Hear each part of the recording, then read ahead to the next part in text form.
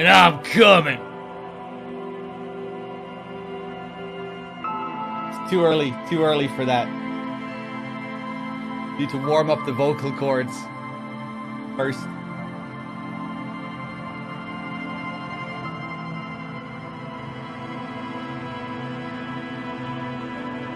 Okay, I think I'm about ready to go. We're 70 hours into this now.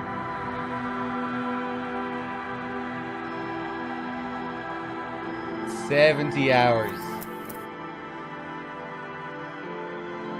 Yeah, we spoke to this guy from the moral intern yesterday. The centrists. The evil centrists. Let's load up, shall we?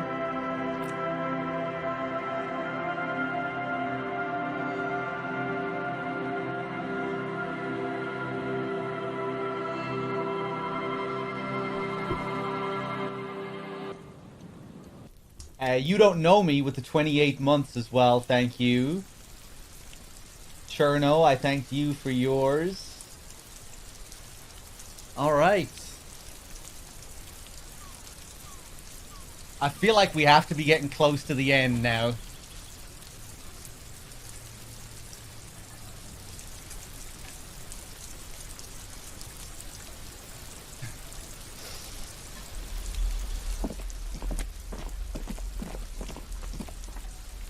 Let's see.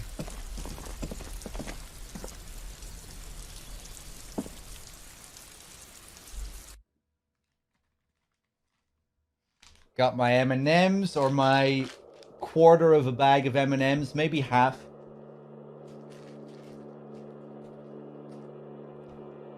Alright.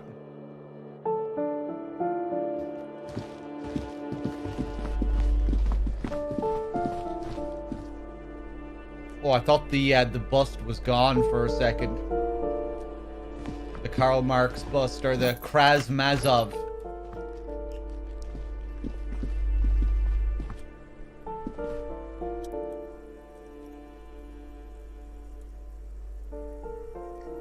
Whoever lives here needs to learn how the economy actually works.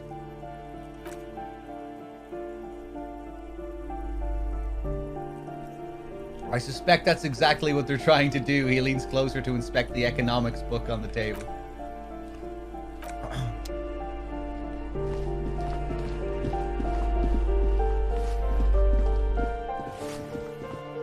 Oh? Oh, that just leads outside, okay. Oh wait, no, is this gonna... I don't know where this is gonna lead. Oh, it does lead here. Okay, we haven't been here. And here's Cindy. And there's the skull. Yeah, I missed this place.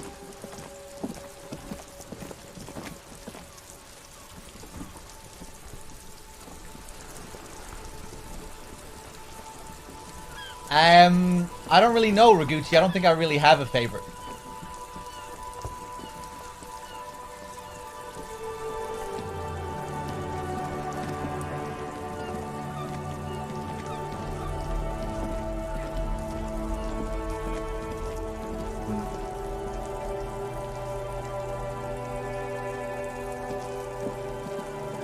It's getting late.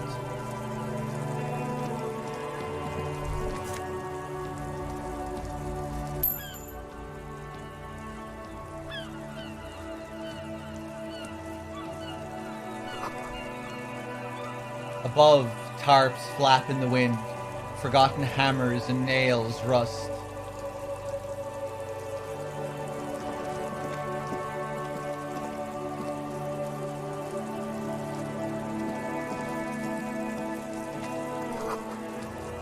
The lock is rusty, you can't get in.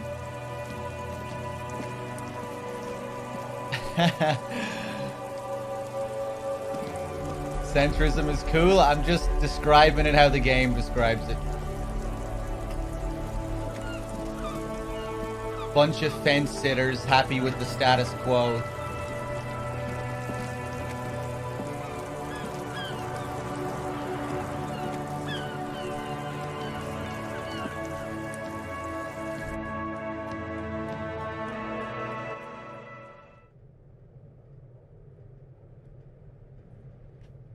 What do we have in here? 100 tiny feet scurrying beneath the grate. The rats of the city. Someone's been sleeping here recently. Enough coal to last for several winters. Smells of chemicals.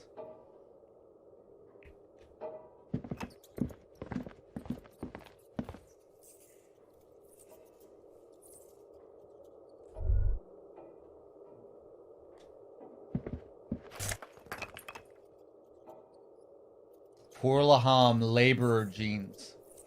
+1 electrochemistry, okay. Whoa. Sound effect really reminds me of Silent Hill.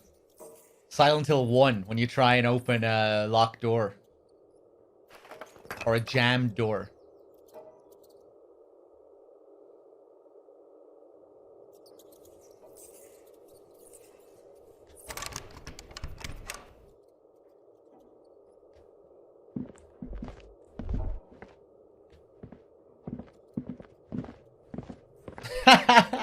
I'm not a fence sitter. I believe in progress. Sure you do.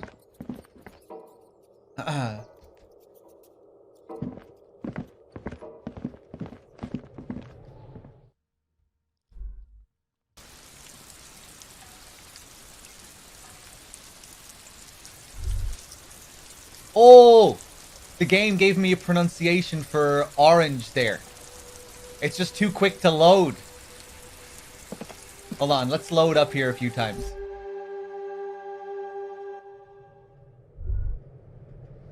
I think I'm just gonna fucking change this title. It's always a bad idea putting giving your stream a weird title, because then you're just gonna constantly get questions about it.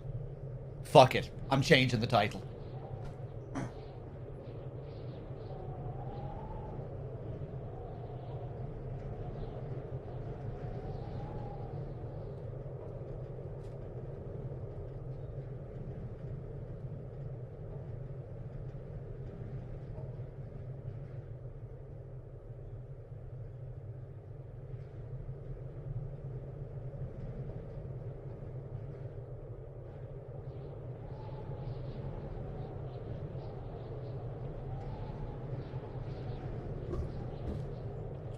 Alright. Hope you're happy now, Ricky. You ruined everything. Hope you can sleep well tonight. Now I'm gonna eat some M&Ms. Fuck you all.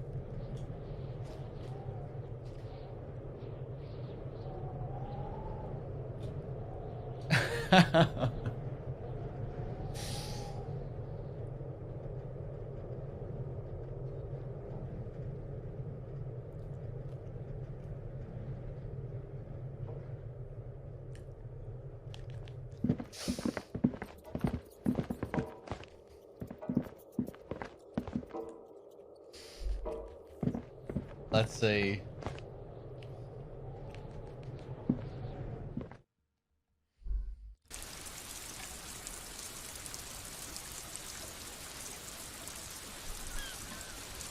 It's okay, Ricky.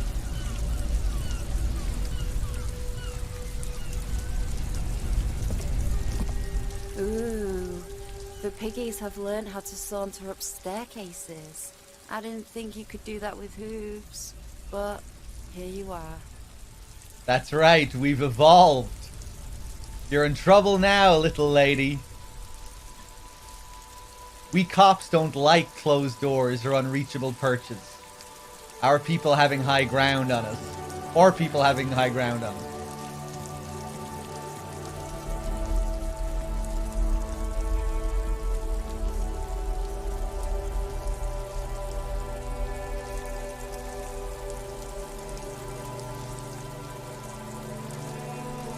That's right, Yeah, I can see that. Cool mutations.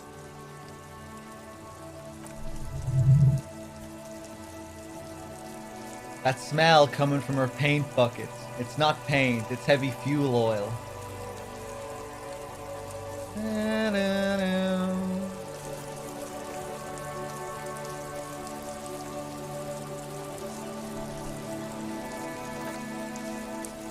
He studies the contents of Cindy's bucket. Red-dyed, heavy fuel oil intended for exclusive use in government vehicles, to be precise. What did you think I was using? Aquarels? Sucked it out of a cop's fuel tank myself, back in Jamrock. She really did it. She's proud of it, too. That's some clever cultural commentary. You ain't seen nothing yet, Piggy Boo. Is that bed in the coal room yours? Oh, not only have you found my address, you've discovered my biggest secret. I'm a coal miner. She does have eyes that seem to be smeared with coal.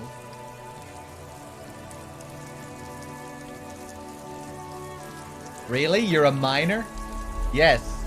I keep hoping a shaft will collapse on me, but somehow it never happens.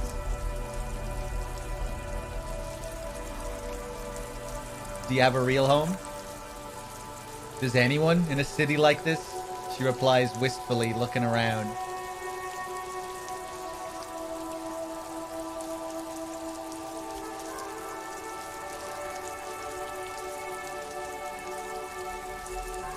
Not the nicest place, but I guess it'll have to do. It doesn't have to do anything at all. Nothing does. She looks at the paint dripping down the wall. Like me.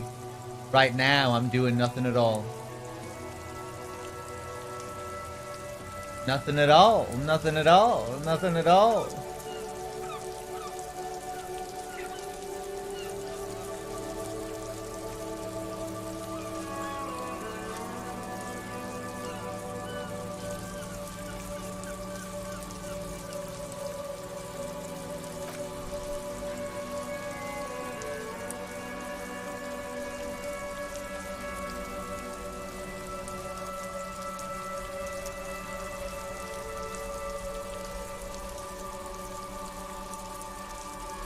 Shoot, Piggy. It's what you do, isn't it? So you won't talk about the murder. But maybe you can tell us something about the murder victim's missing armor? What do I care about some fucking tin eggshells? Isn't armor art? Art for the, body? Alright, sad Piggy. I'll give you this one.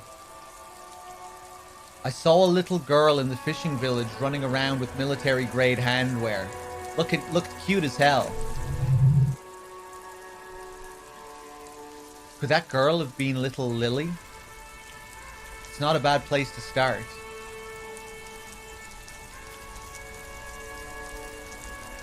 Oh, I know who they're talking about. I was wondering who the hell is little Lily. I think I know who little Lily is. I know a little girl in the village. Could have been her.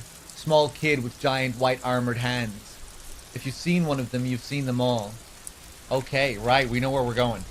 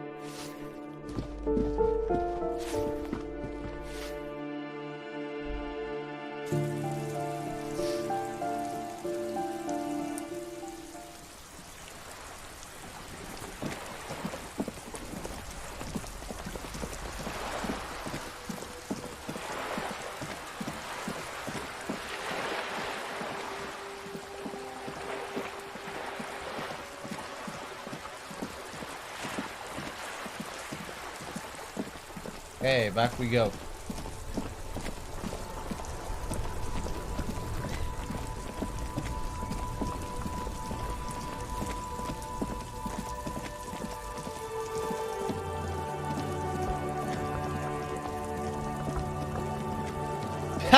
Snake was a centrist. Sure he was. Most radical centrist I've ever seen.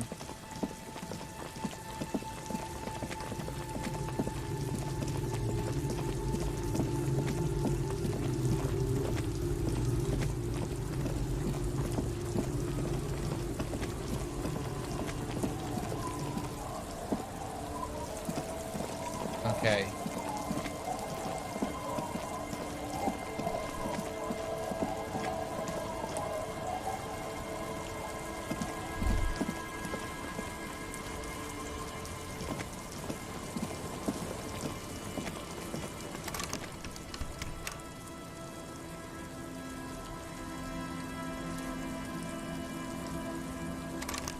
Oh, we can't get in here yet. Okay. Yeah, it's too late.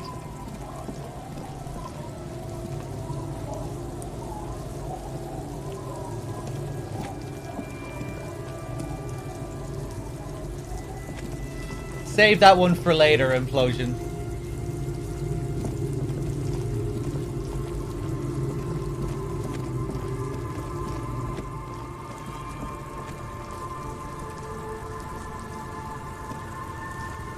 Aye, the sea's gonna calm down soon. I can feel it. The wind is turning southeast. What's on your mind, officer?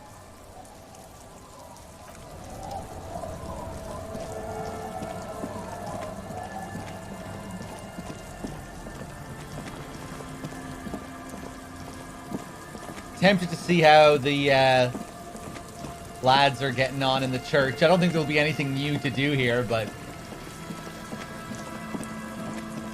just want to check up on them.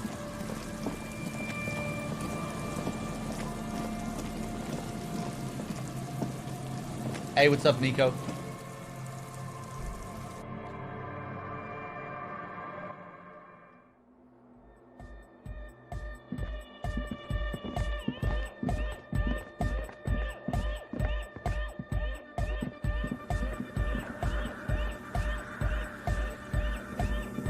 Yes, what is it?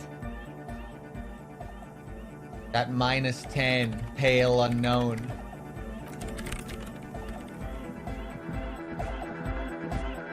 Huh.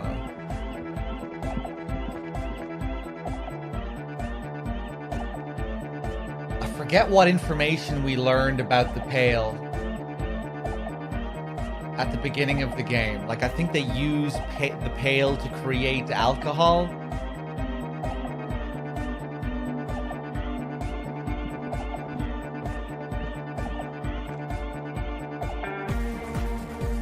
I wish I could remember. But it seems like we have yet to really find out what it's all about.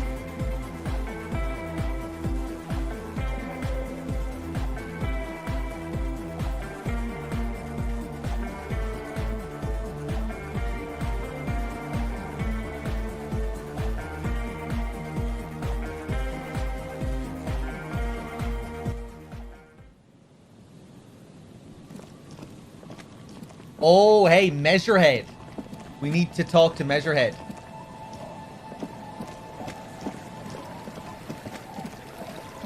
Now that we did the great race enigma thought.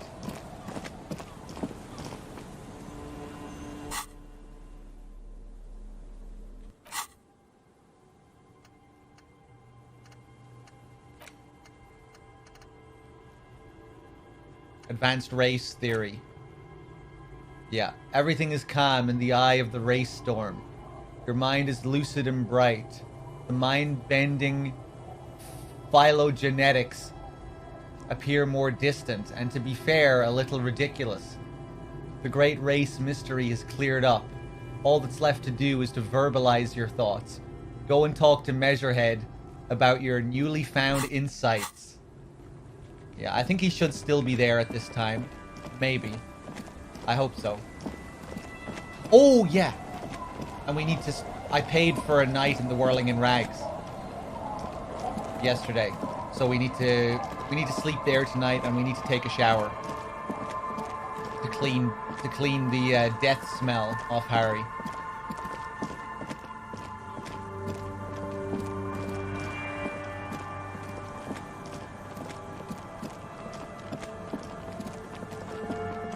I'm kind of tempted to work for Everard to see if I can get Harry's gun back, but I don't think I will. I think there has to be another way of getting it back. Something tells me we're gonna fail that though.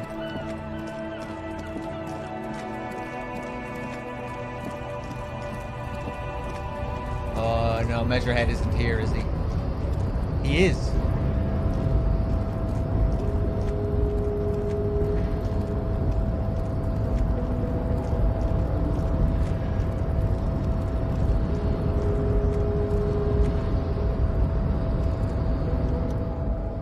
The unpromising race pupil returns. I think I know what the race enigma is about. And? Not sure if I have it in me to do my voice for this guy again.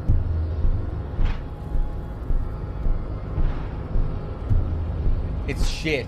I just wanted to get into the harbor. Paradoxically, you plan to supersede the Occidentals with their own race theory.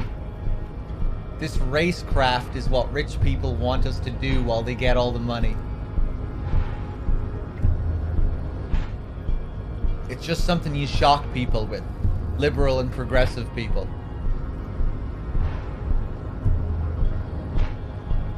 It's whatever you want it to be. It's a free association language exercise. Degenerate, race hero. I don't know about the rest, but it's clear I should stop drinking the ancient Limeran mind poison Al Ghul.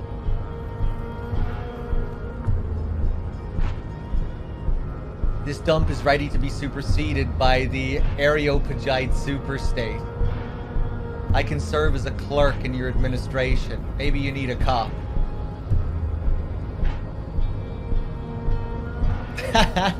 It's just something you shock with. It's just something you shock people with.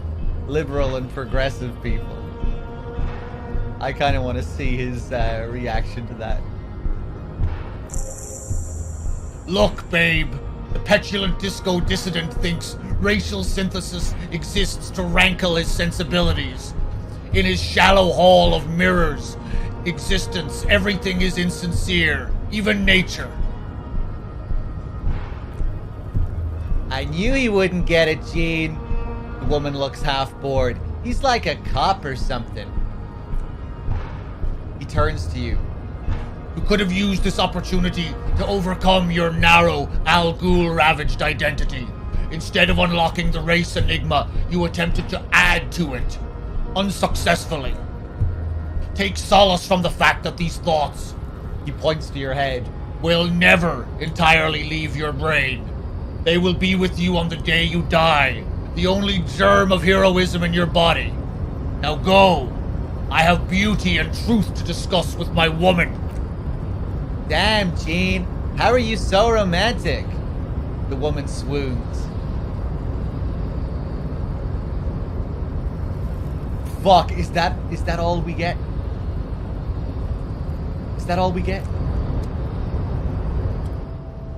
The unpromising race pupil returns. Is this game about several cases or just one? No, there are several cases, but there's one major case.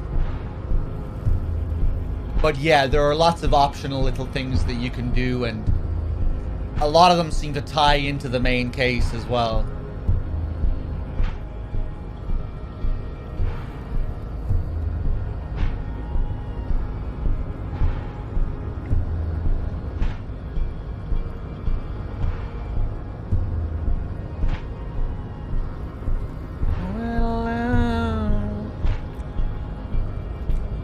Okay. Fuck, I kind of wish I chose something different now.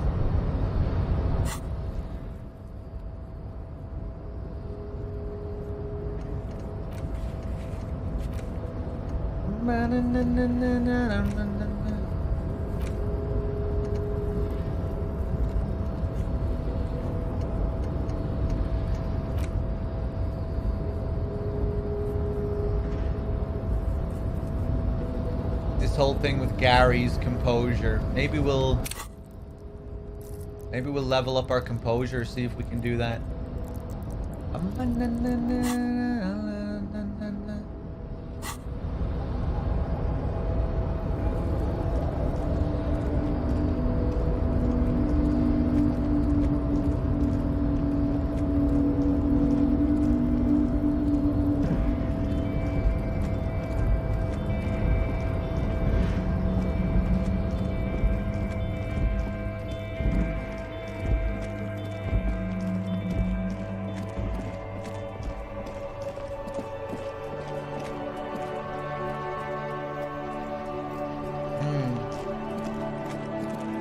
still one other place we haven't been to around here.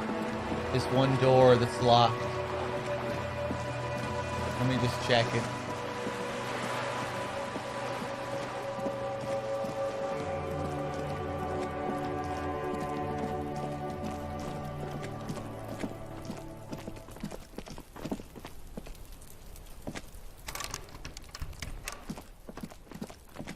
Yeah.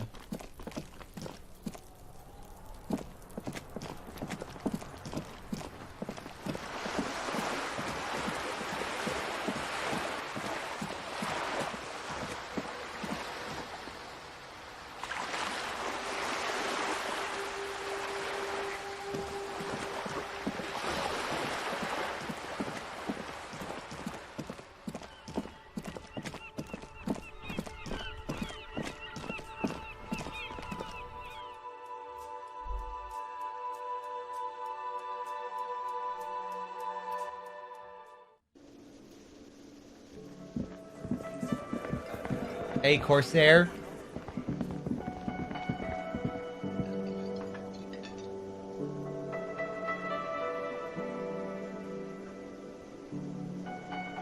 I'm not sure if I've heard this rendition.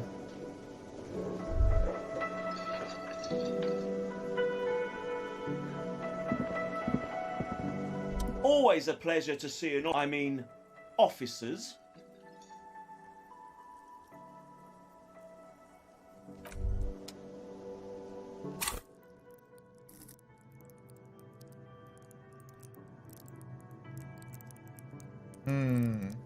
Go for it.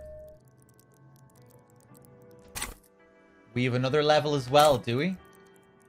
Oh, nice. And we're close to another level.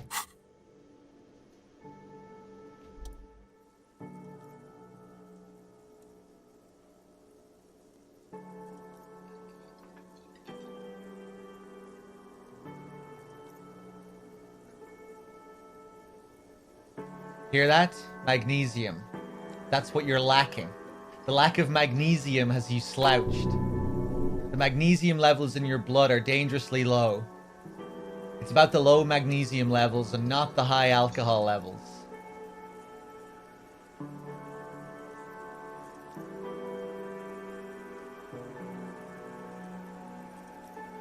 I fucking knew it wasn't the alcohol or the other things. So there's a lack of magnesium in me. The magnesium level is fine. Discard the thought. So there's a lack of magnesium. Yes, and it's critical. Look at yourself. You're practically devolving into a fish due to the lack of magnesium in your bloodstream. I need to mag it up. You need to get so magged up. You've probably had 2 heart attacks and a minor stroke already. And the only prescription is insane amounts of magnesium. 1 stroke? Don't be so modest. He's having one right now. You're saying I need to become a magnesium-based life form? Yes, if you want to live, you need to evolve. You need to ascend the carbon barrier. Go to the apothecary and buy insane amounts of magnesium. It will reverse the damage to your circulatory system. Just remember, it's not the alcohol. Buy more of that too. Alcohol is not the problem.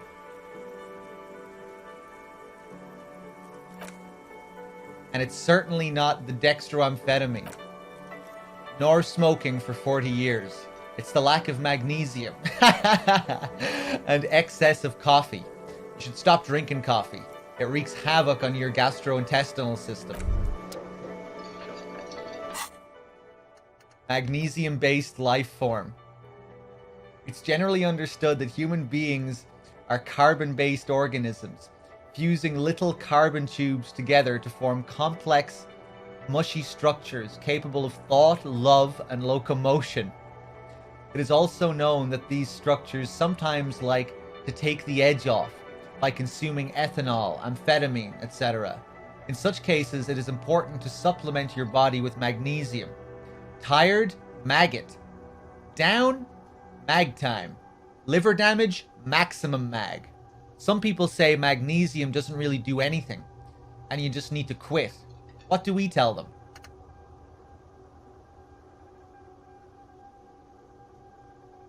-1 shivers. No shakes. Hey, what's up, high-class peasant?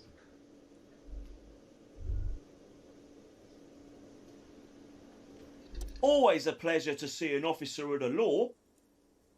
I mean, officers.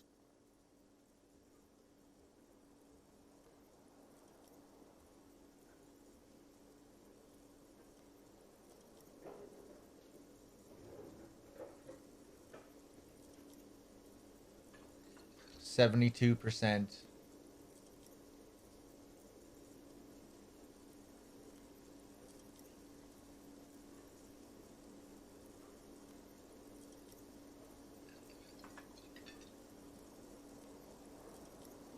Let me check my gear. Hey, Dim.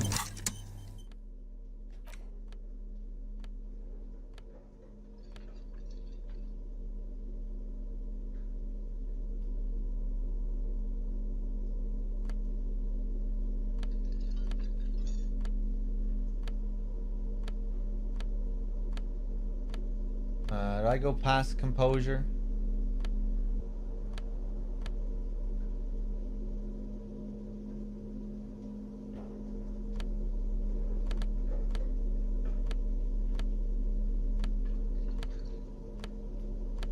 I don't think I have anything for composure. I can buy something from the guy across from the pawn shop.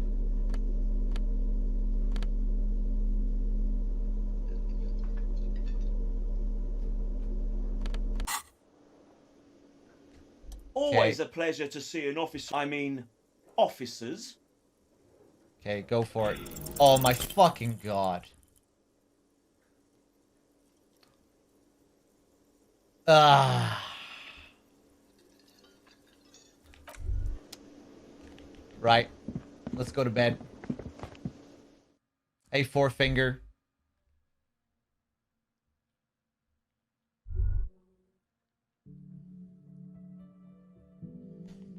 Should have saved scummed it.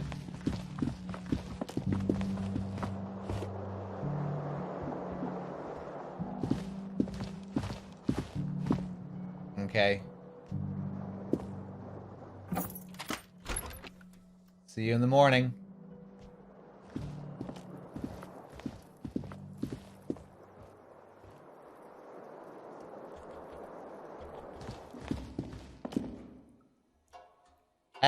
I thought I'd be able to have a shower now.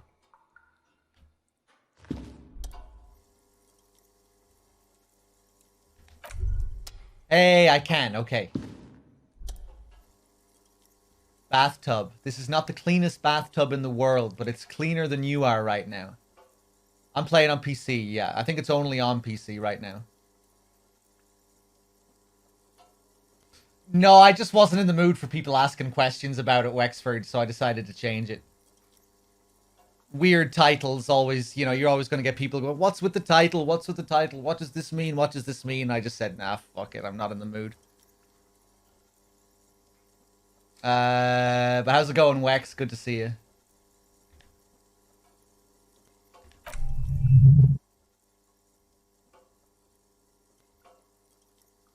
That soap scum smell. It smells like life, at least compared to you. Run yourself a bath. I want to live forever with the corpse smell. Memento mori and stuff. Run yourself a bath. The bathtub slowly fills with water. The water beckons. Undress, close your eyes, and submerge. The water is only lukewarm, but still comforting. Like amniotic fluid. A few beer cans are bobbing up and down along your flanks like sad duckies.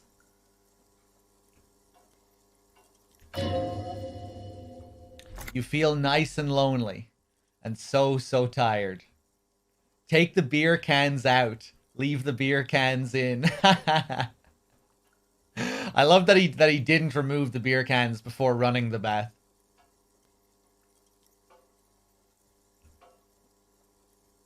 Take the beer cans out. Now you are alone with your thoughts in the tub. But it's easier than being alone with your thoughts outside the tub. They're not even really thoughts, just assorted sensations. None of them acute enough to focus on. Linger in the tub a little.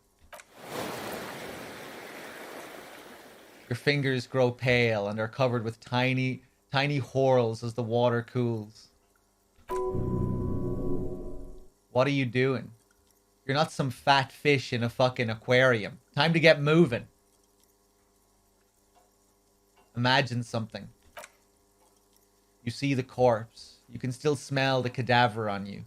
It's going to take more than one bath to get rid of that stench.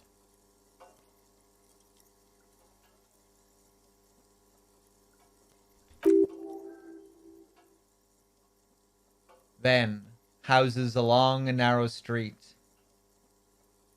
A video rental. Darkness on the planet's curvature.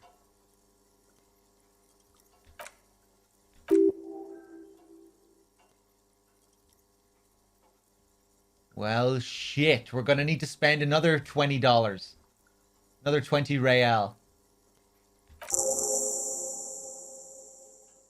Another skill point. The waterline recedes as you stand. You are cold now. Your clothes stick to your still moist skin. Okay.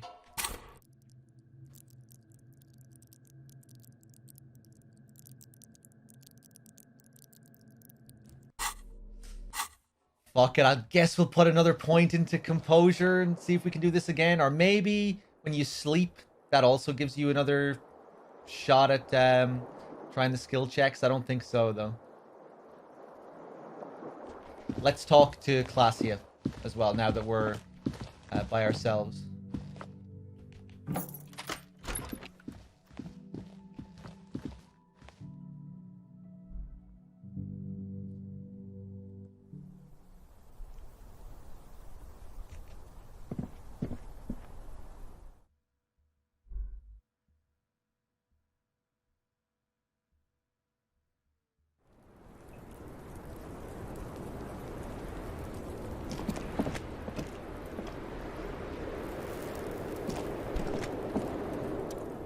I was just thinking what a nice evening it is for taking part in a murder investigation. Now that Kim isn't here, let's talk about Sunday night. Ah, yes, she pours herself some more coffee. The night before I saw you in the hallway and reminded you you're a police officer. It's one of the first things I remember doing in Elysium.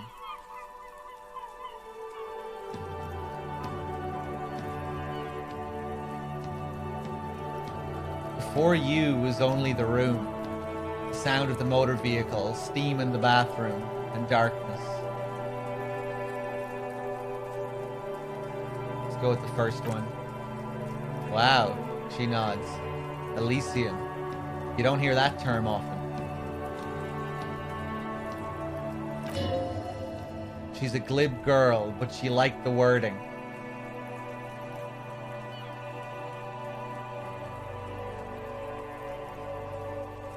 Did you hear something Sunday night from my room? There was the usual ruckus, she nods. Loud disco music. Ah, interesting. Did I have any visitors? I can't say. Probably not. It sounded like you were flying solo. You mentioned loud disco music. Oh yes, various artists. Ostentatious orchestration, prime among them. She arches her eyebrow, waiting for it to connect with you. Oh, that. Yeah, whoo. The less said about ooh, the better. The less said about oh, the better. Ostentatious orchestration, I guess, is oh. Oh, were huge where I come from. I was very young then, of course. Like 7. Life gets hard, she says, half singing. But we go on.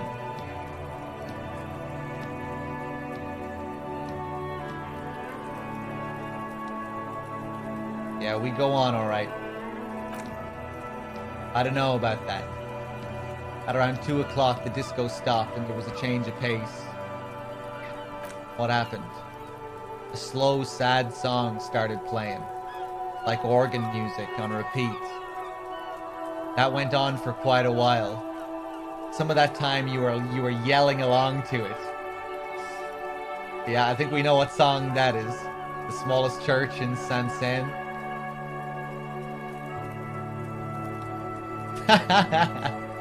Moobot. Maybe I'll change the title again.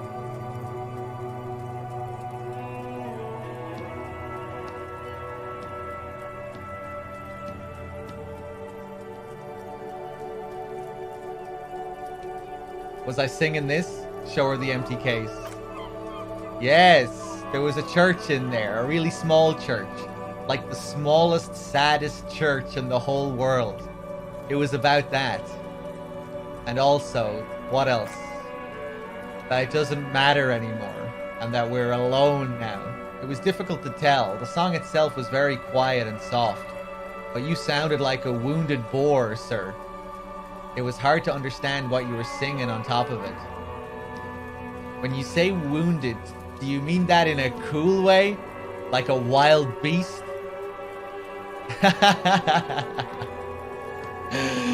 I take it this was the limbic system version of the song she heard.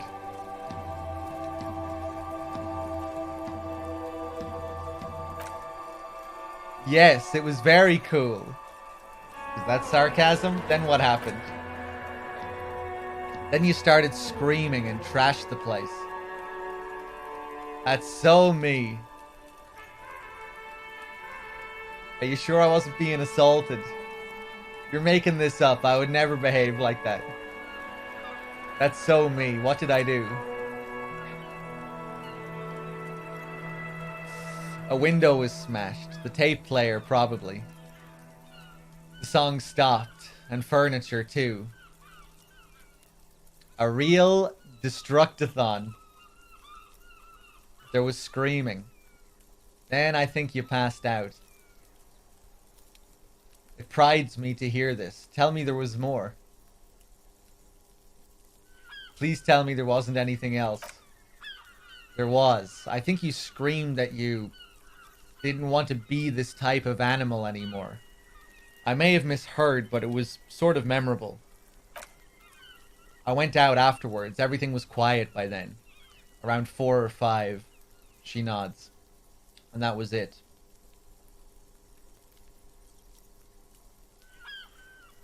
And then I guess Harry tried to kill himself. Hanging himself off the tie.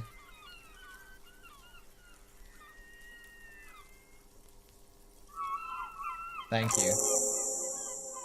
No problem, sir. She feeds herself another cigarette. I'm really intrigued to see what this drama thing leads to.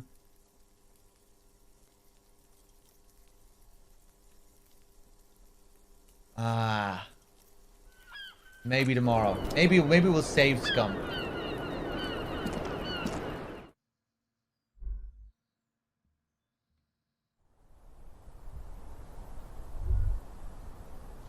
I don't really want to fuck her over, you know?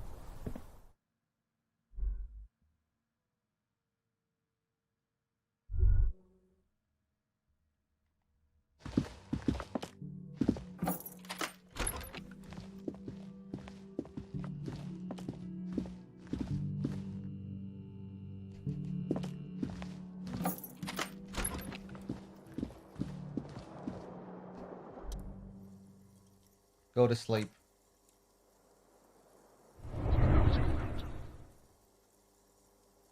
Zervex with the sub. Thank you very much. I'm glad you enjoyed the stream. Cheers.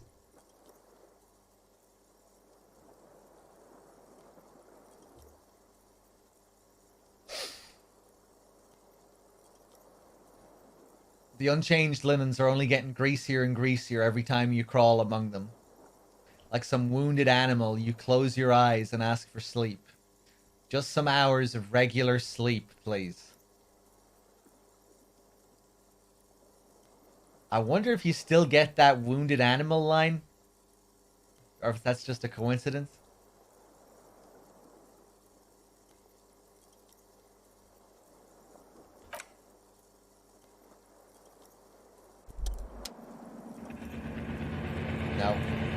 easier this time. Drifting off. Your head has found a comfortable indent in the pillow. Your legs and your torso feel like lead weights sinking to the bottom of the sea. Until they're suddenly light. Is that it? Are we going to get a nice sleep now? This respite. You've earned it, brother. Bask in the darkness. Let it swallow you up and swivel you around while you forget everything you've managed to remember.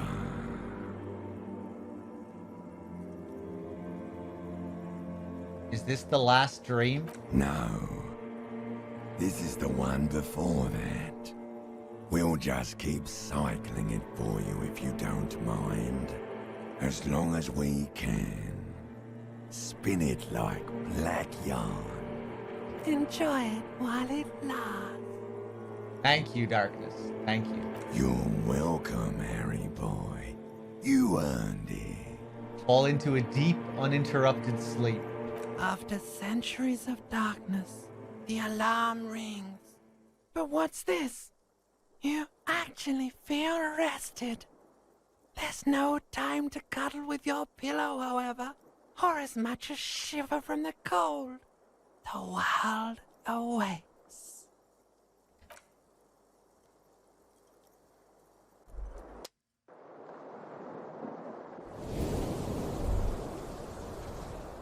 Okay, so it's the first time we've had a decent sleep. I wonder if it's based on how I played. Wonder if you still get that decent sleep if you know, if you drink all the time. Probably not.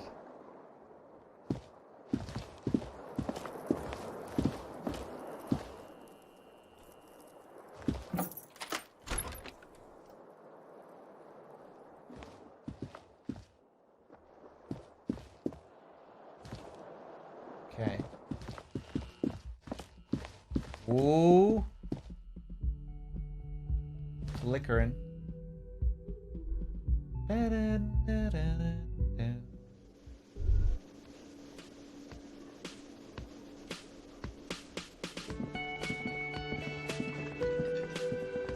Good morning, Kim. Always a pleasure to see you. I mean, officers.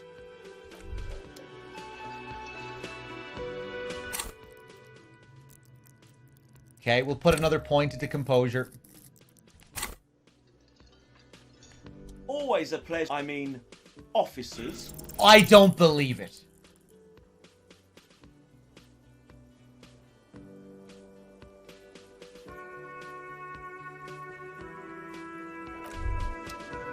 Okay, fuck that. Did we just save? Did we get an autosave when we woke up? Let's check.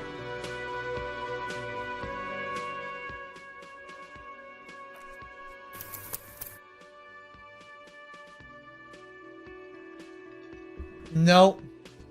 No, we didn't. Okay, fuck it. Let's put another point in.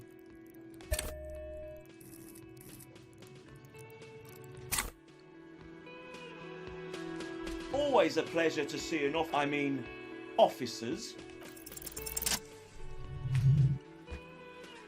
Unreal. That shirt looks very uncomfortable on him. Look at the buttons barely keeping that thing together, as if something is ready to rip out from underneath. His massive musculature, something worn underneath it. Yeah, it's like a piece of ceramic armor, for example. Oh! One that makes a clicking sound when the plates meet each other, resembling pearls or marbles, stolen from the corpse in the yard near where he lives. I see you're a connoisseur of high-quality combat gear. He freezes, then sighs heavily. I knew you'd figure it out, officer. Sorry I didn't tell you at once.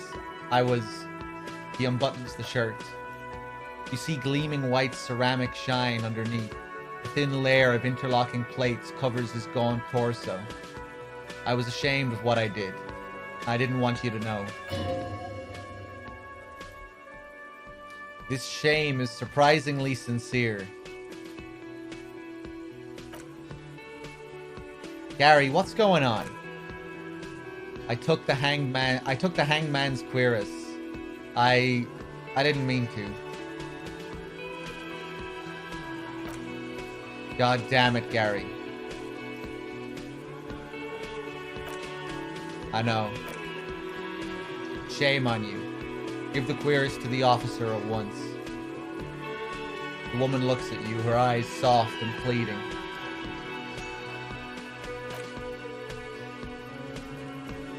Gary didn't mean to interfere with your investigation, officers. He's just thick-headed and poor as dirt. But he's always helped us, given us a place to stay. And he's followed Morrill into God knows what jungles. He's a loyal friend.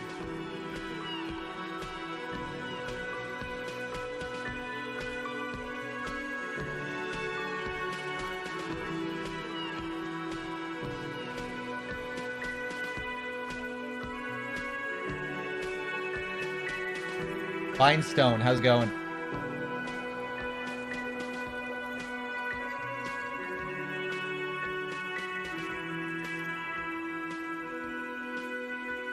Why did you really put those clothes in the trash?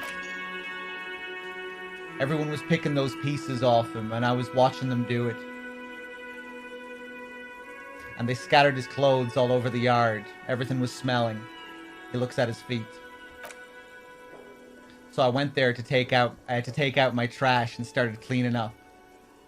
All those rags on the ground, him swinging up there, and he swallows. I had a lapse of honor, sir. I thought, he's a foreigner. They all say he wasn't from here. Only the cuirass was left, so I stripped it off him. It was early in the morning. No one saw me. I took it with me. It was a mistake. Had I known it'd give you guys trouble, I wouldn't have. His lips start quivering. Fuck. It's okay. The lieutenant jots something down in his notebook. It was a loose end, and you're tying it up now. I'm so fucking sorry I called you Yellow Man, he says silently. Solite officers commanded the suzerain's navy. Most of them sided with the king when... He shakes his head. It's difficult to say what the lieutenant thinks of this historic apology. His face does not belie emotions.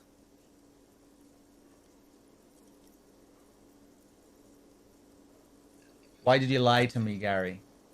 Because I was weak, he says, staring at nothing in particular. I should have told you the moment I saw you, but... He's a scaredy cat. The woman looks at Gary, her eyes motherly.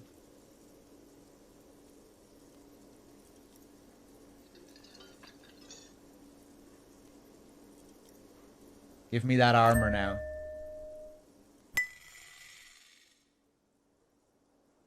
He sighs again, hangs his head, and unbuttons his shirt fully. A cuirass that matches the dead man's boots comes into view. Soon it is in your hands, smelling of his sweat.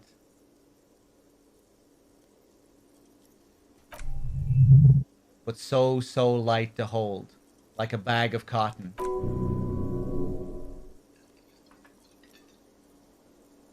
This is it. This will protect your mortal shell. Don it and live.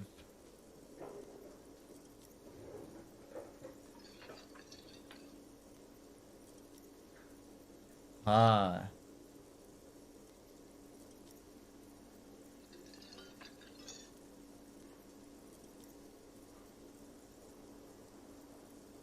I wonder if we can actually use this to survive if we get an ending that leads to a bloodbath.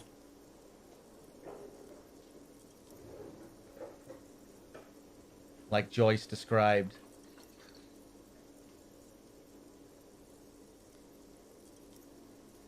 Do you know who killed the hanged man?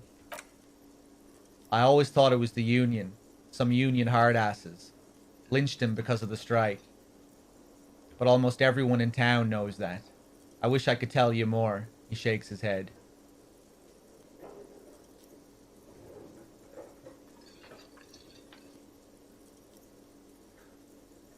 Are we done here, Gary?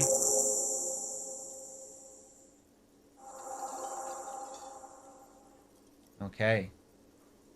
Yes, absolutely. I will never do anything like this again.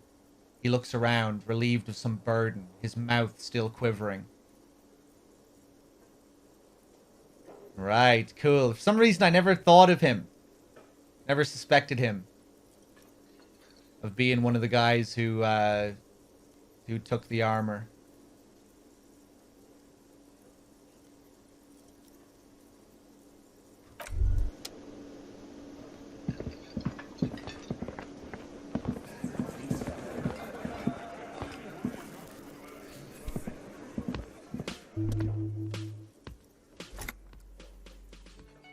This guy, again, he's here.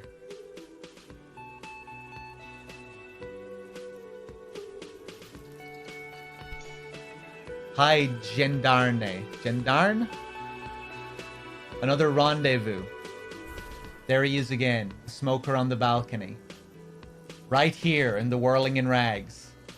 He's smoking inside.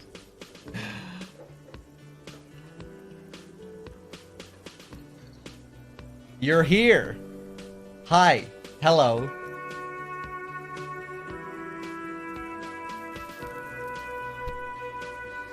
What is Gendarne?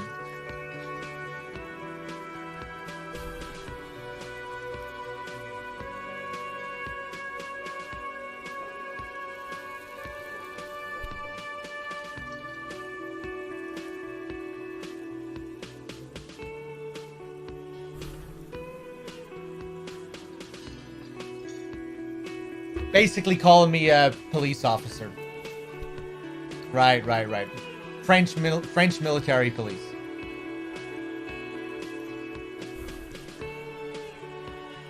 Hi. Hi. So what brings you here? Right. I better fucking pass this composure check. What is it about the way he carries himself? This again. I don't believe it. What is going on?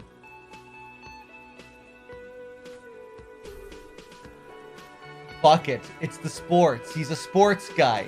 All about that physical prowess and athletic skill. Nothing else here.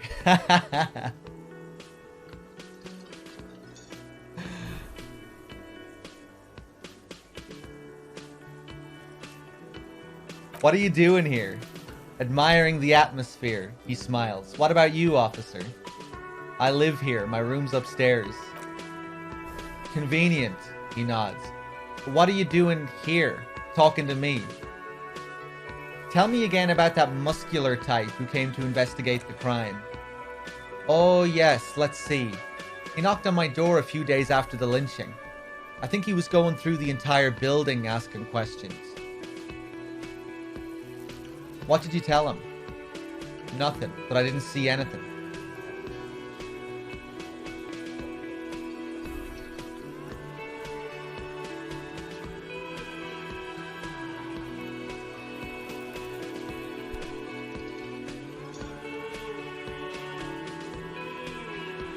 And he believed you? Why shouldn't he? Did you tell him about your friend? He takes another drag of his cigarette before knitting his brows. What friend? Your Sunday friend. The witness.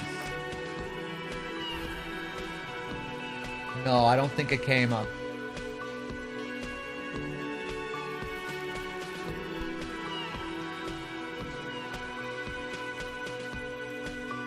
What did he look like? Muscular, handsome. He shrugs nonchalantly. Strong, like one of those military types. Was he alone? Yes, but he was speaking to someone on his earpiece.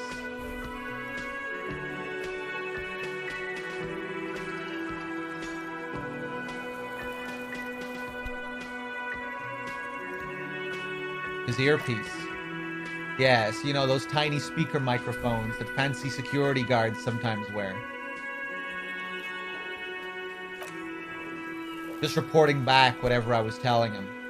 Besides muscular, did he have any other identifying traits? Oh, let me think.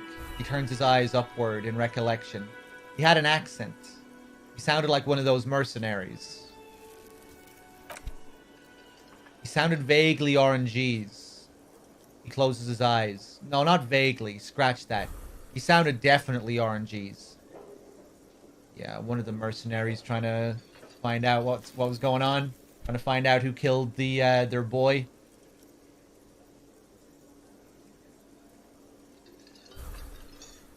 Maybe maybe it was that guy acting, protesting. I met your Sunday friend. You did? A small smile adorns his face. And how did you like him? You were right. He was magical. Magically bureaucratic. I didn't like him as much as I like you. I didn't. He's a government official. I don't trust governments.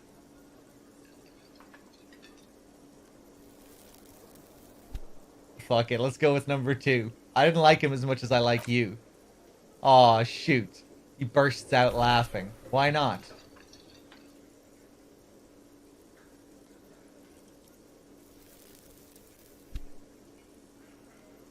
Who is he? A visitor from the first world. He's not like you and me, Gendarme. He smiles, and his smile seems melancholic. He can always return. Return where? To his opportunities in Occident, sur la clef. Still, he breathes in and keeps his lungs filled for a moment before letting it out. His coming and going brings some life to the village. Or is it just money? I don't know. He stares at the bar.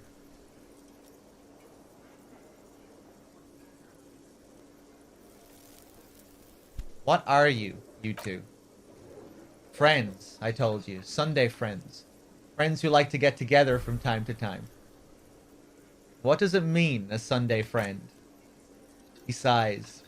That he won't be there when times get tough, I guess. Is that even a friend? It is. On Sundays. But wasn't yesterday Friday? He smiles.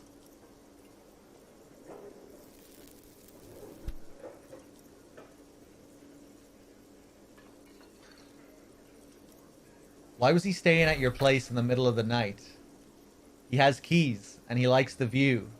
He waves gently with his cigarette-holding hand. To the sea, I mean.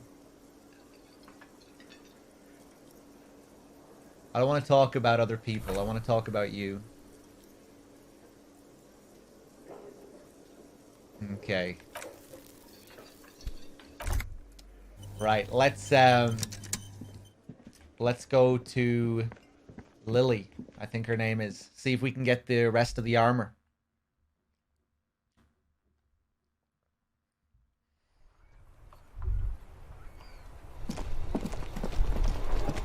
Leave me alone, Moobot.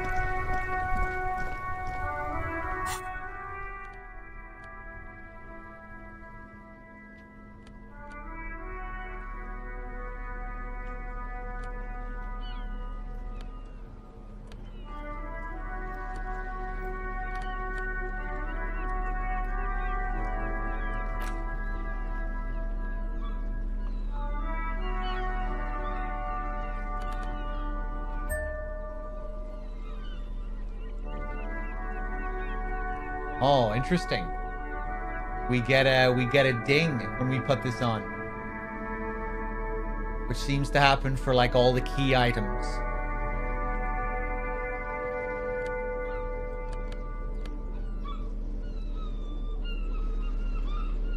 Seem to increase our morale there as well.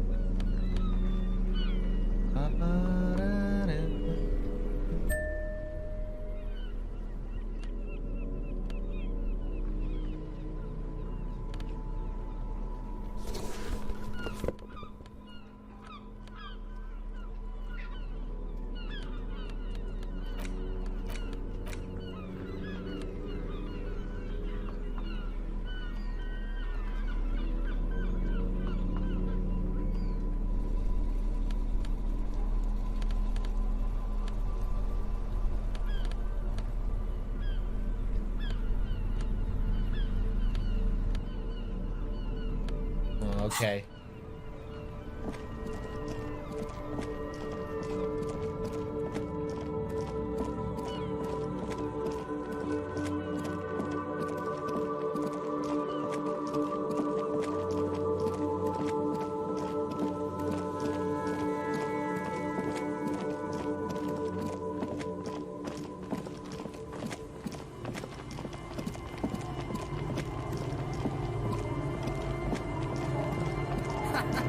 This thing is too cool.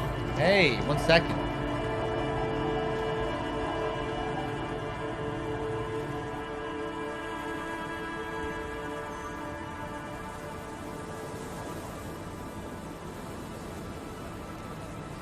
Wexford with the $5 donation. Dog, yesterday's stream was the most hardcore experience of my life.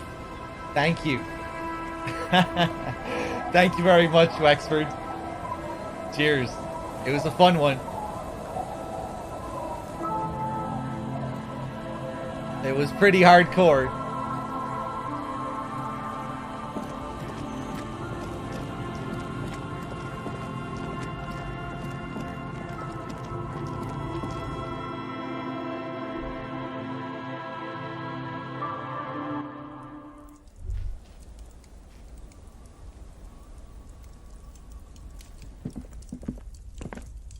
Oh, she's not here.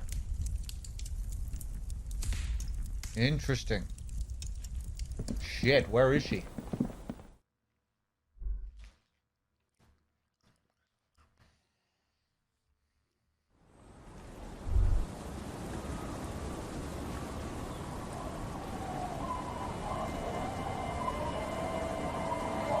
Appreciate the self-subs? You mean the subs that I gifted out?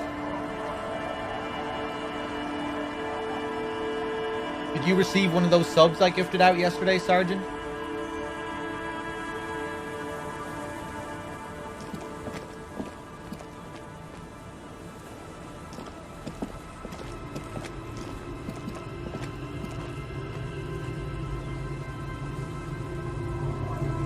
Alright, well yeah, enjoy the sub. Enjoy the free sub.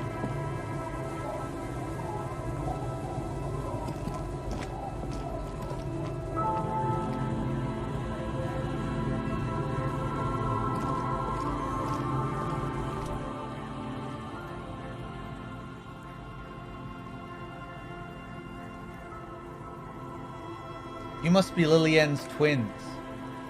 This one doesn't say anything, kicking the concrete with his worn-out sneaker. Lily's our mom, explains the other one, tongue still lolling out of his mouth. Already said that. Stone Kicker laughs suddenly. His head is too large for his shoulders. The other one laughs as well. Maybe there's some kind of reason why they're laughing? An interesting reason somehow tied to the case. What are you laughing about? The boy stops laughing and looks at his toes. Oh, okay. So now he's shy. Now he's not talking, just wobbling around like he's afraid of something. Children are stupid. Is Lily your sister? Yes. Yes? Yes. That's it. You're being laconic about it.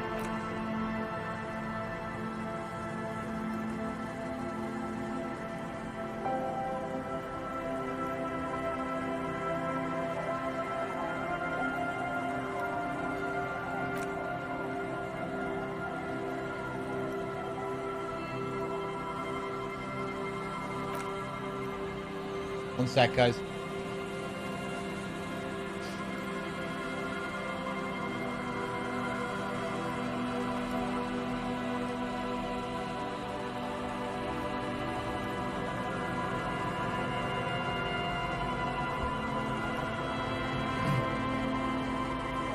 Let's see.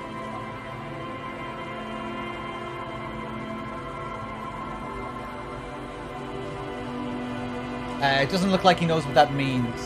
Children are stupid. Haha, the scruffy-haired little kid laughs, as though in agreement. You're stupid, the other one tells him, suddenly very serious.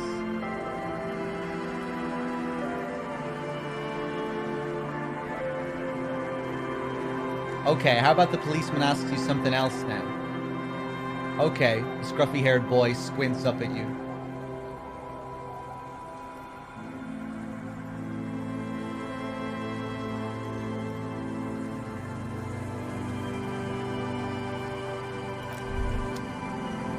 Yeah, laconic just means, like, brief, doesn't it? A few words.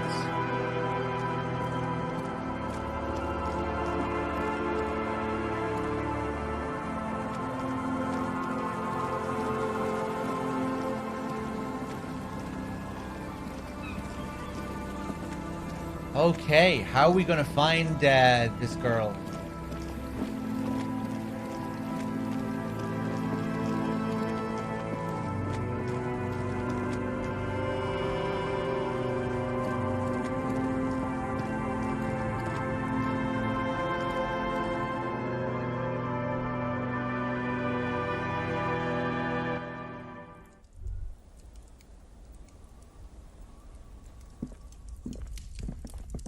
I'm missing anything here? Don't think so.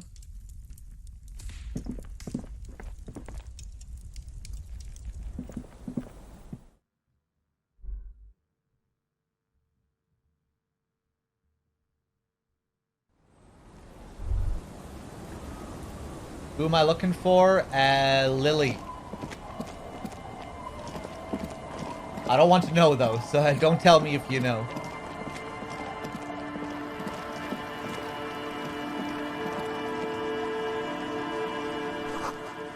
A little black swallow circles above you. You hear it chirp. Chirp, chirp.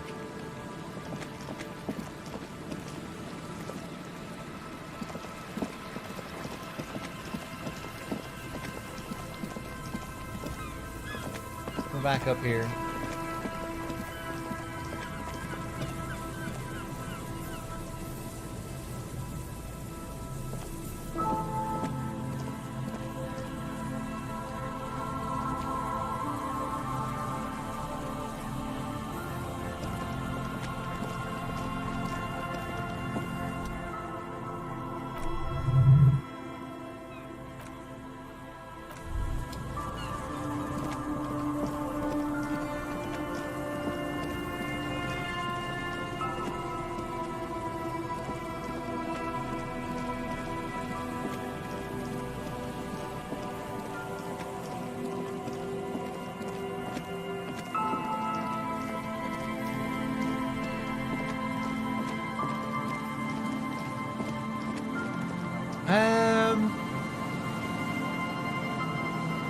Fuck, I don't know. Let's go back to where the tent was.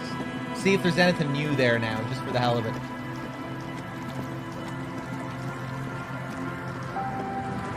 Maybe Lily will show up there later on.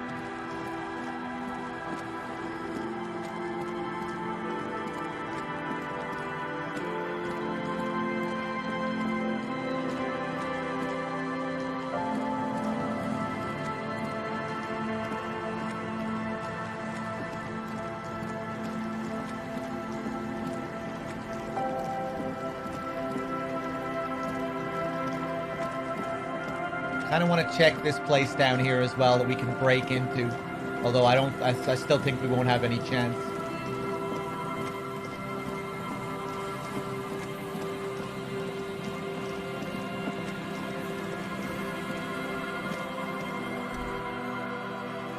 Oh, this is interfacing, yeah. Red check as well.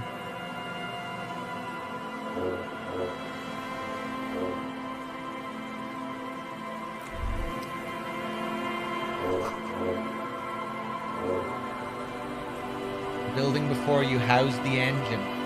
Must have been a big one. Let's just go back down here again, just to see if there's anything new.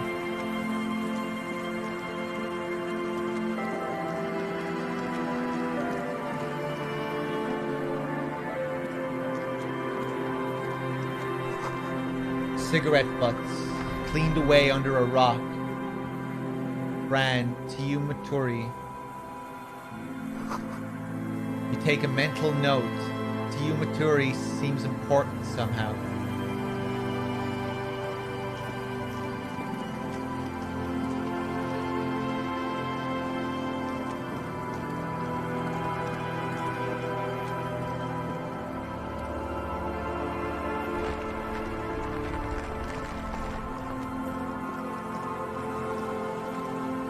love the sounds down here. So good.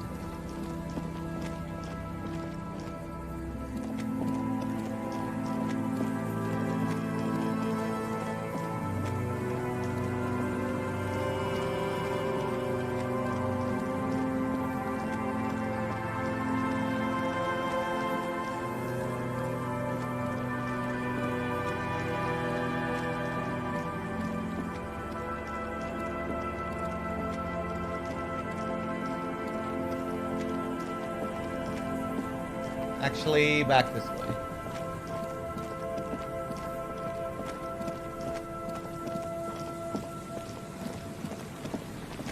Hey, snake.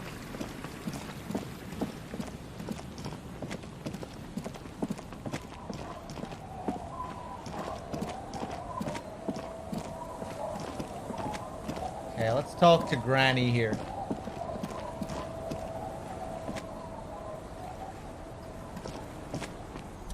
Our tenant, the policeman.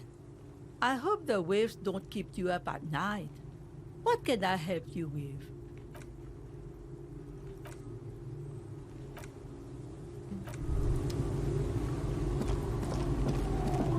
Fuck, I don't know.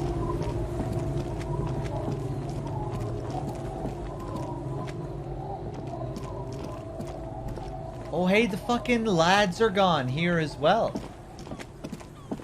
What happened? Maybe they're never usually here this early? I don't know. Maybe I just have to wait a few hours.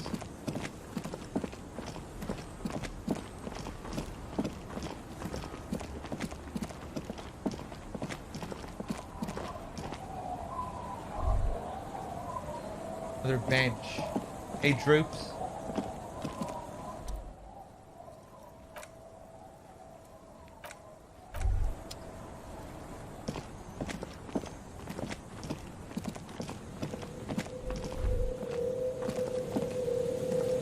Whoa, that sound.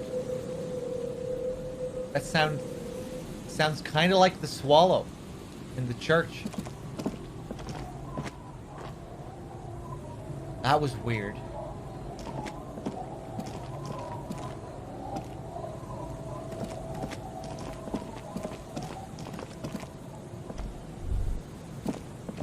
There's also this very strange room here with the red chair.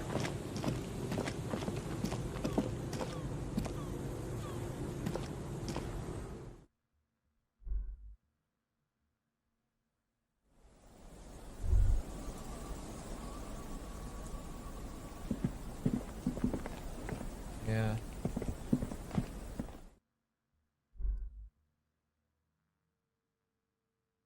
Most checks have secret difficulty modifiers.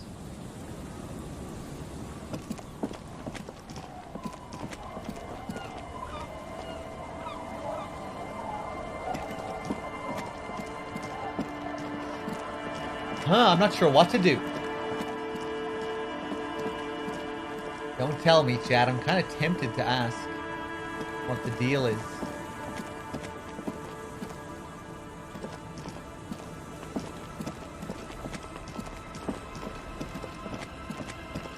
Maybe you only have so many days to talk to certain people.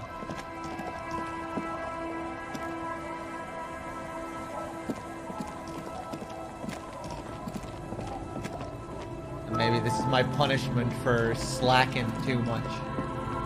Or not focusing on my notes. You know, not focusing on my tasks.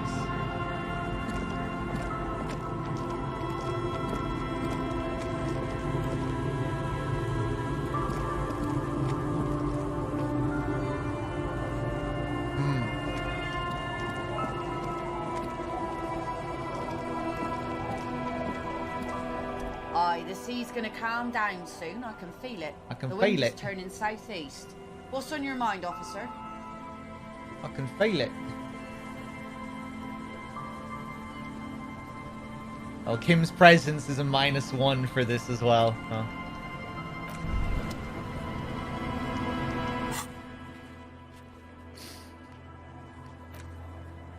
Oh, hey, maybe the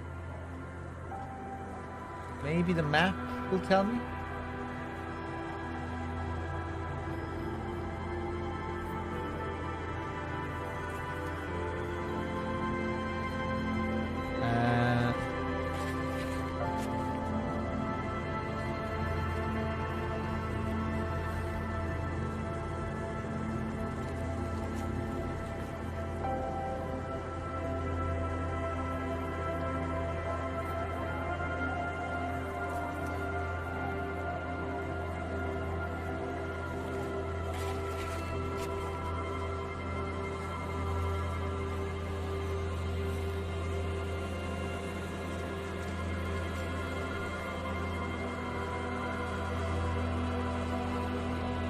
To be honest, I couldn't tell you what's going on. I've never been at this point of the story on day 6.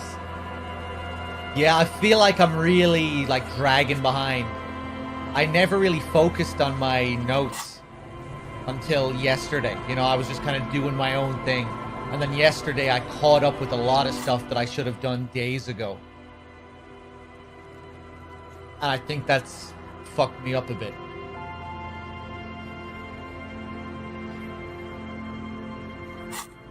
I caught up on a lot of old tasks yesterday.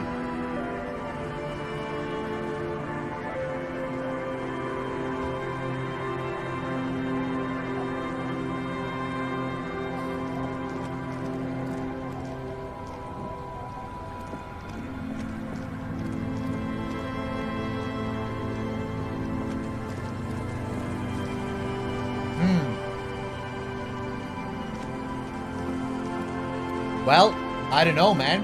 We checked everywhere here. Maybe the game is bugged.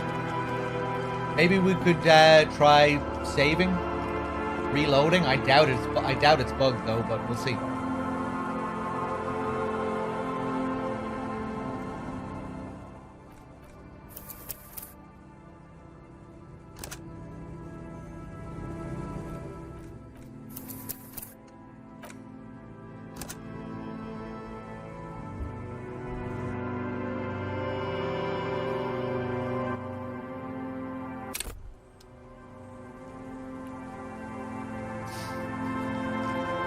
Look it up? Nah, I don't want to know.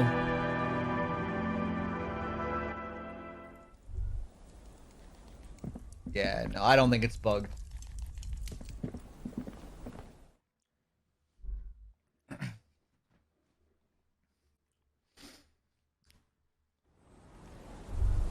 Maybe she's at the rave. I don't think so. We could check. That'd be hilarious if they all found their way to the church.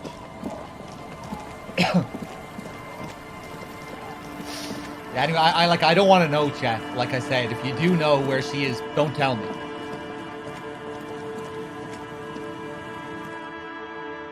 Or if you do know what's going on.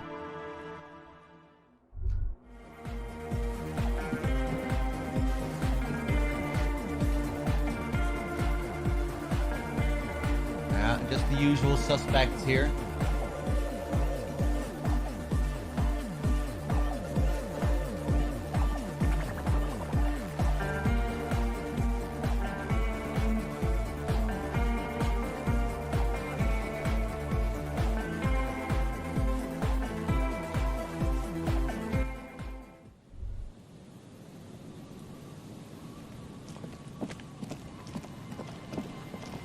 Well, fuck. Okay, let's head back then. This is quite perplexing.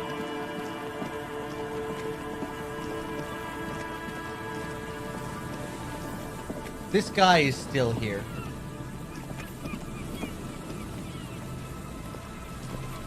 Hello. Isn't this a fine morning? Yeah, maybe they just don't... We'll come back in a couple of hours and check. Maybe it just takes a bit of time. Wait a second. I don't remember this guy being here when we came to check this place, like, 10 minutes ago.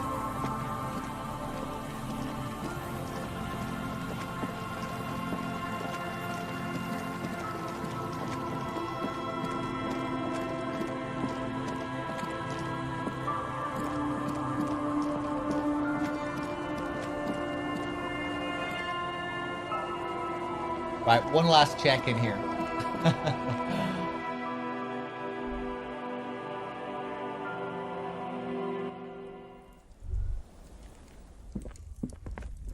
No.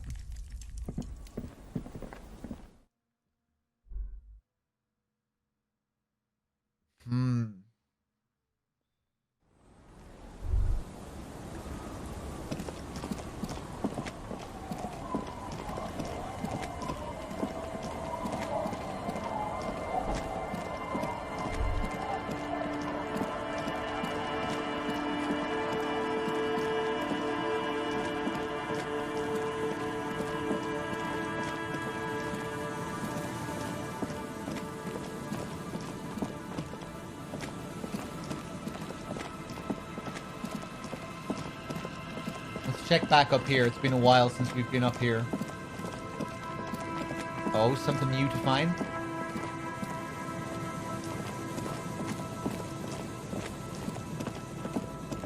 A few scraps.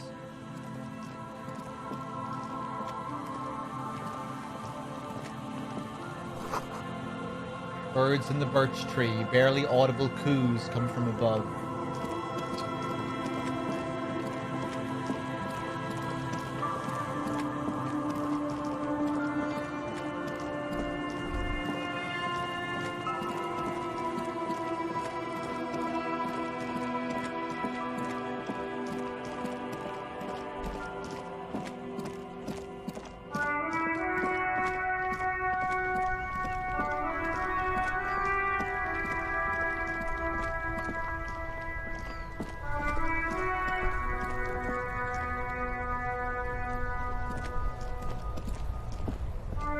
Oh look, it's the cop who turned me into a bad person. Yeah, sorry about that, Tommy.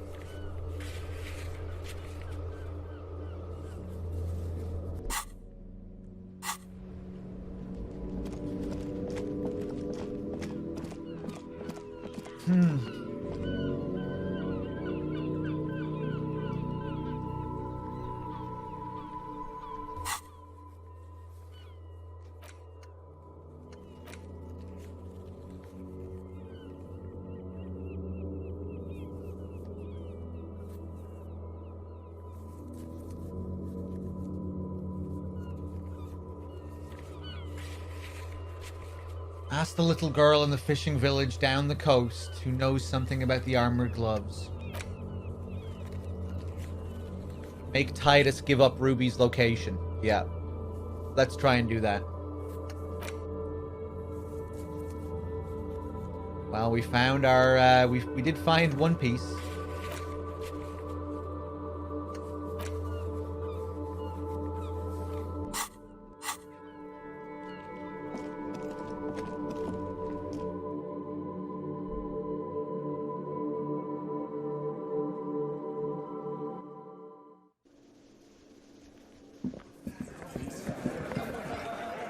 It's you again. What is it? Oh yeah, we never even told him that we knew about Ruby. Yeah, so this is all new. Placia told us about the 830 boy. The woman, Ruby, the female driver, who apparently transports drugs for the Union. Alright. Why? He leans back and regards you with curiosity. Because she's your real leader. I'm gonna level with you. She's the next link in the chain that leads me to Lely's killer.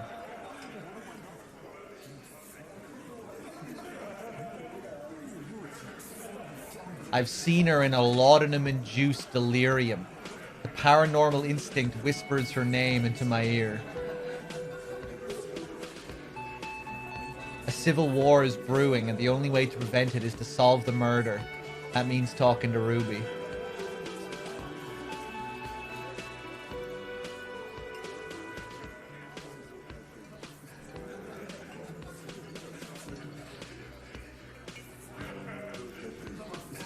Fucking one. You're cuckoo, cop. His smile hides a flash of anger. I'm the only man responsible for this unit. Get with it or fuck off. How many times must I tell you? Yeah, fuck off. I'm gonna level with you. She's the next link in the chain that leads me to Lely's killer. Sounds like you're making her a suspect in this. Not on my watch, you're not. Ruby's one of us. We're not gonna throw her under your moral intern steamroller. Fuck that shit. And fuck you too, moral fag. He throws a glance at Titus as the last syllable leaves his lips. The big guy sighs.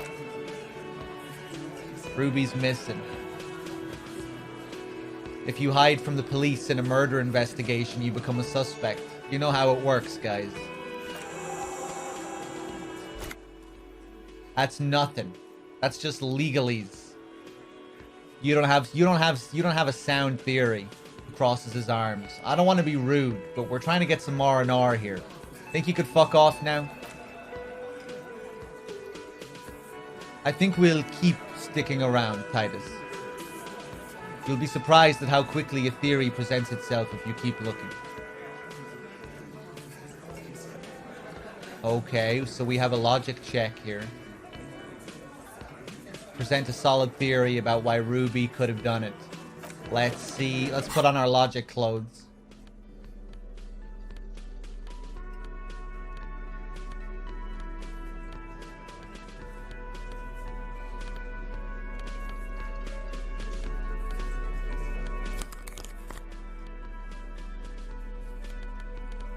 Put on our logic hat.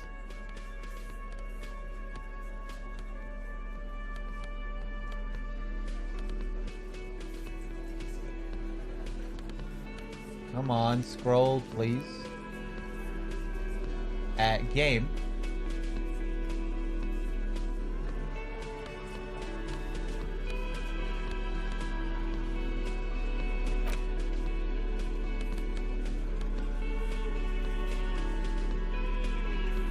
Oh, I misread this yesterday. It says conical, not comical.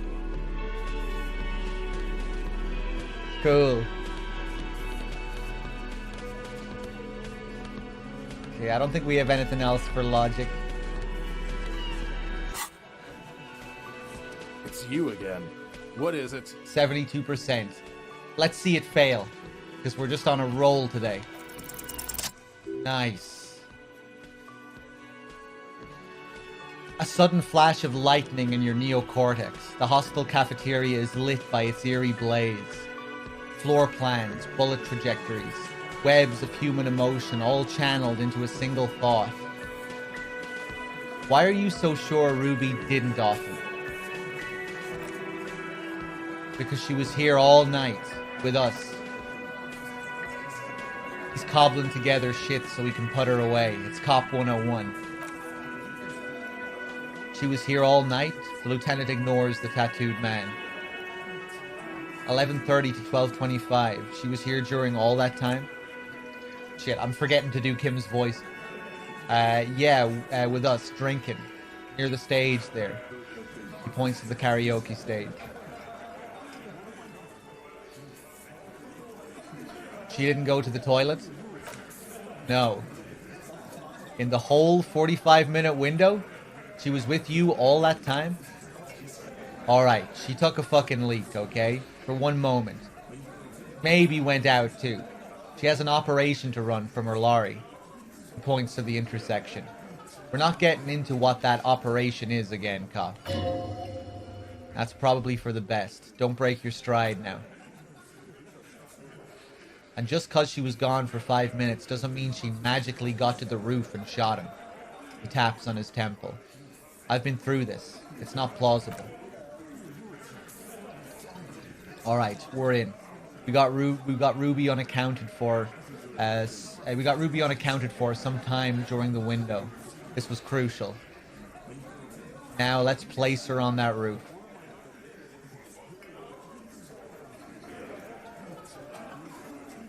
You do agree the shot came from the roof, right? Why not? You can't draw a straight line into Classy's window from any of the surrounding buildings. Not from what I know about Martinez. Maybe from the coast? But like I said, I've been too busy dealing with you idiots. So no, he shakes his head. I don't think it was a sniper. It was close up. Unless it was an exceptional, almost godly sniper.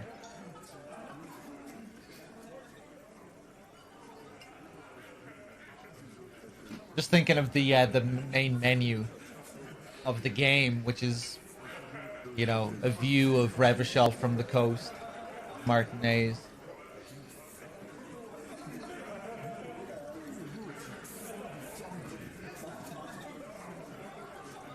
There's a secret route in the kitchen that leads straight to the roof. How? He looks sincerely curious.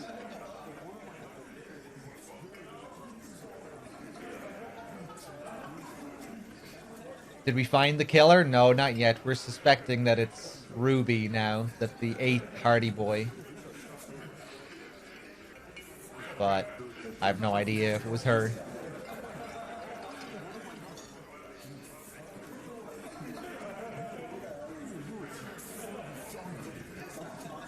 Through what looks like an abandoned pinball workshop.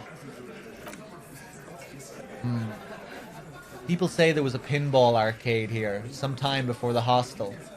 What was it called, Theo? East Delta Pinball Arcade. The old man coughs. Weird place. Went bankrupt. Okay, but... Man looks around. How'd she get up? There's no room for a staircase in this building. Or an elevator, for that matter. Knight, thank you for the raid.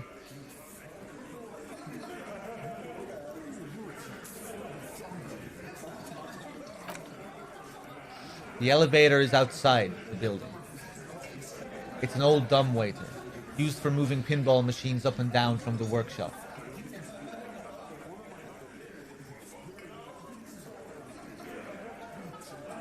Good one, Kim. Thank you. From there, a door leads straight to the roof. You can just step outside. Ruby could have gone up, shot him, come down, all under 7 minutes. That's quite the theory. He turns to Eugene. Need to have a look at that secret passage, boys. I'm on it, boss. Right when the law clears, me and Angus are going up there.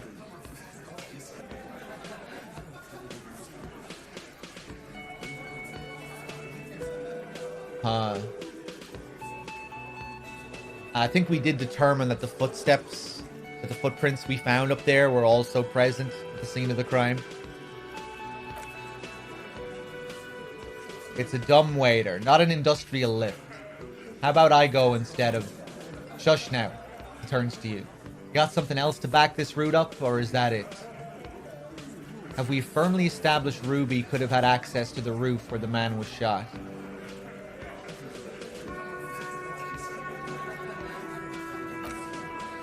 Firmly? He shakes his head. Firmly doesn't go well with could've. There's a route to the roof. Me and the boys need to check it out. That's what we've established. But a route. He forms a gun with his hand. Does not put that bullet in his head. A gun does that. And Ruby doesn't carry one. Phase 2. Murder weapon. Get a gun in her hand. If not that, then at least a shadow of a doubt. In the shape of a gun.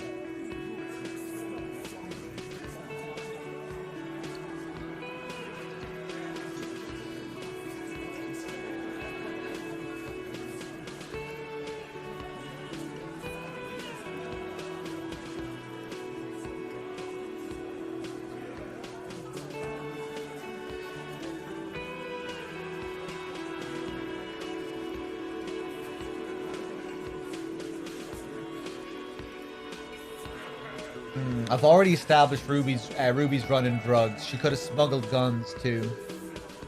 Show them the antique rifle. There are weapons like this just lying around in Martinez.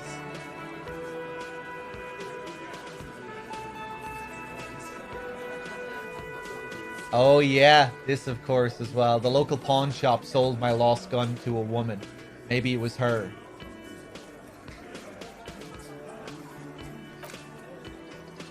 You lost your gun? The blonde man is taken aback, not even laughing. What an idiot. The big man leans closer. Tell me, did you lose it before the murder? No. Of course not, he scoffs. And Ruby didn't use your lost gun to kill him. Stop thinking about your lost gun, damn it. You'll get a heart attack. This was merely a thought exercise. He did not lose his gun. Let's move on. Then why the fuck was he asking you for your gun, huh? When he tried shooting himself or some shit. Because he doesn't have his own. That's a solid logic structure. Do something. This is bad. Show them the antique rifle. That looks antique. A Bell McGrave. He takes the gun, inspects it, and hands it back to you. It's inoperable. Where'd you get it?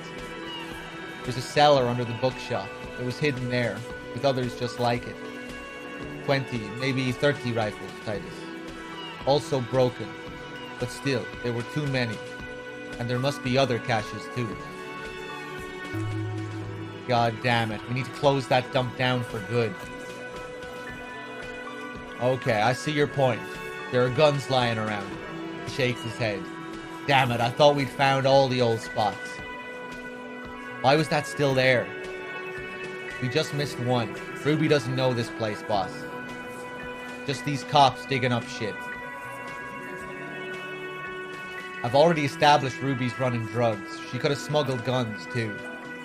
God damn, that's just about your favorite topic, isn't it? Titus slaps his thigh. Every fucking 5 seconds. You were warned not to bring it up. Your best shot here is to just back out of it.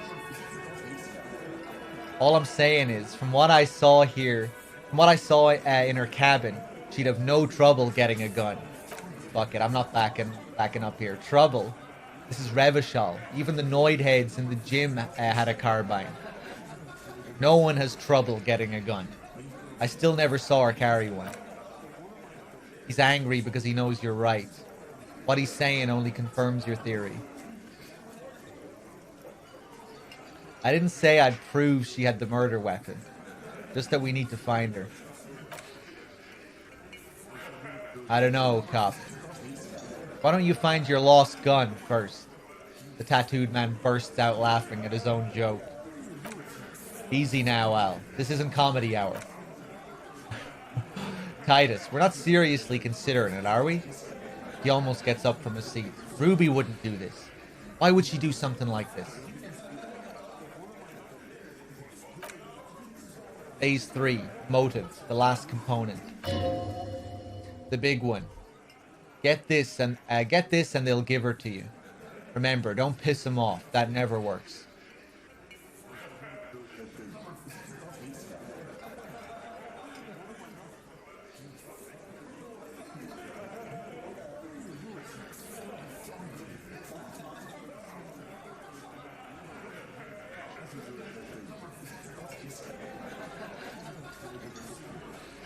Maybe she killed him because she thought it would curry favor with you. You had expressed on occasion your dislike for the mercenaries' presence in Martinez, right? Whack someone in my district? That doesn't carry much favor with Titus Hardy. She has to know that. He rubs his chin and looks out the window. It's the kind of chin-rubbing men, often leaders, do when they think of punishment.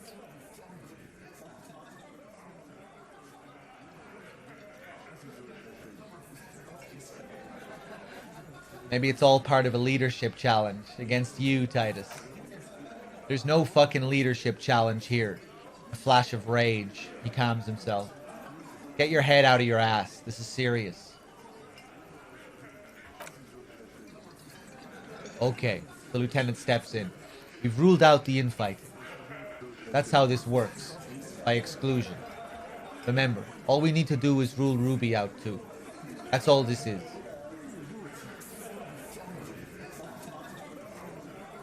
It's not why did she kill him, it's why did she organize the cover-up. And I suppose you have a theory on that. She could have just been covering up for herself, Titus. Think about it. Why go through all of that effort? It was her idea, wasn't it? To hanging? You went along, but she suggested it. The little man squints, eyes beady. She had like a fully formed plan and shit. Right when she came back downstairs. Really, Shanks? Classia wanted to talk to another girl, that's all. She was just the first one up there. I could have come up with that plan if I'd been first. Time for a logistics demonstration. Eugene, let's assume you killed him.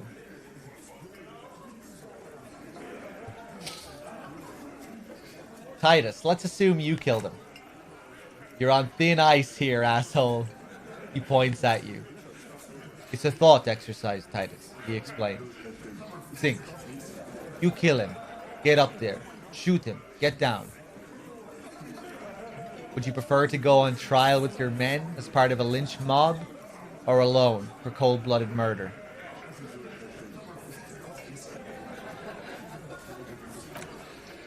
Alone. I don't drag my men into shit with me. If she used us, then that's a serious violation of the Hardy Code, boss.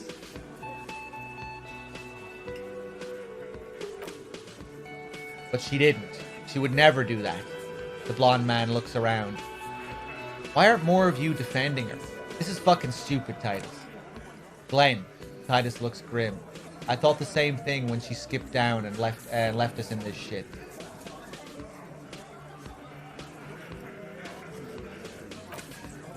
Ooh, so he didn't rule her out completely. And she skipped town. This is good. Titus, you have to see it. Things don't add up. We need to talk to her. Silence. He looks around the room. Oh, never mind. I thought he was saying silence there. Silence. He looks around the room. The old man in the corner nods. A very small nod, and a trickle of tobacco spit on his lip. Yeah, I see it. He puts his beer down. There's one more thing I've been wondering about. Ever since you asked me where she is, add it to your list of suspicions if you want. I don't know. He smiles a peculiar smile. I don't know where she went. She just up and left. Got real scared, too. Wouldn't tell me where. However hard I asked. Want to know why? Why? She was afraid I would tell you. He looks you straight in the eye. Maybe she was right. By now, I probably would.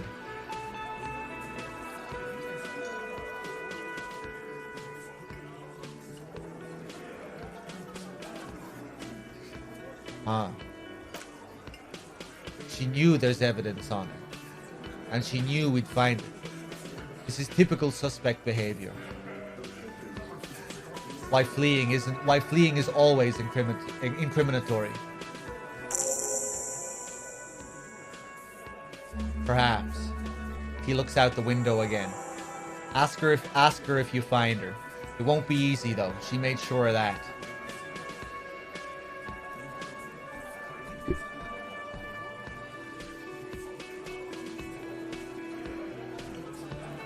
When did she leave? Friday afternoon, when you first arrived. I got word the RCM was in town. Then she came in to see me. Told me she was leaving. That's when we had our little conversation. What was she scared of? I told you. You. Me as in the RCM? No. You. As in the cop with the sideburns and the disco clothes. Oh. And a hole in his heart. That first. Oh shit. So we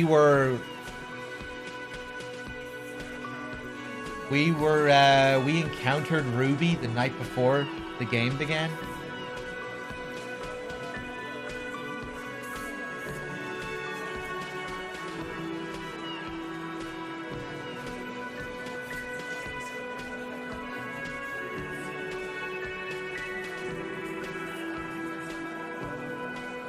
Interesting.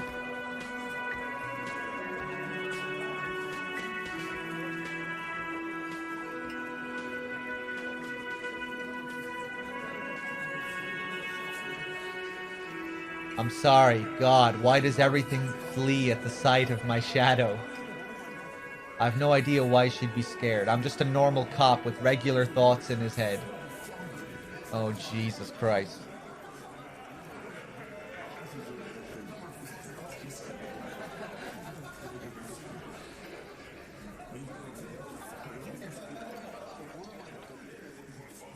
No wonder she's afraid. I have to come to declare the ending of the human experiment. Don't forget the funny tie, too.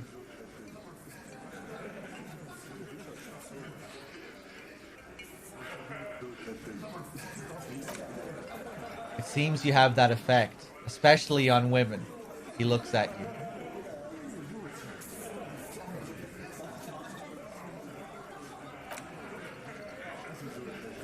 You know, when I first saw you limp in here, I thought she was paranoid or sniffing her own supply, but he measures you up. Now I'm not so sure.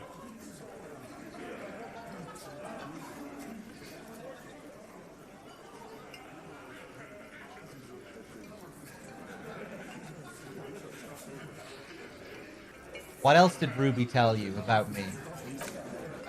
She said you have a funny taste in clothes. He scoffs. And that you won't stop. Won't stop. Until you have something on her. She said she's heard of you from Jamrock. That you're a human can opener. That you play suspects against each other. Open them up like cans. Oh shit.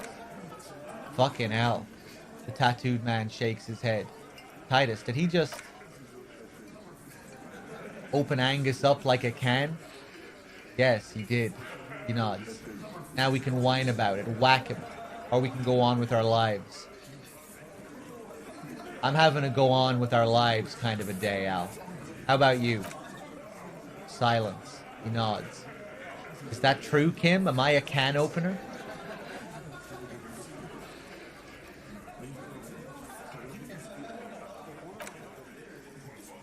You are insistent. He nods. Right, so maybe we didn't have a personal interaction with Ruby. Maybe she, she just knew of us. And she knew that she was fucked, I guess. We are, Harry is a bit of a legend in the cop world. He solved, 200 cases or something.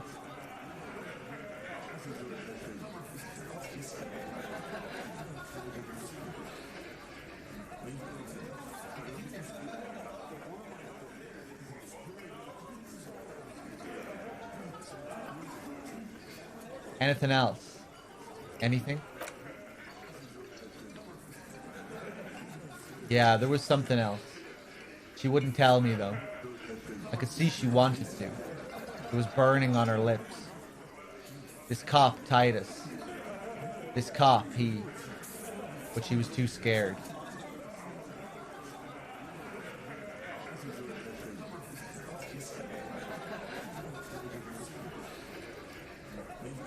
Damn. Okay.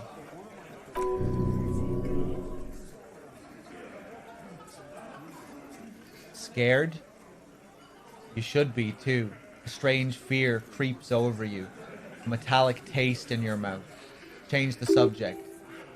Everart's file on you seemed thin on info. She must know something from somewhere else. From Jamrock, something more.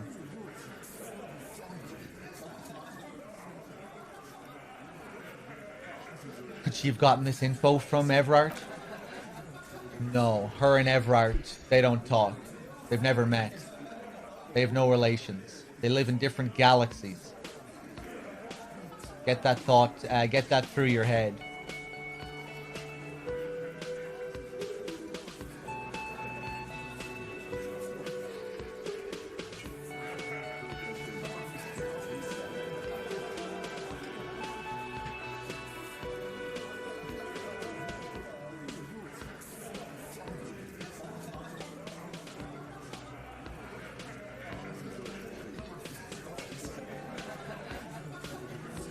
Do you have any clues on where Ruby went? She's not far. We know that much. She didn't take her lorry, so she's on foot. Good fucking luck, man. She knows this place like the back of her hand. You'll never find her.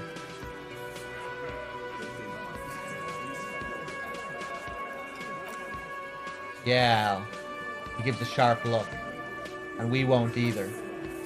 She's not really the man stares into his beard.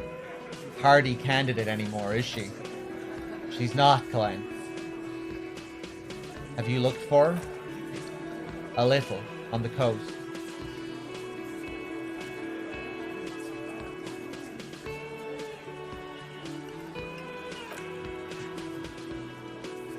Where have you looked for her, more precisely? More precisely, on the coast, past the waterlock. He nods southwest. She's not here, so I'm thinking she's there. Right.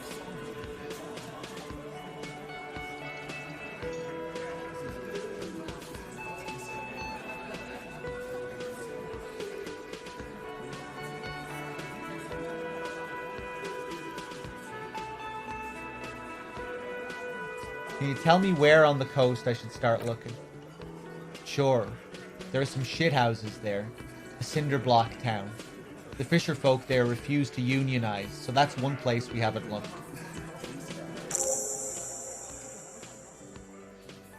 I hear they have a shack where junkies sometimes crash. Time for you to step up. We will start there. The lieutenant takes a quick note. One more question. What does Ruby look like? Boyish. Hair's red, dyed. She looks like a lorryman.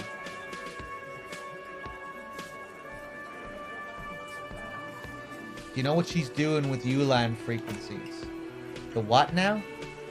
I've no idea. He looks around. Boys? She said she's building, his voice is very quiet. A pale emitter.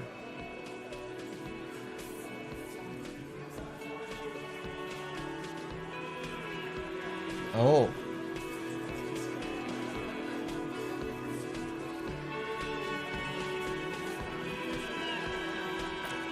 What? We were talking about radio equipment. She said she's doing ULAN frequencies and a pale something. I don't know more. Well, now that's... makes sense now how the pale thing is tying in with the programmer's project.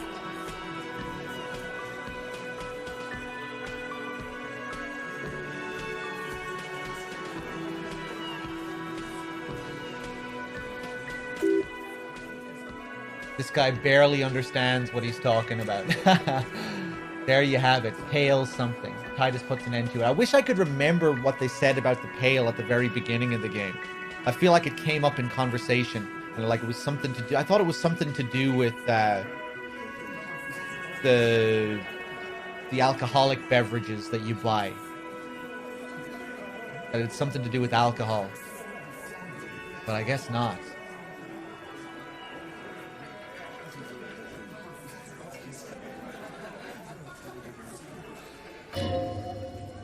It feels like you'll get to know soon enough.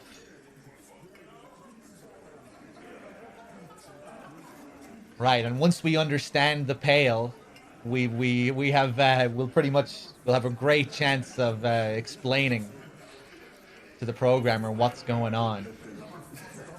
So the pale is like obviously directly connected to what's swallowing the sound and what Tiago is worshipping.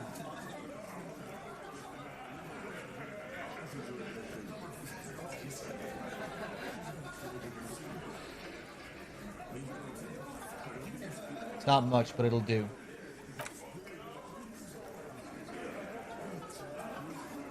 I learned that at the academy, yeah. It'll have to. He puts his hand out.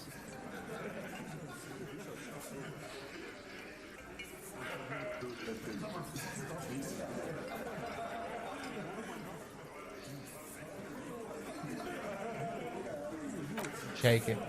His grip is firm and reassuring, like holding a piece of unpolished granite. Not just granite, tightly packed RCM Sergeant material. You should be a cop, Titus. When are you gonna get it through your suicidal head? He scoffs. I already am. I just wasn't sure you were.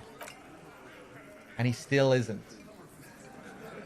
People aren't afraid of good cops in the way Ruby was afraid of you, he thinks, and turns back to his men.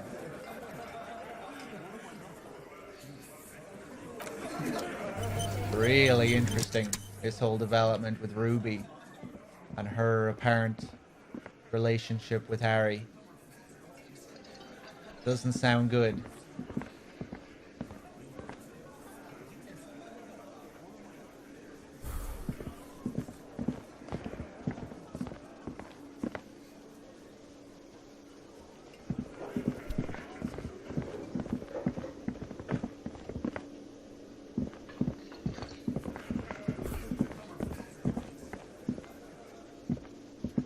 First time we've had a description like that, I think.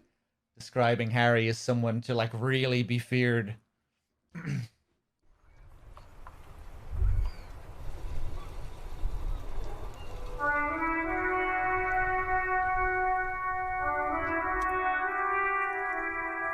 think you have a pretty hot suspect right now, don't you?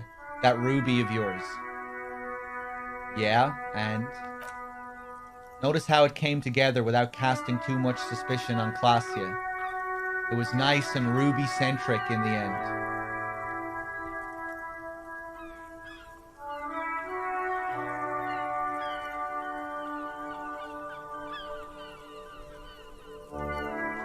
What do you mean? Anything strike you a bit off about this mishmash? Theo, with the tier 1 sub. Thank you very much. I'm glad you enjoyed the stream.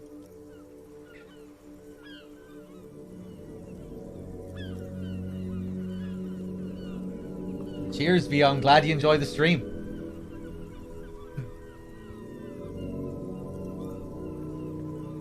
Especially when I'm playing something like this. It's quite niche, you know? The majority of people who usually watch my channel aren't really interested in this. So I'm glad that some of you are. But I understand why it wouldn't be everyone's cup of tea either.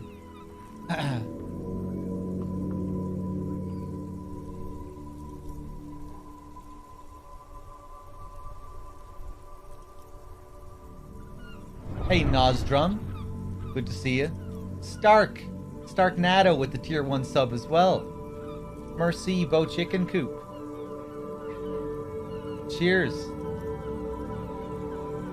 Thanks for enjoying the stream.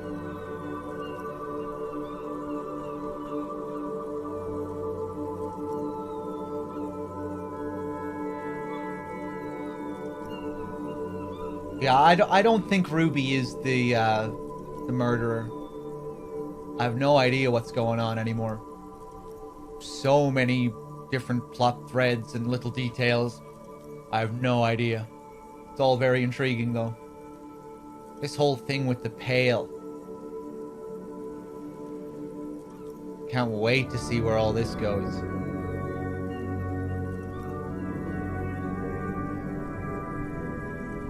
Ruby, Suna, Tiago.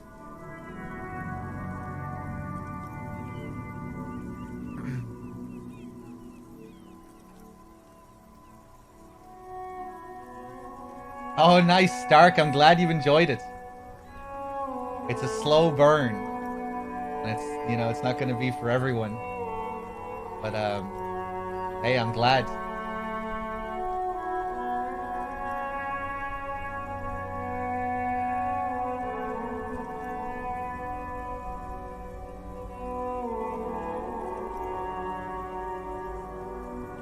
The footprints in the pinball workshop didn't fit with the Odd Souls prints on the crime scene.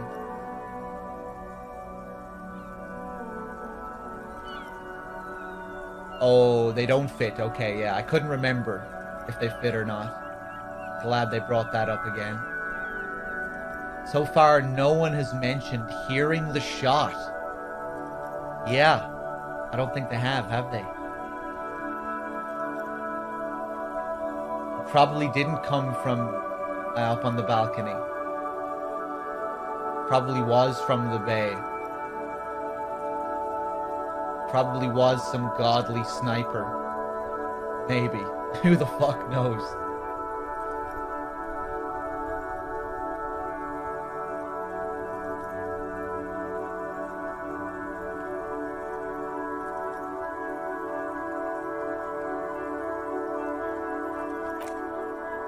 Notice how this hasn't come up at all.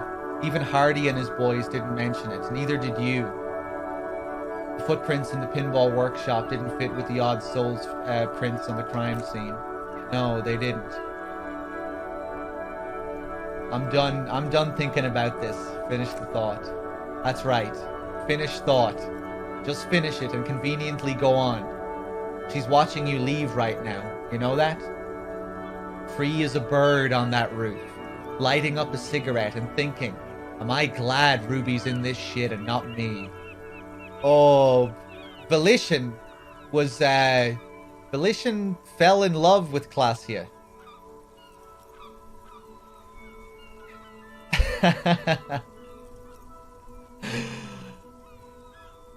That was just a hilarious scene. When we stared into her eyes and Volition and, electrochemistry had that debate.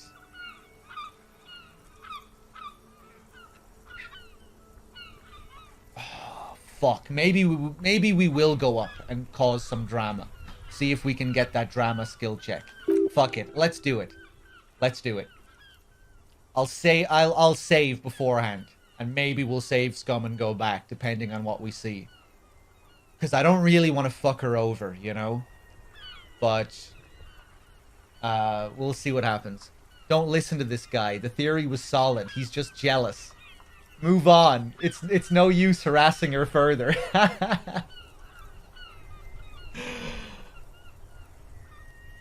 This is true. You know, like we were saying.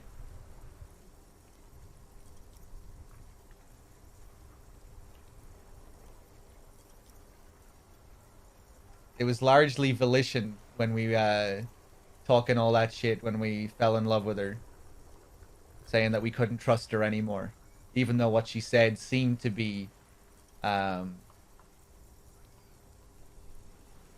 although no, she was actually lying at the time with that initial story to a certain degree. Kind of half, there were half truths in there.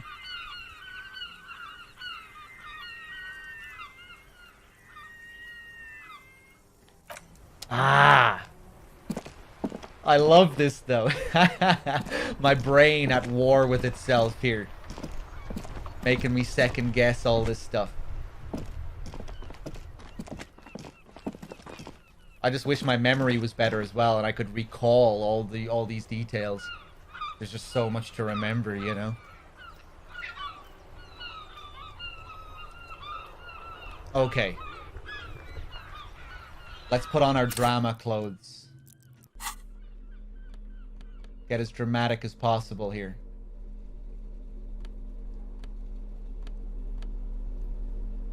-1.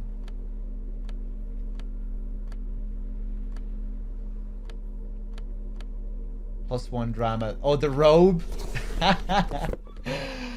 Alright.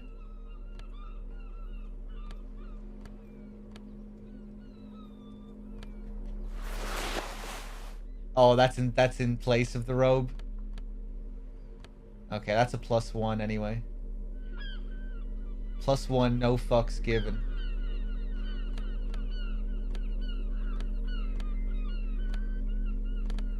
Fuck, don't I have anything else? I think this should take us to like 50%. We also have a skill point we could use. Oh, here we go.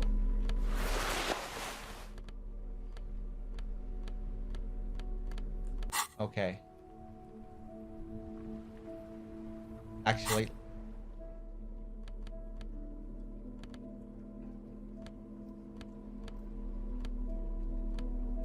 Alright.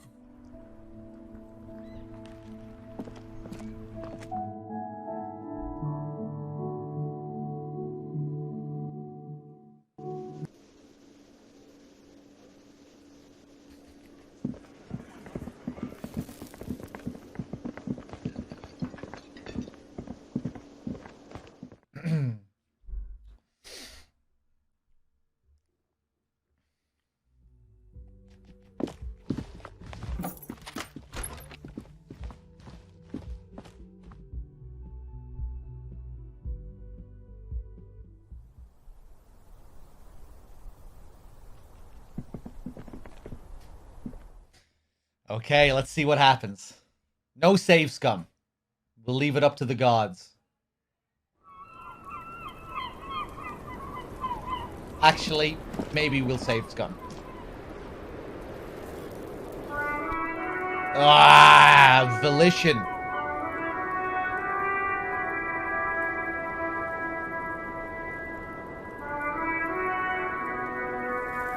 Okay, I'm saving.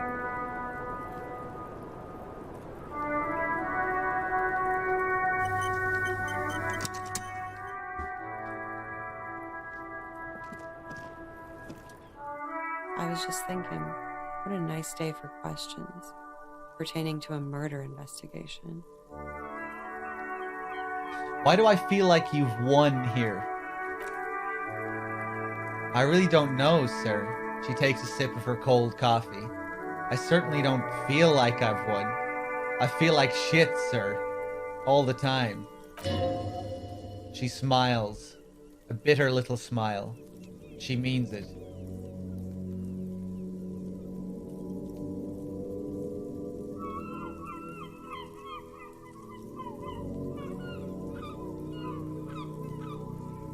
But this turned out well for you. You slipped past all suspicions.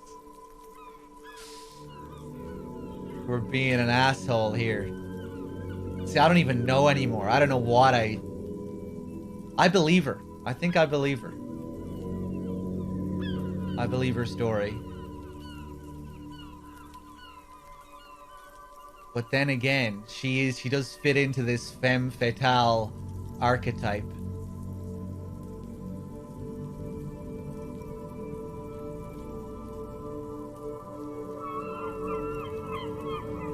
Ah.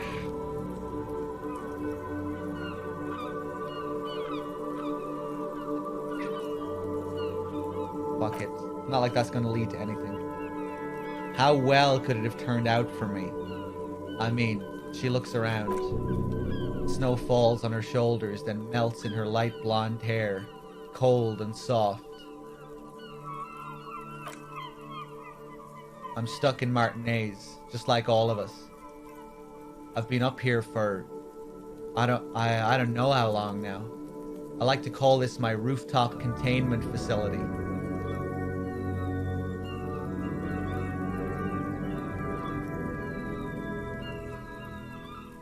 Something seems off with this theory I've developed about Ruby. I don't know what to say. It all seems fortuitous for you. None of this is fortuitous for me.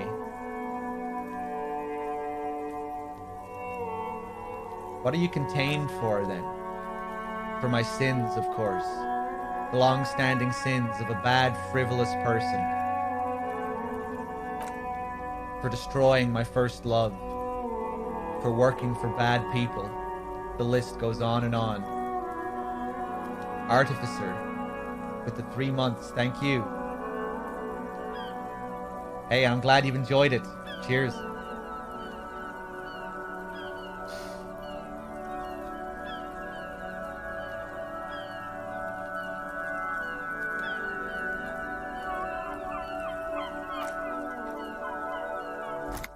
Did I? She arches an eyebrow and sighs. Why do I still feel suspicion hanging over me then? Yeah, it's a pretty good response. She's obviously still a suspect if we're telling her that, hey, turned out well for you, didn't it, that you're somehow not a suspect anymore?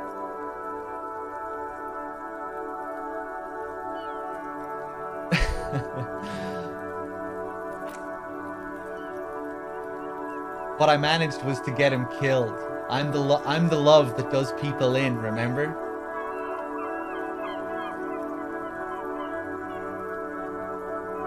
Lieutenant looks away over the railing. No, I'm not. I don't think it's too long, McBoogie Balls.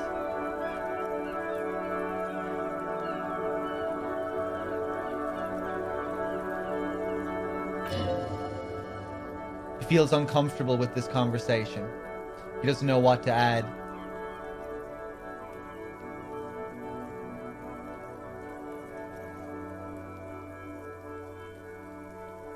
Another thing you need to remember is that streaming the game is going to make it almost twice as long, I'd say, because I'm reading out all of the dialogue and taking my time and talking to chat and going for breaks. If I was playing this by myself, it'd be so much faster. Took Listopat 35 hours. I'm on the 70th hour.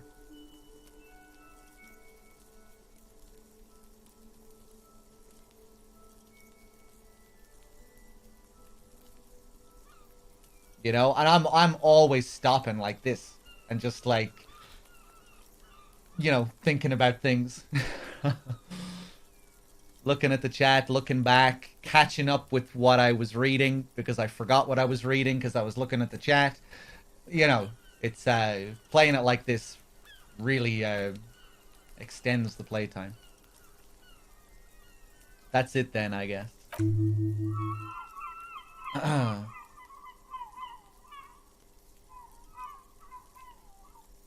She nods slowly, carefully even. There is suddenly a strange glint in her eyes. Not malicious, but dangerous. Okay, fuck it, let's go for this. In God's name, wake up. I have no idea what this will lead to.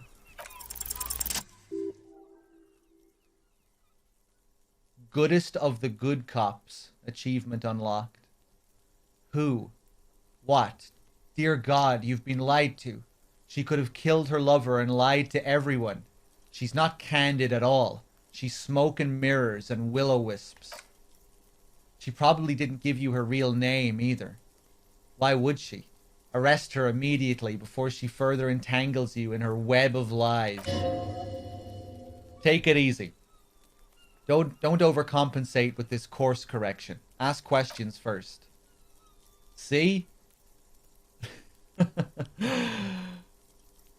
Turn to the lieutenant. Kim, why have we not arrested her yet? There may be grounds here. At least for an extended detention. Devil woman. You know, I think you didn't make that call to the station.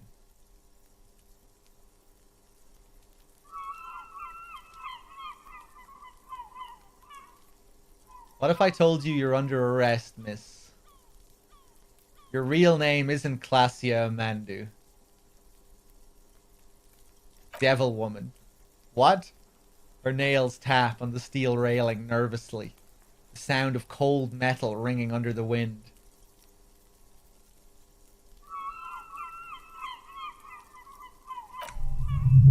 Her hand trembles. She's only pretending she didn't hear you say devil woman. Fuck, man. I don't know.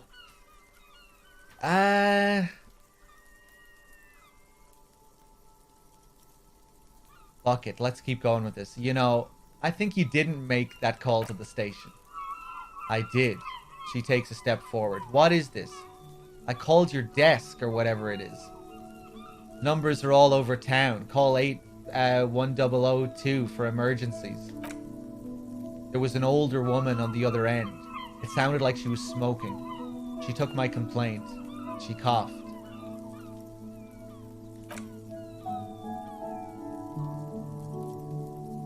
Anyone could know that, sire, by looking around and calling the desk. I don't believe a single word she says. What time did you make the call? Thursday night. It was late, sometime after 12. The lieutenant nods in your direction. It checks out. Your real name isn't Klassia Amandu. I agree. The lieutenant turns to her. You wouldn't give us your real name. Not when people are after you. Okay. Her voice cracks suddenly. Like there's garrote around her neck. Okay, what? Okay, it's not. Oh. Okay.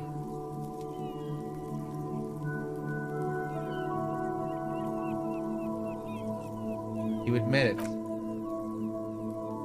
You log your work every week. It's all transmitted to Commencer.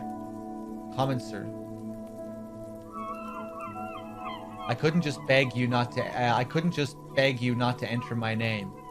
So I lied. Like I lied before, like I did at LCSB. I have to lie all the time. She looks at her hands, her fingernails a chipped white. I'm so tired of it.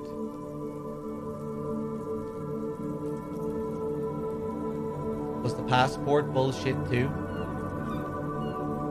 That passport you kept hidden? No, it's submerged in a plastic buoy on the coast in the reeds. It just doesn't say Klasia Amandu. It says Anouk Mayor Smith. Falsified documents? Passport and visa, she nods. Given to me by my employer. I can't even use them. My employer probably leaked the name, Mayor Smith, to hurt me.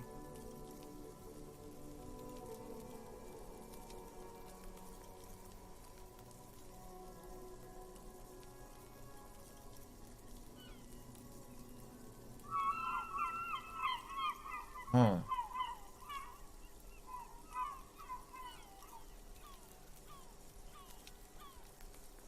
Huh.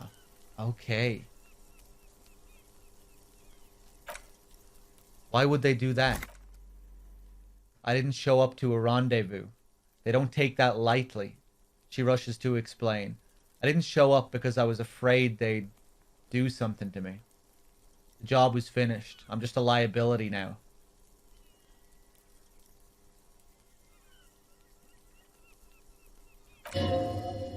She fears an arrest right here and now. This has been an awful turn of events for her. Where is this boy? West of the boardwalk. In the reeds. On the coast there. Oh! We had a fucking Inland Empire thought. Standing beside those reeds. I think I know the place.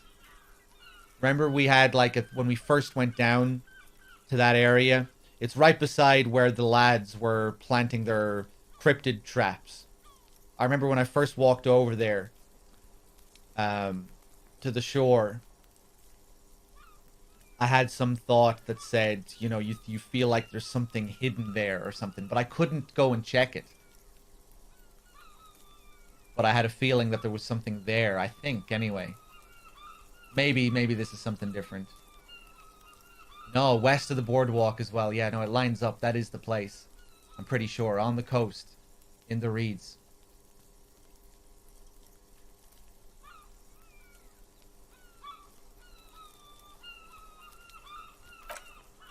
It's useless. West of the boardwalk in the reeds. We have to check this out. The lieutenant makes a note of it. You're welcome to it. It's in the reeds northwest of here, past a broken sewage pipe. Right near the water line. Tell me your real name. It's Katerzine Alassi. Katerzina Alas. Katerzina Alassia. The smile on her face is timid, almost painfully so.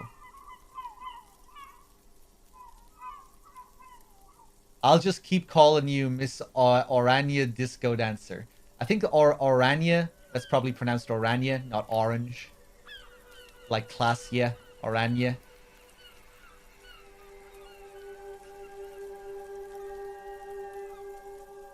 Finally we meet Katerzina Alasia. She nods. Her round eyes meet yours. They seem moist from the wind on the roof. You're probably not even Miss Orania 37, are you? I am. Her smile quivers. They can never take my sash and my scepter from me. Yes, they can. For lying. Enough.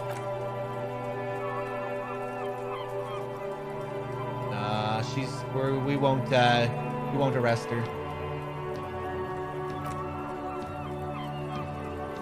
She slowly lights another cigarette and steadies her breath, as if in the presence of some tiger. You are. This is not the end of this.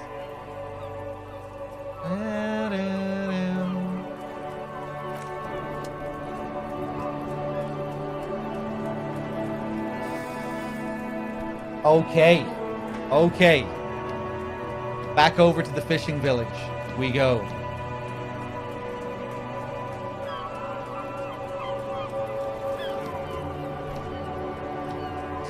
But before we do that, I'm going to take a little break. Just give me like a minute. When I get back, we'll keep investigating. Be right back.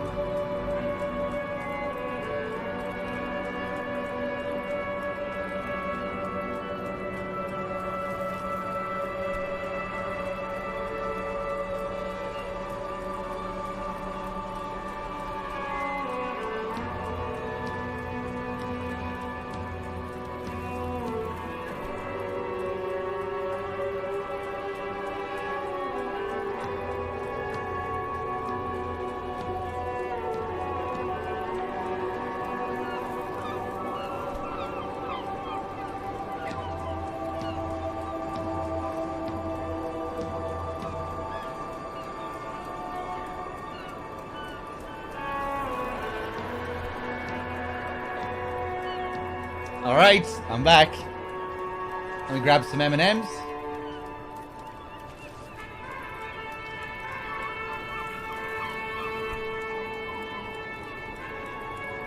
I'm running low.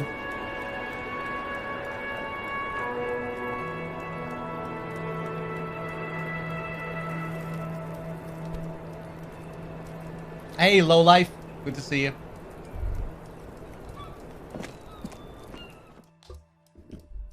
Bam, ba-dow. Bow.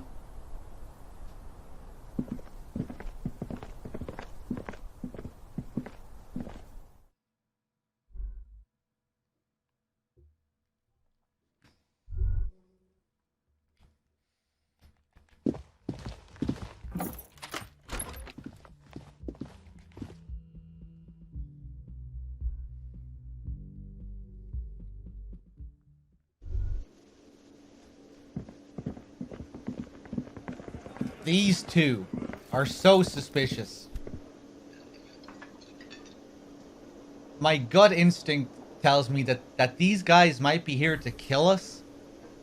What the fuck are they doing here? Like, it really seems like they're here to check up on us. I don't know.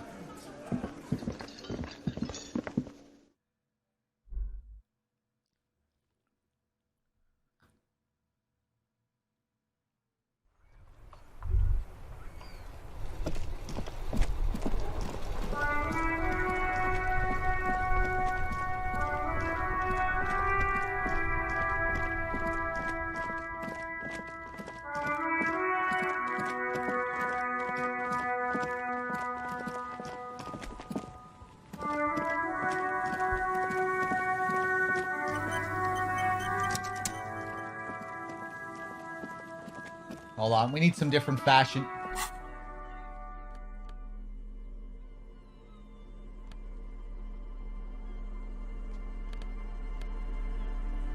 Fuck the world jacket.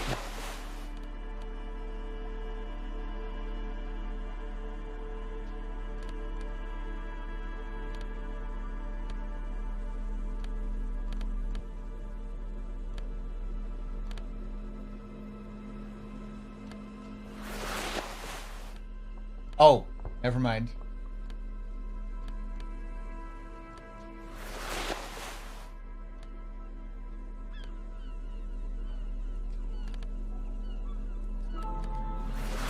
White shirt.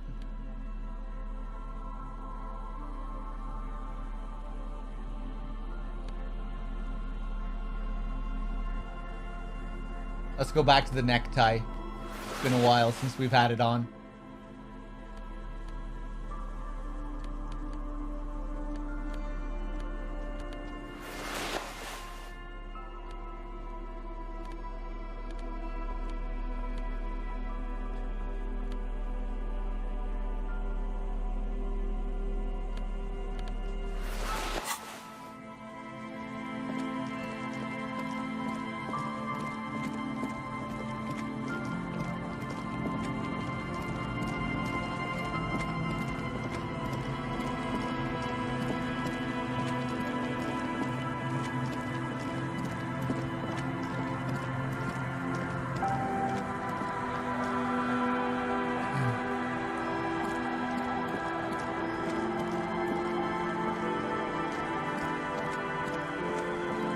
Okay, let's see if the homeless guys are back here.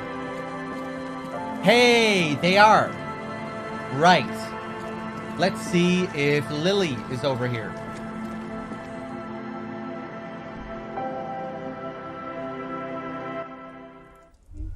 She is. Okay, so they're just not there early in the morning. Or at like, well, it's still fairly early, but they're not there at 7 a.m. when you first get up.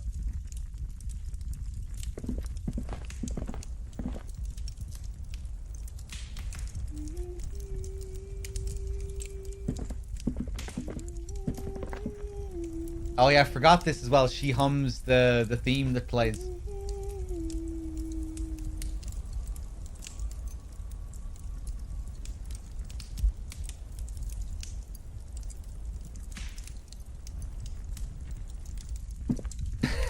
Implosion.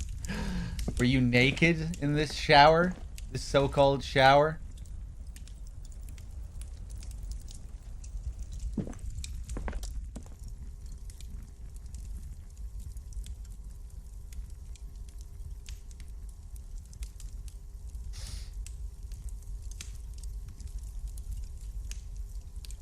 Are you Lillian's daughter? Yes, I am. Little Lily.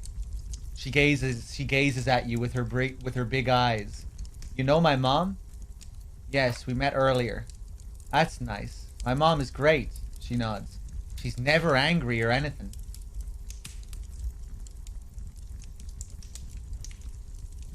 I heard there was a girl here who has armored gloves. Is that you? Oh, she looks alarmed.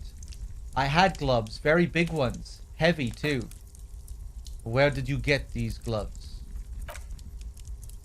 Found them when Lammy and I were playing hide and seek in an empty house where no one lives. I think someone hid them there.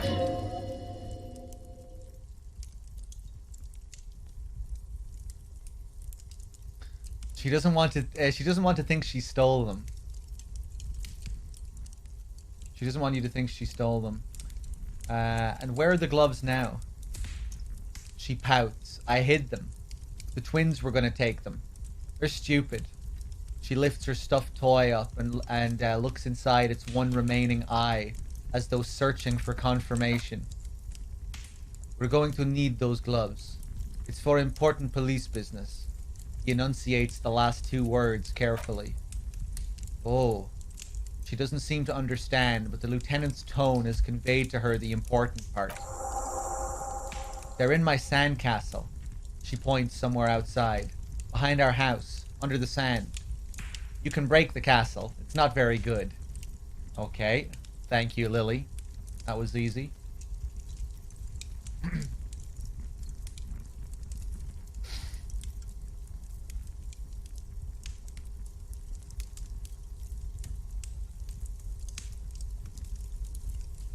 I should make a podcast? Maybe I will someday. Do you know anyone named Ruby? Luby. Ruby. Suddenly the girl gets all serious and leans in as if she's about to tell you a secret. My mom tells me that I'm a big girl, but she doesn't know that I can't say or like. Sometimes I can, but then I'll... Kids. The lieutenant shakes his head.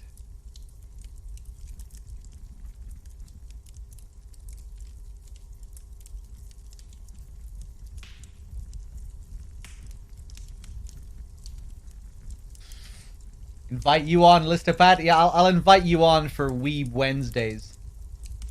And you can have your anime hour, where we discuss anime. And I try to follow the conversation, stumbling at every turn. It'll be humorous. One sec, guys.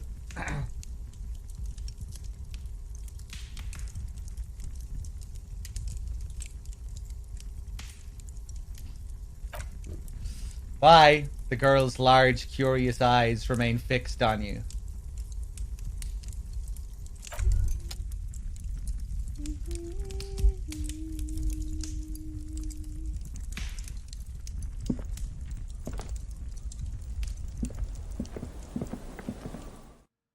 No empathy there from Kim at all. Just like, kids. Shakes his head. Kind of felt sorry for her, you know, just not being able to speak properly, not being able to pronounce certain words and letters.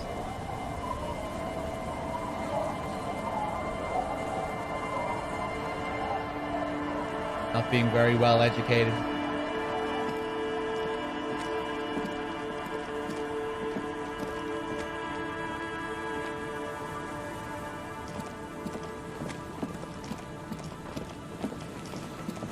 Okay, guess we'll go inspect the sandcastle first.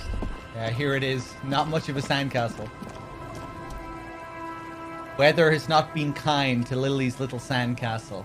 The once mighty towers are quickly eroding away. You can see something shining back to you from what must have been a vast underground catacomb network.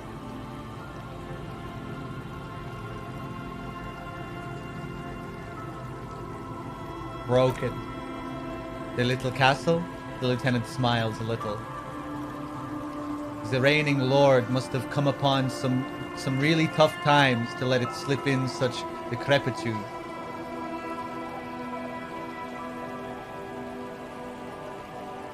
Reach in the catacombs and pull out the shiny object. The T-500 gauntlets. The walls and floors give way to the giant's greed. Collapse and present you with a pair of ceramic gauntlets.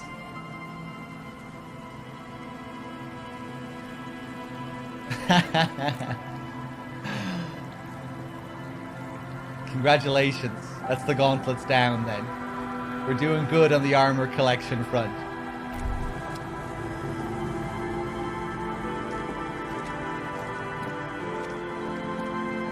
A very on-the-nose metaphor there with the sandcastle. Hard to tell if it was tongue-in-cheek or if it was meant to be played straight. Okay.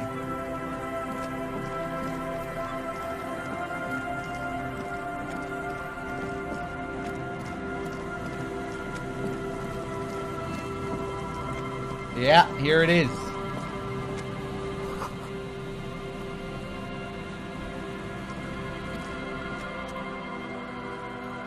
A metal and plastic contraption bobs up and down amidst the trembling reeds. At first it just looks like trash, but if you look closer...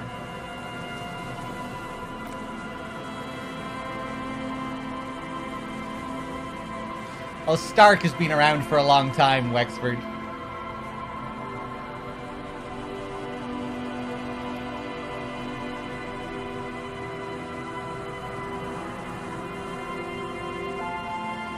That over there, he points to the strange-looking object. Must be the boy Classia told us about. The one she hid her passport in. We should take a look.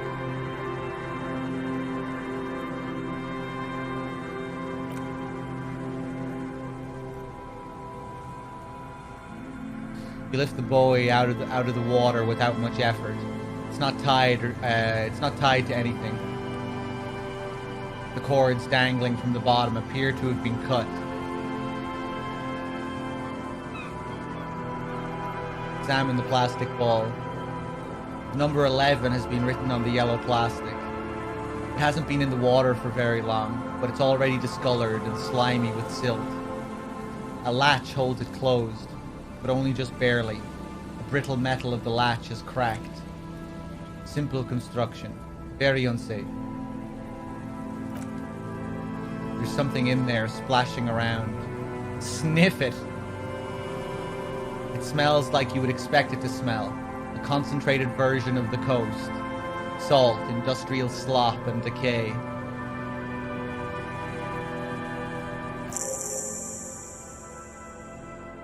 A shot glass's worth of seawater pours out. Some algae, and nothing else. Move on. Okay, I think I'll change it back to just a regular Disco Elysium title now.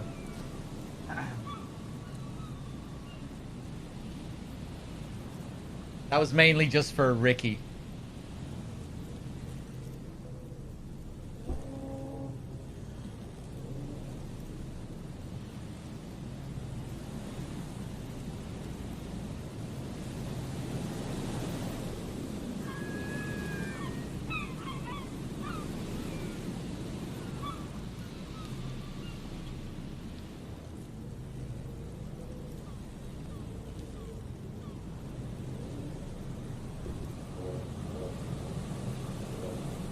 Let's see. Well, damn. We're lucky it's still here. A little longer and it would have floated away. The lieutenant flashes a mirthless half smile. You still got here too late. There's nothing of use here anymore. No documents? Who do you think took them? I have no idea. The lieutenant taps his foot, frowning.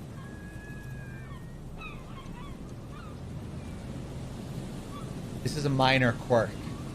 We know what was in the buoy anyway.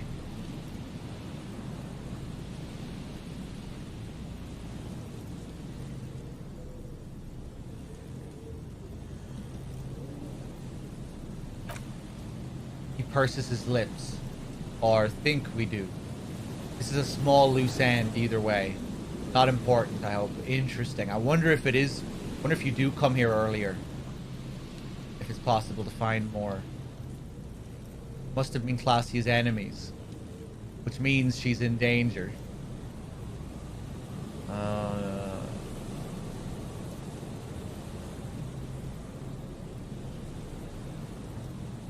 You've any theories, Lieutenant? Might have been Classia. Might have been the other people after her. Might have been a local drunk. He shrugs. We should go. You could ask the miss what she thinks. Later, if you have the time. Though you doubt she'll tell you much at this point.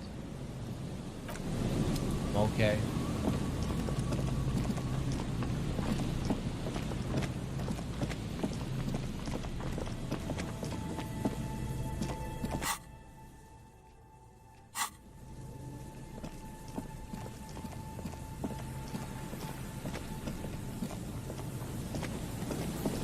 Let's ask this guy about Ruby.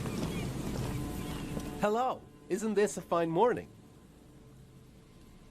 This guy standing here day after day. That poor kid.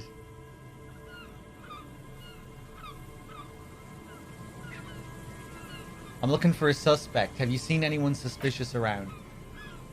No, I'm afraid I can't help you with this one, officer. It's just a regular day off for me and Mikhail here. Pats his son's head.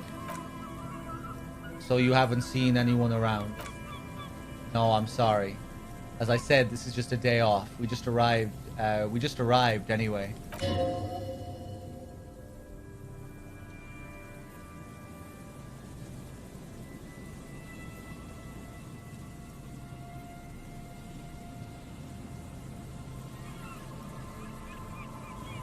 There's something friendly and familiar in how he says that. A day off.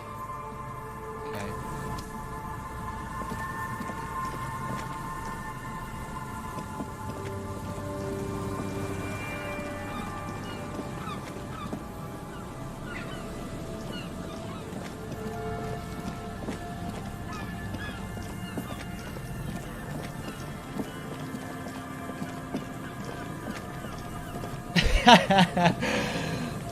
I was gonna say, Snake, then I just thought I'd leave it. You play games when you feel like playing games? No way. Really?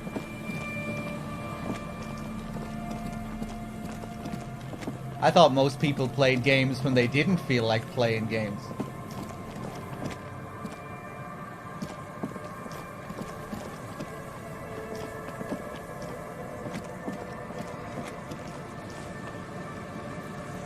Okay, let's go ask Granny.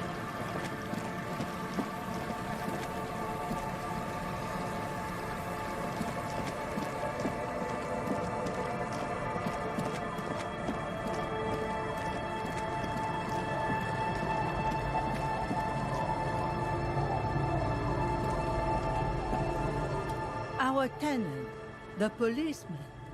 I hope the waves don't keep you up at night. What can I help you with?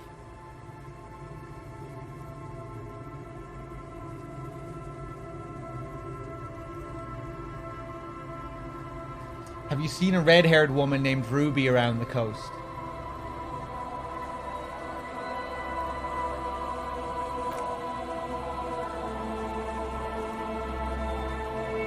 Nay, I haven't seen anyone lately.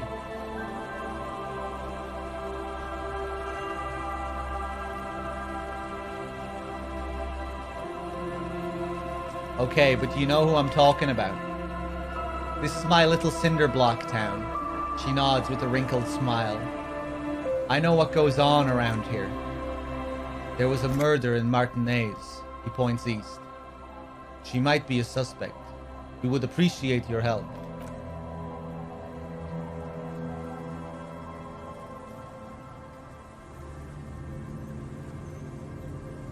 Would you now? She turns to him.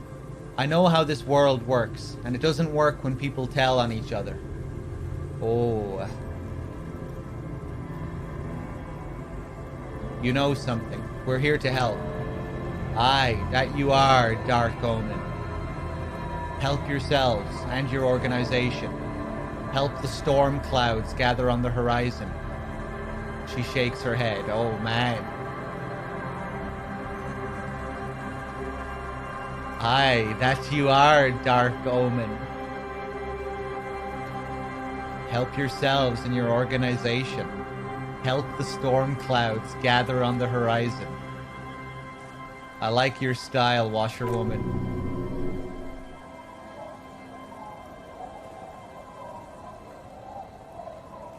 Enough of this. She better start talking right now. God damn it, I know you know something. This shit is important. I see, you know something, but you've decided not to tell us. She's not gonna be intimidated, I don't think, if we scream at her.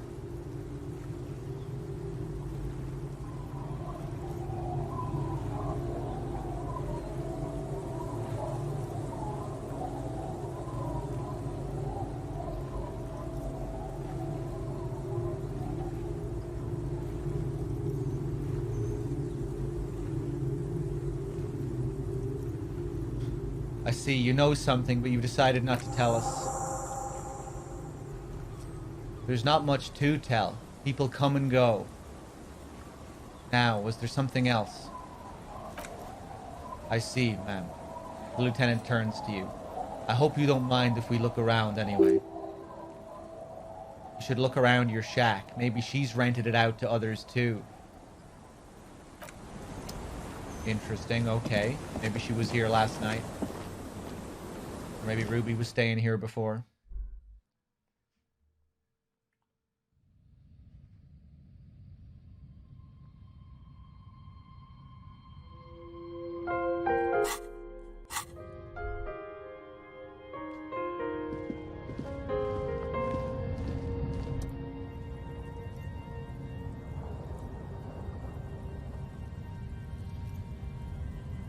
As you look, the floorboards in this corner of the shack, it's clear one of them isn't quite level with the others. Remember when we first came in here? Our Inland Empire told us to look beneath the floorboards? I tried to, but we couldn't. I kind of wish... Same when we thought we could see something in the bushes as well. Kind of weird that we get these thoughts, like, telling us to do these things. Like, heavily implying there's something under the floorboards or there's something in the bushes. Then it just doesn't allow us to do it. Not sure how I feel about that.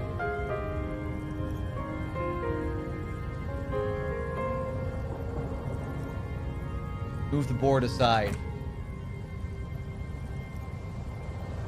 The hollow space underneath the floorboards is dark and damp. You can barely make out the mixture of sand and sawdust below.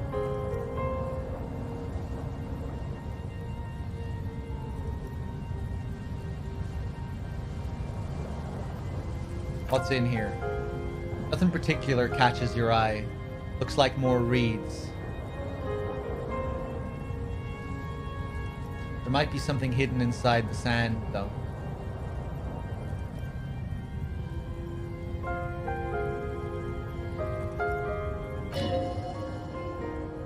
Something bad.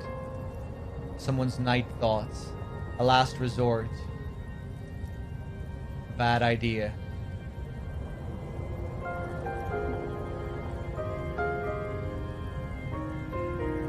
Search through the sand and sawdust.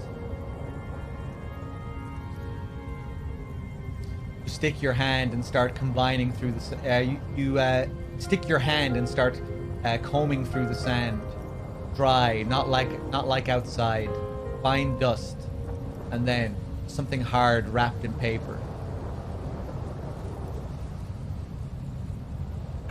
What is it? A small cylindrical object. You pull it out. A bullet.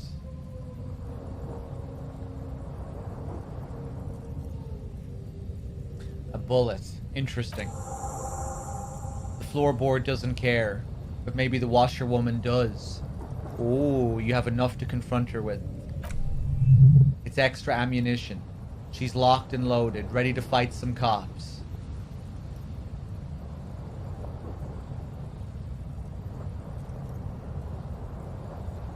Hey, see you later, Implosion.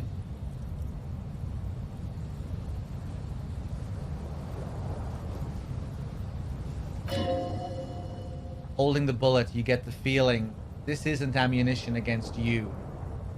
It's for herself.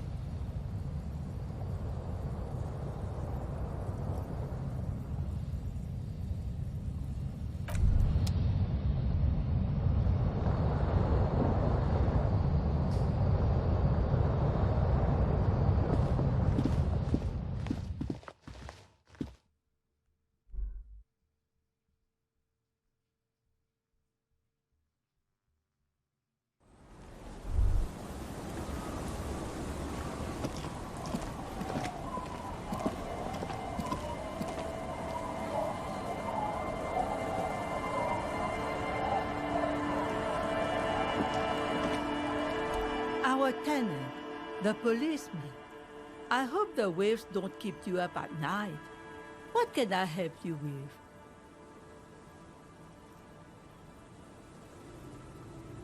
with? Some of those images can be pretty creepy, Naz, yeah. They never really stood out to me as being, like, particularly scary, though.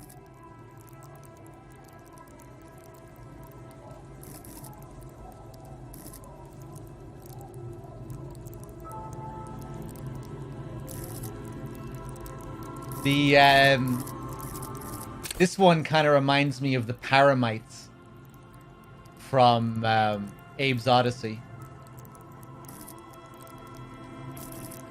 The color and the shading and everything looks very similar, and just all the different limbs.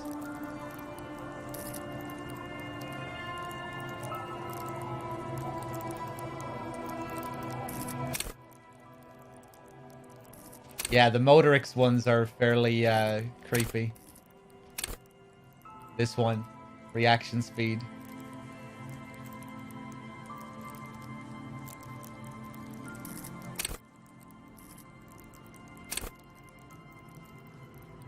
Oh, that's a cool one.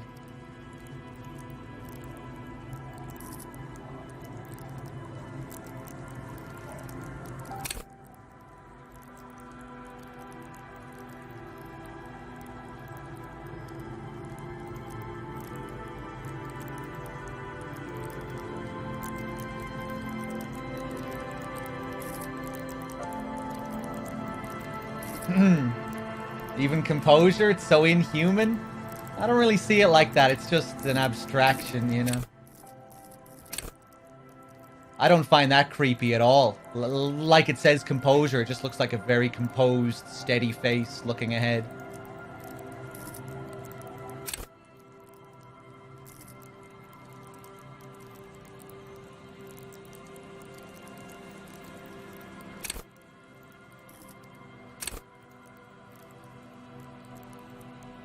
I like that one. Perception. Looks like tornadoes coming out of his eyes.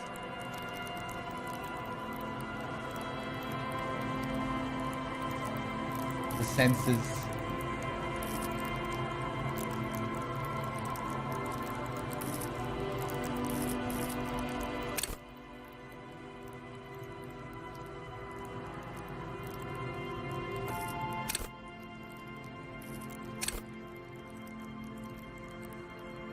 Pain threshold is quite disturbing. That face, that mouth.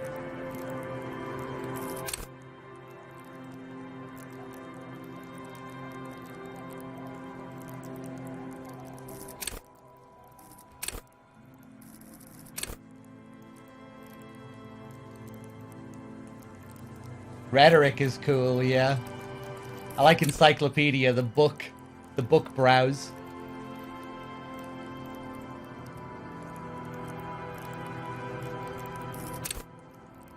Rhetoric looks like it's spewing, like vomiting, which is suitable.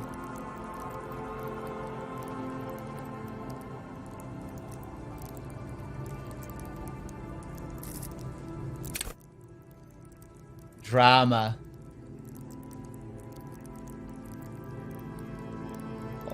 A mesh of different faces, different expressions.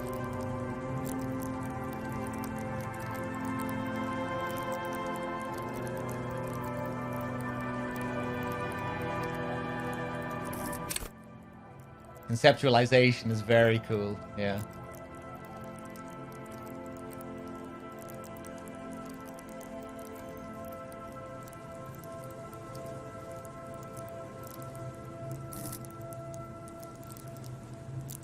Yeah, rhetoric kind of looks like it's vomiting to me.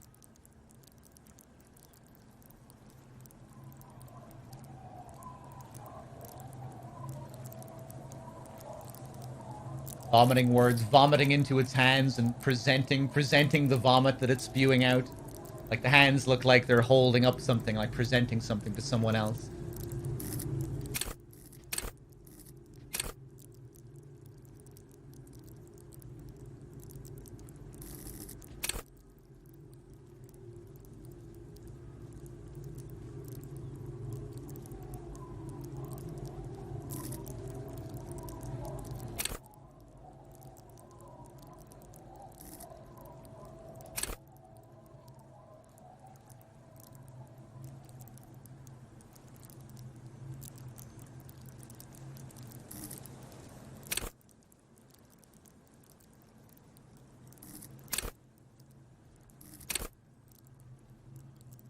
Cool. Inland Empire looks like a celestial being. It's like your head is replaced with the cosmos or something.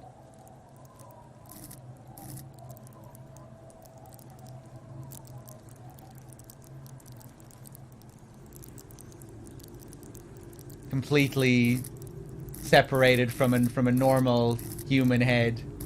Not even an abstraction of a human head. Or anything human, just another world entirely, which makes sense for Inland Empire, as it's all about rejecting the world you're in, wanting to find the supernatural in everything.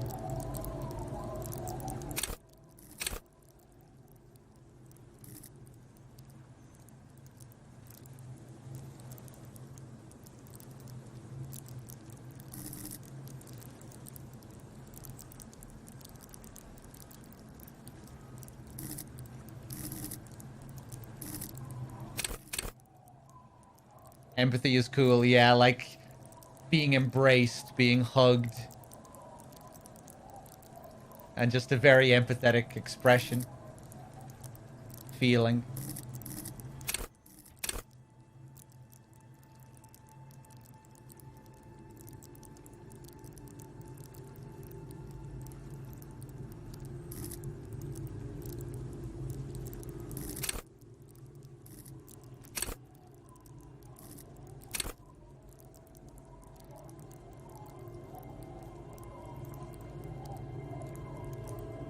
I like how reaction speed kind of looks like someone just took a snap while his head was shaking.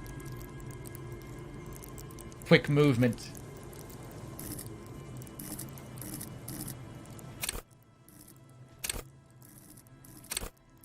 Blurry movement. Blurry snapshot.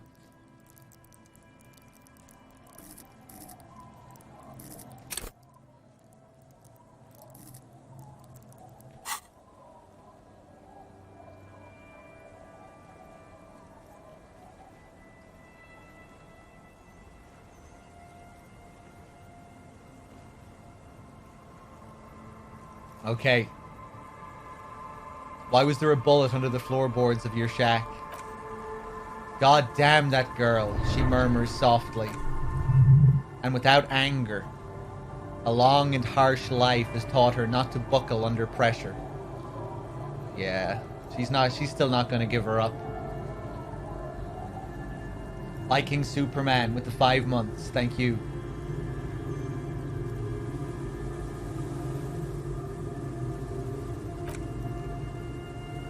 A bullet. The lieutenant turns to you and gives you a little nod. Then turns to the washerwoman. You didn't put it there, did you?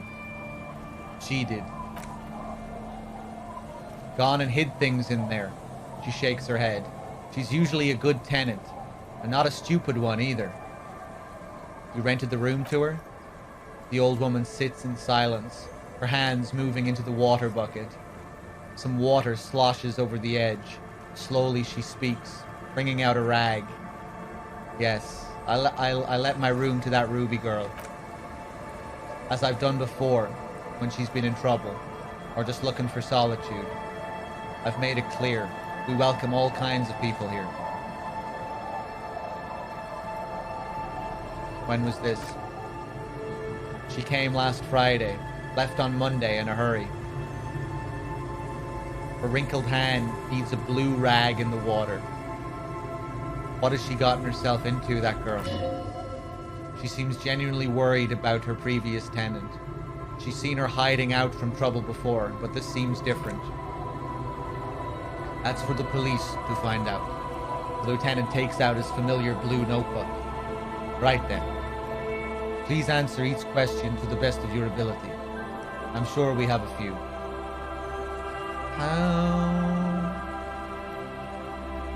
Let's track. She said she left on Monday. Yes, early, with the dogs. Around 8 o'clock, I think. Is the room exactly as she left it? I cleaned it, like I always do. Was there anything else there? No. What is she like, Ruby? She's good company. Knows how to talk to an old woman.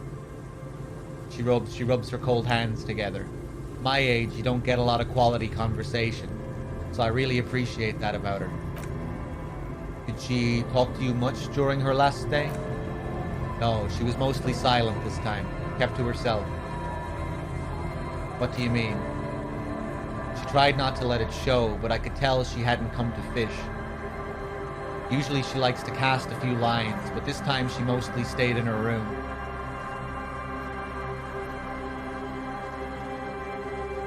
Why do you think she left the bullet there?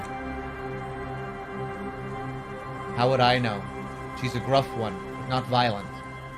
She doesn't go around toting a gun. She looks back toward her shack, thinking. You could ask her about your hunch, that it was a desperate measure. See if she thinks Ruby fits the bill. I have a possible explanation in my mind. Aye? Do tell. The seagull flies overhead. Obviously a bad omen.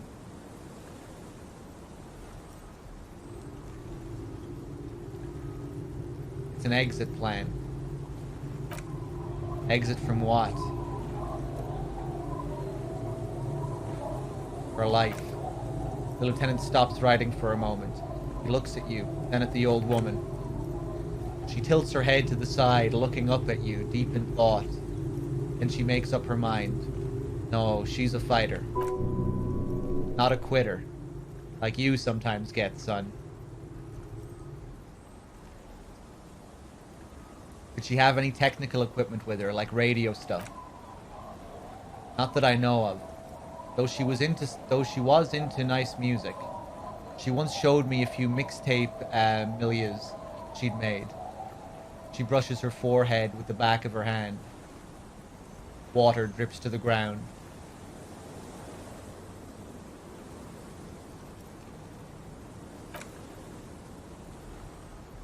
Although I guess she was pretty handy with the mechanical and technical stuff. Even fixed the heater in the shack. You should be thankful for that.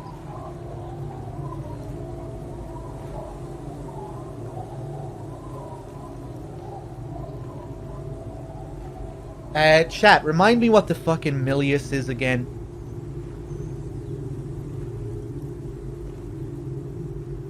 I know the programmer explained it.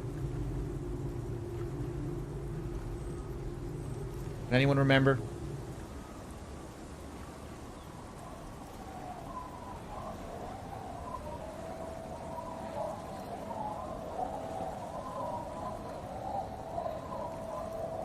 Where did she go?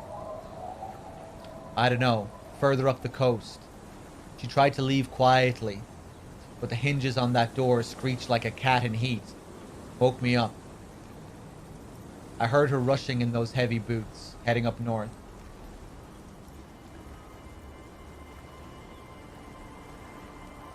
Milius, yeah.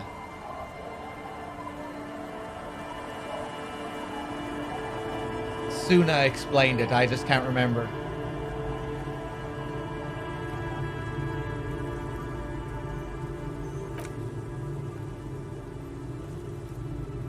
I think it's just tapes. No, there's no. It's something specific. It's not just a tape.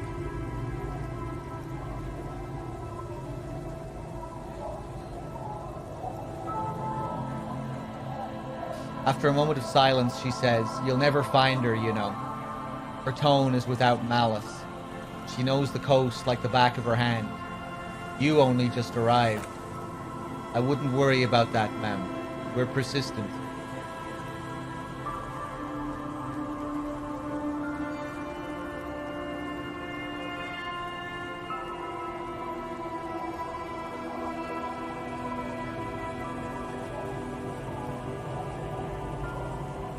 Further up the coast we go, then. Are you sure you wouldn't rather stay here? Get a nice, cozy fire going in the heater. She drops the rag into the bucket. It's clean now. Seems like a better idea to me.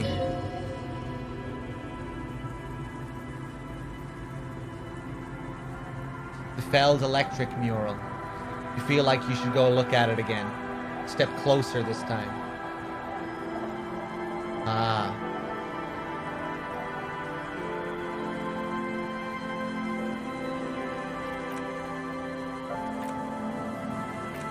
Okay. One thing. Officer, if you do find her, please go easy on her. She looks around. The air is getting colder. She really means it. It's an honest plea.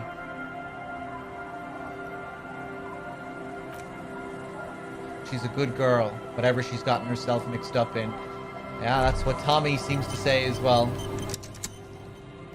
Tommy felt really bad for her, that she was at the edge of her wits.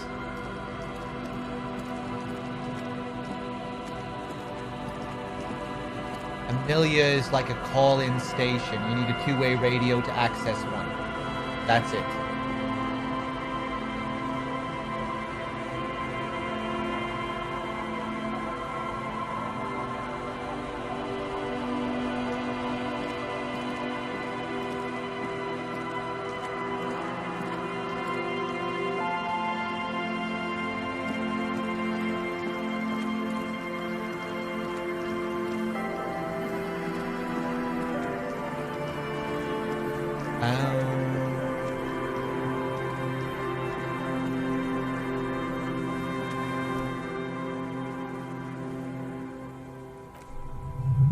step closer. Above the mural, a collapsed roof, broken windows set in walls that are cracking and will soon also fall, and the coastal breeze rustling and sighing in the remains of the edifice. There's something in the wind. Sometimes the only way to go forward is to fail first. Why do I feel like I know this place? Indeed, somehow you knew it was here. An urban ruin gutted by looters that once used to consume money and dispense warmth and light. Ah. Yeah, now I'm just wondering about Harry and what kind of relationship he had with this Ruby. What happened on the night before. Also, it seems like Harry might have been involved in what happened to the church as well.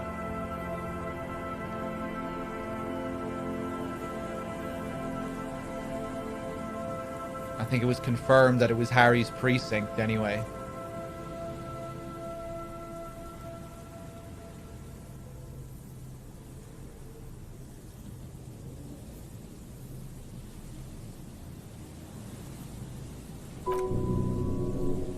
You felt it before, when it rained in Martinez, and you felt the cold of the rain. The feeling persists. It has been in you ever since. Could Ruby be in there? In there. She could, or, he points behind you, she could be in the identical ruin over there, or in that boat shack. In that church tower, maybe. Shivers impossible, 97%. Listen to the wind.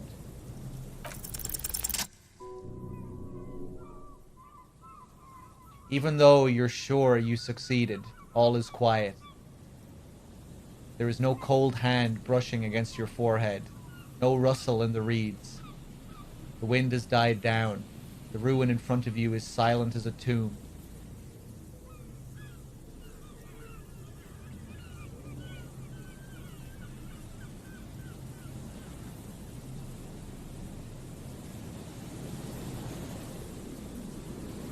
What was I even attempting to do here? Trying to talk to the wind? The city? Whatever you thought would happen did not. Now you're just standing there, in the pale of the morning, with your hands fallen to your side. A prayer of sorts to Revachol?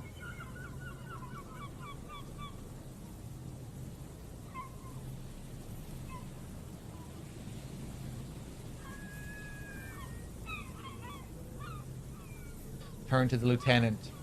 She could be anywhere. How do we find her? How do we? I was really hoping she'd be in the village. The lieutenant sighs and gets a hold of himself. Okay. She's probably north of the village. And this place is a peninsula. He looks north. We already scanned most of the outdoor areas on our wild cryptid hunt. So we have an understanding of the geography, at least. And then there's the church. He looks at the bell tower. We've already searched that and can rule it out.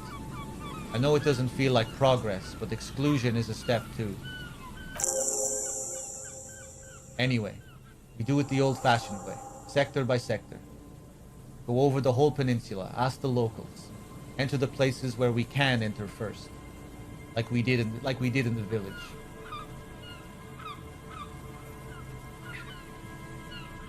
And if it fails, if we don't find her, then, if we're desperate, we can look where we can't enter. Bunkers, storm drainage, this place. I'm sure it won't come to that. He looks behind him at the dark red box crumbling across the chasm. Walk the coast, the old boardwalk, the reeds. You can always come back here and talk to the wind again. Look where it already got you. Buckle up and raise your collar. This search is going to be wet and cold. Listen to the wind again.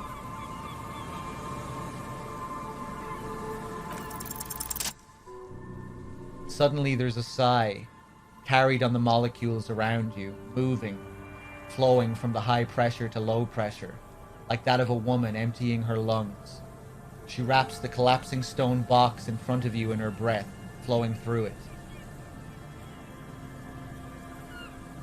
Where does it go? In through the collapsed roof, flowing down a concrete staircase to the basement, sweeping away footprints in the dust on the stairs, and then the beach below the boardwalk, its winding tunnels, a whisper away.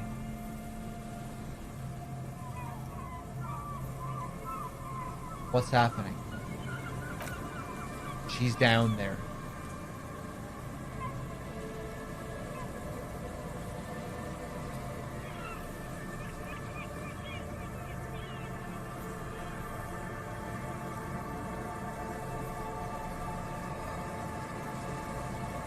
I think she's down there, below this building.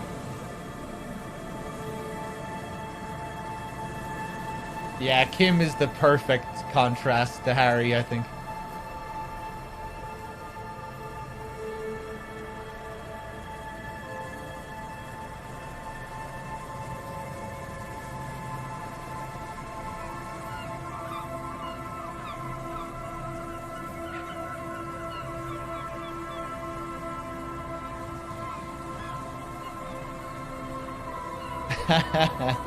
Getting to see him dance yesterday was so cathartic.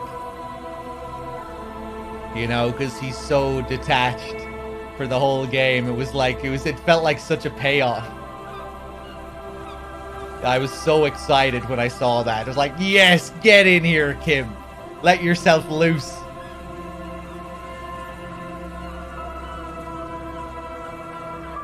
And I love so many nice, like, bittersweet moments with Kim. Like, every now and then when he opens up a bit or, like, he compliments Harry, which is rare, but it does happen. And, you know, the tough love that he gives Harry, I really like.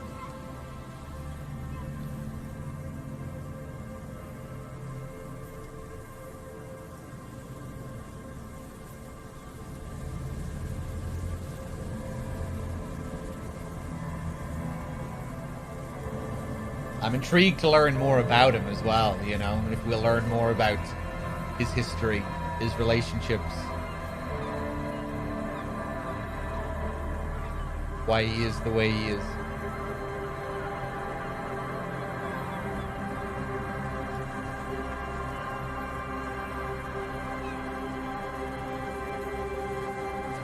Okay, why? The wind told me. He shrugs. So how do we get in there? The doors were on the collapsed side of this building. They're gone, basically.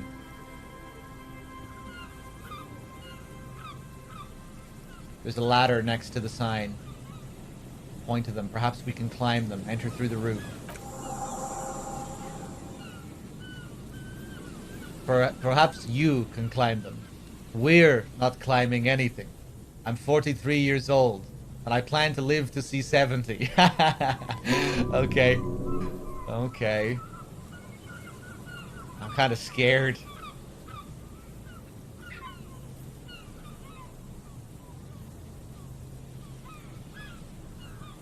There has to be a way to use brute force. Climbing sounds unsafe. Brute force is safe. Look around and find something to break if the ladder fails.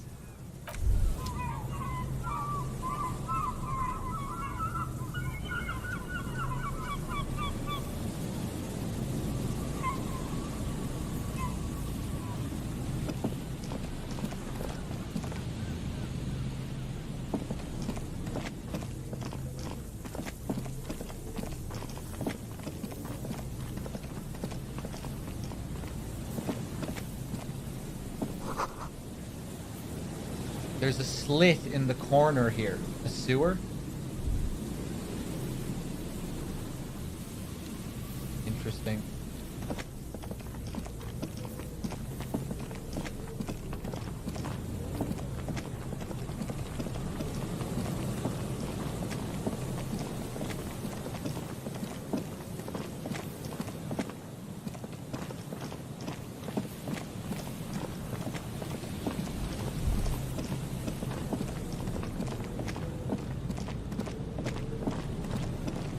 Okay. This guy.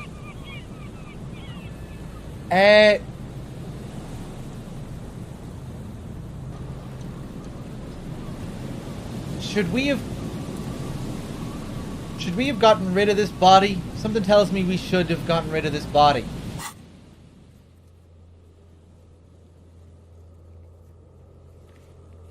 It's not on my list here, but I feel like we were supposed to call this in.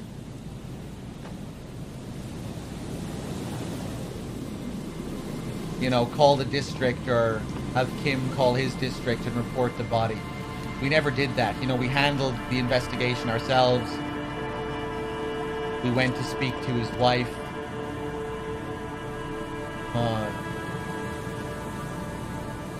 We'll go to Kim's car when we're back in Martinez and see if we can do anything about this.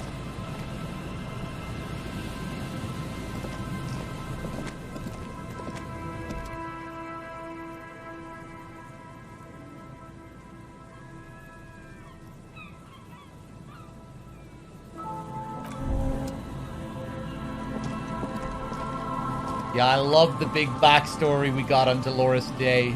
I'm sure there's so much I'm missing as well because I'm not doing an intellect-focused playthrough.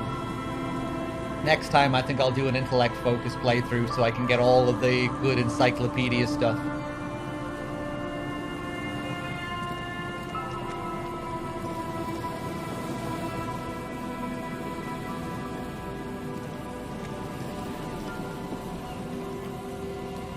Encyclopedia was your main stat list, if that really, so I bet you got loads of lore, loads of history.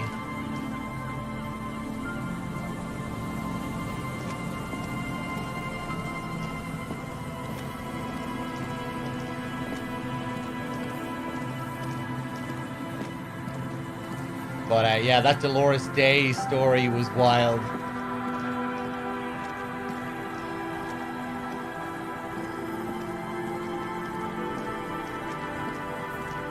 Like a cross between an ancient leader and a religious deity. Lots of parallels with the Roman Empire as well, I think. Obviously, the whole concept of Elysium, which was adopted by the Romans, I think.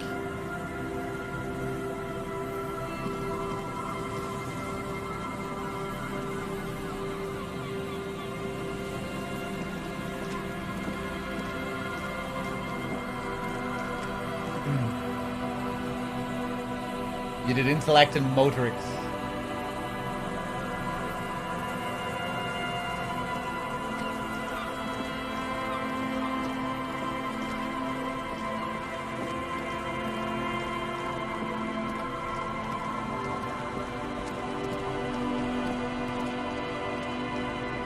Elysium is the afterlife for heroes in Greek mythology, yeah. It was adopted by the Romans as well, though.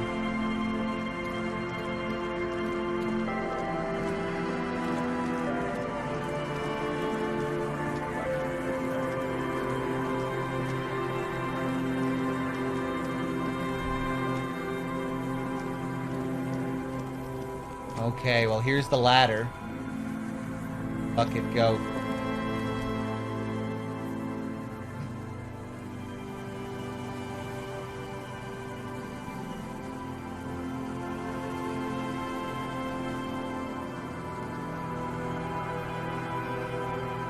Just how they described Revachol in the past, you know, when it was the capital of the world during the DeLorean era.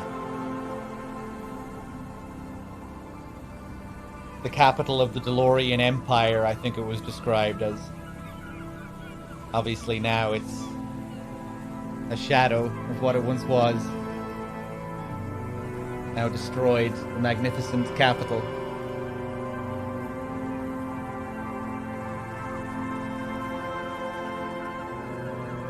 Storm, how's it going?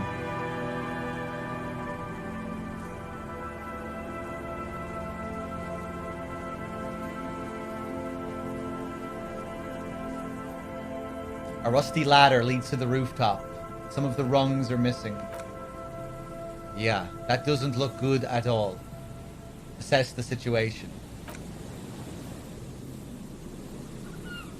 Billy as well, how's it going?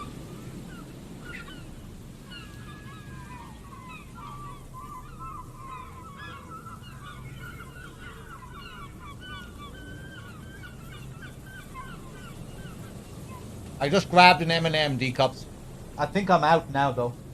Oh no, I have a couple more.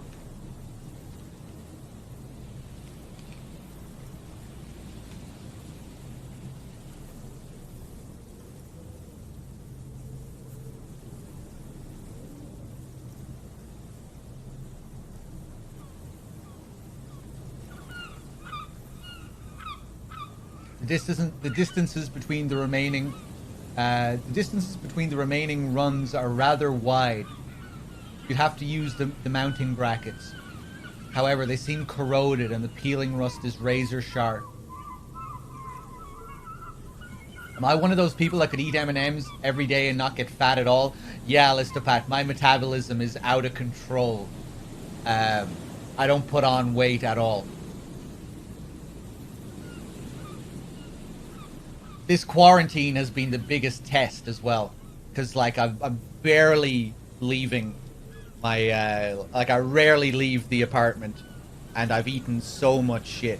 Like I've gotten so many deliveries, so much fish and chips, so much garbage, and I've barely gained weight at all.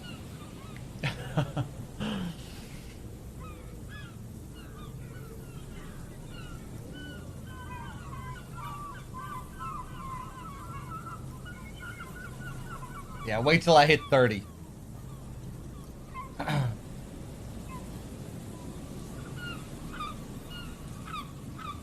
But regardless of weight, I think I will hit the gym soon.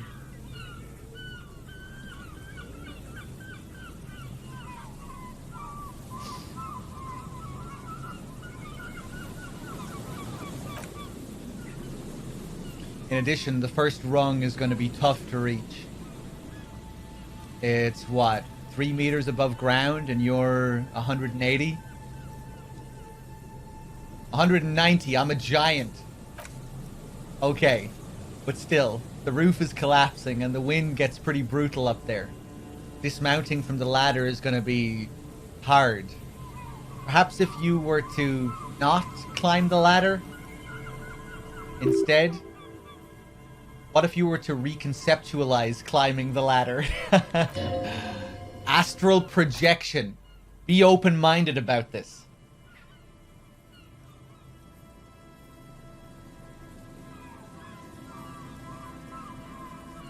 What if I don't climb? What if I just teleport? The lieutenant stares at you stone-faced. Teleportation is not a thing. Come on, Kim. Where's your adventurous spirit? This really has nothing to do with adventure. We're dealing with basic physics here. It won't hurt to try. Oh yes, it could hurt. A lot. Ooh, savoir-faire check? I feel like I rarely see a savoir-faire check.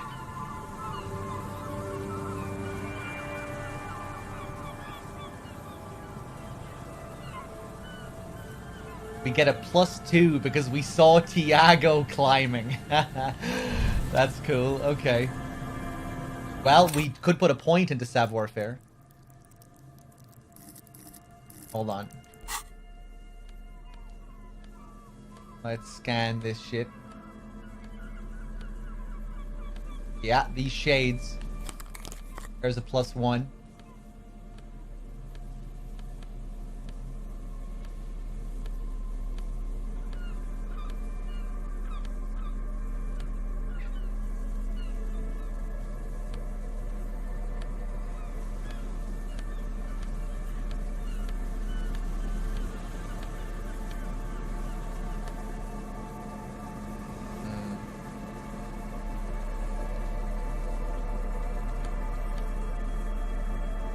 Oh, the gauntlets give me +2 interfacing.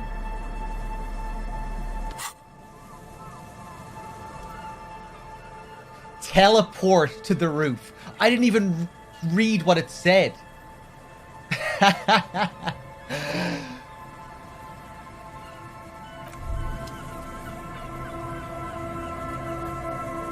Okay, no save scumming. We'll put a point in savoir faire as well. Why not?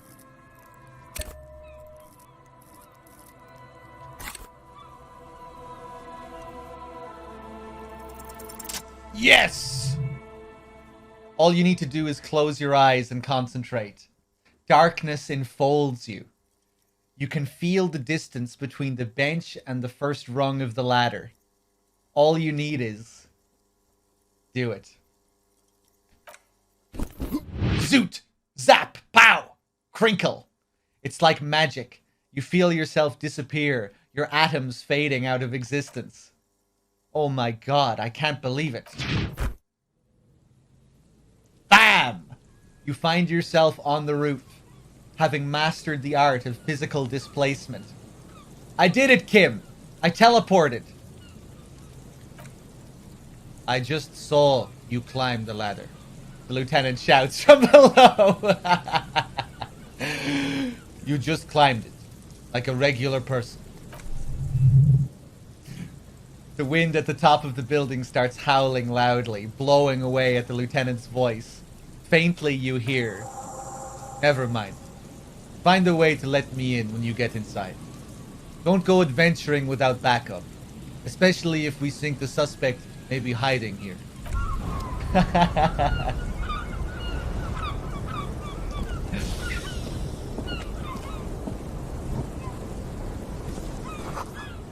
The central support beam has been destroyed by artillery fire.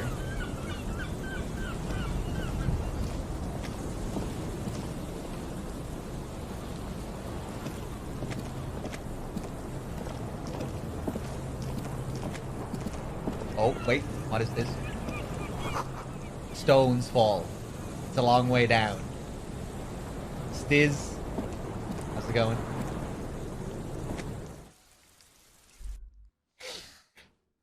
Okay.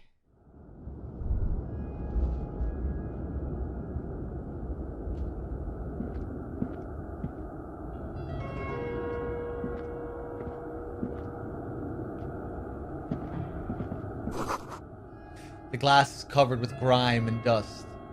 You can barely see out.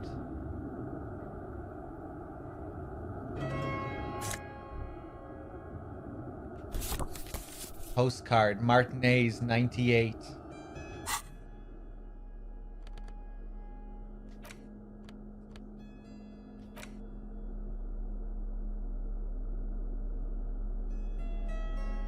A faded picture postcard from the end of the last century shows Martinez as was before the revolution. It's the height of summer. Rue de Saint-Ghislain is teeming with parasol-wielding bourgeoisie and wild pines flags buttress the walkway. Nothing is written on the back.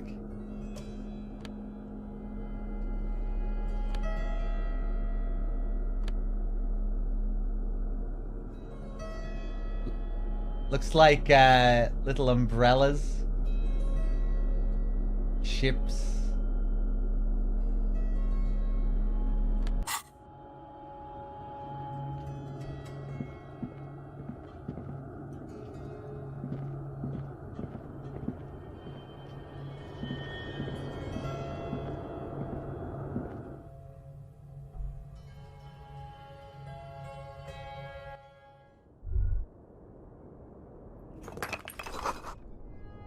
You should take out your flashlight.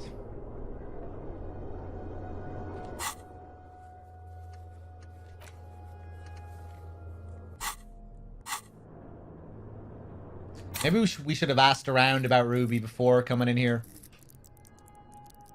Should have interviewed the homeless guys just to get as much information as possible.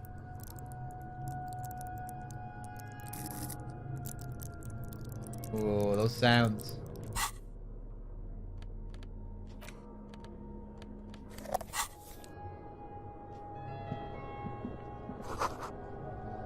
Antiquated office furniture. Last century, maybe. Brought down and forgotten so long ago. Its collapse nearly sealed the basement. One can barely squeeze by.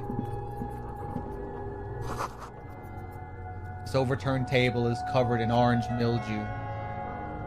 Crawling with something.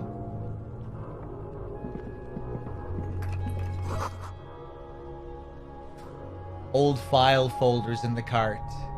Documents silvery with mold. Oh, the music here, man.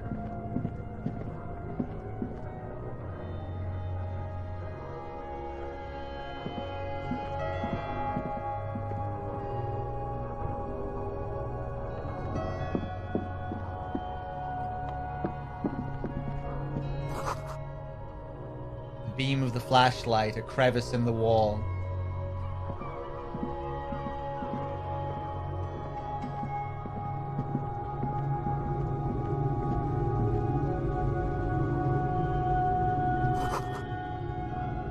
Stale fabric smell and dust. No one slept here in months, maybe years.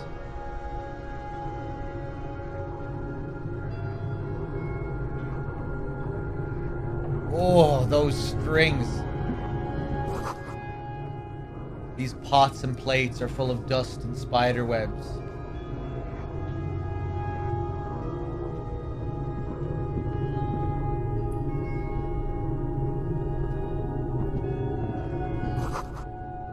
Revolutionary propaganda on the bunk bed. Ancient flyers and brochures.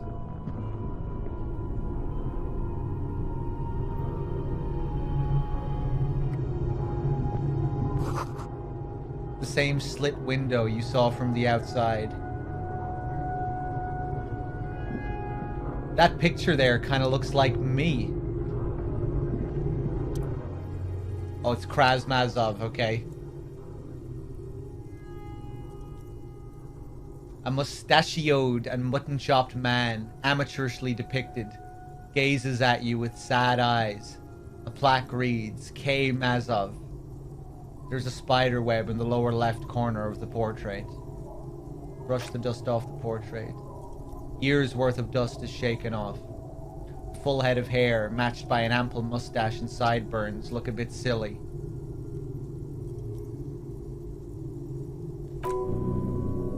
Someone crouches, heels digging into wet sand. Hands sweep across the sand, grain sticking to the frayed skin of the fingertips. An old man sits on a slab of concrete and taps his fingers against the glass of a scope. You shudder.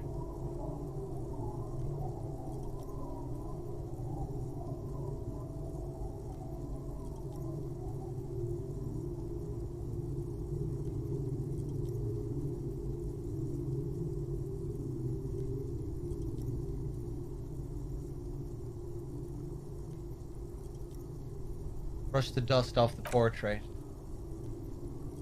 Years worth of dust is shaken off. The full head of hair, matched by an ample mustache and sideburns, look a bit silly. Kind of making me think of is that the sniper? A description of the sniper? The person who killed the mercenary? I don't look like Krasmazov, no.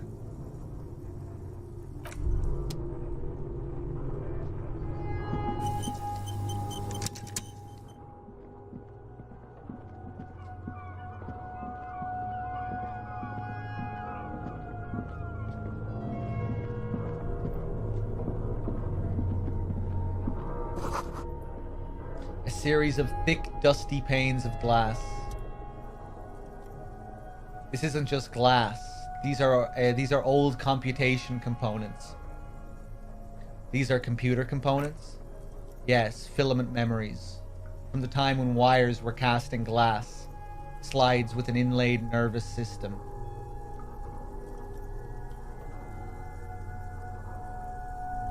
How'd they do that and why?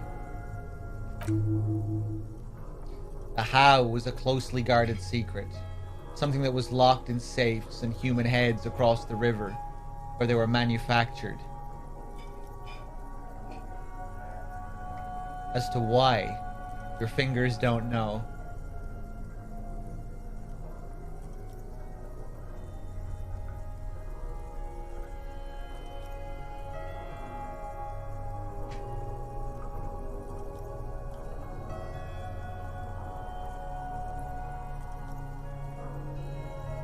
Okay.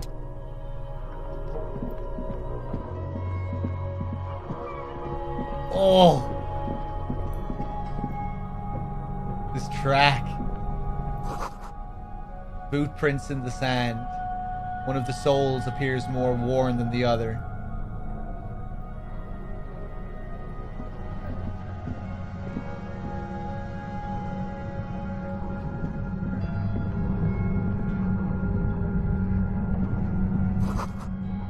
Tunnel collapsed. You'll have to find another way around.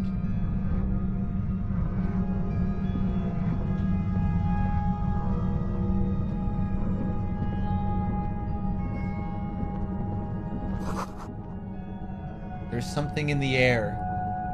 An unnatural buzzing. Oh. I can hear it. Or I did hear it a second ago. Oh, what is that? There's some weird noises in the background, some, like little bits of static. It sounded like a voice, like a warped voice for a second there.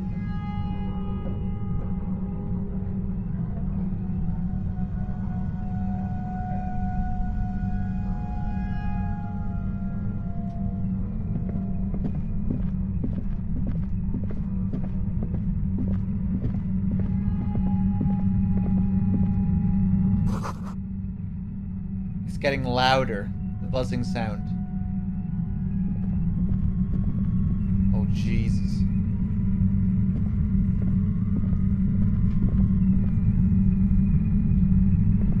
The pail.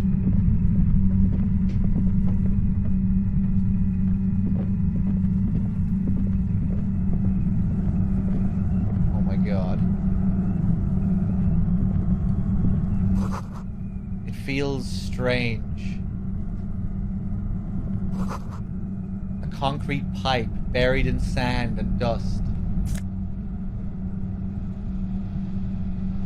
Polar anorak, +1 composure, +1 shivers.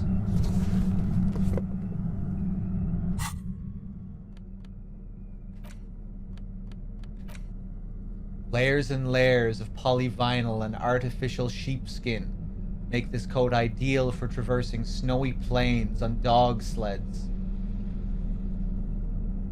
Somehow you knew it would be waiting for you underground, in a sunken pipe, and you found it. It's as if the city gifted it to you to keep you safe. Fuck it, I'm putting this thing on.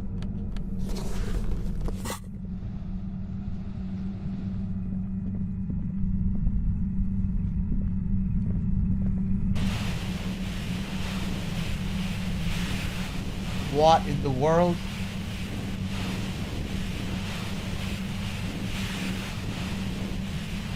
Ruby the Instigator. Suddenly your entire body is paralyzed. Aggressive white noise fills your skull. Strange pain like you've never felt before.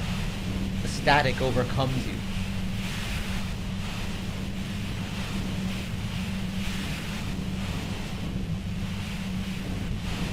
Game over. The darkness takes over as you feel yourself slipping into an unknown mute state. Oh, it's death. This is the end.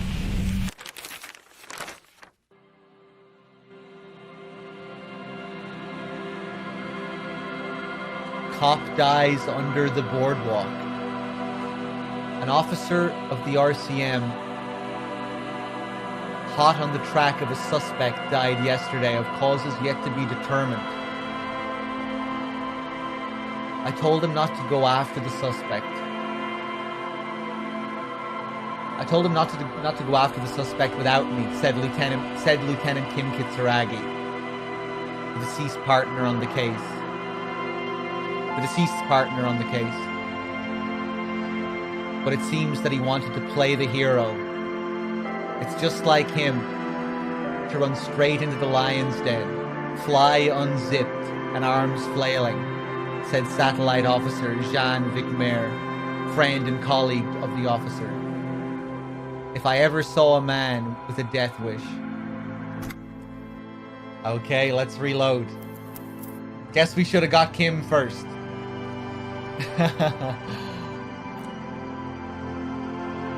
That was wild though, okay.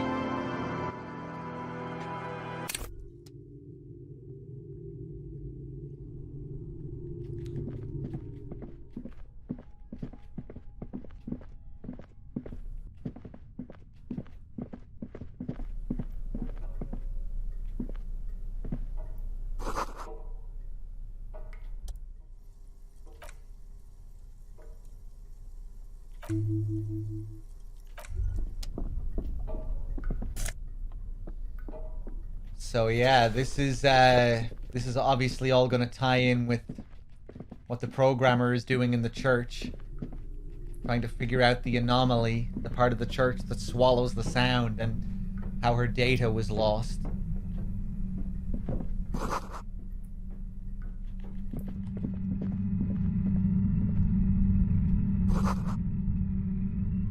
Tunnel collapsed. Okay, let's go back up.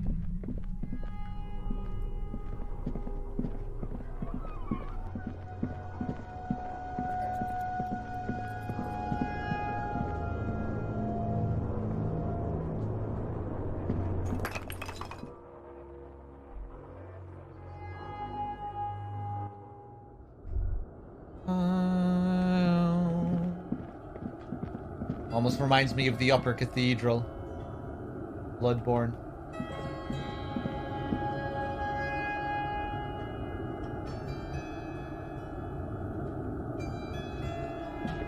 So, hold on. Not sure where where the door is here to let Kim in. Ah, Kim! I didn't see you there, man.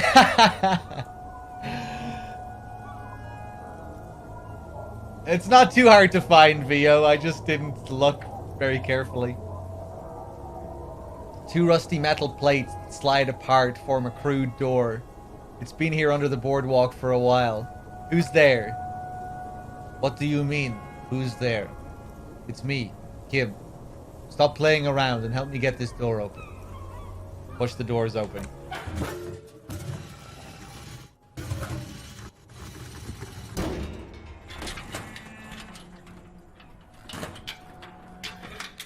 The doors seem to be on rails, but they've gotten jammed. You grab a side and put some strength into prying it open. With the help of your partner, the two metal panels slide open with a creak.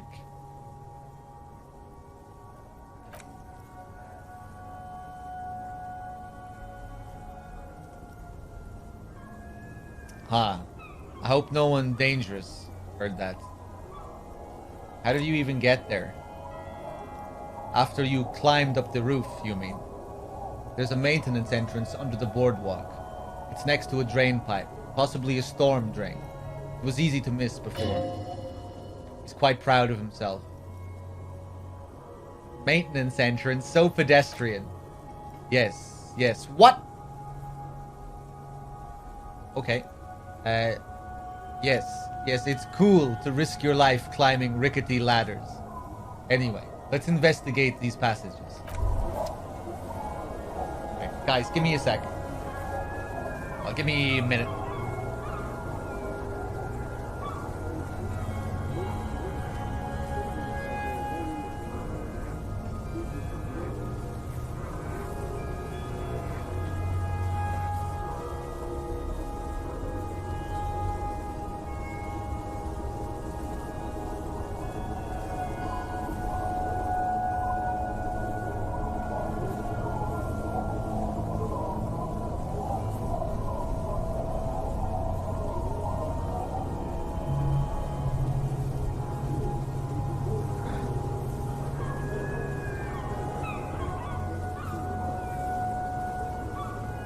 Okay. Oh man, those strings. I love it. Big fat double bass sounds like.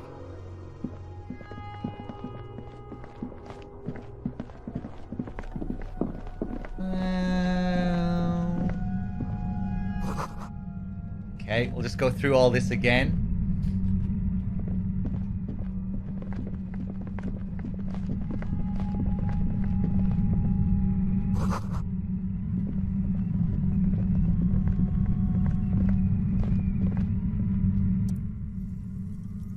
Here we go.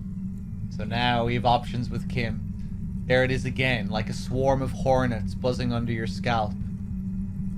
A strange tingling you can almost smell. Lieutenant, do you feel something? No. What do you mean? Pain, a strange tingling. I don't feel it, but he looks ahead beyond the arch. We should still be careful. There were footprints back there, and I'm pretty sure they were fresh. Hold on, you really don't feel anything? No, but you're the sensitive one. I saw them too. Footprints with the right sole worn smooth. Looks like our suspect. If she's in here, we need to plan our next step carefully. What do you mean? He lowers his voice. Once we detain a credible suspect, who knows what the Union and the Wild Pines will do? We'll set in motion events we have no control over. Keep calm. Go over the whole situation in detail. Storm, hello.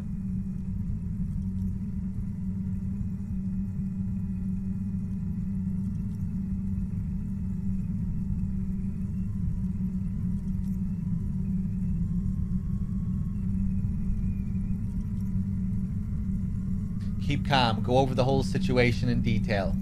You've met the Union leader, but haven't gotten any info from him. Maybe we should talk to him more first?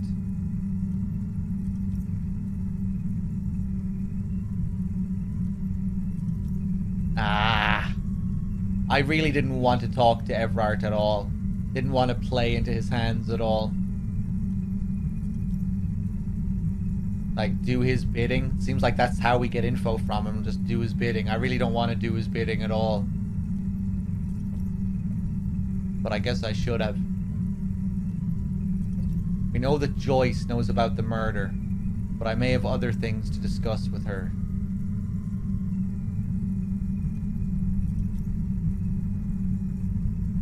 Right, this is like point of no return here.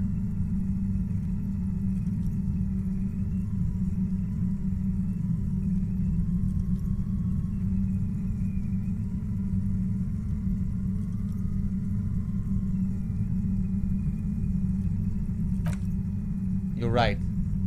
However corrupt he may be, nothing happens in Martinez without him knowing. We might have to dirty our hands, but in this case, we can't afford to be squeaky clean. Go back now?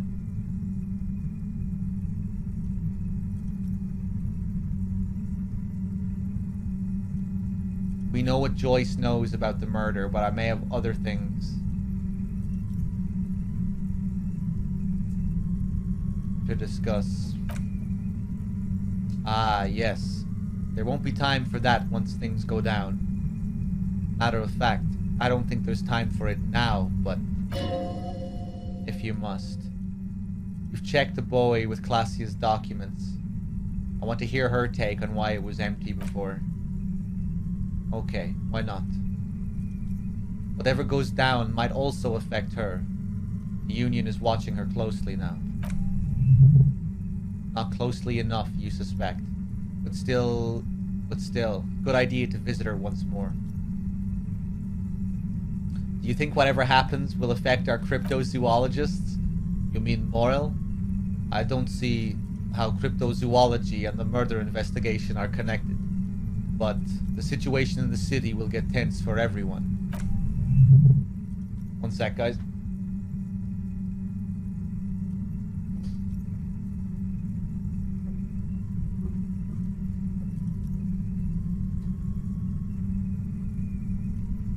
How bad do you think things could get? Well, we're not responsible for what we can't predict, are we?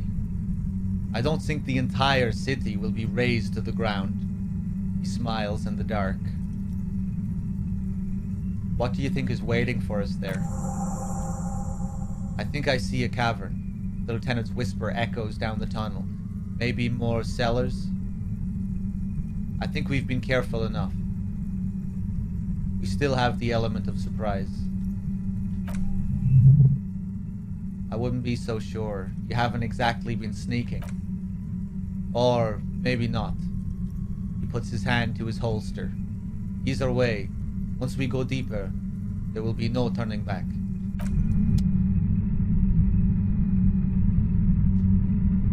Okay. Fuck. Well, I guess we'll go back then. Fucking Everard, man.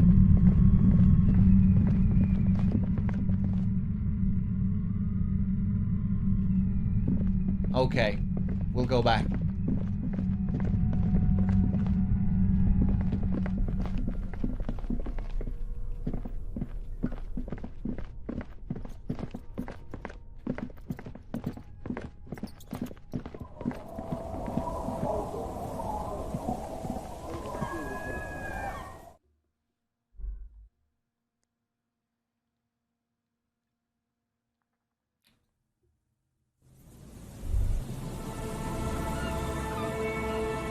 You don't have to do anything. I'm aware. I'm aware I can keep going. But I want to get as much info as I can. That sequence there is really making me want to go back, you know?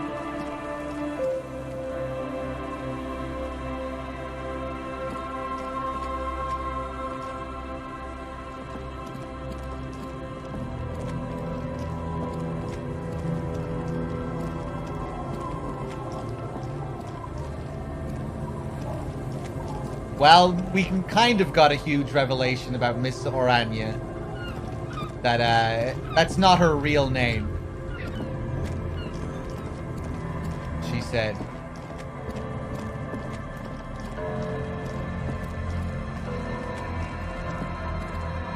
But the biggest reveal we got was, we got information on Ruby, the 8th Hardy Boy, the female Hardy Boy. What is going on with the visuals here? Hold on, let me reload. Let me save and reload.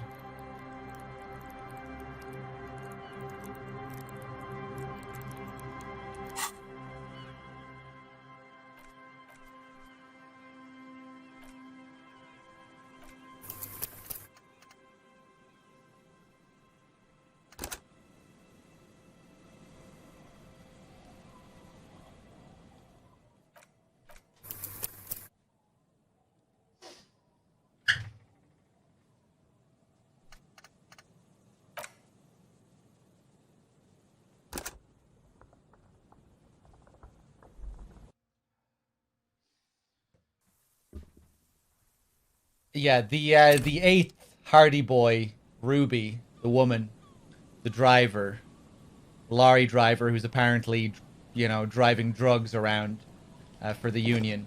She's our prime suspect now. Although, I'm not really sure if she did kill the mercenary. But, yeah, we're going after her. We're trying to find her. And we know where she is now. But the game just told us that this is basically the point of no return. If we go and talk to her, we might not be able to do the rest of our quests.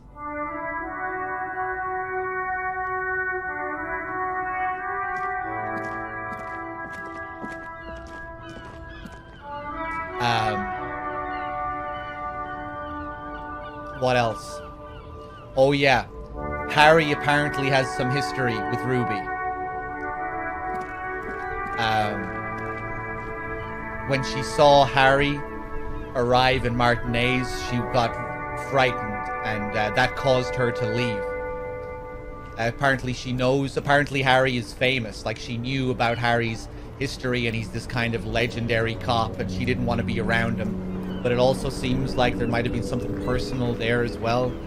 So there's this mystery surrounding Harry and his relationship with Ruby. And obviously Harry doesn't remember anything.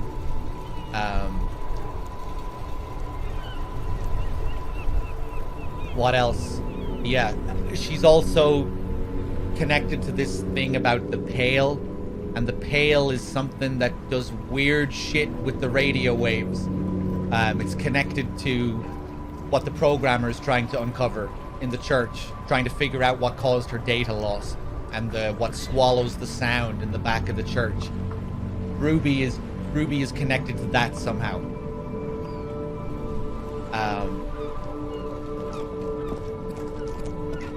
And when we died a few minutes ago just as we encountered Ruby.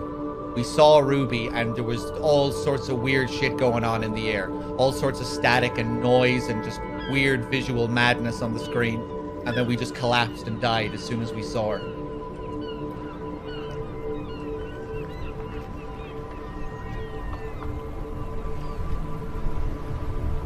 So, yeah, I think that was the Pale. Whatever we experienced, I think it was the Pale.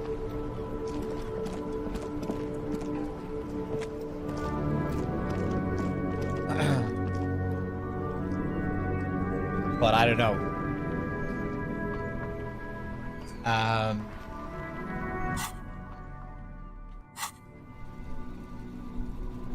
Okay.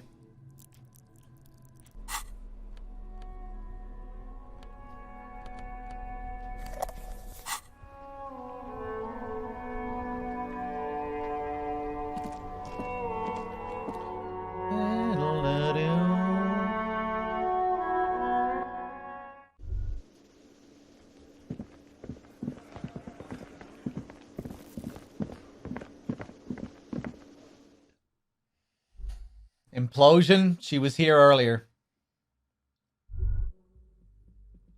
She had to go. She said that she'd probably miss the rest of the stream.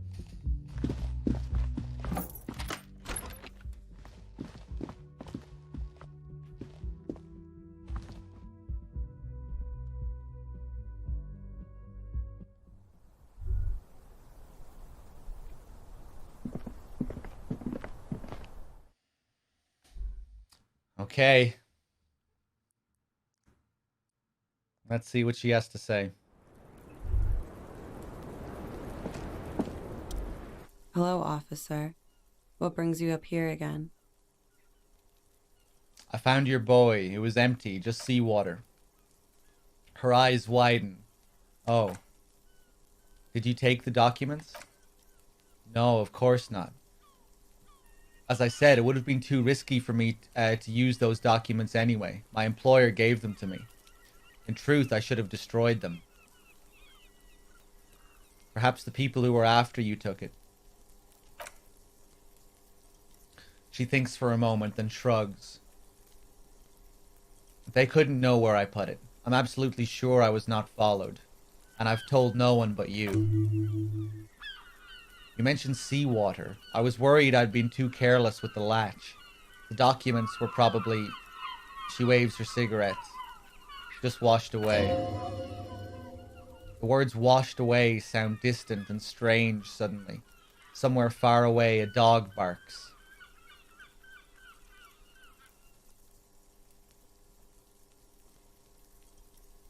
I think the washerwoman said that Ruby had dogs that she left with her dogs. Oh yeah, we found out that Ruby was staying in the shack that we were sleeping in as well. In the fishing village.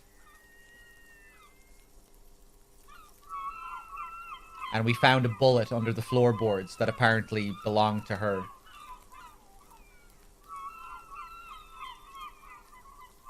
Let's get back to those lies you told. Lies, she repeats, then trails off. It's unclear what she intended to say.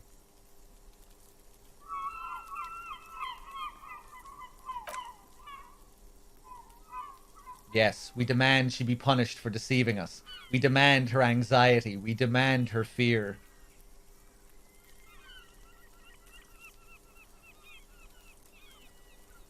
What if I told you you're under arrest? But I haven't done anything. She backs up against the railing with a forced smile on her face. Anything illegal. Failure to aid a police investigation. Fucking mind games. Enough.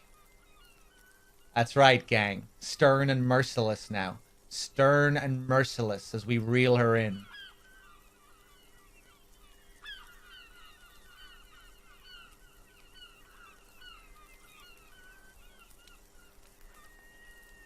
Failure to aid a police officer. You've wasted our time in a time-critical investigation. Oh, fuck. I didn't mean to do this. The lieutenant produces a pair of handcuffs. Please, no. Her eyes become round with fear. She tries to back further off. Fragile, unshielded, her voice is thin and tired. I think I know who did it. Who shot Lely. I can tell you. I can help you. Well now. What do you know? Who shot him? She's silent for a second, as if looking into herself for certainty. Then in a hushed voice, she says, gearing up for this betrayal is hard for her. Ruby. Okay. Why do you think it was her? She has this thing for me. Ever since I met her, I was just thinking, yeah. Like, how else would you, if it is her, how else would you explain the peephole beside the room? Ever since I met her and the boys downstairs, she's been pretty frank about what she wants. What she's saying is sex and more. She nods. I made the mistake of confiding in her. I told her I was on the run. She started protecting me. It became an unhealthy relationship. When I started spending time with Lely, she says in a near whisper, she told me to end it. Said there would be shit if I didn't. It was not a good meeting.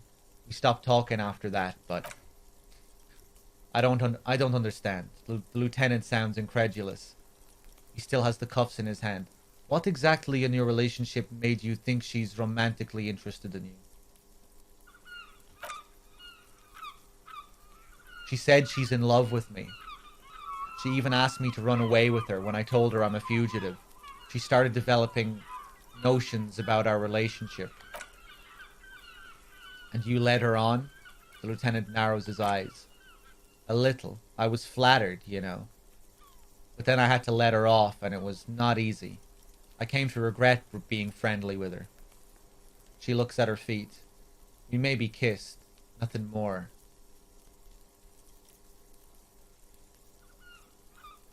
Sounds like she was fixated on you.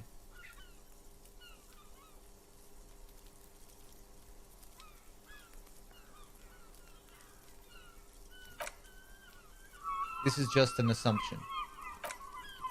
I know what it sounds like. That's why I didn't want to tell you before. She raises her eyes to meet yours. But she knew what had happened when I came downstairs. Ah.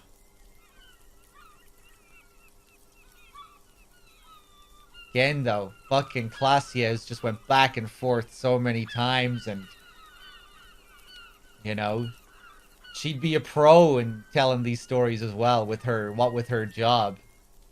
It's her job to fuck people over, to tell lies.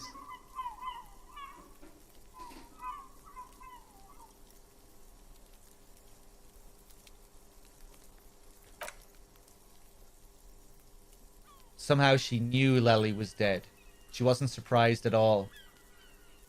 When we came up here, she was calm as a stone, too. She cleaned it all up like she had a plan.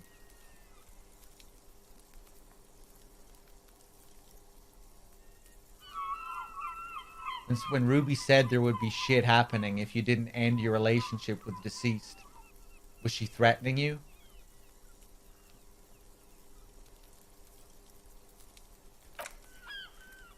She came over one night, drunk, said she turned my life into a living hell. I've been threatened before, so I can tell when someone knows how to do it.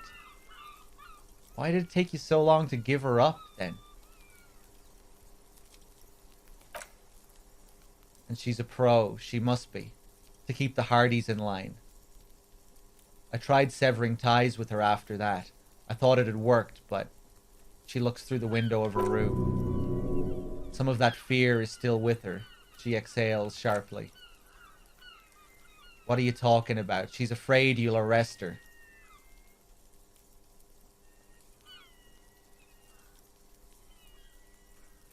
And how could she have killed him? You've been through there, right? I saw you come out. She points to the door that leads to the pinball workshop. It leads downstairs. She could have come up. She could have come up to the roof through that, then made the shot right here, where I stand. It was dark outside. I wouldn't have seen her. Then slip back downstairs without anyone noticing. That is possible.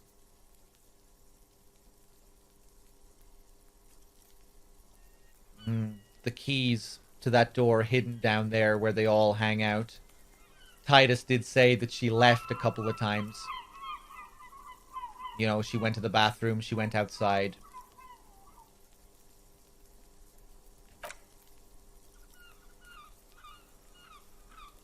Interesting theory. Did she know the door exists? Had you been out here with her? Yes, of course. She's been up here many times. Jacking private stations off the ring antenna. She used to come here to drink on the roof with me. Before it got weird.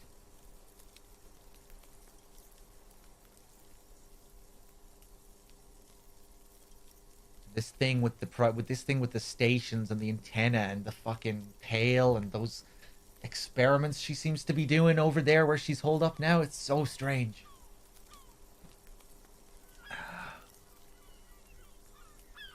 Okay, that's it for Ruby.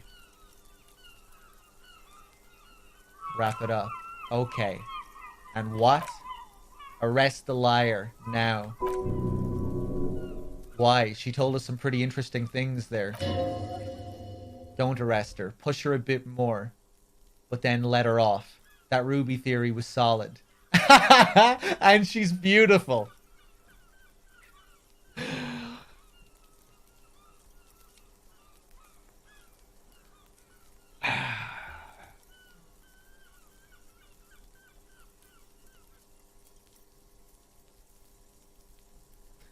Who? Her. Stop letting her distract you. Oh, man. That's all good, but I think we should still take you in, just in case.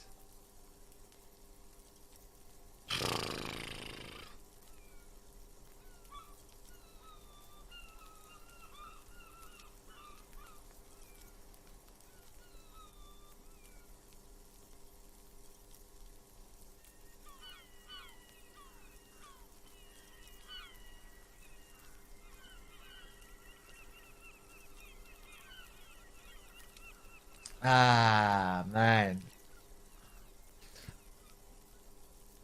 It just seems too easy, you know? We're gonna go to Ruby and that's it. We're gonna find out that she... Like, well, there's obviously... If she killed her or not, there's obviously a lot more going on with her. With all this pale business. Whatever that's about.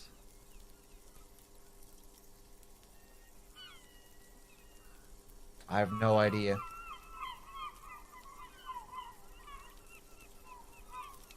Okay, I'll keep you here, miss, for now. Yeah, I'm not gonna arrest her.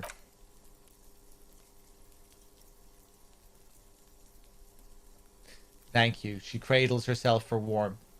Thank you. You won't regret it. Something tells you you will.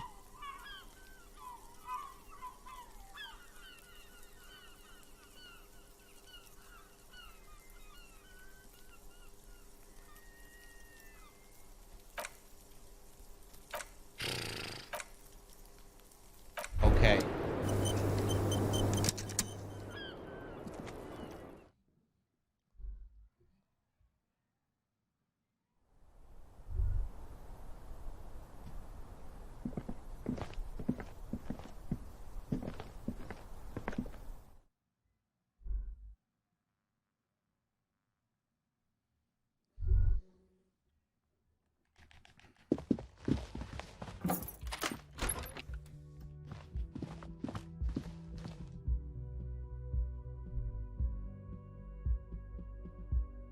Okay, let's go to Joyce.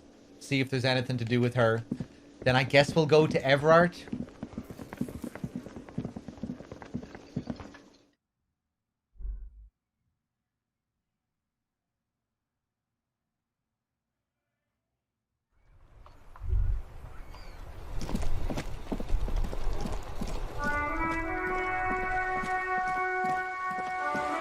Hey, see you later, Wexford.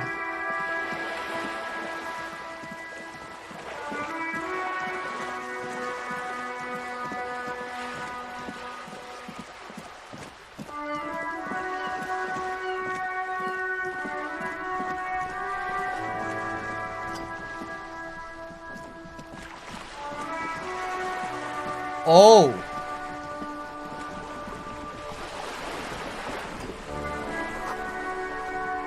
Went to the village on the coast, officer. See you there, Joyce. It says on a notepad. Oh my god, okay.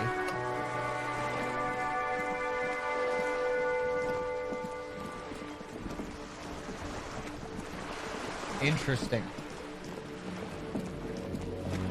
Okay, fuck Everard for now.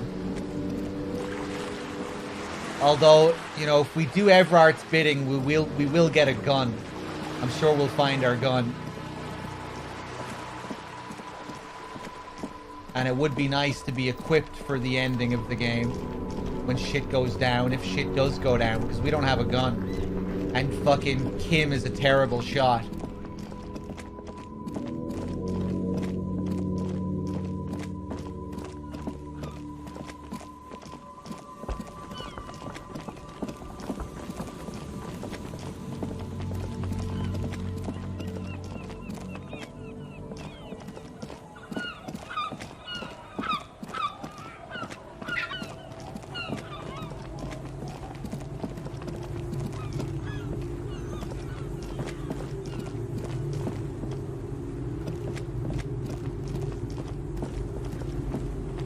Okay, let's ask the old woman if she saw Joyce. Our tenant, the policeman. I hope the waves don't keep you up at night. What can I help you with? Oh, when did this option appear? I heard she was a heavy drinker with anger issues.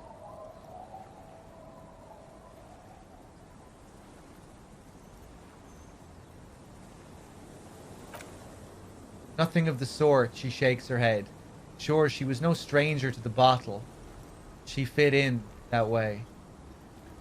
But I only knew her to have a beer on the beach while watching the sunset.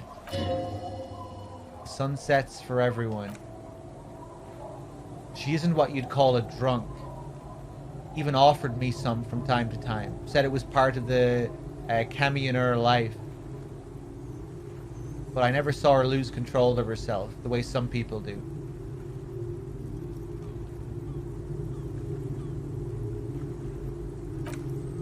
That's another thing as well.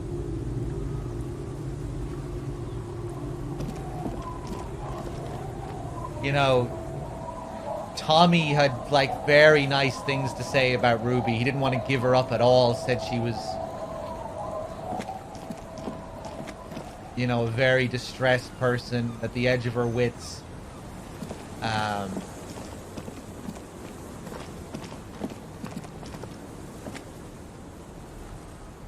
This woman here seemed to think she was very nice.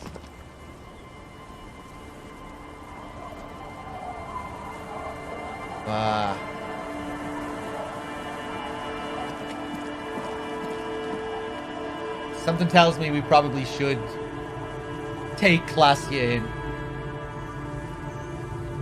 But, you know, she's so obviously suspicious. So hard to know. With her whole femme fatale shtick and her multiple identities and her job as an espionage agent.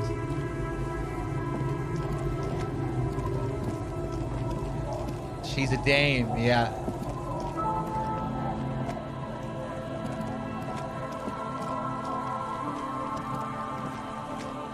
I just feel like, I don't know.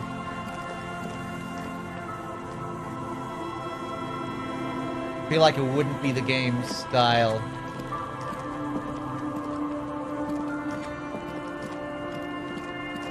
to have her be the killer.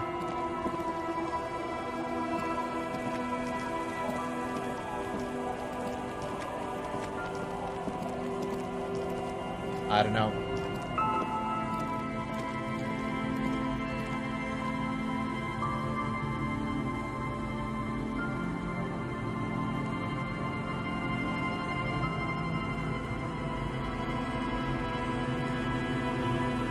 What happened in those ruins kind of ruined the suspense? You think so? Not for me. I mean, we know a little bit about what's going on there, but still not really. I'm still very intrigued to learn about what she's doing down there.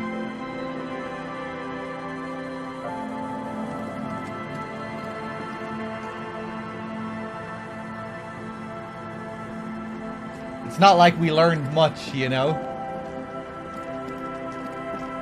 We saw her experimenting with some weird shit like we already knew. You know, we knew she was involved with...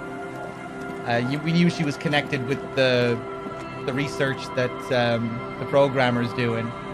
We know she's fucking with the radio waves and experimenting with that shit herself.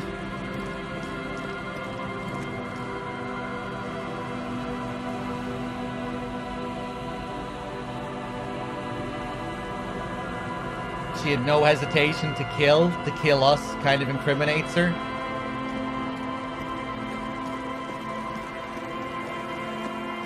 I'm not even sure if she was intentionally killing us there. I don't really know what was going on there.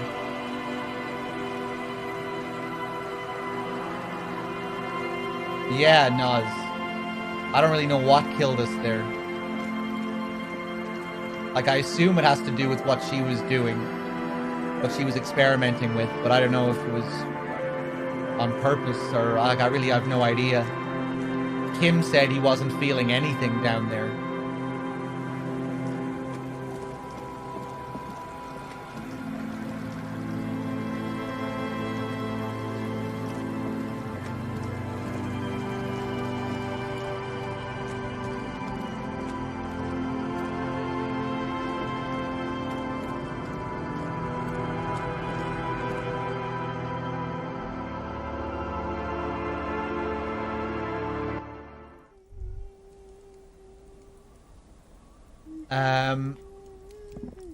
I didn't catch the very end of that note. Hey, Phionisis, what's up?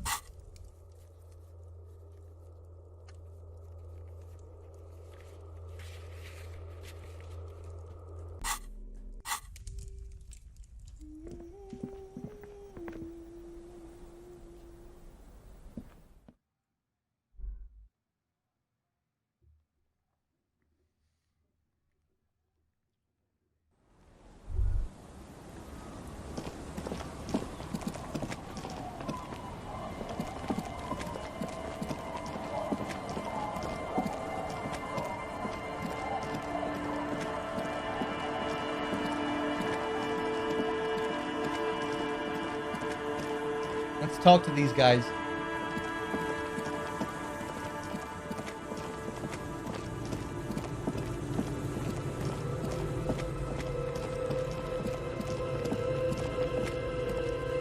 Tequila Hold up. Sunset. You stop mid-step and put your hand on the garish necktie. That bottle, Bratan. Just look at that bottle. Where? Bottle? What? In this drunk's hand, on the pipe there. Glowing blue. A mysterious otherworldly blue. Filled to the brim with holy mysteries.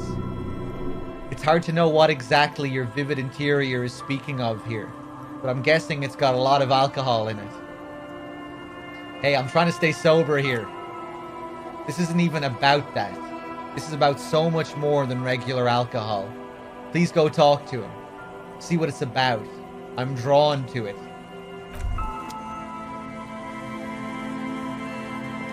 Don't call. Wake him up. There's no waking him from this stupor. His mind is elsewhere.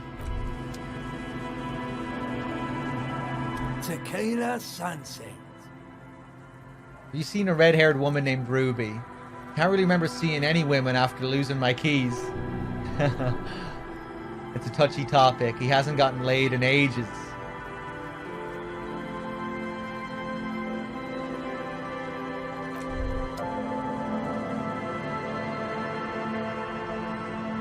Good to see you, friend.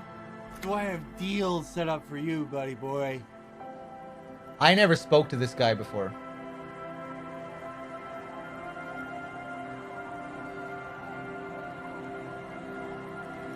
What are you talking So what about? do you want? I got smokes. They're cheap. Very cheap.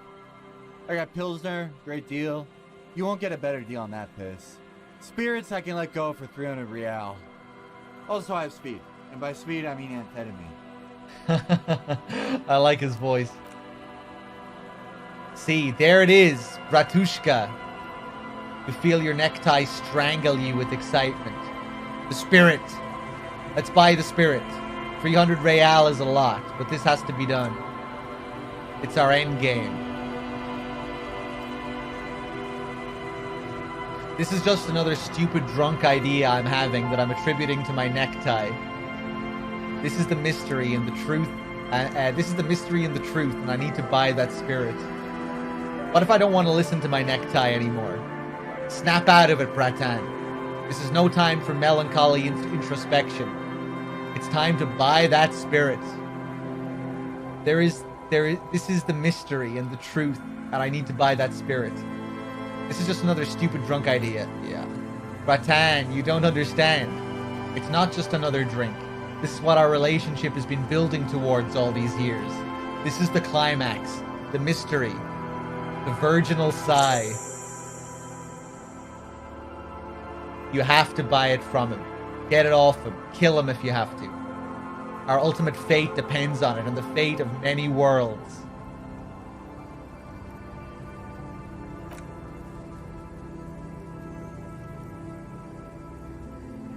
Yeah, Storm. Yeah, I'm not buying any of this shit.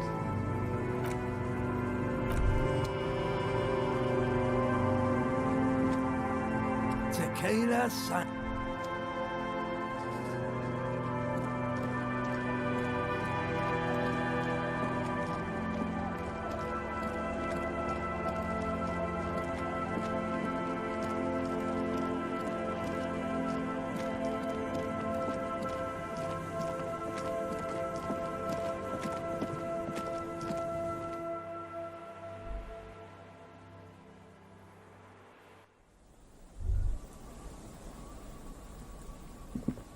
Hey, another thought in here.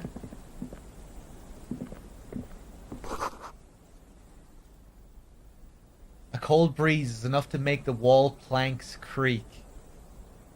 Ah! What is this? Postcard. What is this? Yes? Not you, Kim.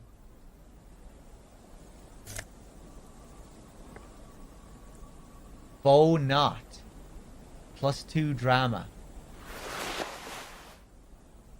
Maybe I just never checked here last time?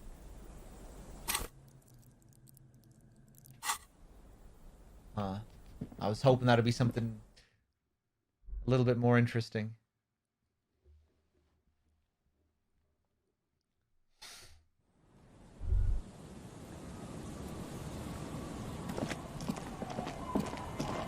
$300 dues. Wait, what?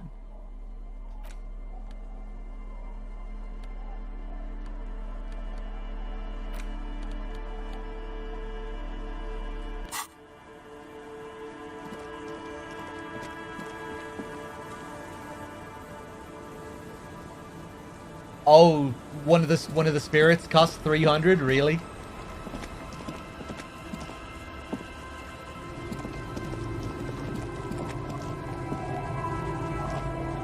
Ah, here she is. Yeah, I had a feeling. The sea's gonna calm down soon. I can feel it. The wind.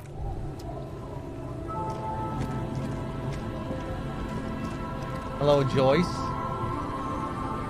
I'll just keep the cordially in the channel if that's okay. It's too shallow near the pier. Aye, ma'am. And it's a jetty, by the way. Of course, Jetty. I prefer a good Jetty to appear any day. Jetty. Hello, ma'am. Hello, detectives. She fastens the end of the line around the post and straightens her back. It's good to see you here. I only just arrived myself. What brings you here, madame? Nothing, really. I've had my eye on this jetty for weeks now. So I decided to investigate it personally. This cluster of buildings isn't on any of the official maps, as far as I can tell. So how do you like it here? How do I like it? She casts her gaze toward the village, slush melting on the cinder blocks. Construction work left half finished 10 years ago.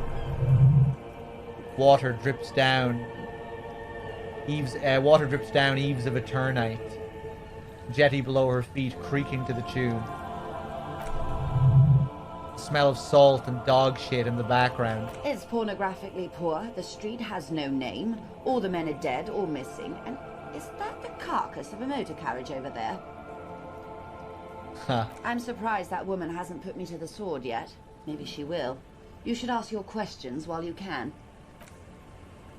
Dark eyes survey the coast leading up to Martinez. Dull grey metal rests in her scabbard. A sword. The wind is too loud for her to hear. Fortunately for you, madame, the RCM is on the scene.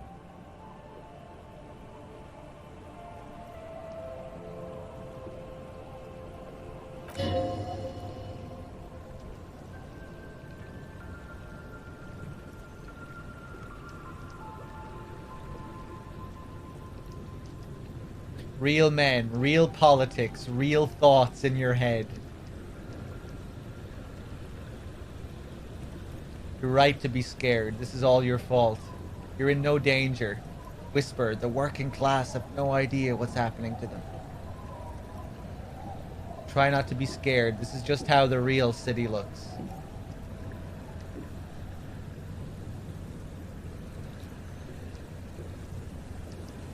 Place is doomed either way. Maybe. She leans against the railing, looking up at the grey sky. Above you, there forms a quilt of altocumulus clouds twisting into each other. The wind tugs and stretches them over the bay. Their cloud shadows slide over the ruins of Revachol West. Wherever they pass, the temperature drops slightly, but perceptibly.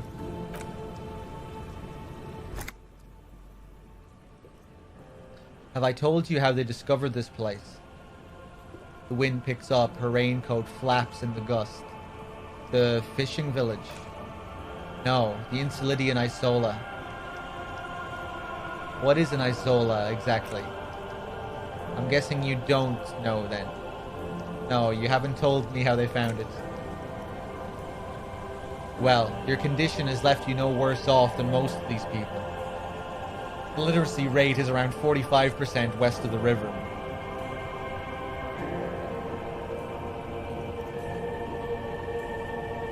"50 years of occupation have left these people in an oblivion of poverty.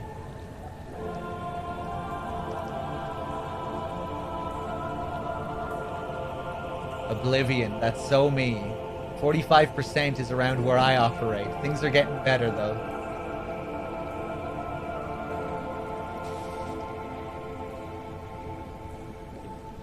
Yeah, I was thinking that obviously explains the children and Lily, her speech.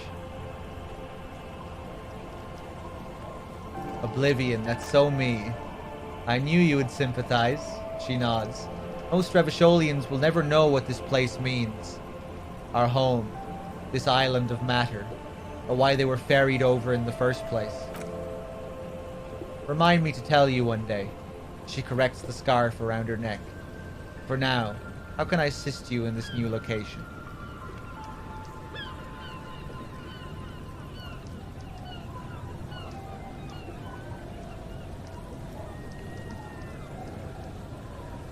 Tell me now, we have time.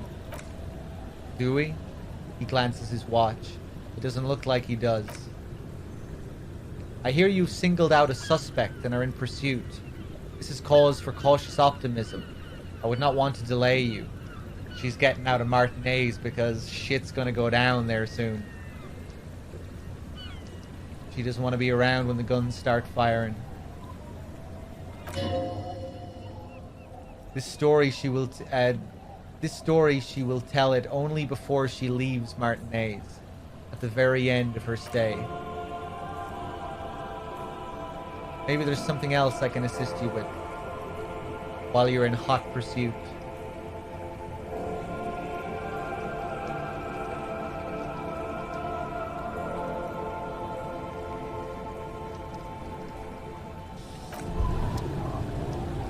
Okay.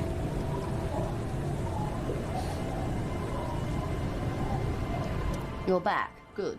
What can I help you with?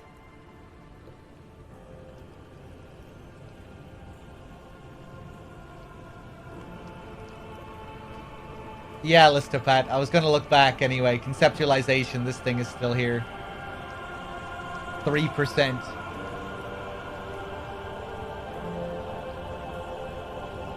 +2, Dolores Day.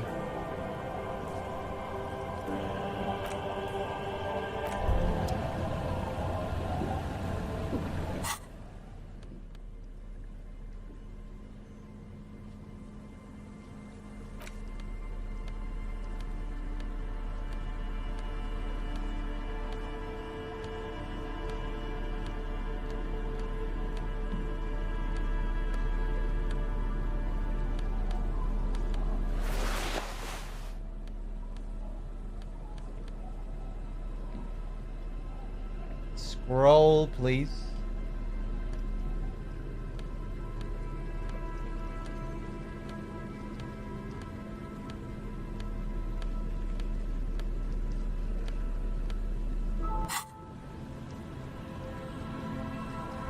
You're back. Good. What can I help you with? Still 3.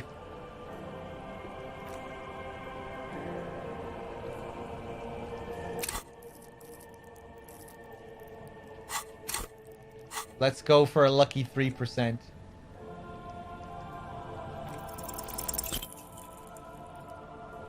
A strange coldness comes over you as you look at the world. The waves sway the sloop slowly. That's all.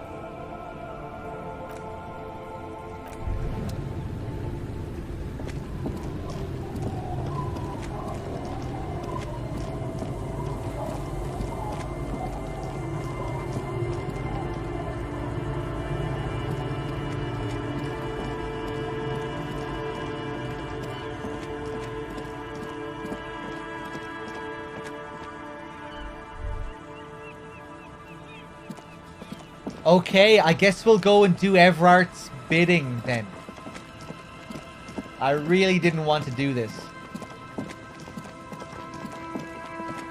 But if shit's about to go down, we should probably try to get a gun. And Everart seems to be the key to getting our gun back. Although I'm sure we can do it in another way as well.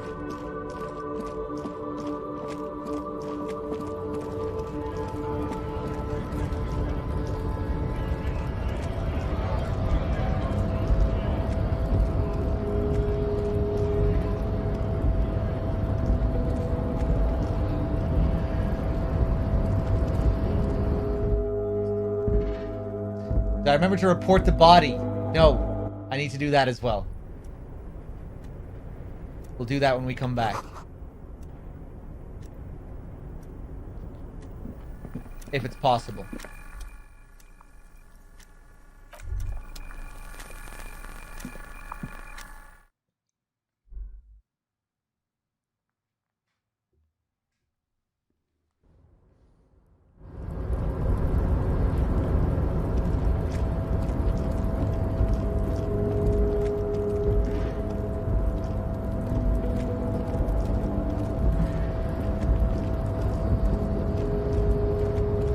Hold on, what was that thought?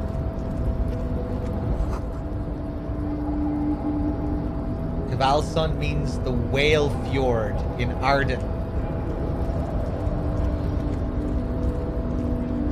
Hey, Hobbit, I'm glad. Cheers.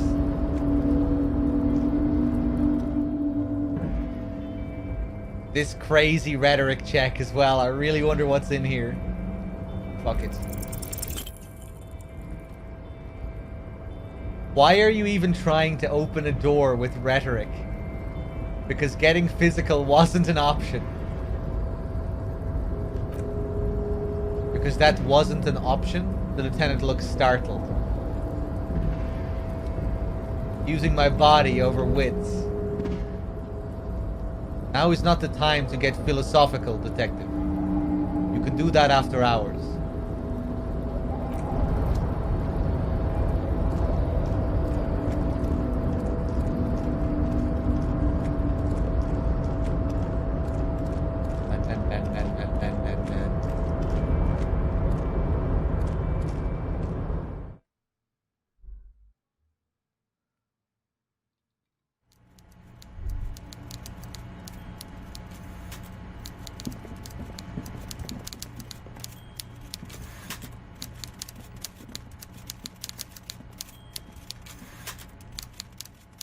Mr. Dubois, every worker is a god, right?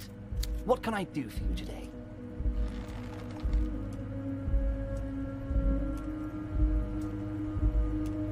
Oh, of course, I know where the door is. It's beside Kuno S. Yeah, it's up there in the yard. Behind where the victim was hanged. Okay, I'm reconsidering opening that door you asked me to open. Perhaps it will help me somehow.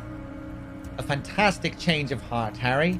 He rubs his nose. Go talk to Manana down by the gates. He'll brief you and give you the key. Just open one little door. You don't need to go in or anything.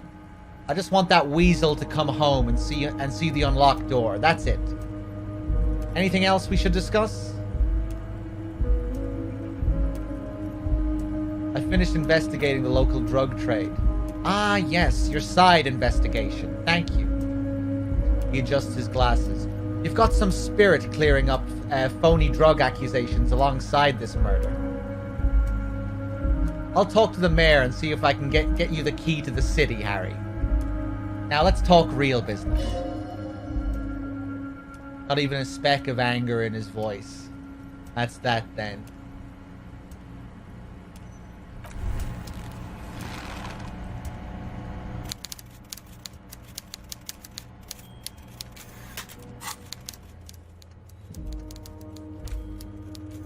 Open apartment door for Everard. Everard asked you to open the basement door behind the greenhouse. Yep. In the backyard. To intimidate the occupant. Do what you have to do. Everard has promised to give you info on the case in return.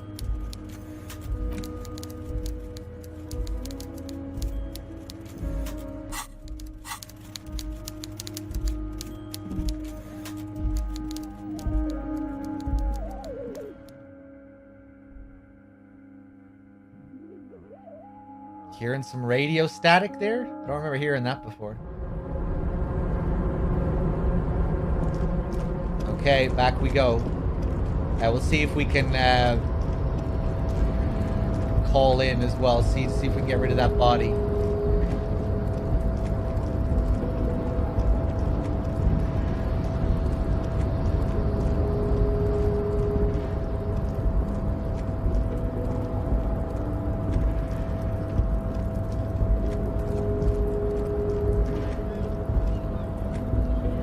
Yeah, there it is right there.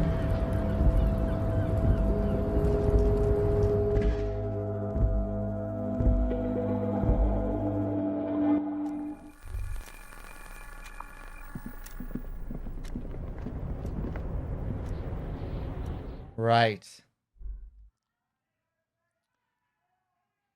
Just open the door. No need to go in or anything. And he has eyes all over this place, so he'll know if we do go in, I would say. So I think I'm just going to open the door and come back to him. And then maybe we'll check the place out later.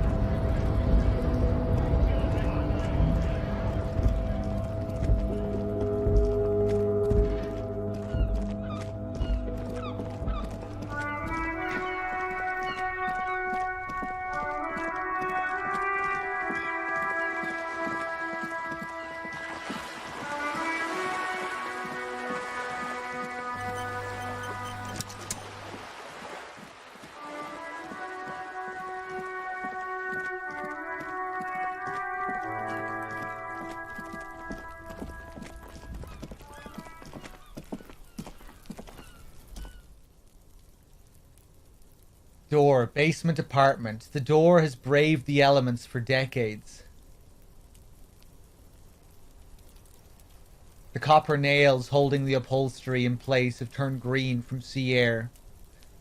And so is the knocker, shaped like a lion's head. The royal lion, Guillaume's kitten. This knocker will last a lifetime and then some. That's probably the door Evrart mentioned. We still need to get the key from... Oh yeah, from Mañana, I forgot. I thought he gave me the key. I forgot he said Mañana had it.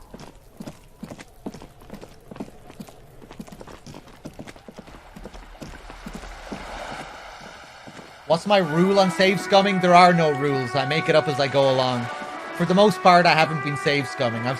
I save scummed maybe twice, 3 times in the whole playthrough.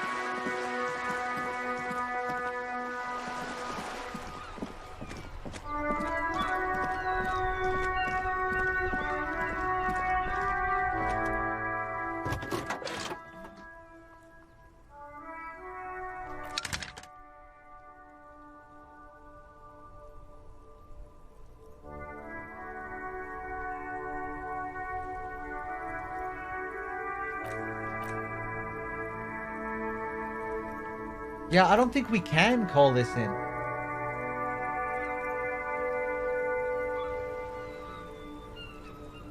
Heinous, chat, you can tell me. The body on the boardwalk.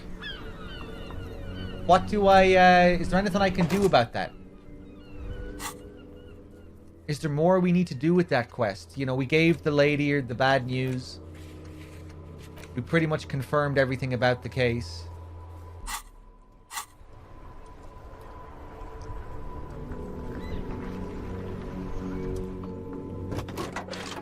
Kim's precinct, yeah, but... Oh, Lazarus, I guess? No, that's my therapist.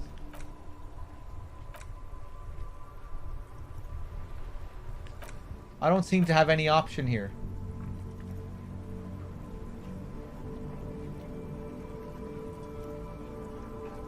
You were able to call it in? Did you call it in here?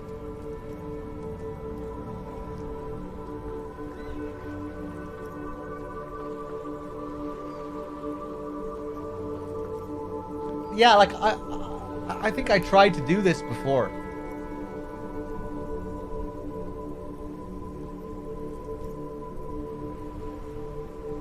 Oh, I don't know. Looks like we're leaving that body there.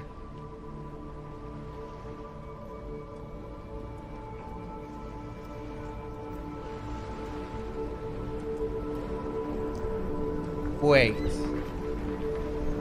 Maybe we promised the wife something, and I forgot about it. That'd be funny. Maybe we told the woman that we'd bury him or something. We just leave him there.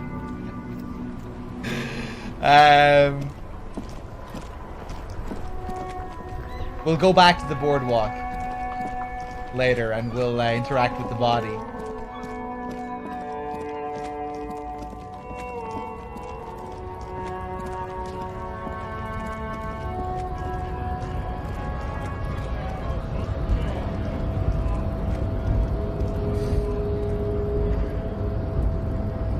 Hola, Wandering Man. How can I help you? Evrart said you have a key to a door. A key, huh? He runs his fingers through his mustache. What door is this key supposed to open?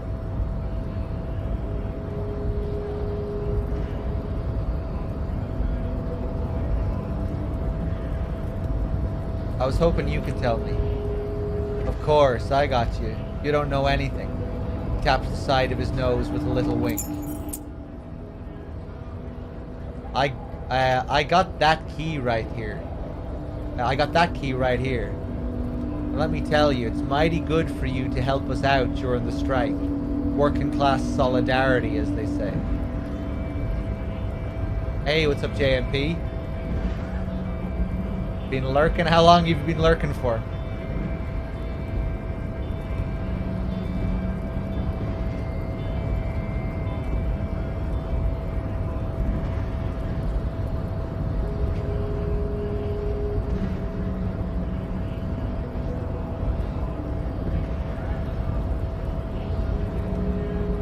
I heard something about a weasel, and it didn't sound like a local polar weasel, if you know what I mean. Polar weasel.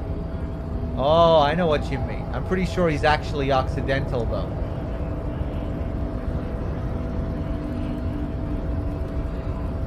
So you're going to be fratricide, my racist friend.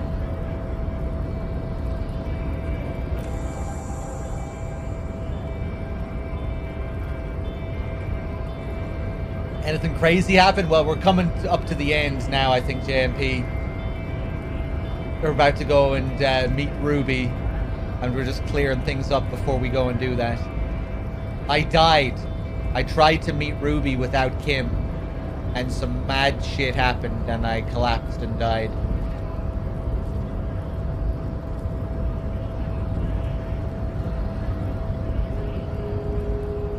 You know, so it has to do with what she's experimenting with, the Pale and all that mad shit going on with the radio waves.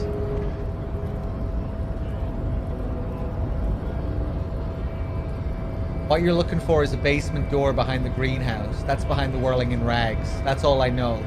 Our organization is what you call compartmentalized. I didn't abandon him by mistake. I just didn't see the door. Means we keep out of each other's business.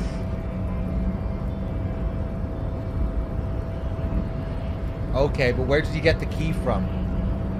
The janitor gave it to me. Nice fella. We talked about life and things that really truly matter. His gaze wanders off into the distance. None of this mess we're in, this jiving and juggling.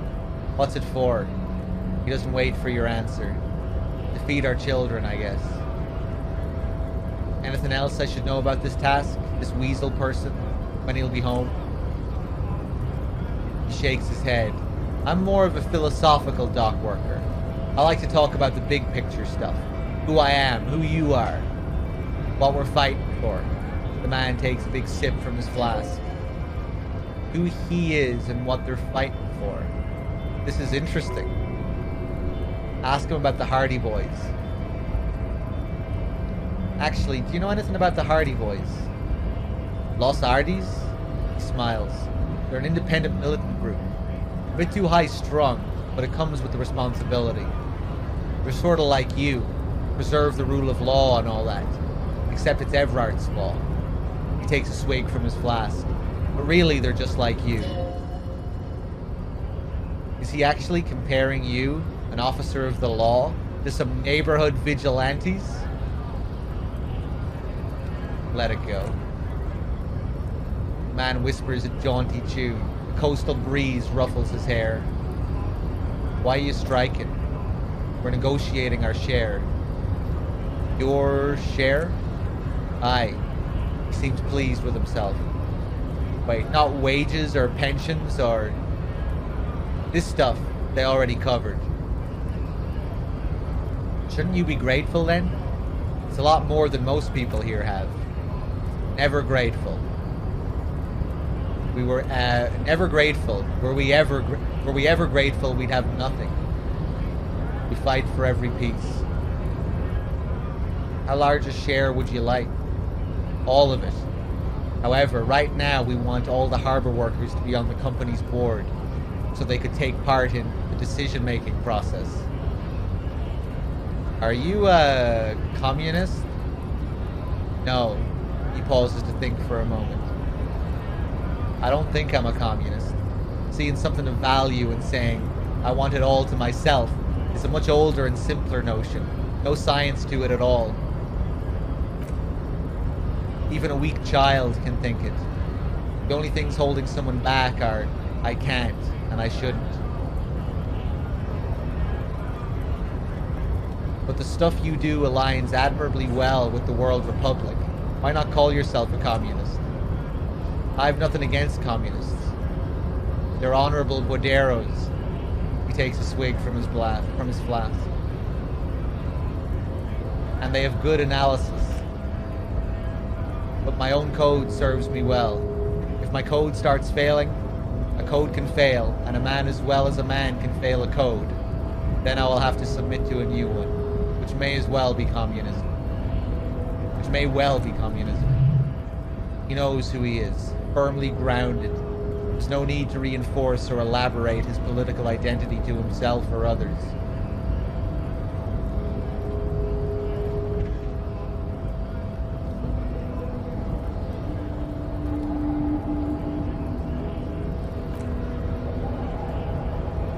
See, I'm primarily a lazy person. He looks very amused, as if thinking about some private joke or a mystery. The boss man Everard, what can you tell me about him? I think it's best you make up your own mind now that you've met him. He shrugs. In my eyes, he's a capable organizer and a decent businessman.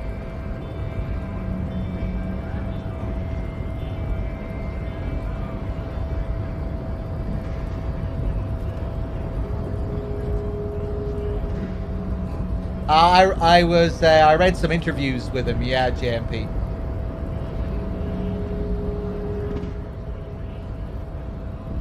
I didn't know he was in a band, though. Interesting.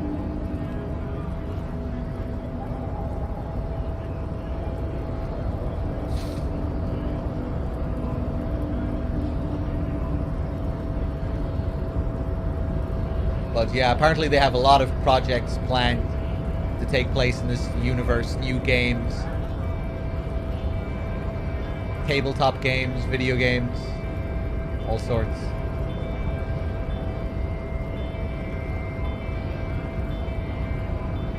What does bossing the Union entail anyway? I guess you kind of get to be the village chief. He oversees the harbor, makes deals with the owners or other relevant parties, watches out for his own. By that you mean corruption? By heavens, why would he not be corrupt? We live in a harsh and disordered world, see? And in this world, the old man is corrupt for our benefit, and we know it. Appreciate it, even. He is, personally, not too lavish. That desk seemed lavish to me. He's reasonably lavish, sure. That's his prerogative. It's not like you want a saintly demeanor on a corrupt motherfucker. That would be a manipulative illusion.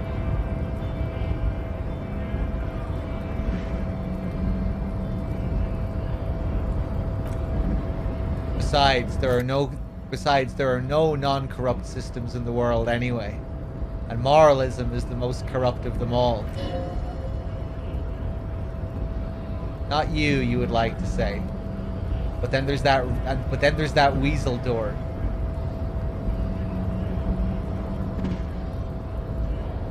Yeah, it is JMP.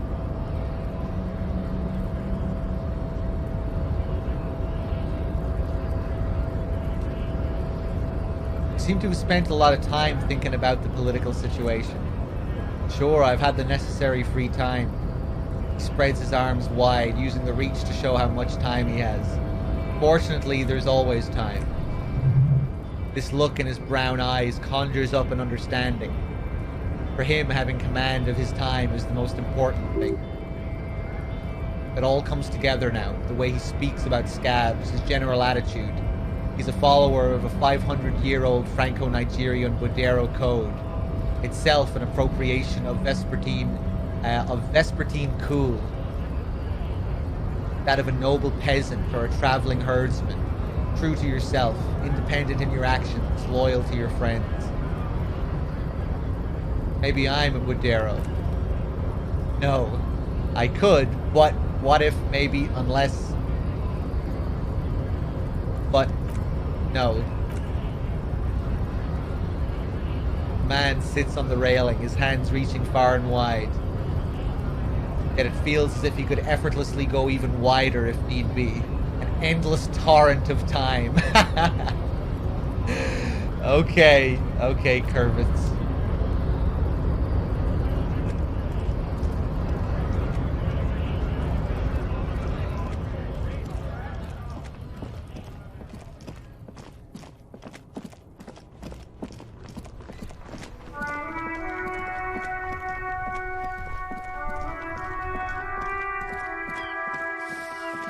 Okay, let's open up this door. And then I guess we'll go back to him.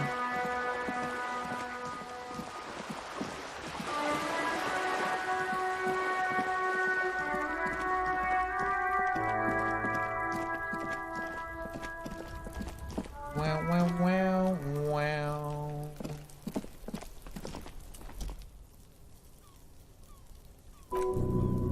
Press your ear against the door.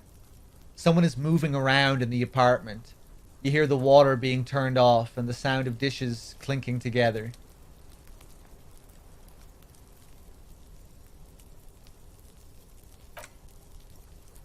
The key stops midway in the lock. Something's blocking its path. Not a sound is coming from the apartment. The tenant's key is in the lock. The lieutenant looks first at the door, then back at you, then signals you to back off from the door.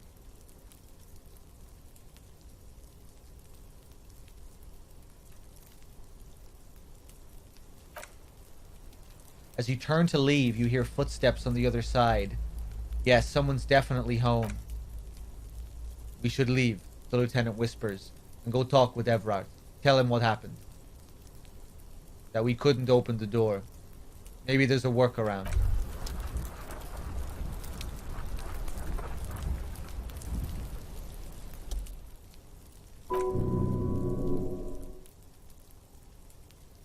Okay.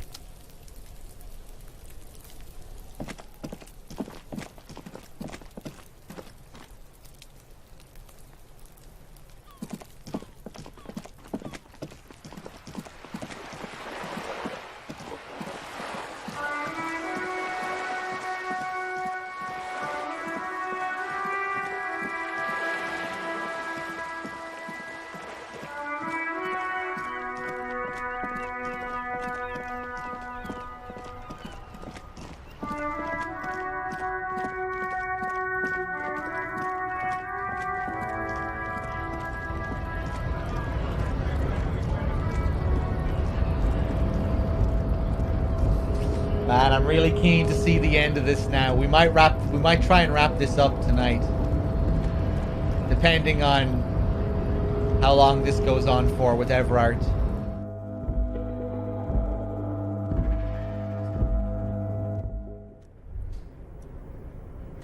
Seems like we're getting close to the end. I mean, I have no idea. Like, maybe like the last act could still be meaty.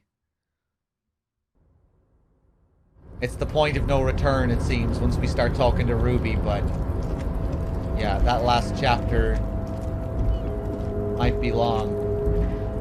We'll see what happens. I mean, it's pretty late already. Jesus Christ. Yeah, I guess I started a bit later today. Yeah, fuck, I don't know, actually. We might not finish it tonight. We'll see.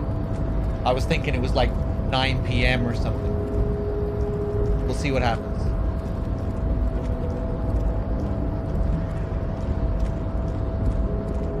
I'm not going to stay up until 6 a.m. to finish this, you know?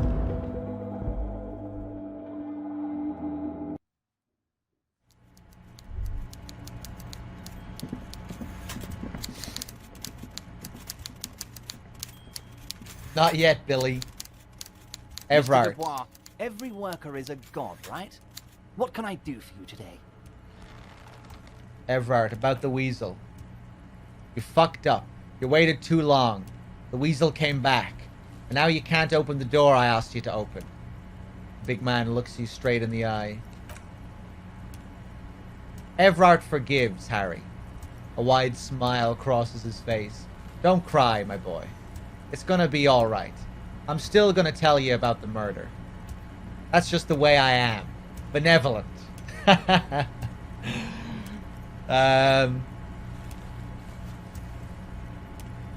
I don't deserve that information. I didn't earn it. I thought I had more time. Now let's get down to brass tacks. It's time for men like me and you to figure out who's killed who and why. He pretends to roll up his sleeves. Real police work is going to start happening now. I promise you, Harry, this is going to be good. I've heard about a connection between the lynching and the strike. I'd like to hear what you know about it.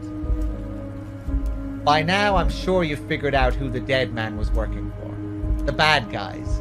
Wild Pines. Sent to scare us. Another violent measure of the top hats against us flat caps. I'm listening. Harry, this strike is the culmination of many, many mistakes made by the Wild Pines group. They tried to shut the strike down by sending in armed mercenaries. You mean our victim? He nods gravely. A security contractor. Can you imagine that? Workers standing in peaceful protest, united in the spirit of fellowship. And they send hired killers to mow us down with machine gun fire. He performs a motion, as if spraying bullets from a machine gun.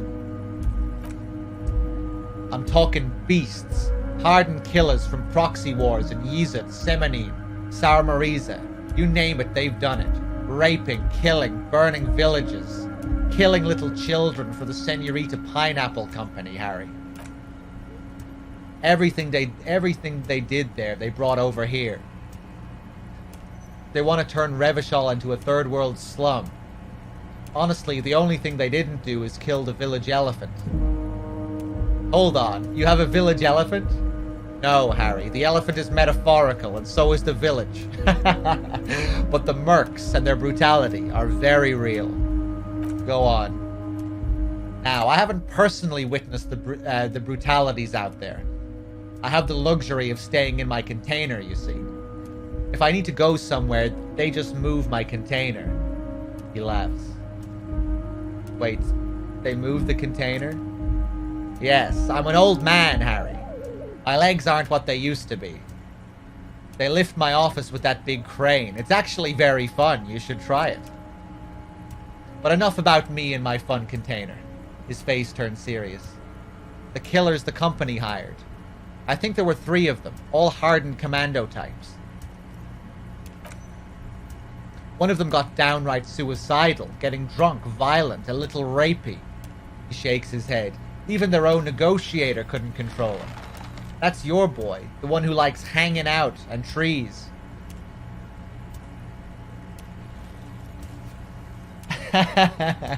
Like my Everard voice? It's okay.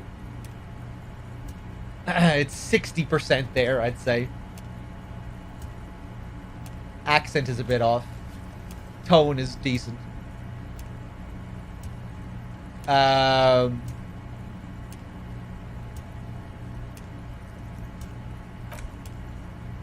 By negotiator, you mean Joyce? Harry, he says, ignoring the lieutenant. What you need to realize is, we dock workers are not pushovers. We got grit, Harry. This whole neighborhood does. Push us hard enough and we push back. And when we do, he raises his finger, we push to kill.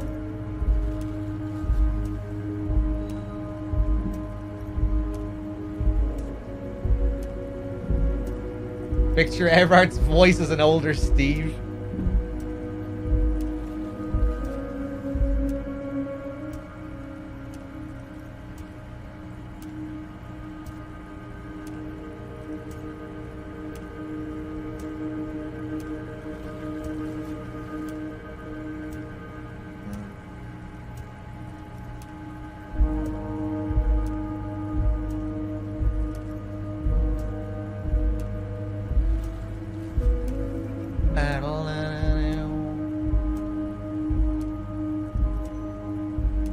Okay, guys, I'm just gonna take a quick break. Give me a minute. Just gonna go take a piss. When I get back, we'll keep going. Be right back.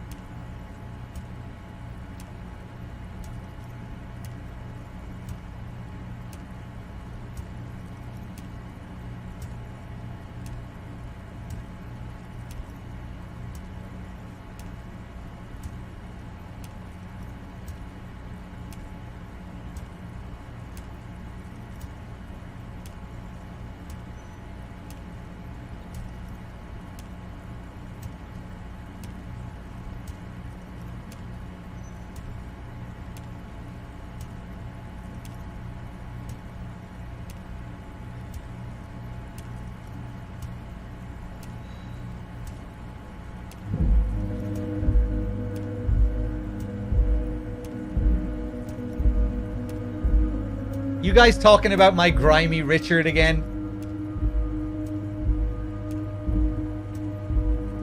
Hold on.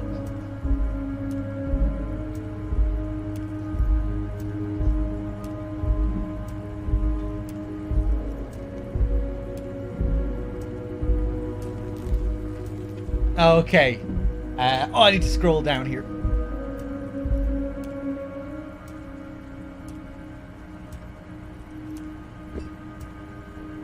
Okay. An entire neighborhood of killers. Let's just read over the last bit there as well. We got grit, Harry. This whole neighborhood does. Pushes hard enough and we push back. And when we do, he raises his finger, we push to kill. An entire neighborhood of killers. Wait, the whole neighborhood is in on it? Potentially, Harry, potentially. We got arm wrestling champions, rowing club people, ex-coal miners. Tough guys, all ready to spring into action for their home base. Who exactly did the pushing? There's a militant wing inside the Union. A group of people whose duties don't involve manual labor, but peacekeeping in the neighborhood. Making sure everything runs smoothly. They're like you guys. He nods to you and the lieutenant. Idealistic people who want to make sure bad things don't happen. And if they already have, well, punishment must follow. So these idealists killed your victim. One day, Titus Hardy, leader of this peacekeeping faction, comes up to me and says, "Boss, socialist democratic fervor drove us to take it upon ourselves to kill this beast that was burdening the land."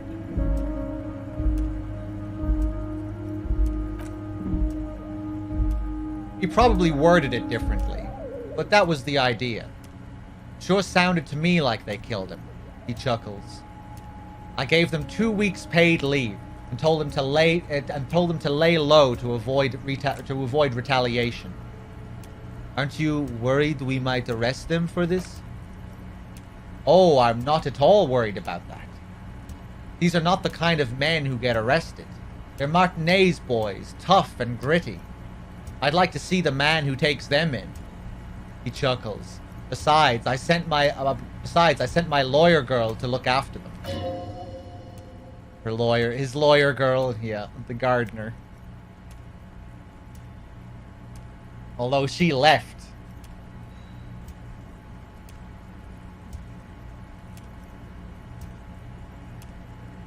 Maybe she killed him. Uncertainty belies this boasting. Uncertainty belies his boasting. In the end, though, he believes it. Or at least he wants to believe. There was a bullet in the hanged man's head. So they shot him. He sounds pleasantly surprised. He was shot in the head before he was hanged. How odd, the man shrugs. I don't know what to say, Lieutenant. They told me they hanged him. A hanged man is what I saw when I took a look in that yard. What I do know is, the case is in safe hands. If anyone can get to the bottom of this shot and hanged man, it's my 2 little policemen. Godspeed, policemen. How do you know the mercenaries were hired by the shipping company? How do I know? Let me tell you about these people. He slams his fist on the desk. That's their MO. It's what they do. Last winter, some poor workers in Terminal E went on a little strike. The company sent in Sediment, a security contractor. The strike was over the workers' right to wear protective footwear, Harry.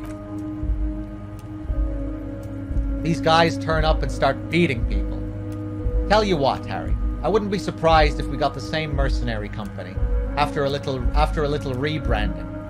I'm sure as hell not surprised to see any army of scabs under my gates. So you believe the scabs were organized by the security contractor? You said it. Hell. The fist slams on the desk again. One of those guys looks big enough to take down that proverbial elephant.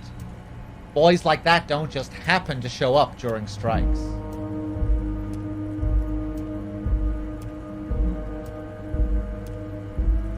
Name of the company is Krenel this time. It might have been Sediment before. Of course, you're always one step ahead of me, Harry. I really like Everard, man. Great character. I love how he keeps saying our name.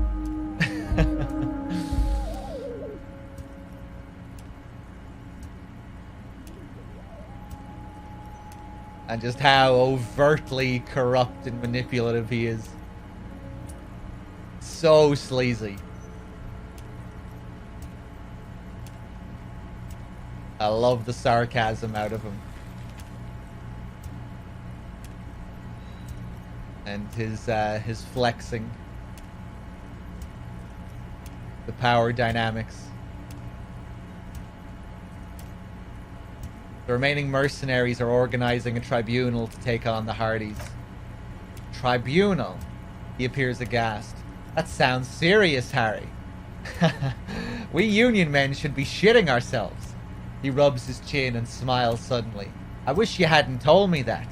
I'm going to lose sleep over this. Let's change the subject. He's clearly happy about the tribunal.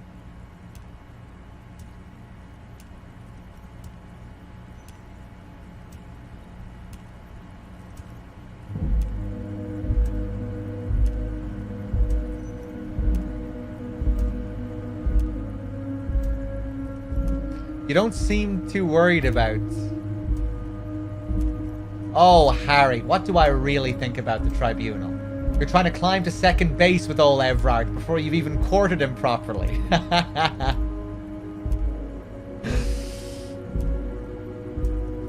Man. Best poker face in the world, Everard. Just the same face each time, no matter what he says. You know, he could be extremely worried about all this. Probably is. You'd think he should be anyway. But he answers like he answers every question. You mentioned a lawyer girl. Oh, Liz is a bright one. He grins broadly. I paid for that law degree myself, thinking it'll probably turn her all fancy. But hell, Harry, she came back a firebrand socialist. Sometimes she scares me with her zeal.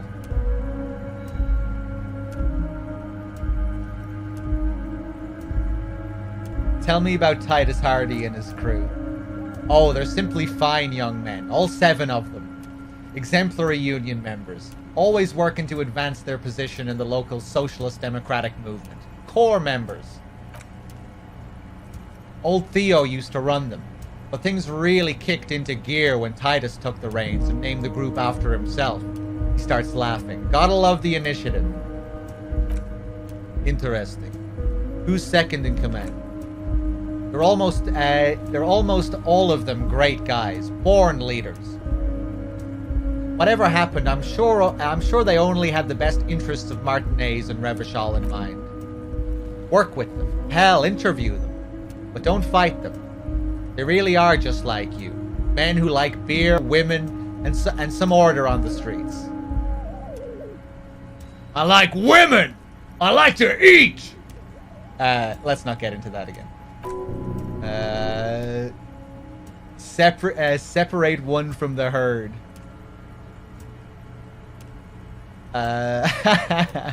So let me ask you this. Which one of the Hardy's boys is your least favorite?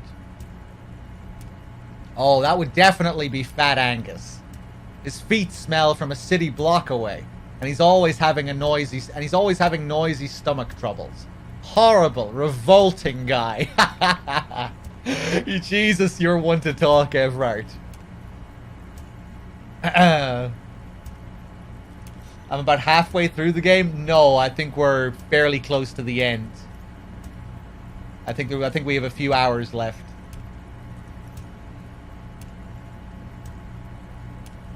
I'd say less than 10 hours. Maybe less than 6. I don't know.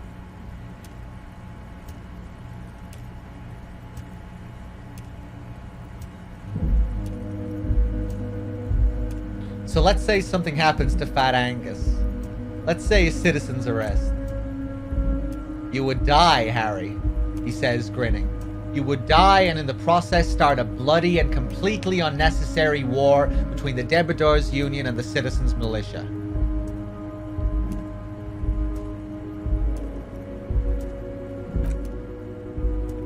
Angus, his ever-growling stomach, and his smelly feet are all part of the Union. You have as much right to arrest him as I have to arrest your partner here. He points to the lieutenant. Actually less, because this is my hometown, my territory, and my backyard. You're a guest here, Harry. Please remember that. Oh, Harry. He starts laughing. This is getting real grim. And there's no need for that. We're friends. He sits back and looks at you in the eye with a wide smile. Evrart, I met these Hardys. Can you ask them to cooperate with me? But of course, it's the least I can do for my good friend Harry. I'll do it right after we've concluded this talk. You can now go and tell Titus about this, see what he has to say. Also, Harry, here's 5 real. He holds out a banknote. Wait, why are you giving it to me? I don't need it. I only wanted you to help me with the Hardy Boys. Oh, I wasn't offering it to you. Just holding it out there. He pockets the bill. But I am willing to share information. Was there anything else? What a character. Good talk. Was it a good talk? He leans back, suddenly worried. I'm not sure we made much headway here. I was hoping we'd bust the case wide open. Heck, I even wanted to tell you what I really want to achieve with the strike. I don't know what happened, Harry. I wanted you to feel like Mr. Martinez. And of course, I always wanted you to find your gun. Great sadness comes over him. But it's like I can't completely trust you. Yet. Yes, Harry. It's like I can't fully trust you if you're not a man of the left, he says, slowly shaking his head. I want to, but I just can't. He's been hurt too much in the past by men who aren't social democrats. Or social democrats. I'm not a man of the left. I'm a patriot of Revachol.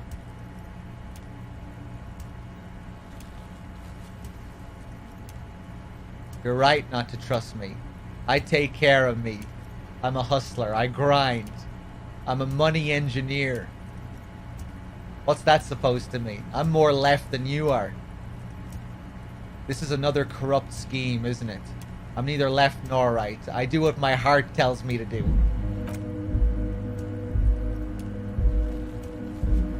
Achievement unlocked. The world's most laughable centrist.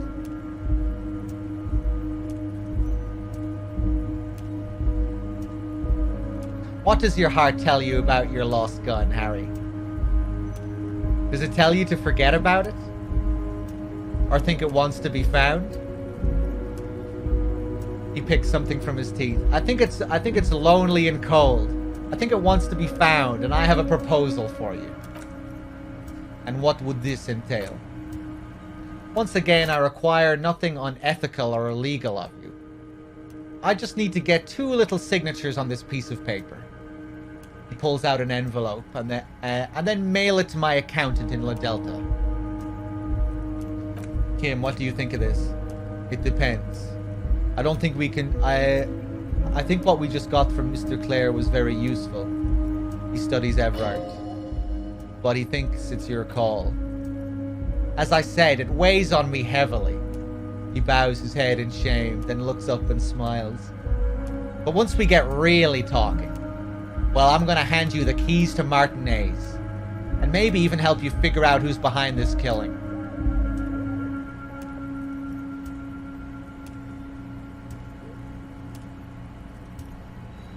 What are the signatures for?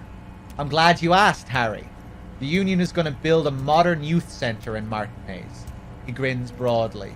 It will be righteous. We're gonna get those teenagers off drugs and on roller skates. Roller skating, not drugs, Harry. You like this? I think we heard. Remember the last we apparently they tried to open up a youth center here before. It didn't go so well. Made the town even worse, apparently. I forget who told us this. I think it was the woman up in the dice maker. She was telling us about this.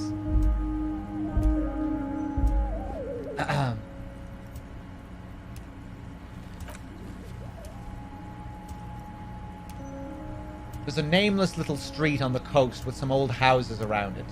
Most people have already signed. I just need 2 more signatures to get this mission off the ground, Harry.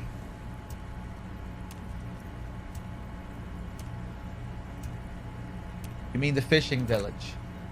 Yes, the little cul-de-sac on the coast. Where all the men have drowned, in either the sea or the bottle. A gloomy place. Doesn't have that union attitude. What'll happen to the current occupants? They're just gonna have to deal with the construction noise for 6 months, and then they'll be living like kings.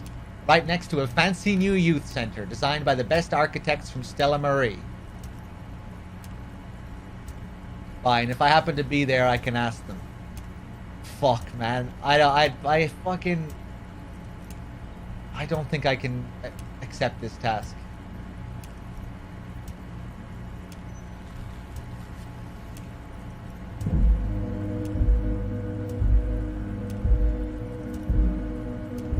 No, I'm not gonna do this.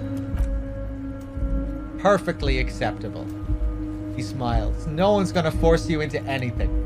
So I don't know about that gun of yours. You see, I'm a vengeful man, Harry. Part of how I got where I am is that, well, I can be quite nasty sometimes. But the good news is, the moment you change your mind and want to look into this matter, just tell me, and we'll be buddies again. He smiles pleasantly. The lieutenant's eyes meet yours, and he shrugs. Okay, fine.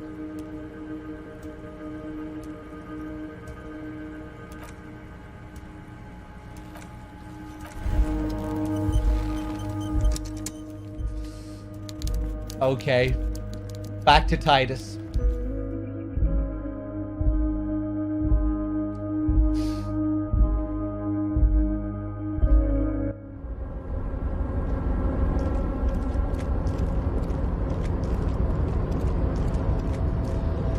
Great scene.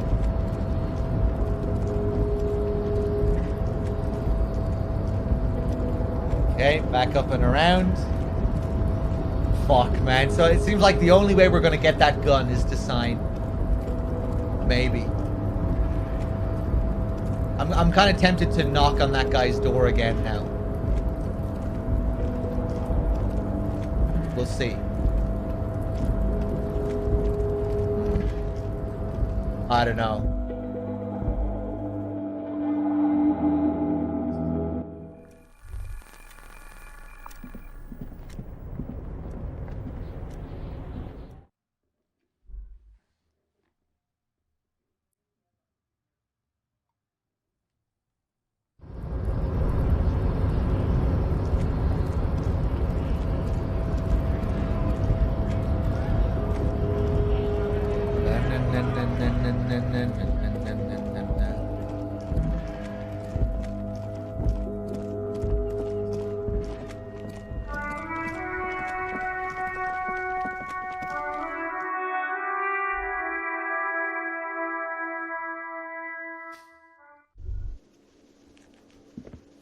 All right, Titus. The Copper-nado is back. What do you want?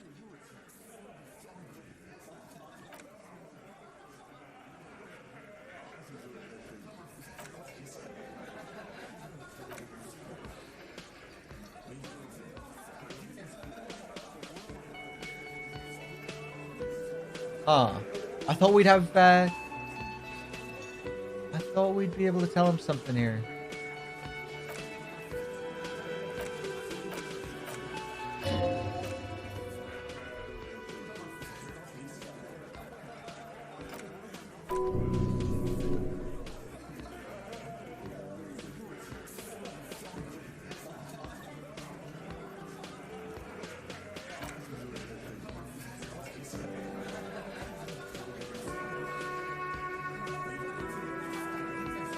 Maybe if you didn't bust their balls earlier and make them crack, they would give up info if ever told them to. Yeah, it seems like we're just a little bit...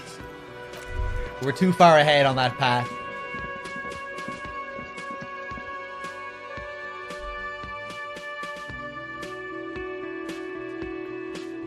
Yeah, I know I already have his cooperation, but I thought we'd be able to add to it, you know, reinforce it.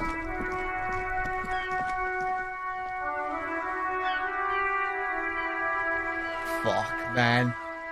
Without the gun, I just feel like if we don't have the gun, we're fucked. It's gonna end badly.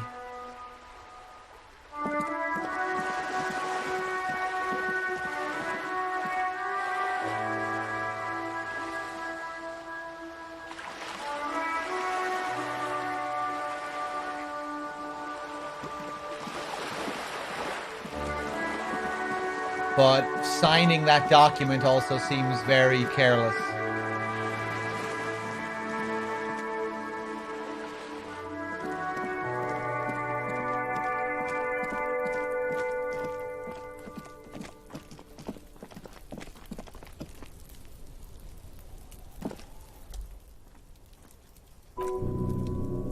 I know you're in there. That already defeats the point, doesn't it? The lieutenant glances at the surrounding windows. Let's get out of here. Knock on the door. No answer.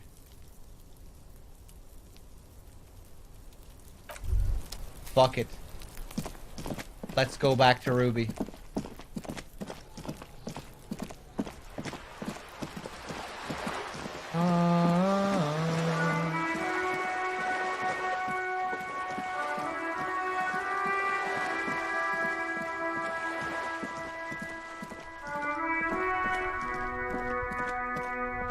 If you click that wall, there's a roll. I'm aware. I've clicked it many times.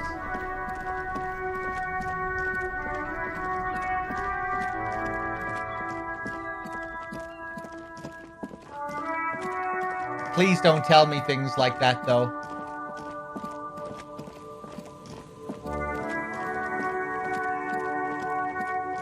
If I miss something, just let me miss it.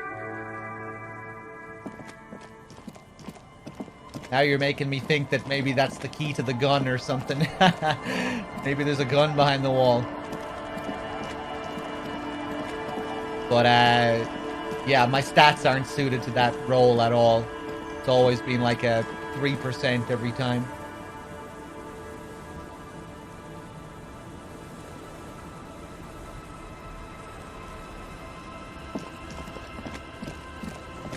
Let's go back to Joyce one more time.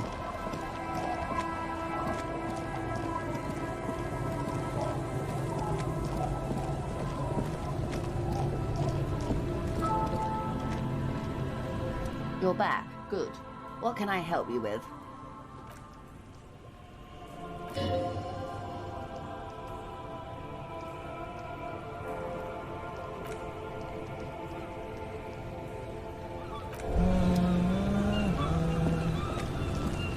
Okay, boys and girls. Looks like we're gonna encounter Ruby. I think that's what we're gonna do.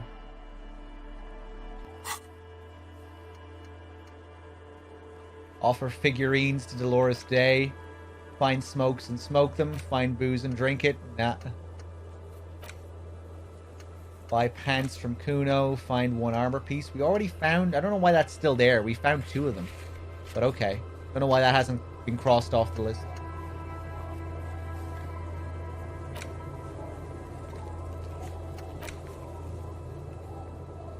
Okay.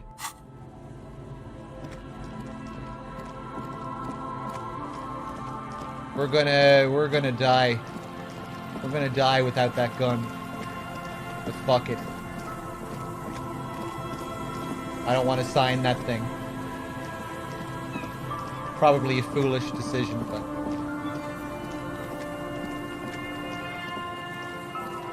Let's see what happens.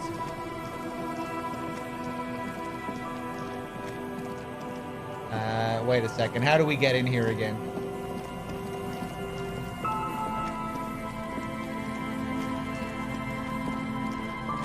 Oh yeah, let's look at this body again.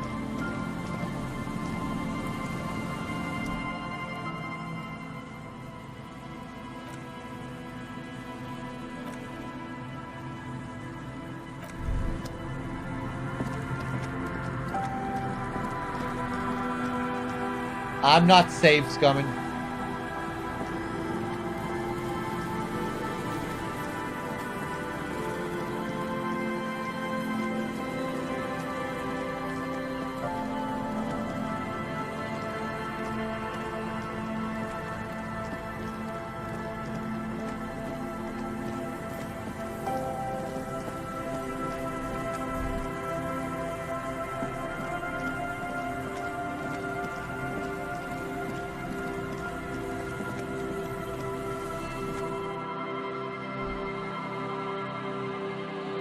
Okay, let me grab some M&Ms.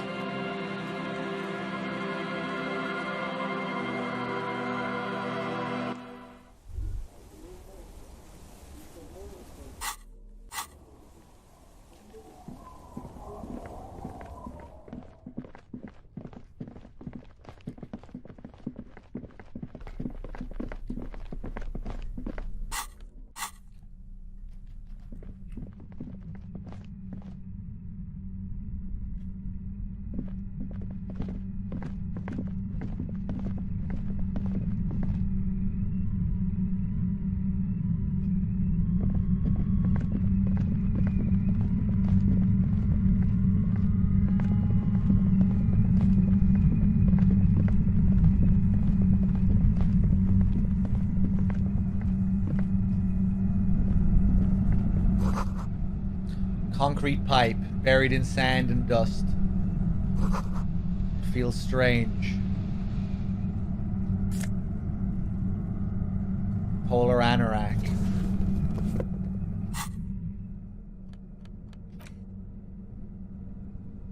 Layers and layers of polyvinyl and artificial sheepskin make this coat ideal for traversing snow plains on dog sleds. Somehow you knew it would be waiting for you underground in a sunken pipe, and you found it. It's as if the city gifted it to you to keep you safe. Let's put this on again.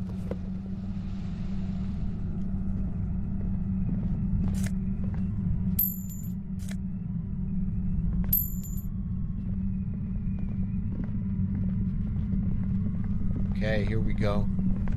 Oh my god.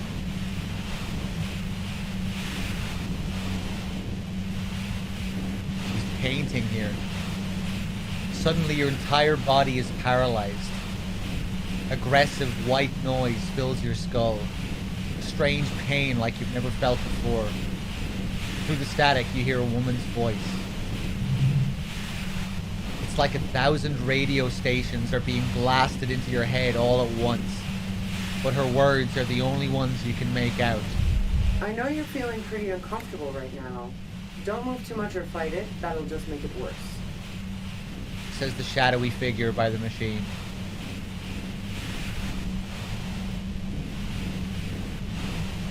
You think she looks like Sarah Connor? I think she has a bit of a David Bowie look about her. Thin white Duke David Bowie.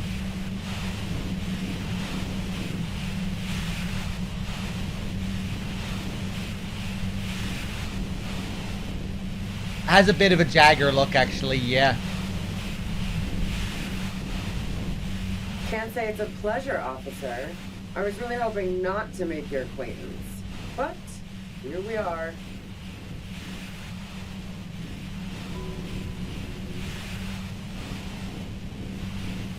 As she says the word officer, you feel a spike in the agony. It sounds like entire radio frequency range is screaming directly into your neural pathways. Cover your ears.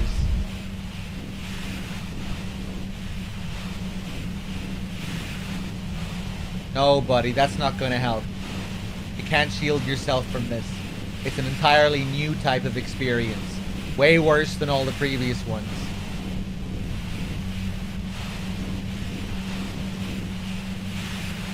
What's happening to me? I'm using a pale latitude compressor. You and your partner have been caught in its field. Blasted from that pale emitter Fat Angus mentioned. Fat Angus said you had the pale emitter. That boy's really gonna learn to keep his trap shut. And it's not a bloody pale emitter. It doesn't emit pale.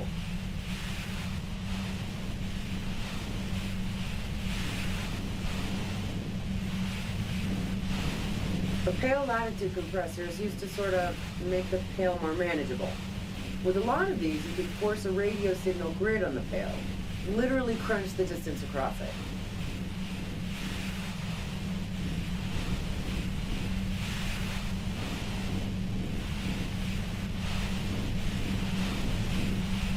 Okay.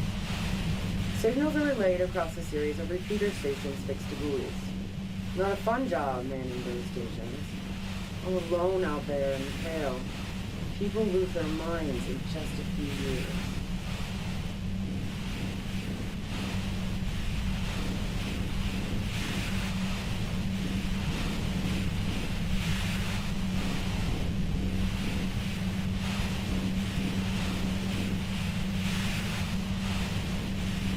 Okay. So, what we are experiencing is a concentration of radio waves. Precisely. This is an industrial strength paraboloid.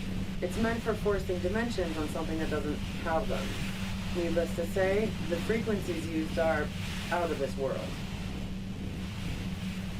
At the upper limit is the large prime number generator station. It's used specifically for pale latitude compression. That's why you might be hearing some numbers. But you might also hear, or think you're hearing, local radio chatter. She's been holed up in here for a while with no one to talk to. Keep her talking and you just might get an opportunity to break loose. What's this goddamn pale anyway? The pale? It's the end of the world.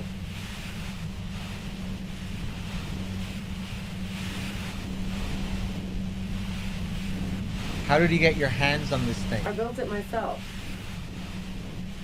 She nods toward her torture device. That's illegal. I'm guessing it's patented. Do you be on that? Oh yeah, way beyond. She studies her death ray and the law officials trapped in it.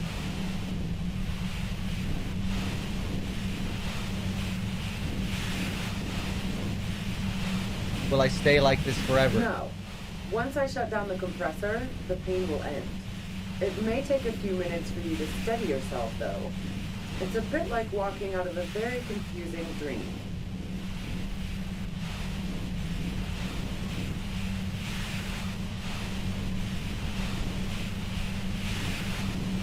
Have you experienced the compressor yourself? Yeah, I stuck my head in there before using it on you. Seemed like the ethical thing to do. Can't say that I enjoyed it. The field was weaker, but I can imagine what you're going through. This is all great, but let's talk about the man who was killed.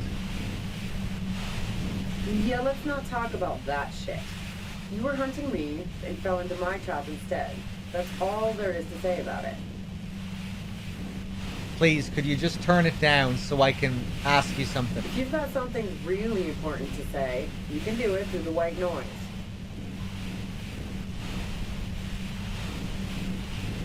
If you're looking for a deal on mattresses... Oh, Rosaline, oh, Rosaline.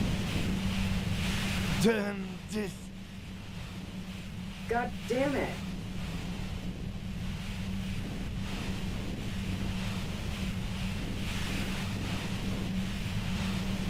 She regards you and Kim with sudden sympathy. Fine. If you really want to talk, I can dial it down. I've also got a gun, by the way.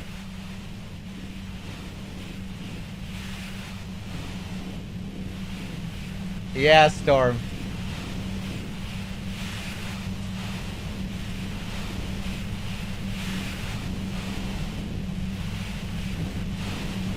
Pain lessons. She's carrying a 2-barreled front loader. Remain careful. Well, it doesn't feel much better, but you can form sentences now. Thinking doesn't seem to hurt as much. Oh.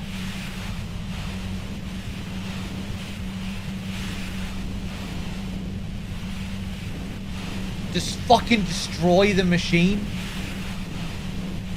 I was looking at the percentage, but I didn't see... I didn't read it.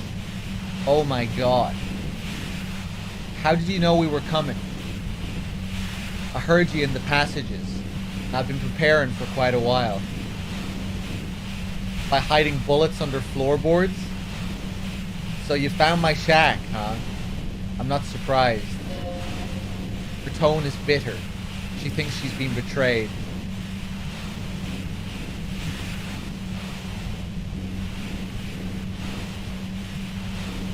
She didn't rat you out, by the way. Isabel, the washerwoman. So nice. She smiles a little smile. That's one knife I didn't want to find in my back.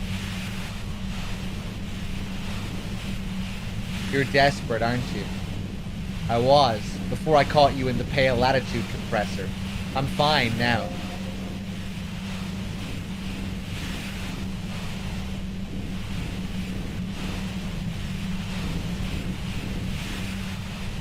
Did you shoot Lely?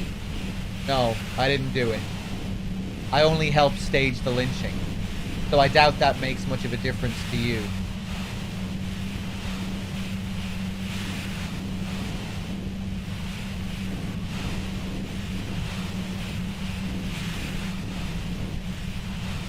Who ratted me out, by the way? Was it Titus? No, she hesitates. He wouldn't have broken first. You're right. Classia was the first to share her suspicions.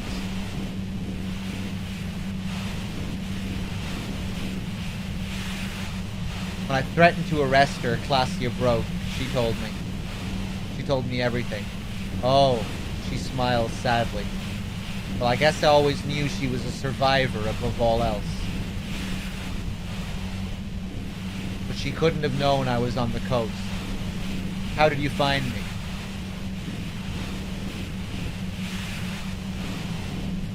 Your own boys told us you were on the coast. My boys? Yeah, the ones you poached from Titus. And Titus himself.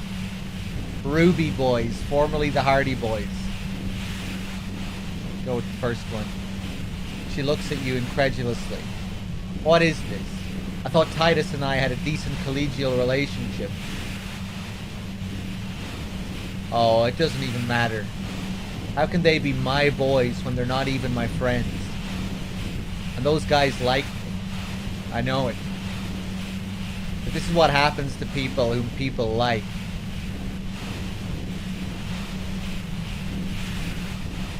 How the fuck did the rest of you get by?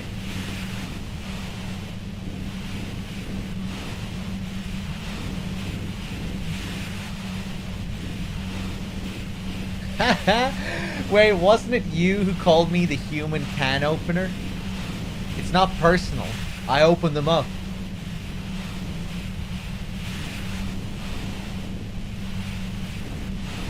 I did, didn't I? And now you've come for me. She scoffs. But fuck them all the same. That did make her forgive them a little.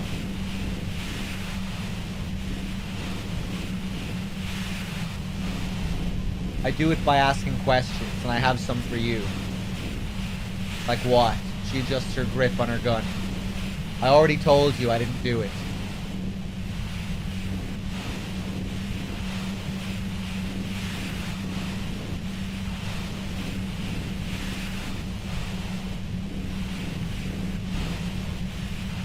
Would you say that Lely was a likable person? I didn't like him. Hardened mercenaries aren't particularly likable types. You don't feel sympathy for mercs? It's hard work. Plenty of broken people who don't come up with that kind of body count. Don't come with that kind of body count. Besides, they're paid well for what they do.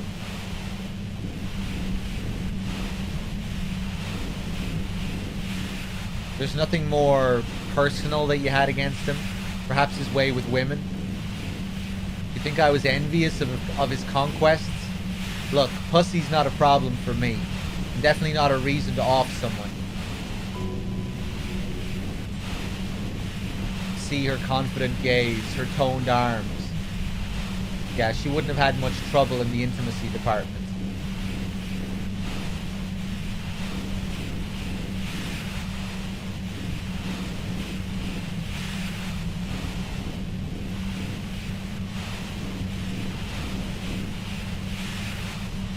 Did you feel protective of the Union? Yeah, sure. I didn't like Wild Pine sending in those foreign hirelings. Me and a fuck ton of other people, wait, hold on.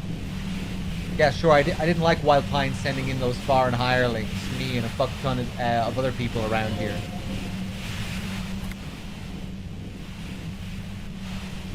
She didn't hate him, okay? I have other questions. I kind of want to just destroy this fucking thing and then continue asking questions. It's distracting. Well, maybe not distracting, but mind melting.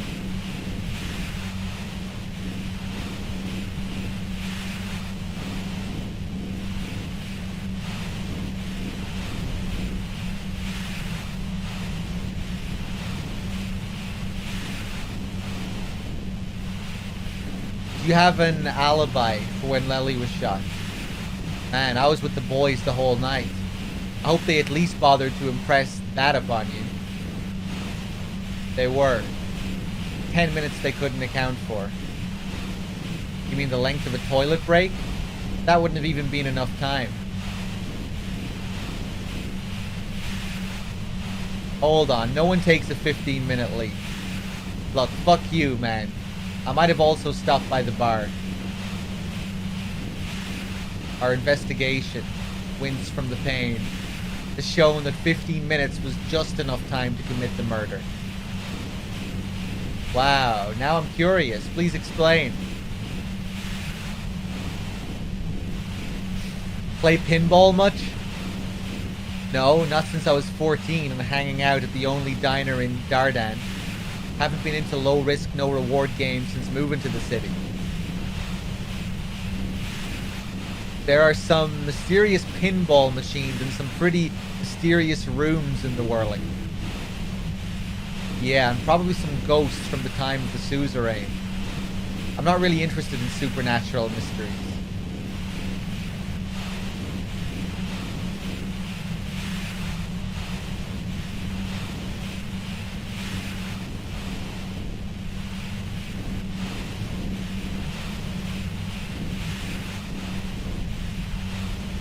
What about elevators? Do you like elevators?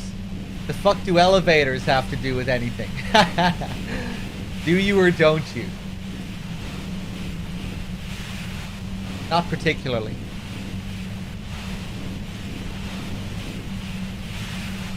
Why not? Why are you so hung up on elevators? Not even grab your head. Quaint old rickety ones? I'm not really into old shit for old shit's sake. God damn it. The lieutenant grabs his head.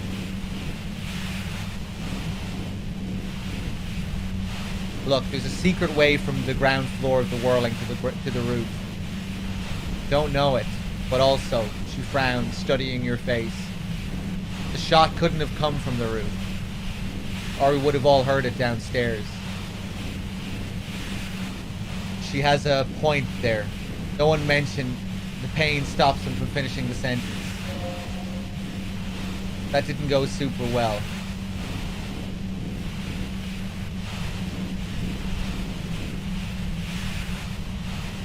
You've got to lay something better on her. Hold on, let's step back. Let's destroy this fucking thing. I don't believe it.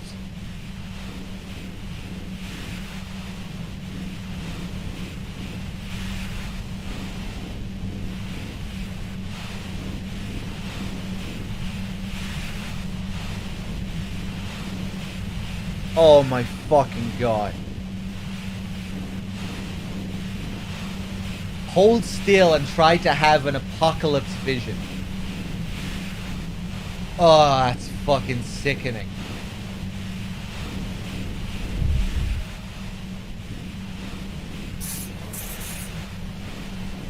Officer, are you okay?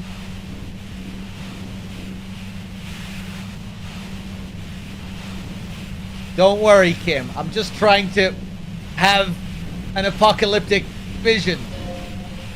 The white noise turns into a wall of mist and grey mold, bubbling, sweeping over the city.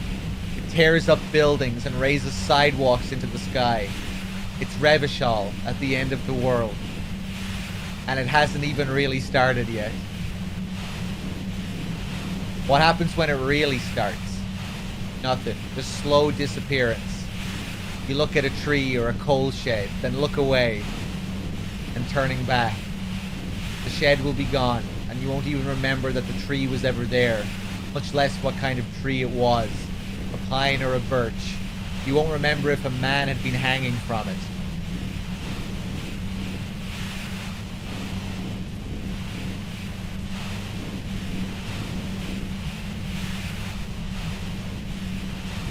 And then the unimaginable event. Yes, but even in this anguish, you can't see its precise shape. It's unimaginable for a reason.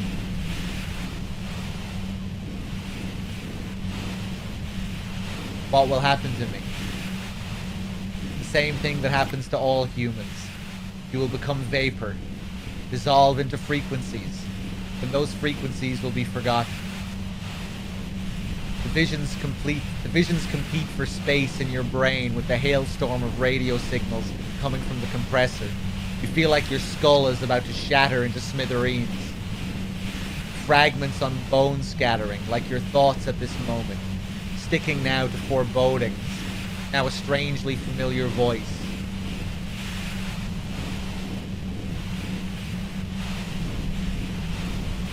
We saw completely lost his mind, or prenatal vitamins, because no child is a blank slate. Shameless asshole. Officer, what are you doing? Proximity to the pale compressor is overloading his mind. He'll be okay once it's off, though.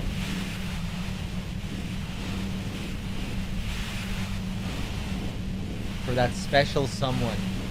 Kim, make it stop. Look, I know this isn't very fun for you, so let's wrap this up. You have a tribunal to attend. Oh, fuck. Do you know something about the tribunal the mercenaries are planning? She chuckles. Tribunal is an awfully fancy word for what they're gonna do. But yeah, I was listening to their frequency. They finished their investigation. Oh, God. Now they're gonna put on a show before meting out the punishment. She pauses, biting her lip. Even though those assholes gave me up, I'm worried for the boys. And you, watch out for yourselves. You seem to have a habit of walking into traps.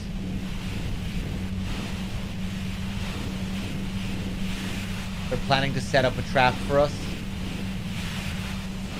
I'm guessing you don't know that a third mercenary has come to town just in time for the tribunal. Now you do.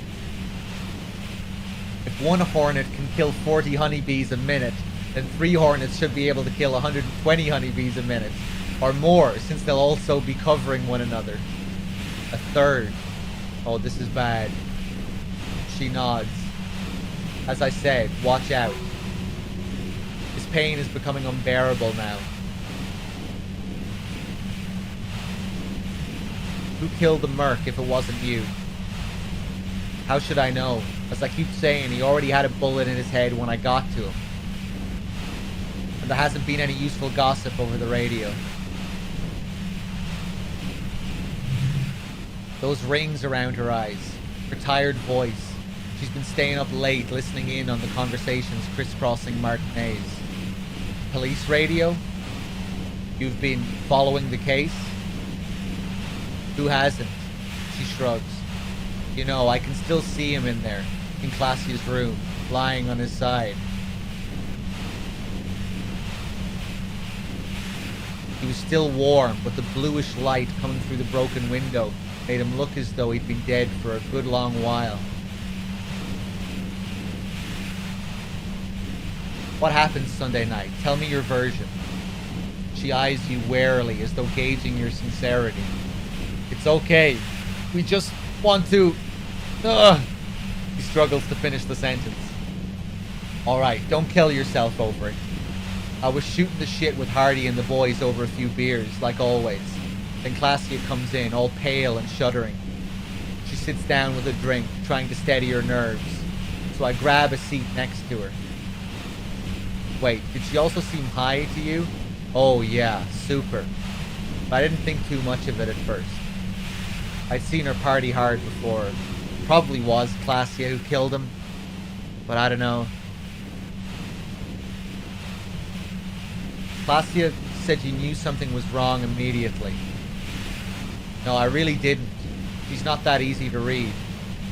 I just assumed she'd done too much blow. It wouldn't be a first for her. But no such luck. She was in some deep shit. She asked me to come upstairs. The merc she'd been going with was lying on the bedroom floor, dead.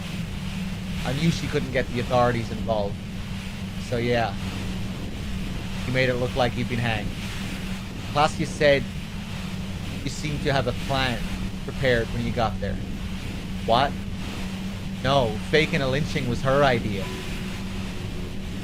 She looks shaken. She wasn't surprised to be ratted out, but frame? Her idea. Yeah, in cold blood. It really surprised me. How quickly she was able to get a hold of herself once we got up there. It was like she was another person. The party girl was gone.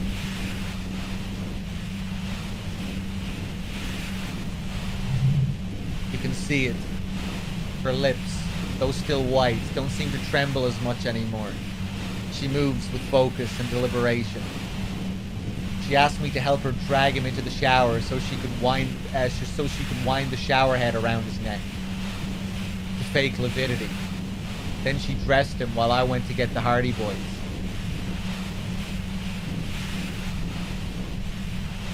That's bad. That she'd be so calm. Yeah, I wasn't sure whether to admire her or be disturbed. Do you think she killed Lely herself? Because I keep telling you cops, we didn't hear anything downstairs. No gunshot, nothing.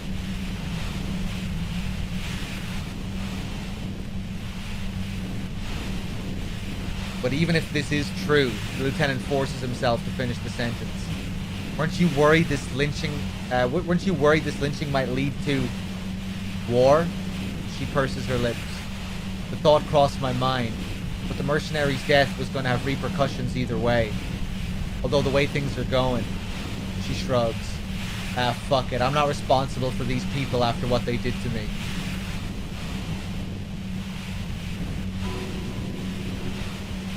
Her grip on the gun is tight, her arms toned, her posture solid.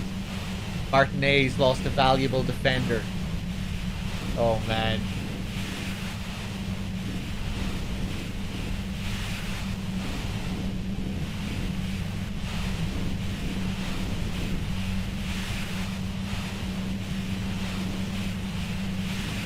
If you didn't kill him, why hide? I saw you roll into town. I was about to stick around for questioning by a goddamn La Puta Madre agent. That strange distant fear is getting close now. It's a fear of yourself. What do you mean a La Puta Madre agent? She looks at you quizzically. Yes, you. Everyone says you're his peon. His human can opener. Oh god.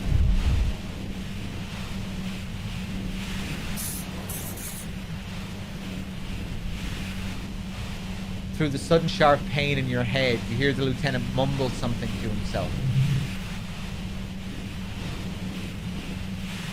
Fucking hell. And why me? You hear it through the white noise. It's especially bad suddenly. Felt like a vein exploded. Who's everyone? How do you know this? Everyone in Jamrock. The cops, the criminals.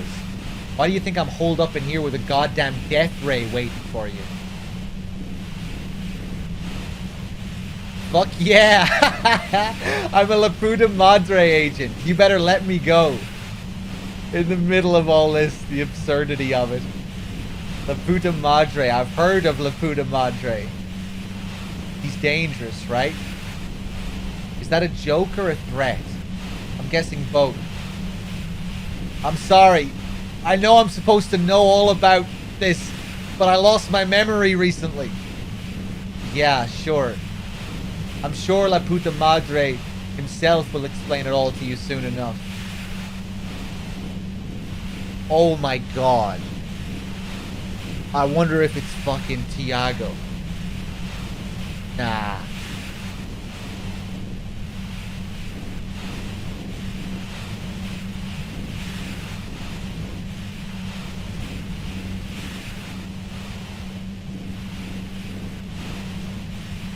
Nah.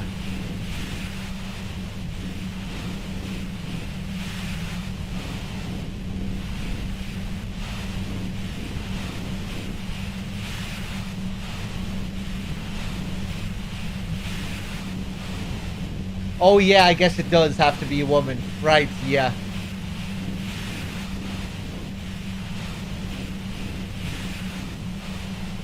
What does La Puta Madre mean exactly? Puta is like bitch or cunt, isn't it? Like a cunt mother, bitch mother.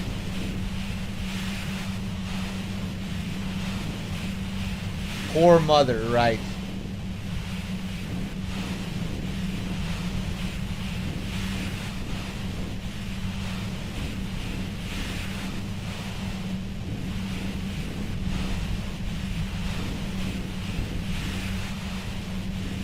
Yeah, no, I was just thinking because Tiago was Spanish. Or, you know, he had that lingo.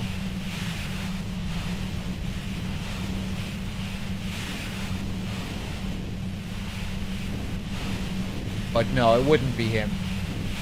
I remember this La Puta Madre thing got brought up way back as well. But I can't remember.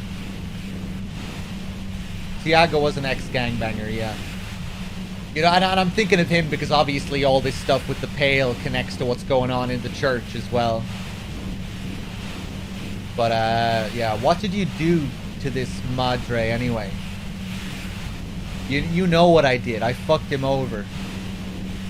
She pauses. And now I have Harry can opener in my lair. Fucking Titus.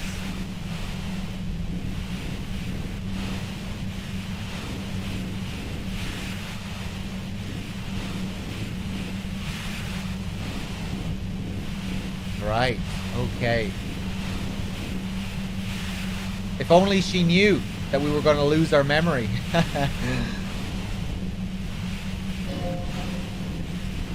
She's not going to change her mind that easily. She still perceives you as a threat. Do you know about the bunker next door? What bunker? The communist hideout back there.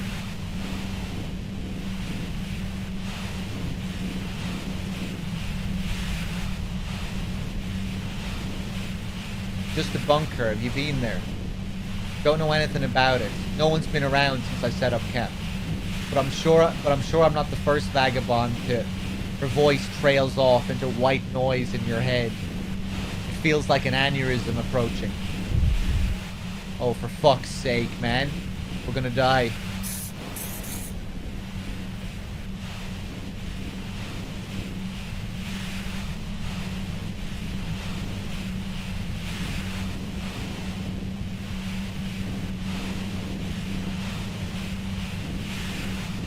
Fuck, I wanted to get back into that other line of questioning again. I'm not sure if I can, though. Remember when I backed off just to try and destroy the thing?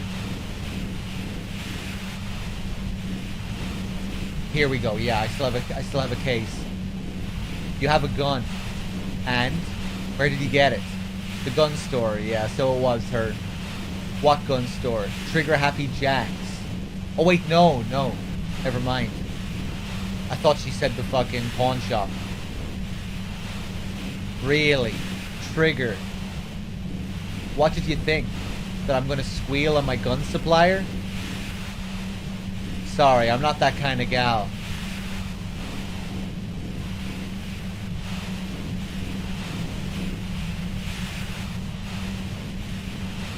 I see it's a front loader. Do you have another gun somewhere? Sure don't. A breech loader? No. This is such a wipeout. I can't tell what kind of gun it is. Or I can't quite tell. What kind of gun is it? A Nachtway 80 front loader, 2 barrel. Not really what you were looking for, I'm guessing.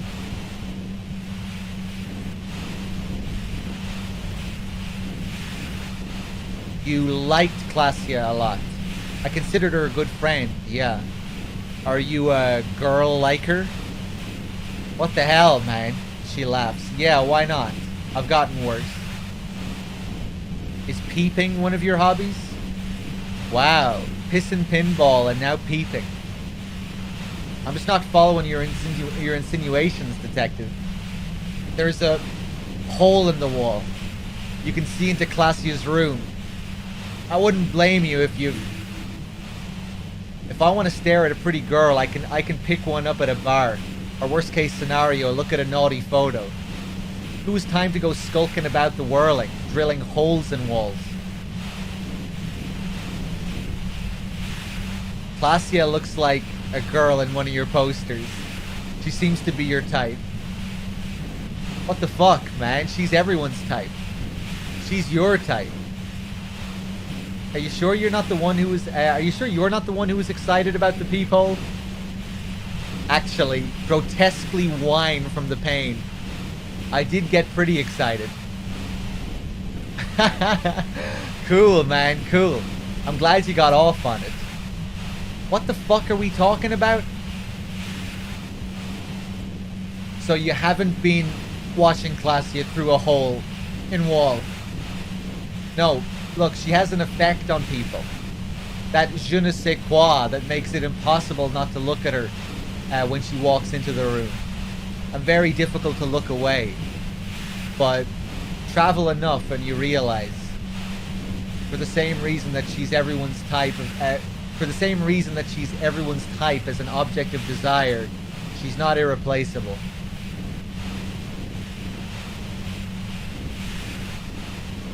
But you wanted to be more than just friends. Oh, so that's where you're going with this. She said you wanted to run away with her. That's a very sentimental way of putting it. We both had pasts we didn't want to catch up with us. And we enjoyed listening to music together. Why not go on a road trip? The lieutenant watches her expectantly, occasionally shaking from the pain. Okay, fine, she rolls her eyes. I was into her. Klassia was into me, too, for a time. I know it. We even fooled around once. And yeah, after that I thought maybe we could make a go of it. Hold on. Klassia only likes truly buff... Wait, hold on. Klassia only likes truly buff men. She does know how to pick them. Then what happened? She rejected me with some wishy-washy bullshit about how she was confused because she felt so close to me and valued my friendship so much, and how guilty she felt for leading me on. I knew that wasn't the whole story, but thought, fine, I'll take it and move on.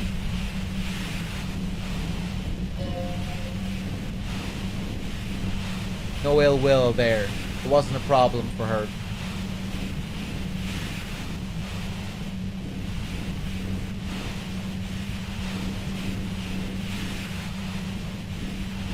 Klassia said you got very angry when she started seeing Lely. Threatened her.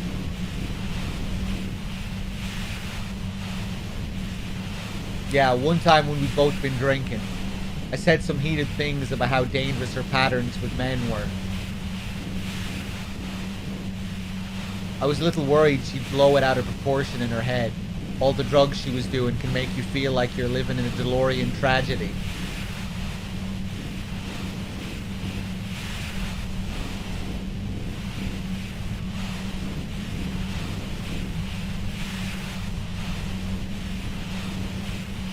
And despite everything, you helped her by staging the lynching. Yeah, the girls seemed terrified.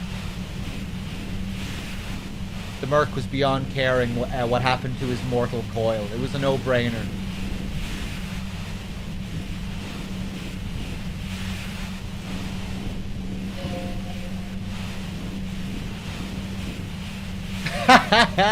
Do you like to hang out on rooftops? Who doesn't? Oh, you probably mean Classia's rooftop. Sure, I've hung out there. She's got this great antenna. How did we miss the 83% roll, man? Jesus. Is that the only reason you hung out on the roof? The view's pretty bomb, too. But you might say the antenna was the main attraction there, yeah. Along with Classia. What's so great about her antenna? It's very powerful. I use it to tune into RCM frequencies. That's how I knew to be prepared for your arrival. Oh, that's cool. Even that connects to the scene of the crime.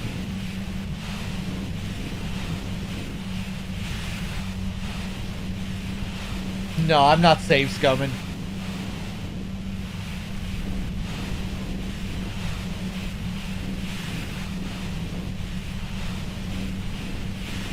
So you're sure you didn't shoot the merc from the roof?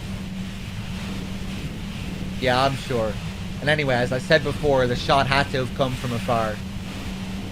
You're running drugs for the Union. I've been through your lorry. She shakes her head slowly. So, Heart of Gold Tommy fucked me over too. Never trust a musician. Oh my god. That really comes as a blow to her. No, he didn't. I found my own way in. Yeah, fuck it, I'm lying. Okay, great. You got into my lorry on your own. What now? You're gonna arrest me for drug trafficking? A bitter smile. Beneath it, she's relieved Tommy didn't betray her. You're a criminal. I can't trust anything you say.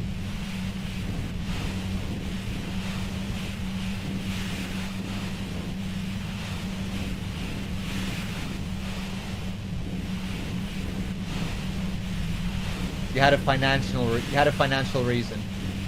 Man, it's too away from all that murderous shit that I left the Madre for, wait, hold on.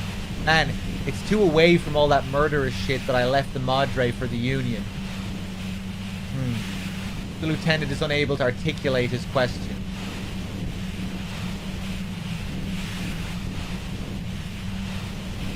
She turns the knob down just a millimeter, then continues. I just got lucky being a dispatcher. Never had to do any of the really dirty work myself. This gun, she glances at it, has only been used for self-defense against serious scum.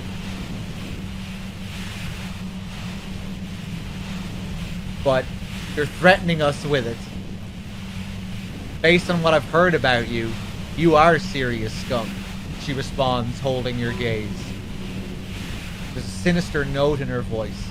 Even with the gun and the compressor, she's afraid of you.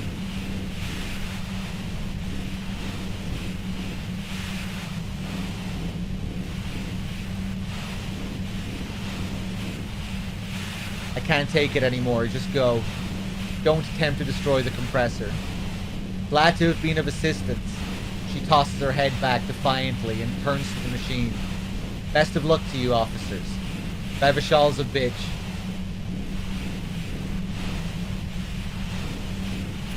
The woman runs past you and disappears into the darkness of the tunnel. Who's Harry? Harry's the main character. You shouldn't be too confused by that.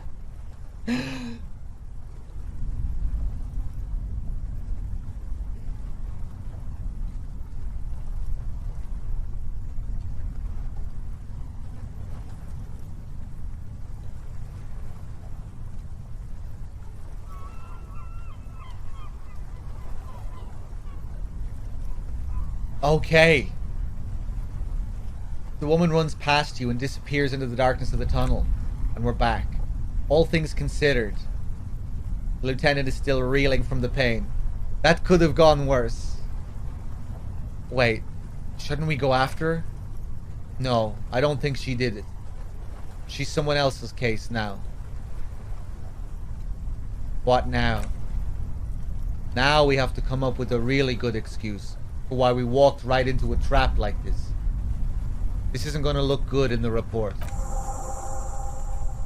He looks around, then points further into the cavern. Her tent. Maybe there's something in there.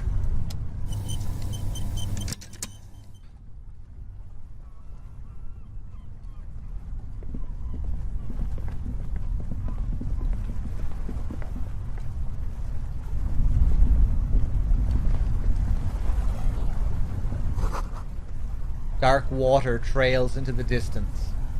There's no way out.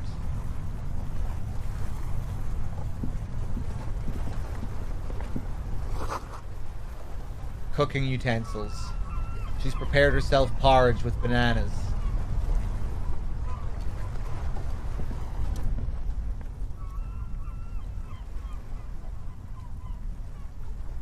Instigator.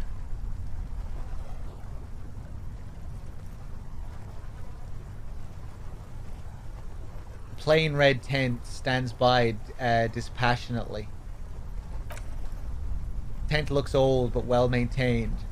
In the darkness of the tent, a rolled up sleeping bag, cooking utensils, some books, and a kerosene lamp.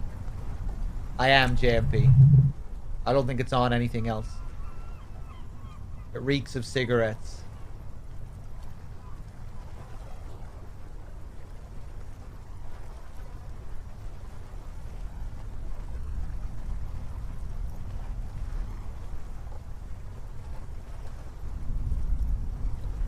Look at the books. Assorted soft covers, mostly pulp horror. The motor carriage lies buried in the snow on one cover. On another, a ghost airship. You also see a collection of radio enthusiast magazines. The lieutenant peeks in over your shoulder. See anything? Sift through the magazines. Rega Monthly, Journal of Material Science. More Technological Digest. One of the magazines doesn't have images on the cover. It's not a magazine, it's a leather notebook. A notebook, take it. You pocket the worn brown leather journal. A trusted friend left behind. We should read this immediately. Like right now.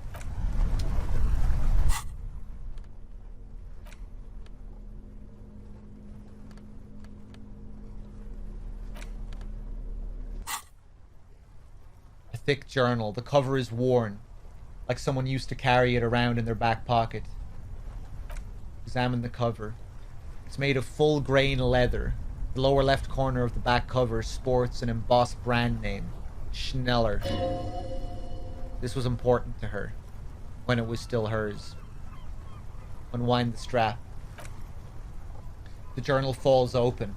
About two-thirds of its ruled pages have been filled. Study the handwriting. The large cursive of someone who writes quickly and confidently.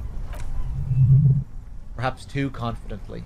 Many phrases and even paragraphs that have been crossed out, with tiny corrections scrawled above and in the margins.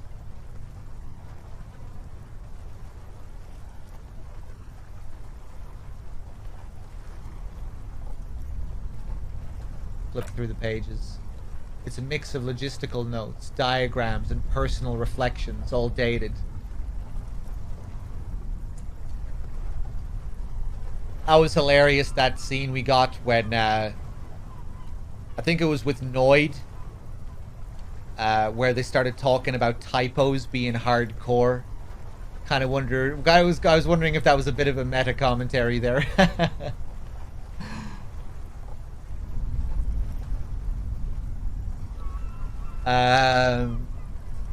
It's a mix of logistical notes, diagrams, and personal reflections, all dated.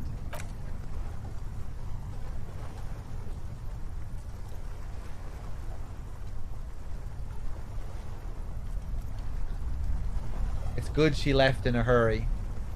We could learn a lot from this. What kind of logistics? Hard to tell exactly. It's mostly noted down in code. Looks like contact information, quantities, directions.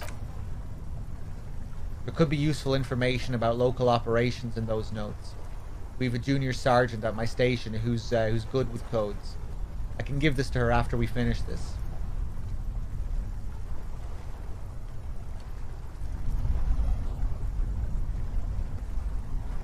What are the diagrams of? Esoteric radio technology. The most recent ones probably pertain to the latitude compressor. Sketches, calculations of distance and density. Make out a familiar spiral shape. Anything personal?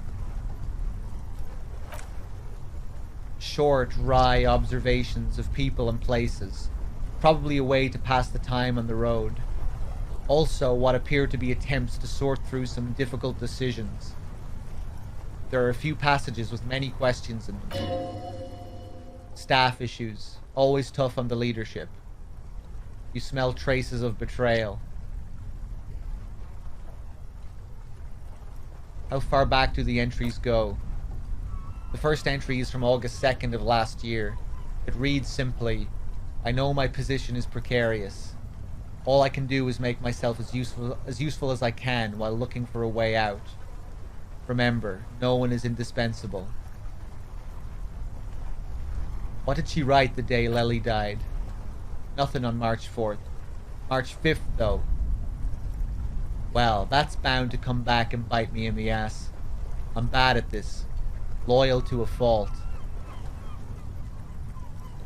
Except, but that's another matter entirely.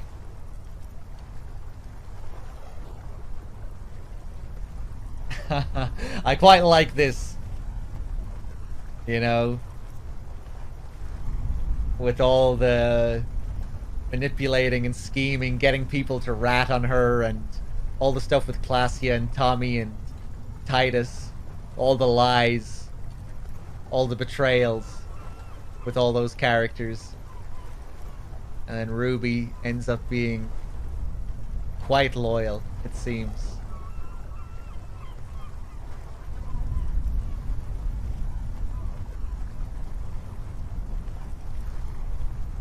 And it really doesn't seem like she did kill him.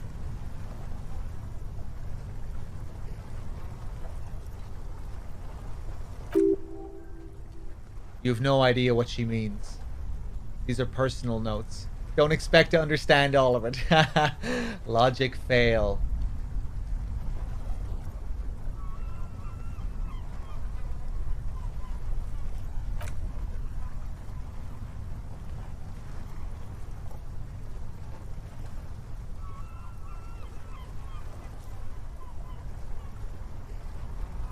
Yeah, I like most of the characters. I think pretty much all of them are interesting in their own way.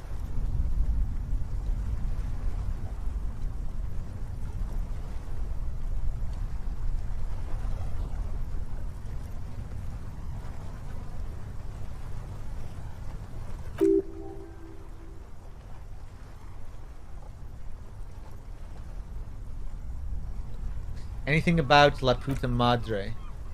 That name isn't mentioned as far as you can tell. No mention of La Puta Madre. What about this M? Points at the page you're staring at. Could this be La Puta Madre? Here. March 9th and March 15th. Read the entry from March 9th first. Great. M's peon is coming to town. No doubt to investigate the lynching. But also, I feel it in my gut to finally put a bullet in my head. While I'm napping in my lorry or on a smoke break. Well, I won't stick around just to twist my own neck by constantly looking over my shoulder.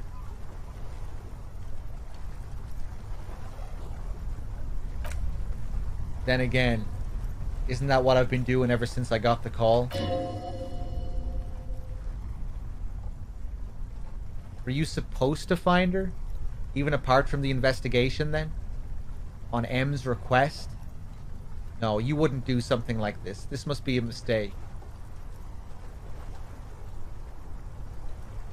Very interesting.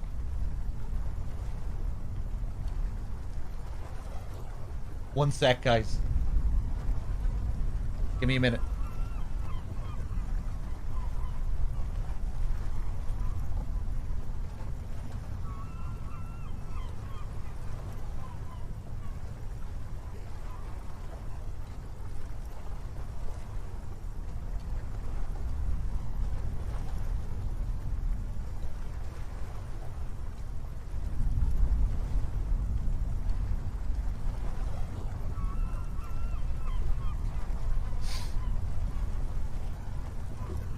Okay.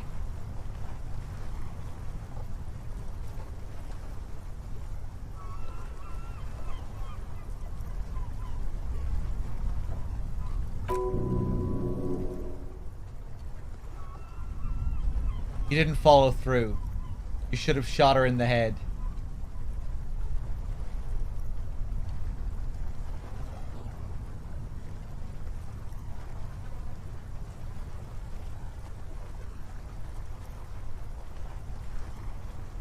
Goddamn right I should have. This is a coincidence. I would never kill people for a mob boss.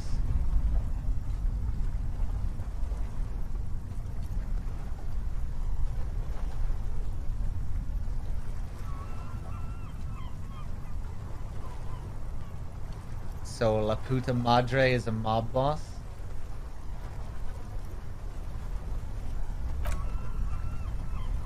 The thought steadies your nerves. The journal stops shaking in your hand. Read the entry from March 12th.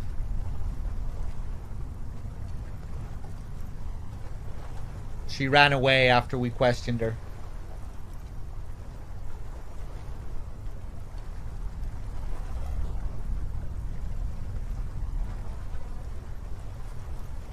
Read the entry from March 12th. Been holed up here for 3 days now. I'm used to being alone and all, but I don't know when I'll be able to leave, or if I'll be ratted out. They will rat me out, of course. I've made it a point to believe in the best in people. Boys, for example. But experience tells me. Did M feel truly betrayed by me? I was feeling threatened. He'd have to know if he threatened people. They'd take measures to protect themselves. Even I know that.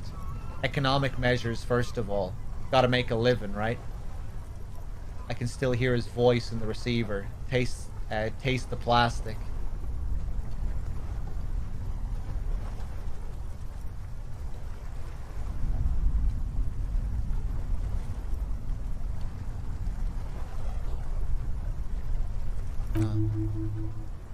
The entry ends abruptly.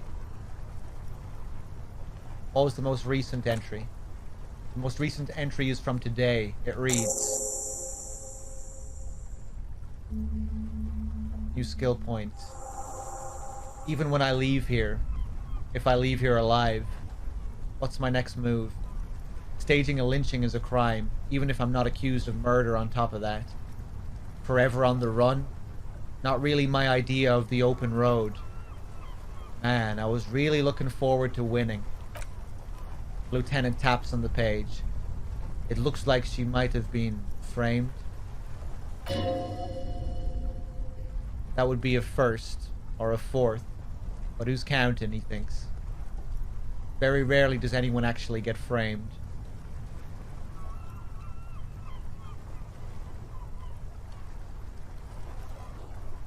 If she didn't do it, then maybe it's good that we didn't catch her.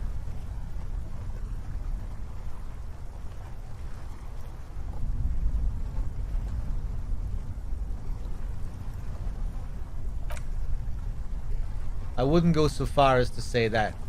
We have other reasons to arrest her. Frowns. Besides, I'm not sure her life as a fugitive is going to be much better than with us. Especially if she has problems with the Madre. Kim, am I really a La Puta Madre agent? He looks you straight in the eye for a moment, then sighs. No, I don't think you are. Ask someone in your precinct if you want to be sure.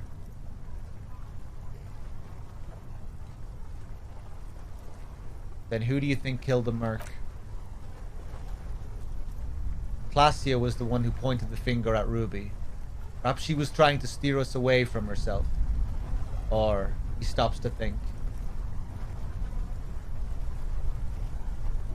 But no one heard the shot. Maybe she had an accomplice. Either way, we need to keep an eye on her. One thing is for certain. We have business back in the Whirling in Rags. Questions to ask. Let's be careful, though. The tip she gave us about the tribunal was disturbing.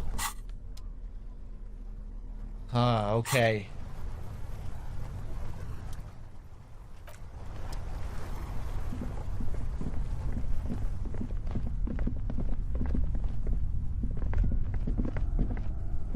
Right, let's go back.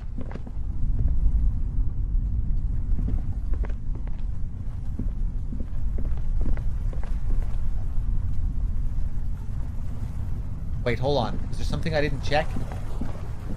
Oh god. Yeah. Health. Beautiful.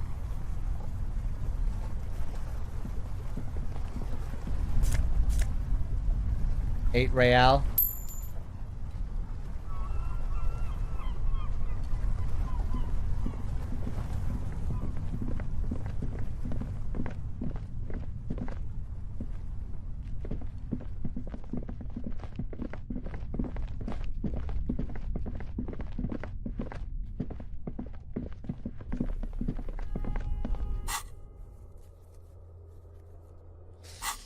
Yeah, and we never really found out what the pail was there either. I wonder if we would have found out if we broke the fucking thing. We might have had some different questions to ask.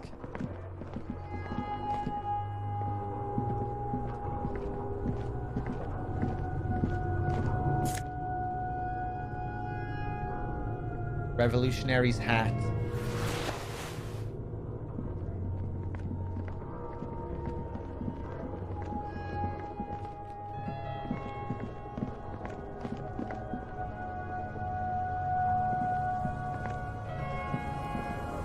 Man, what a track. Okay.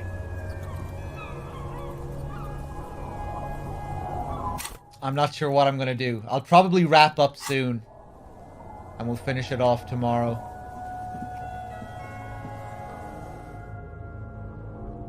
We'll go for a little bit longer.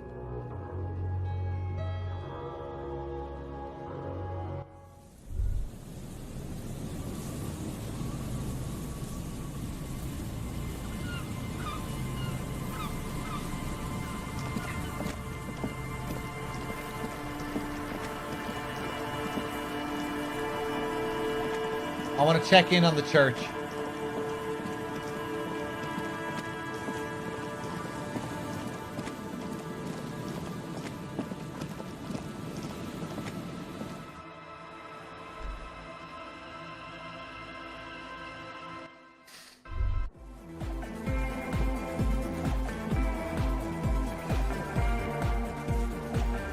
Yes, what is it?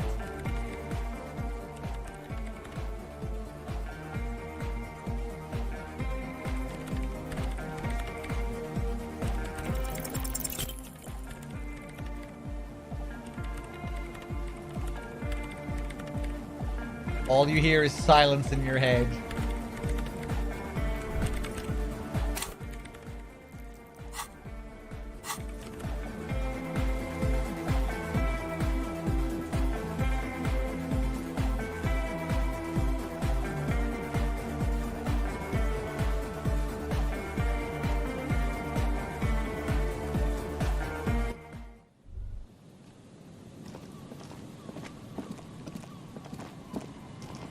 Fuck, man.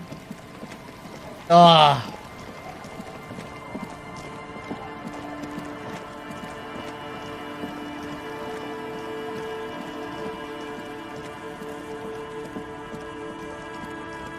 Oh, I bet we would have found out if we passed that skill check, if we destroyed the thing.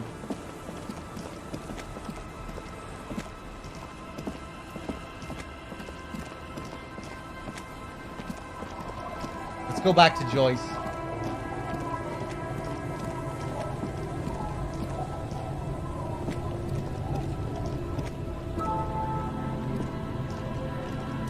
You're back. Good. What can I help you with? Nothing. Actually. You're back. Good. What can I help you with?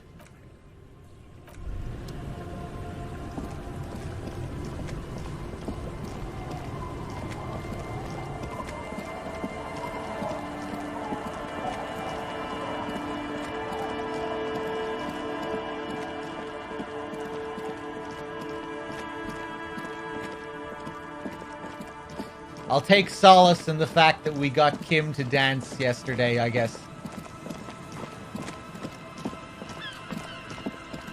You know, we got some lucky rolls in this playthrough. We got to hear, we passed an 8% roll with the karaoke. Oh, I'm all out fuck. of shits to give, Loincloth. Welcome to the fucking reckoning.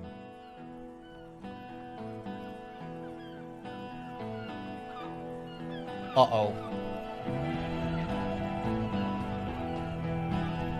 Put your goddamn gun down. People are gonna get hurt. We need to talk this through, all right? Shut up! You're not gonna talk yourself out of this, Loincloth shit fuck.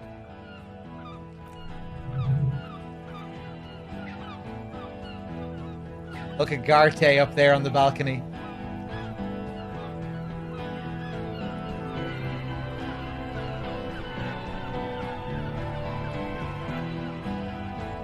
This is the mercenary at the gates. His chest rises and falls under the ceramic breastplate. His fingers reach for the butt of his sidearm. There's something very wrong with him. He's dangerous. The lieutenant raises his left hand. This is a misunderstanding. Nothing irreversible has happened yet. You can just return to your unit and forget all about this. The captor's merciful, willing to spare us if we just forget about our murdered and humiliated commander. I think we should just kill everyone caught here. It's our first time seeing her.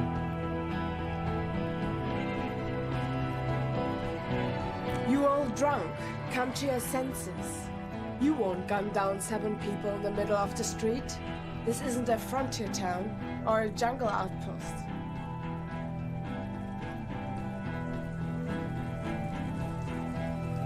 Easy, Lizzie. Let me handle it. I know guys like this. I'm sure we can come to a peaceful agreement. Ain't that right, fella?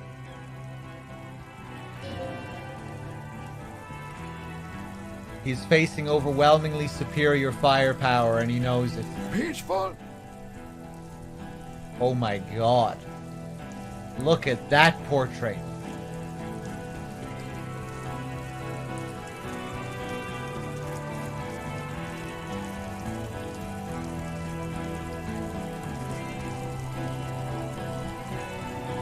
Sounds like the armored figure is weeping.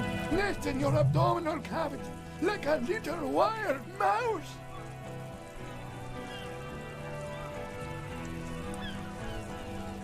Perception hearing success there. We got to hear more dialogue because of our perception.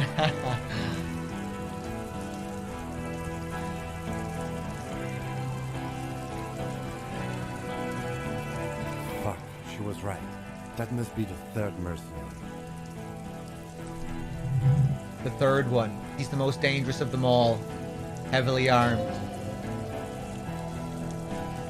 The lieutenant is genuinely worried for his life. You should consult him before getting in there. We're fucked here.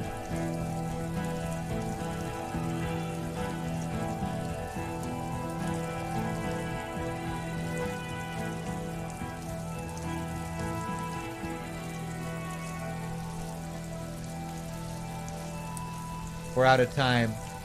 This is... the Mercenary Tribunal. What do we do? My plan is not to get killed, but we have to intervene.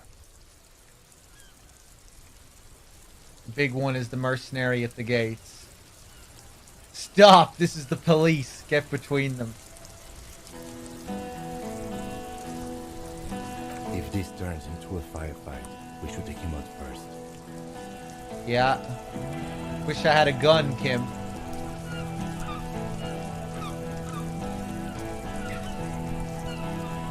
Whisper, let's walk away for now. No, we have to step in. This is not going to end well if we don't. Oh my god. We're both gonna die. Stop. This is the police. Get between them. Get lost, comedian. You cops had your chance. Now it's fucking time for some justice.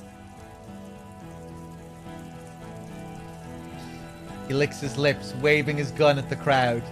Losing his balance for a moment, he staggers backward.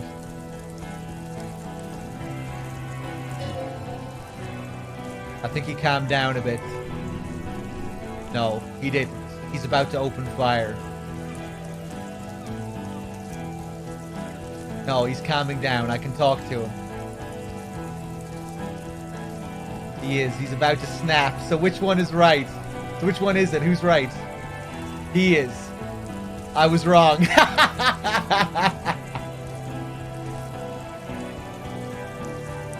Big fuck! Where's the third guy?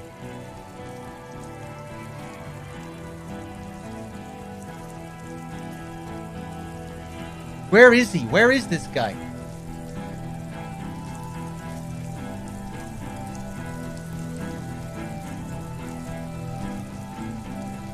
Sitting down by I was wondering if that was a person or not. Hold on, let me get close to the screen here. It looks like just like it could pass for a big pile of snow or something.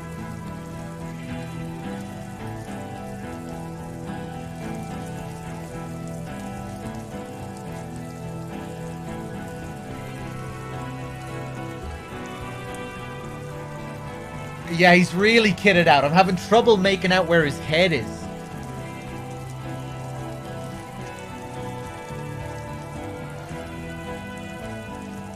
The voice from beneath the helmet interrupts your thoughts. You only make out the last word. I can see you're drunk.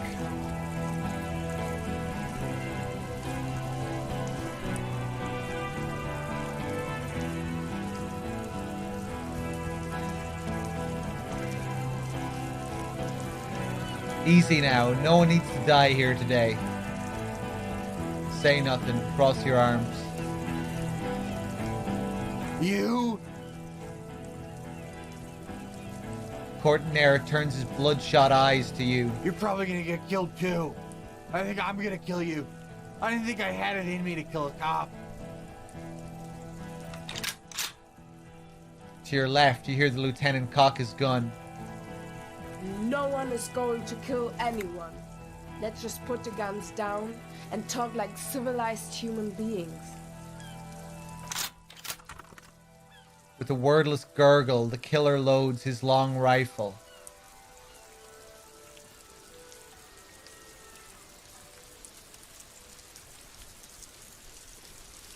The killer, eh? Long rifle, eh?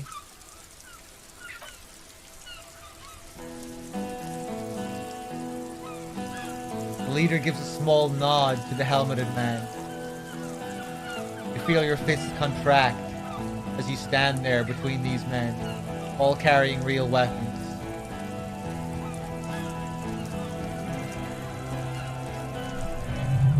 You really, really should have a gun in your hand by now. Or something dangerous. This feels scary. And Kim is a terrible shot. But I just couldn't sign that paper for Everard.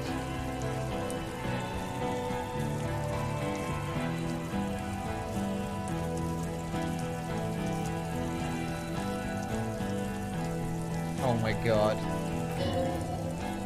Even if it comes to a fight, it's always a good idea to drag it out.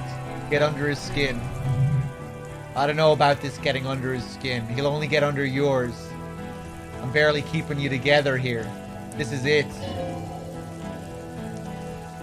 Oh, fuck.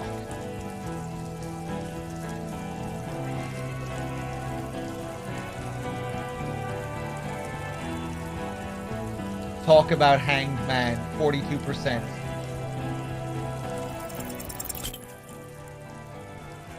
Of course, nothing bad will happen. Talk about his dead friend. He seems stable enough to take it. Fuck. Oh, this is over.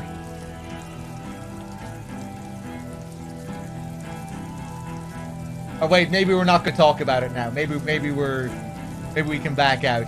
He doesn't seem stable at all. Even better, it'll further destabilize him, costing time and maybe even lives. I feel like I got to know your dead friends during our investigation. You don't fucking talk to me about my brother, Loincloth. He squeezes the words out from between clamped lips, his hand on the pistol.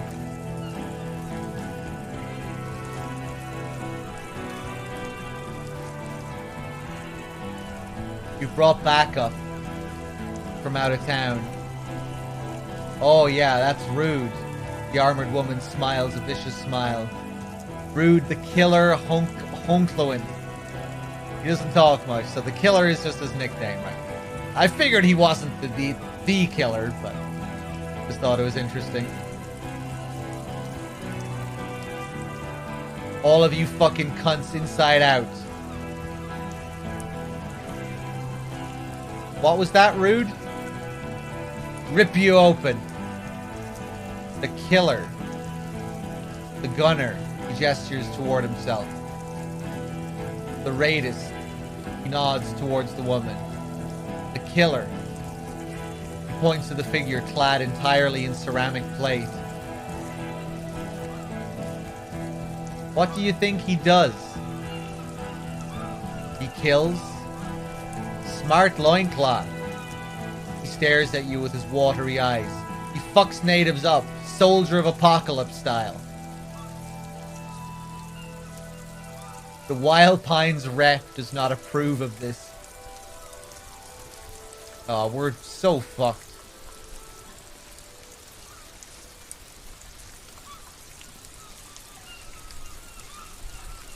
This is going to be too much of a pathetic end for our heroes here. This is just going to be embarrassing. Why did I not find my lost gun? Just stand there. Where is Classia? She can explain this. Who the fuck is that? Classia, the woman upstairs. Where is she? She left. The manager calls down from the balcony. Unharmed. Punched, but keeping it together. Garte, what the hell are you doing here? What am I doing? My fucking establishment is under fire. He points to the armored figures. Do you know how much windows cost? What do you mean she left? She left! Her room's cleaned out. Right before these assholes showed up. Oh, what a dame. We should have arrested her. The lieutenant whispers, his eyes still on the armed mercenaries. You can feel how upset he is with himself. Just for a second. Then the fear takes over and he's back in the moment. Oh, this is like the worst possible scenario. And I had a feeling it was going to end up like this. Because we didn't get our gun. But I just couldn't sign those papers. Hey, Bushmen! The veins on the man's neck expand as he yells. Your little cunt isn't going to help you out of this one.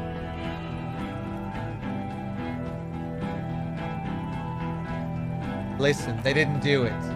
Yeah, who did then? You should implicate yourself. Throw yourself onto the embrasure, chest first.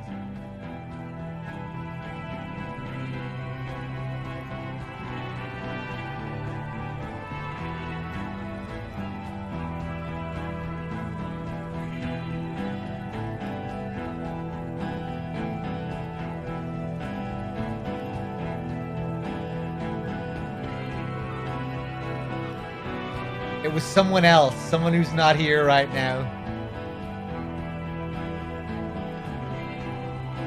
Point to the coast, it was Ruby. Oh, none of these are good options. It was Classia. The bird? He puts his hand on the gun. You fucking telling me a bird killed our colonel?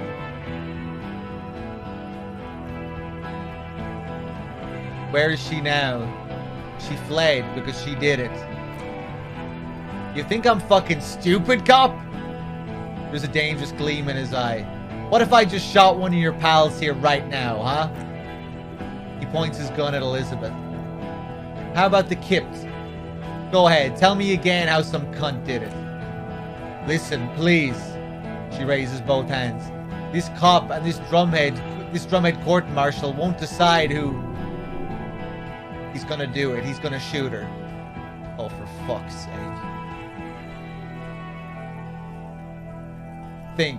Think.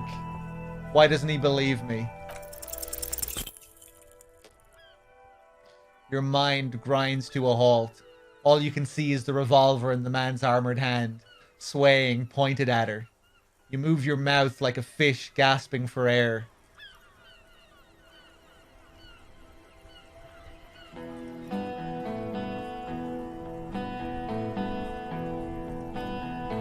She's a woman. Don't. Jesus. Is she? He pulls the trigger. A plume of smoke erupts from the muzzle. The shot rings in your ears. A low, tinny ring. And the Hardy Boys yell something.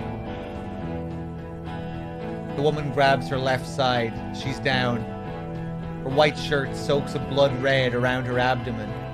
She gasps for air, repeating, I'm okay, I'm okay. I can never tell with these aboriginals. Fuck this. The man starts pulling something out from his pocket. Gene! Big man raises his hand. Tend to Lizzie, now! You're all drunk, look at yourselves. Oh my god, this is just painful. We're just completely fucked. Every check we have, there's just no chance. All the other things we say are pathetic.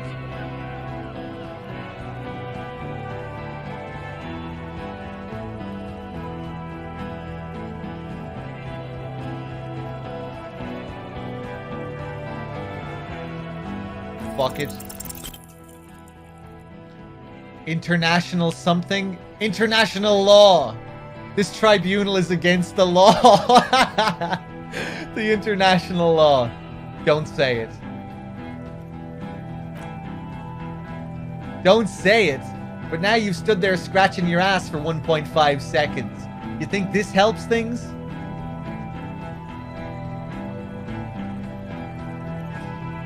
Fuck it. Why did I not find my lost gun? We should have just stood there from the beginning. I just kind of felt like I had to at least try something. What's that, loincloth? I can't hear you. Sounds like you got your mouth full of dick. Rude!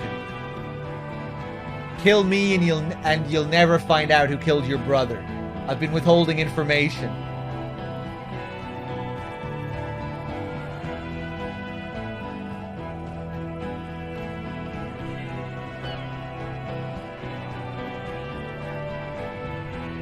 Ugh.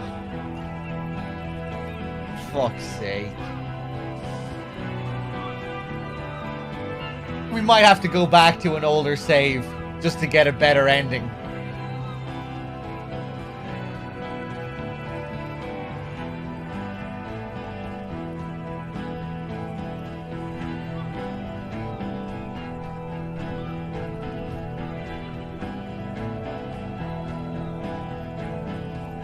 Oh, I did actually have a level. I should have spent it on one of those things, then we might have had a chance.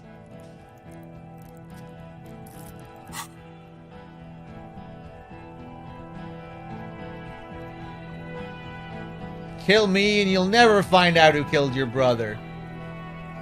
Rude. The man looks to his right. Kill him. Oh my god.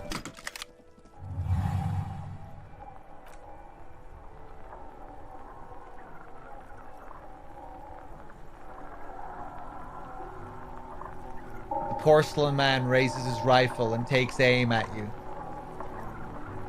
His hands are steady and the long barrel of the rifle sways slowly.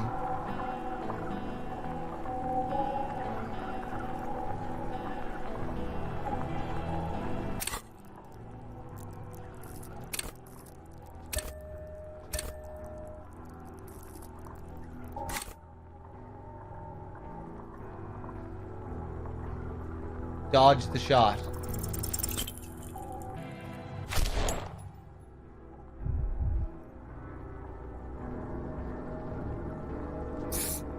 We're alive.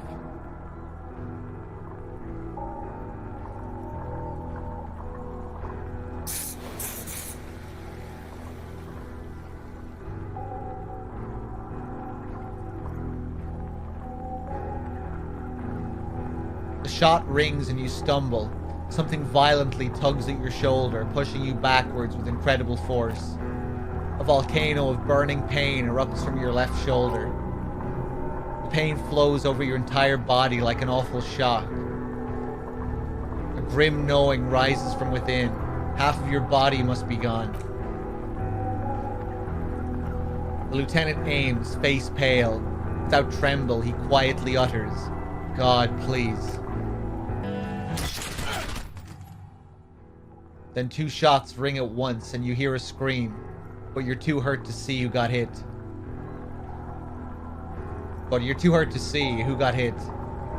Kim, did he hit the rifleman?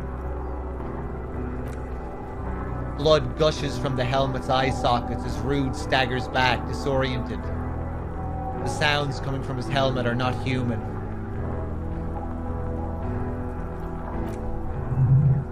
An unbelievable shot from the lieutenant.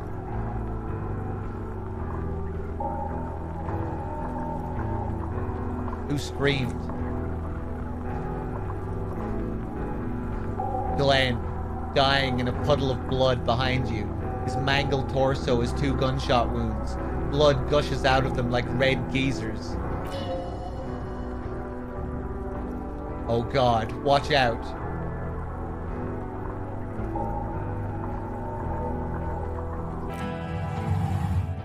Oh fuck. It's over.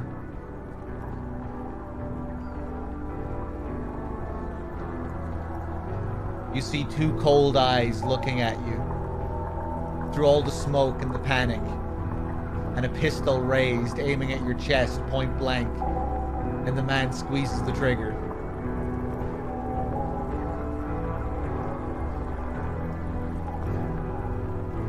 Look him in the eye. Let it happen. Evade the shot. Impossible.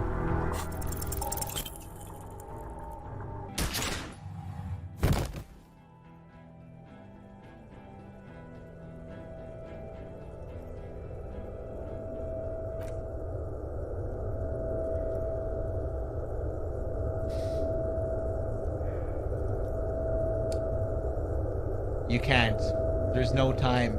Something inside your pelvis explodes.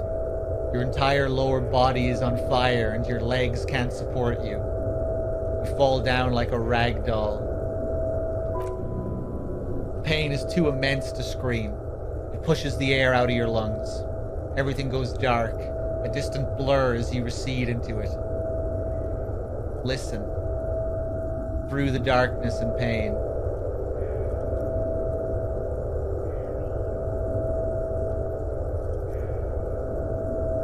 I can hear my ex-wife.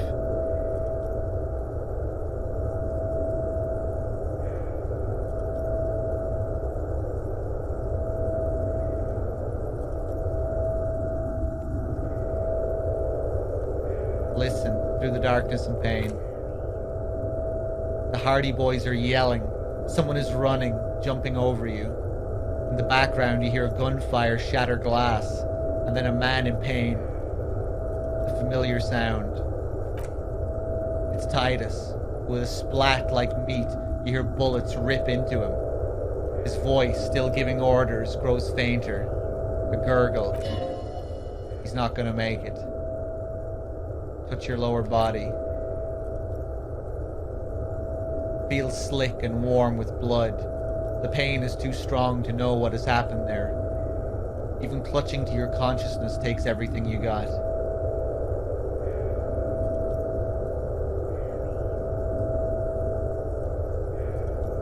What parts of me are missing? Most of what's down there.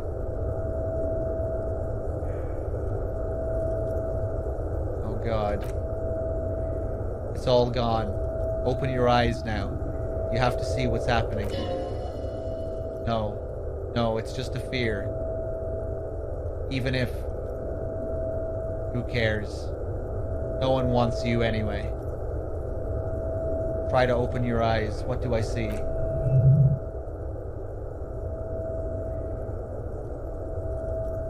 Nothing. Persisting darkness. Dancing lights of pain. Distant shadows cast by them, like a hellish play. Out of it, a silhouette appears, crouching over you. You hear a familiar voice filled with urgency and fear. You're bleeding out. No one wants to do anything with me. No one wants to party with me. Live fast, die old. Kim, I lied about not remembering who I am. I made it up. I remember everything.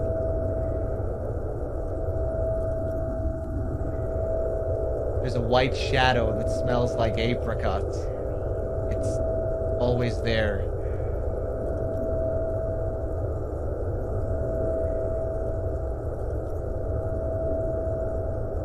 I like this third response here.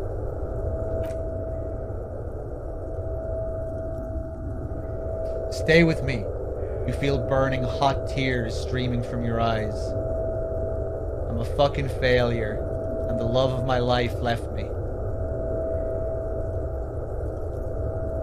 Everyone knows I made it up. I'm just a drunk. A stupid dead drunk.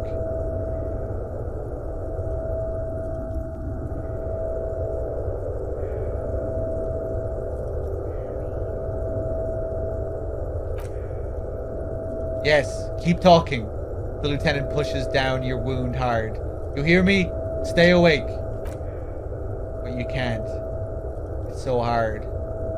Your eyelids grow heavy and the sounds ever more distant, and a cold comes over you. Kim, too, is somewhere far away, almost gone, when suddenly you sense something behind him. Oh my god. A shadow towering. Someone stands there, raising his pistol at him. The lieutenant does not see it. He's pushing down on your wound with both hands.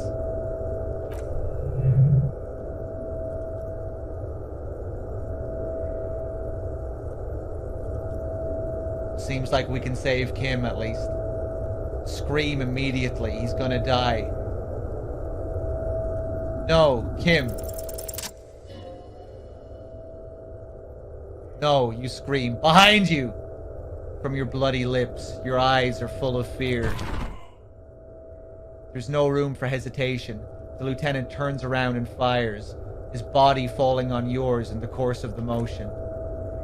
You hear a roar of pain, a death scream. The sound disappears like someone pressed stop on the tape. The hulking figure too is gone. And so is Kim, and the whole world.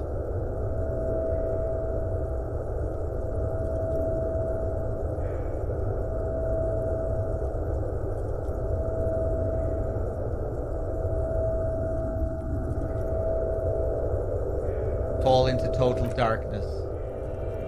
This is death. One more door, baby. One more door.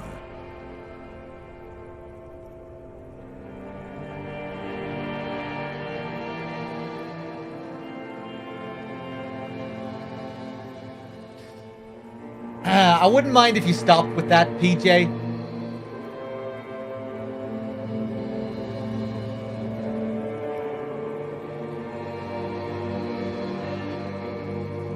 Will I be a ghost now? Good, I want to die.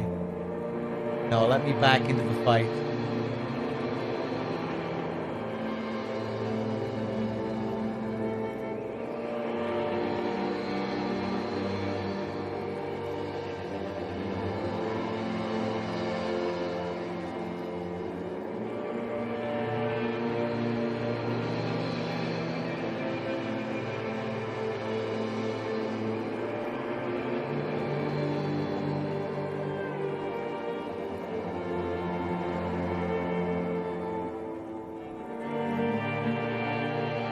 No, let me back into the fight. The fight? There is no fight. The fight is over. It was lost 1,000 years ago. You have laid here forever. Keep falling deeper. Take the door. He's not taking it. His body is not taking it. Oh God, no. He's not disintegrating. He's swelling up instead. Over the hours. Hurting. Moaning in his sleep. And rotting. And being disinfected. And smelling of drugs and feeling saliva in his mouth. Drifting in painkillers. Thrashing in his warm sleep.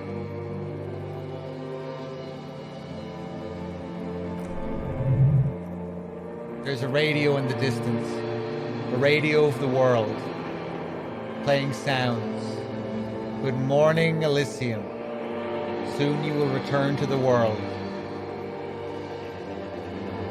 Hours turn to days. Soon we will get up again and go through it again. Finally we know what the infernal engine was outside. The clarion call. It was him. He is the infernal engine. He never stops. He only gets worse.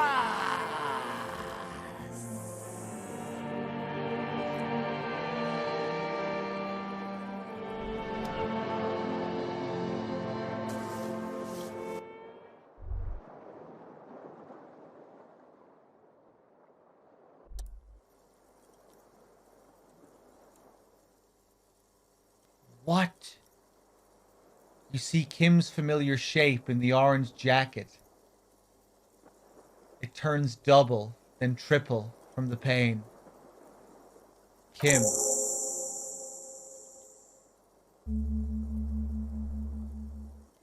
Sunrise Parabellum, the lieutenant says. He's in the middle of a freshly cleaned room with a fan above his head like a halo. His face is covered in bruises.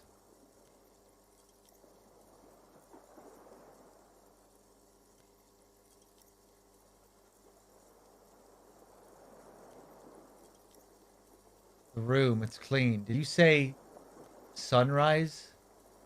What happened? What happened? We tried to take the diplomatic route and hoped they wouldn't attack first. They did. The major gave the command. What happened then? As retaliation, their rifleman shot you. He hit with his carbine. I was looking for a clear line of sight.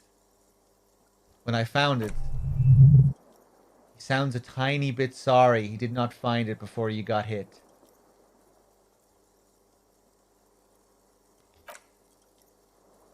I shot and wounded him, while Glenn took a bullet in the spine. It was meant for me. He did not survive. There's a pause. This is not the first person to die in his place. He goes on. Titus, Fat Angus, and Theo charged. Angus and Theo died before they made it to intensive care. Titus died in the hospital yesterday. Alan and the young musician, I forget his name. They're all that's left. Titus is dead? Yes.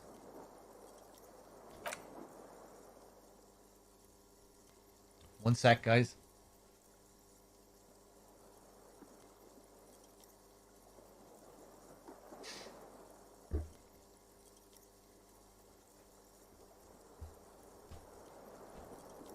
Okay. I think I'm all out of M&M's, D-Cups.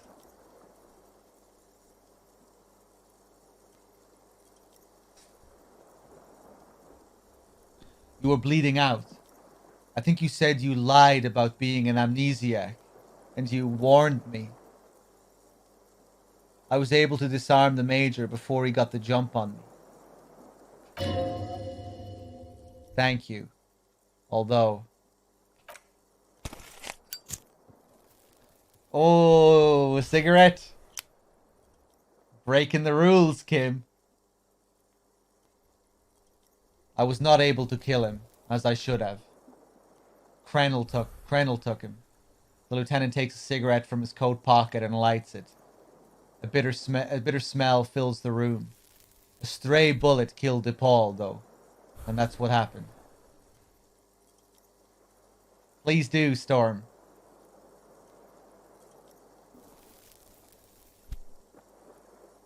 I thought you only smoked one a day.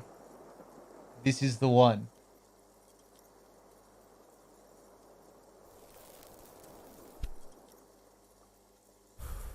Titus is dead?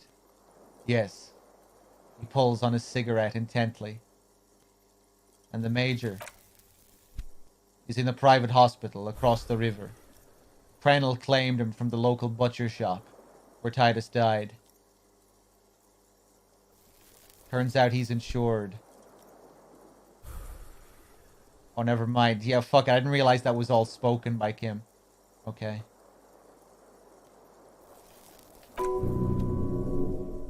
There is unveiled anger in his voice. We won't get to him anymore. The good news is, he's not coming here either. I did some damage. Why did I have to be such a fucking asshole and just not sign the paper?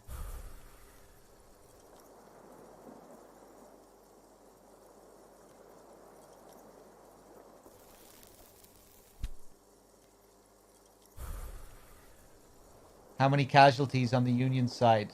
Total. 6. Glenn, Theo, Shanky, Angus. The fat one, he took a lot of bullets. There's a pause. And Titus.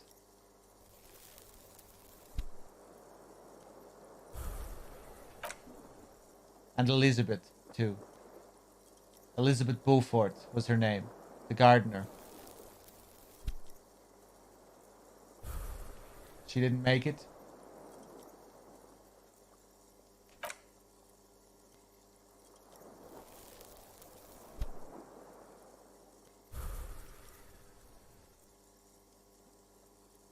No. She bled out before Everard's surgeon could help her. Everard sent personal doctor, but he shakes his head. A costly loss for the Union. She was being trained for leadership.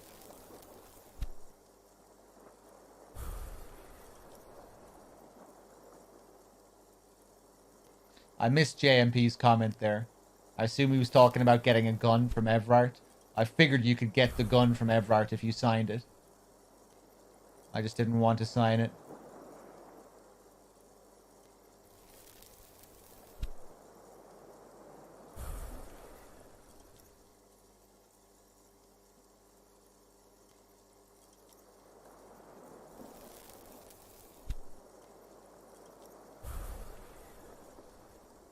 If I would have presented the theory better to their leader.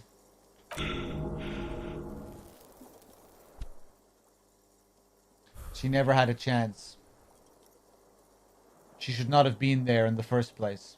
She was, there was no way to convince them.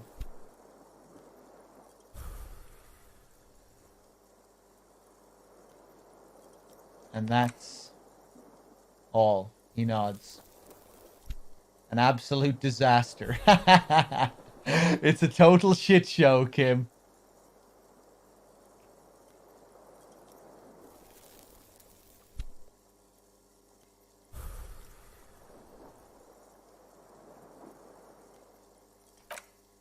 Yes, officer, he says calmly. 7 people are dead. It's not a success. But what's done is done. The violence is cordoned off. The hornets did not get into the beehive. He rubs his swollen chin. The worst case scenario has not materialized. Yet. And he smiles. We are still alive. Both of us.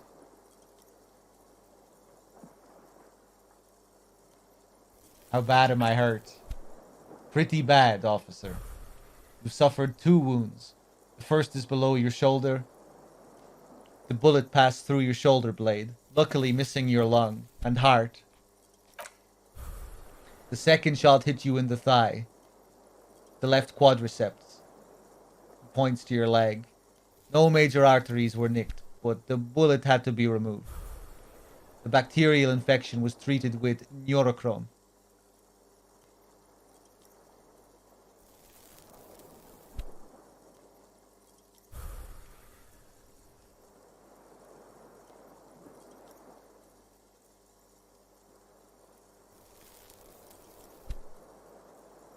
Can I walk? We will see. I doubt this is the worst possible outcome. Obviously, don't say. But I'd imagine it can go worse than this.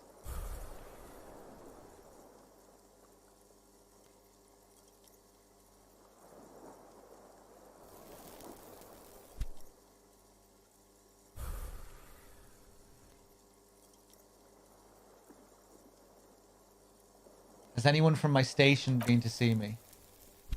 No. A man and a woman sit in the front seat of an armored motor carriage. The woman is driving. The man lights a cigarette. Jan Vicmair is his name. The asphalt vanishes under the wheels of the machine. Ahead, harbor cranes rise to the sky. Back to that shithole, he says. Oh, fuck. They're on their way.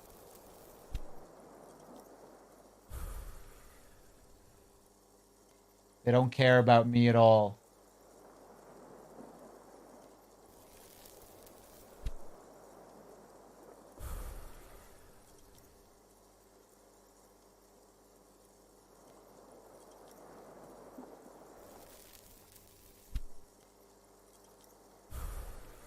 Really? I called your station after the fight. The injury was logged in. They told me they've sent officers to join you on the site. Yeah, so they're on their way to come get me. Hopefully that all turns out well. Odd, you haven't seen any, have you? There's a pause. I'm sure they're worried about you.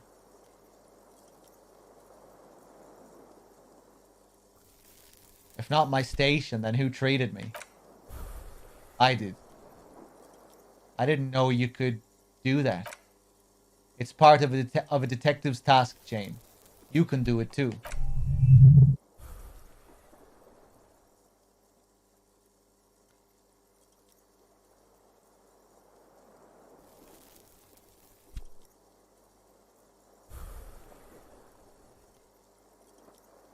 Can you? You're pretty sure you can't.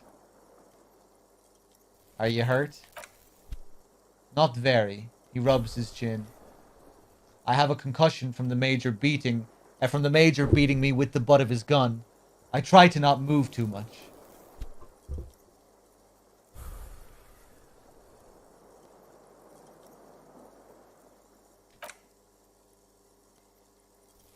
Things would be much worse if you didn't warn me. There's a pause. Thank you. I did not see him coming. Stupid of me.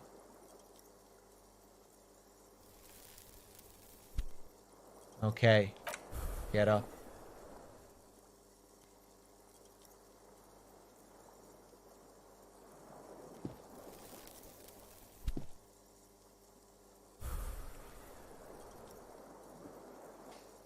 I think JMP is cranky. He got purged for 1 second.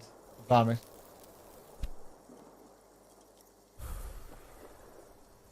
Easy now. The lieutenant turns double again before your eyes.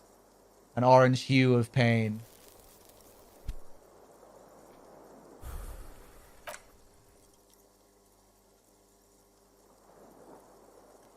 How are you?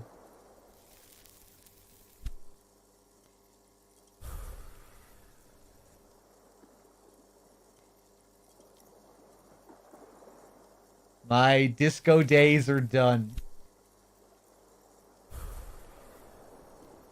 I'm very bad, Kim. Things are very bad. Who cares? Who cares about me? It doesn't matter. I feel fantastic. Let's rock.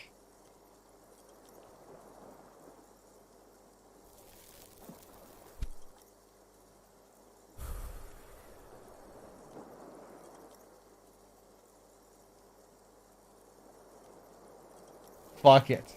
You have to stay positive. He nods.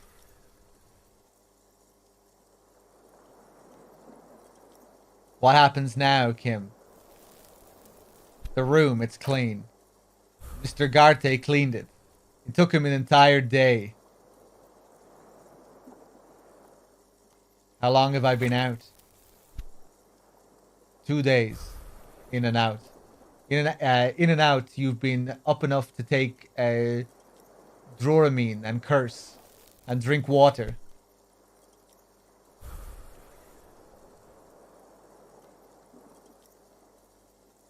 What did you say? Sunrise? Sunrise parabellum. Sunrise, prepare for war. It's an old revolutionary saying. Is it war today? He looks out the window. The gates of the harbor are boarded up. The streets are a little more empty. Apocalyptic violence is yet to erupt, I am relieved to say. I think we may have held it off, for now. He unzips his bomber jacket. Barely. Good. Yes. We have also completely failed. But that's okay.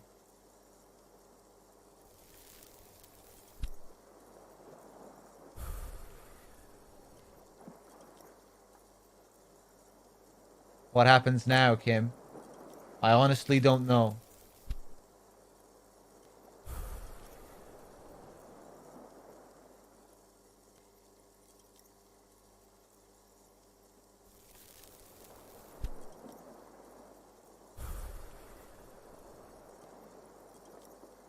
But I don't know either.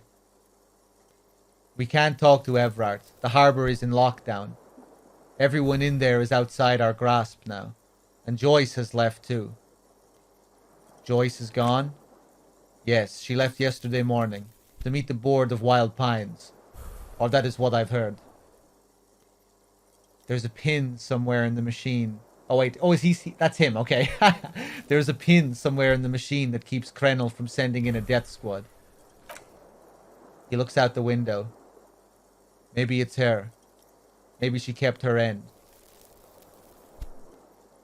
Either way, Ruby's gone, and Klassia too. We really should have arrested her, you know.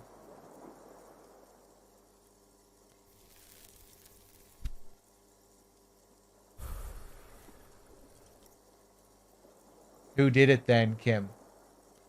Who killed the hangman? I don't know. I think the dangerous theory you presented on Klassia, or whatever her name was wrong. We have not found a motive or a weapon for her.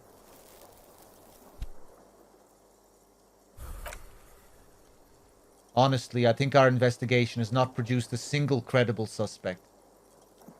His voice is calm, matter-of-factly. Interesting.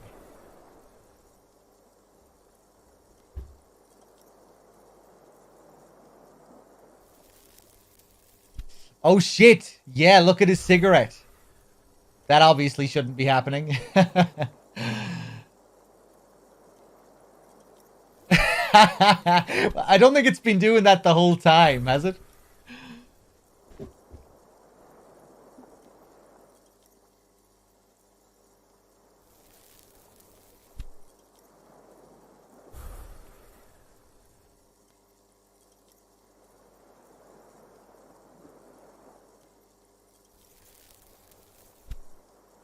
This is because I'm a la puta madre's peon, isn't it?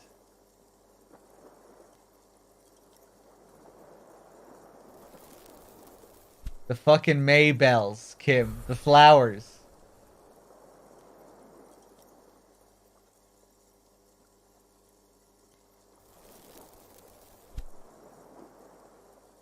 What about the hole in the... Ouch. Wall. Someone was checking her out. I don't know. He rubs his back. That's been there for years. The goddamn footprints. Yes, he says. God curse the footprints. Not solving the case for us. Oh diable. The fucking Maybells, Kim. The flowers. What? They were on the roof. I did not catch them. Fucking Butterfingers. Oh, yeah, I remember that. That was like a random fucking thing that happened out on the balcony with Klasia. Remember? We went over to the corner and there were like some flowers fluttering in the breeze and I tried to catch them and I failed. It was just like a random reaction test. Reaction speed check. Every piece of garbage in the city is not connected to the case. You don't have to catch everything.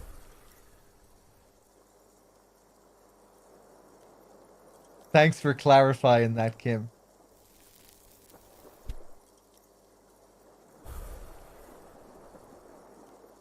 This is because I'm a La Puta Madre's peon, isn't it? Don't be narcissistic. Half the cops in Revachol West are his peons. Even if you are, it is not a decisive factor in this case.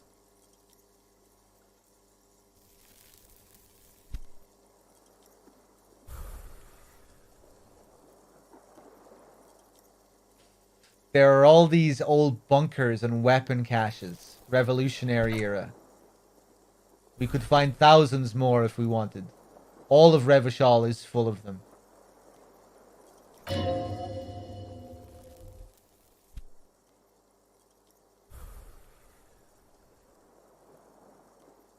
But they seem so mysterious.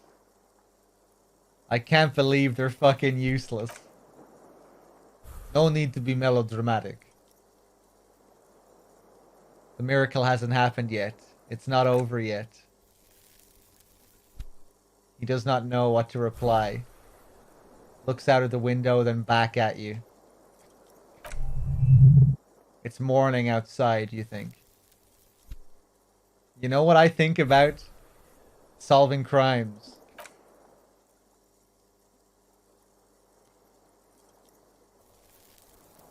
He arches his brow. The ceiling fan patiently spins overhead.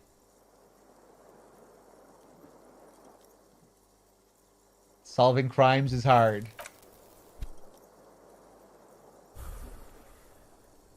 I've no idea, Desert Dude. We'll see. It really is very hard.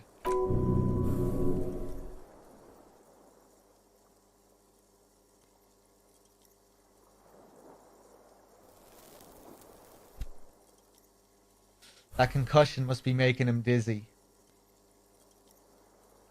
You're not ready to give up, are you? No.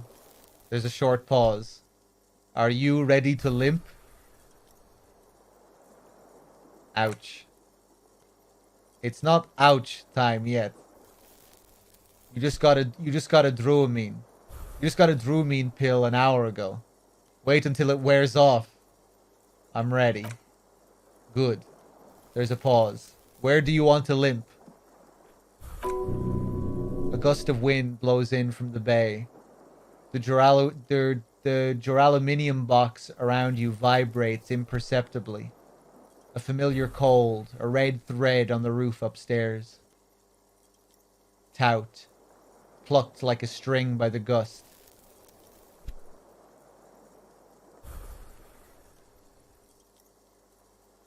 We should check Mrs. Katarzyna Alasia's room upstairs. Why not? He extinguishes the cigarette on the sole of his boot. New task. Inspect the window in Klaasia's bedroom. I feel like this should have been a task earlier on. I feel like we should have been more thorough with that window. Maybe it was possible and I just never did it or something? Yeah, it could have been.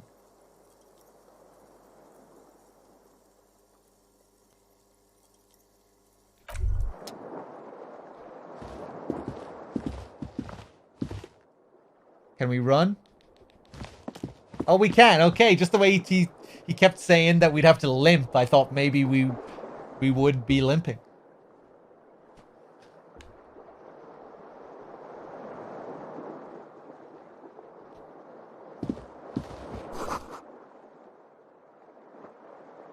Newly replaced glass shining in the morning light.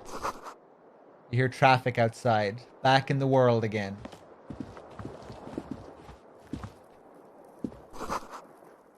The Stereo 8 player has been reunited with its right speaker.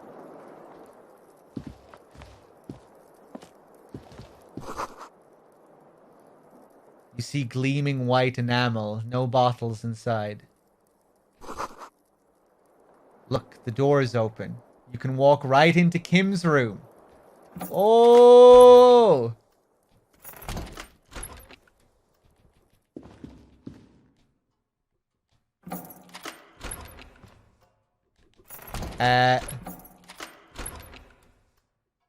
But can I?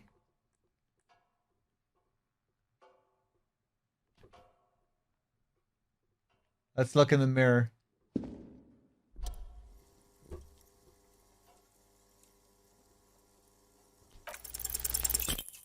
Fuck. Like the rest of you, it comes from a bad place somewhere in the past. That's all you know for now.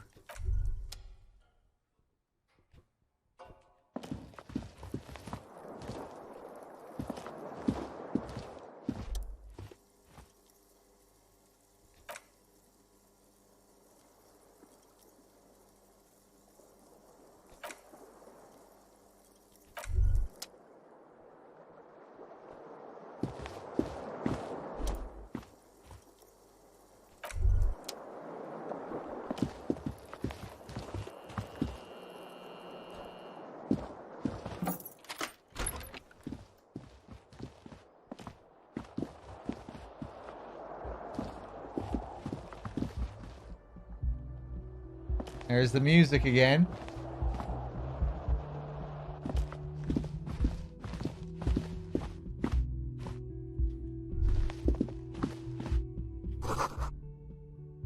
Ouch, that leg hurts. Maybe if you don't run, it'll be okay. Okay.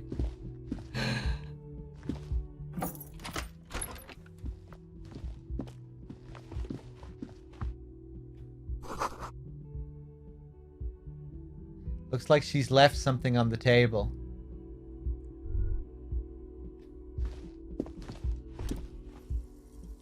Next to stacks of bills, you see a note. A few lines jotted down in large, uneven handwriting, just as the writer was about to rush out the door. I'm sorry I fucked everyone over. P.S. I didn't kill him.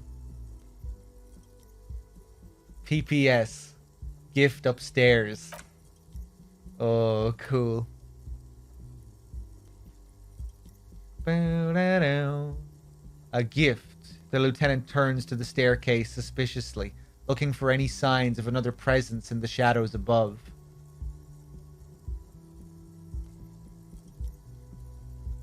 What could this gift be? I am not drawing my gun yet, but I don't like gifts.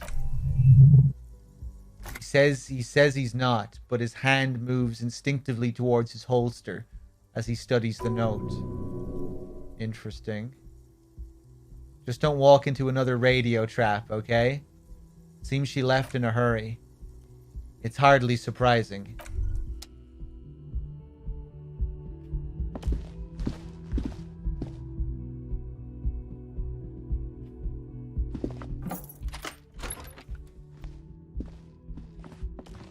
Man, this is cool.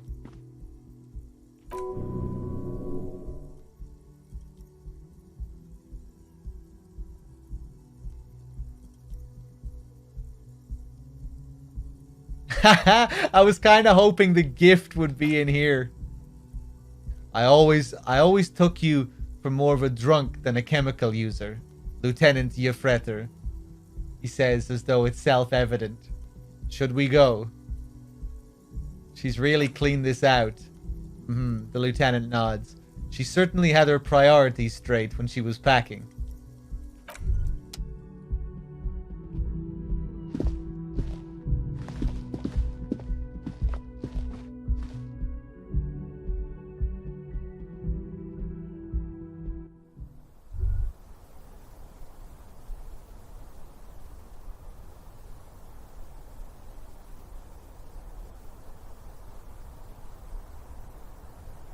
Okay. A red thread made of nylon leads out of the room and onto the roof, showing us where the bullet came from.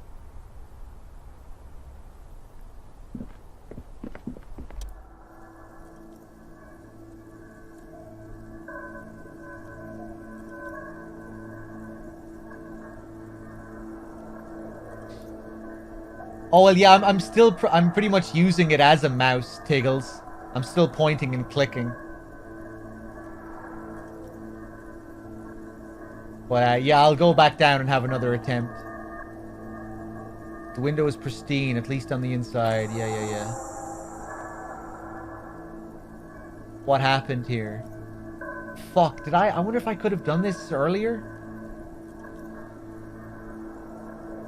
Oh, the red thread gives us a +6 here.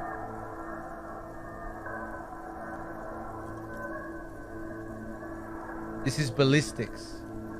She's left a trajectory for us. Lieutenant tests the thread with his finger. Drawn taut, it rebounds instantly. What happened here?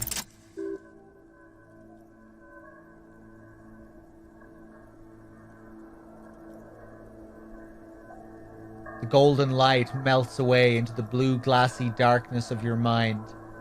In it are two neon-lit shapes, a man and a woman on a single bed.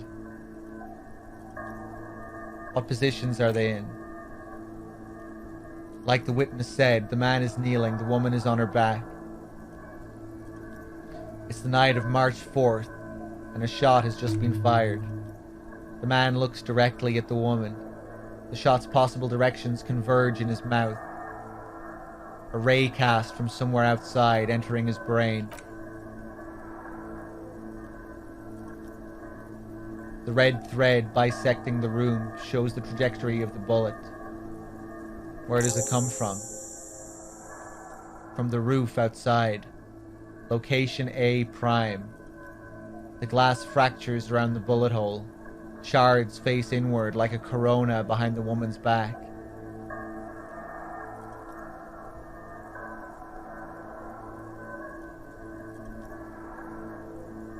Where does the thread lead?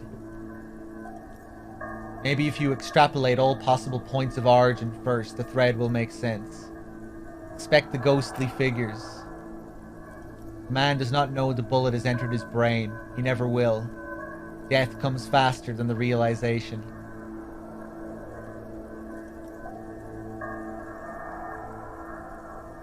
Have a look at point A, the roof. Ruby ruled this out vehemently. The shot would have been heard from downstairs, where no one heard it. The likelihood of A has fallen drastically. You may be looking for a sniper.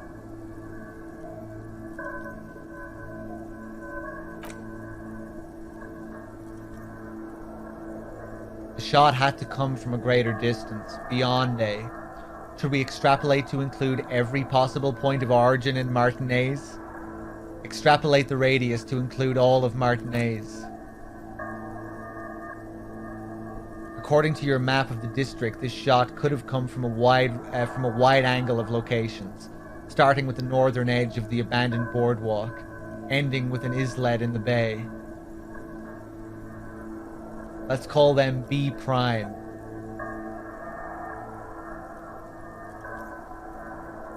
More precisely, B for boardwalk, B for Land's End, and B for the islet detected. There may be smaller points in between. But those are too fine to zoom in on.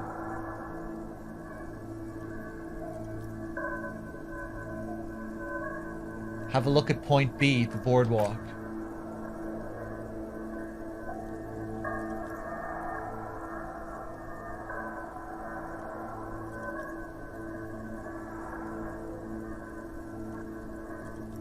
Remember we got that shivers thing around here before we went into the building to meet Ruby.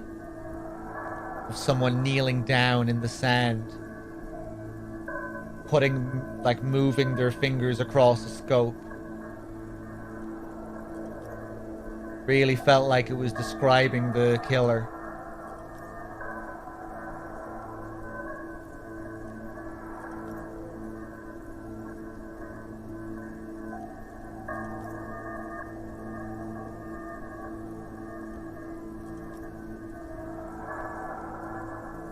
Have a look at point B, Land's End. 1.2 kilometers away. The least likely of these positions. Let's say 3%. A truly skilled sniper could have done it. Possibly from a tent. No. Too far-fetched.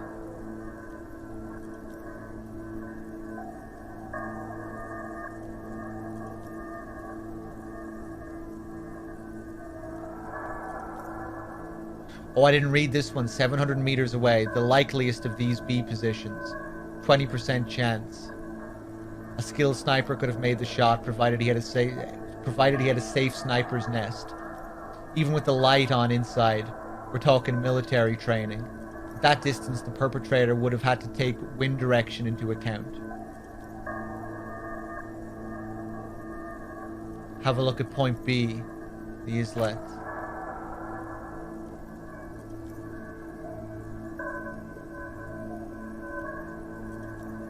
One kilometer away. A point beyond the docks on the islet in the bay. Is it pronounced islet? The fort is ruined, but the perpetrator may have found a stable spot on the beaches surrounding it where the concrete crumbles into the sea. As you saw in the coin-operated viewer.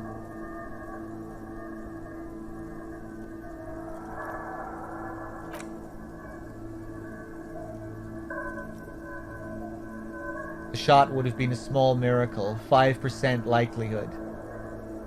There is an extremely narrow field of view from the bay to the window, between Rue de Sangues Lane 8B and 33A. The angle would have been extreme, and access to the islets is questionable. But it is a possibility. Yeah, I reckon it's the first one then, because that's around where we were. And we got that Shivers description that described someone kneeling down to take a shot. It seemed, anyway. Mentioned the scope.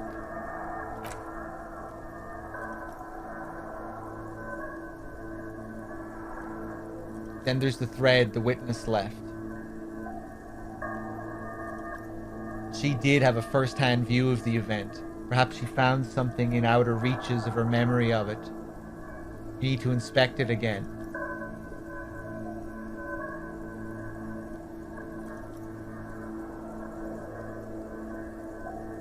I extrapolated all the points of origin. Now where does the thread lead?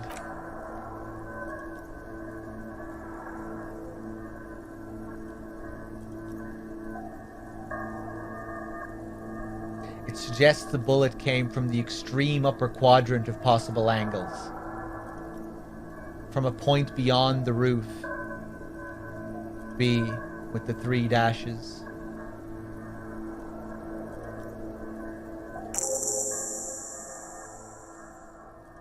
The island in the bay.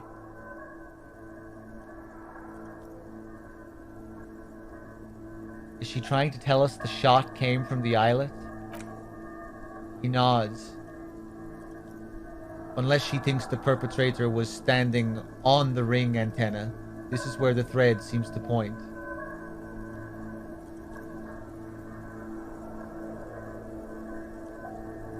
There are ruins on that islet. A sunken sea fort. I saw it through the coin-operated thingy. Hold on one sec, guys.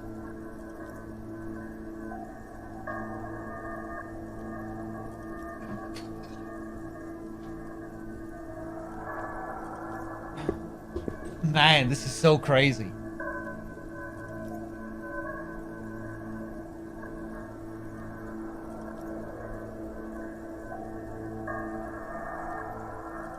So yeah, there are ruins on that islet. A sunken sea fort. I saw it through the coin-operated viewer. I remember. He looks out the window and onto the bay.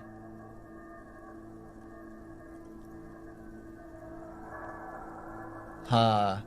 I wonder if there are any little bits of foreshadowing during that scene. When you look through the coin-operated thing.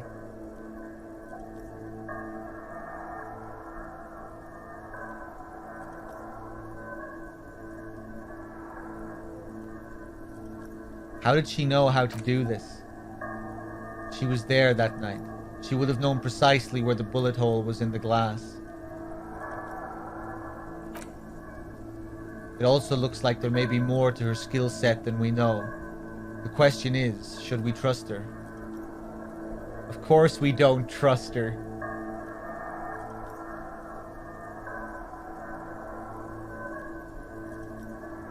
This is her way of saying she's sorry. I mean, she could still have been part of the plan, you know? Maybe she knew he was going to get shot. Probably not, though.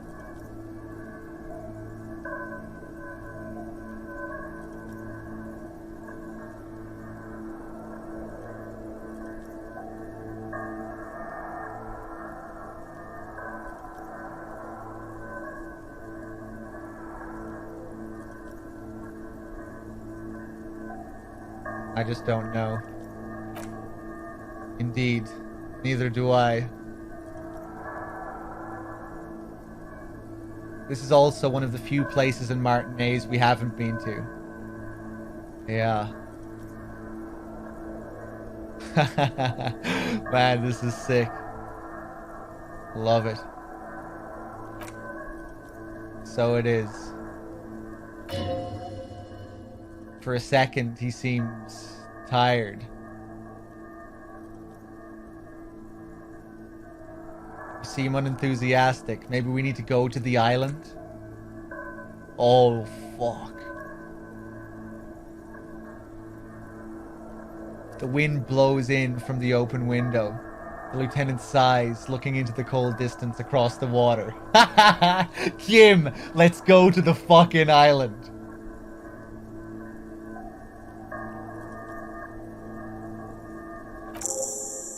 Okay, let's go to the fucking island. He takes a second to gather himself, then says, how do we get there? Joyce Messier had her sloop, but she's gone. Oh, this is wild, man.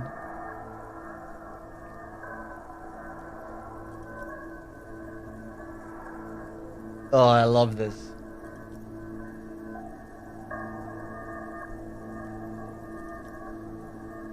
Lillian, the net picker. She's tarring her boat. Ah, yes, of course, the village. Let's go. Ah. Oh, this is insane. Oh, man, I love the note that Classia left downstairs with the PS, I didn't do it. What a dame. What a femme fatale. The thread is tied to the antenna.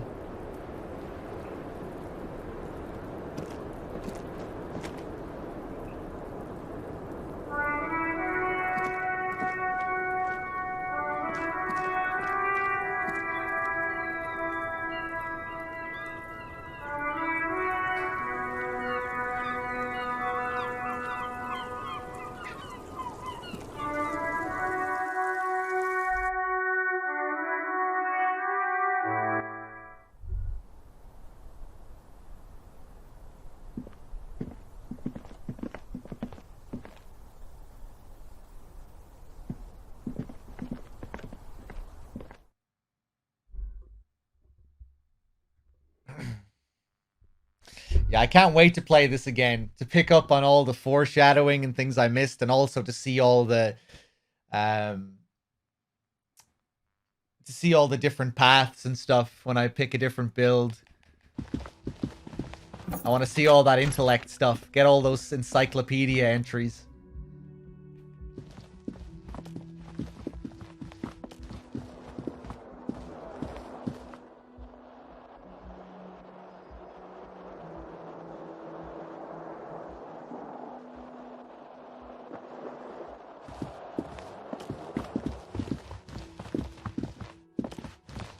Let's go back and see if we can get into Kim's place.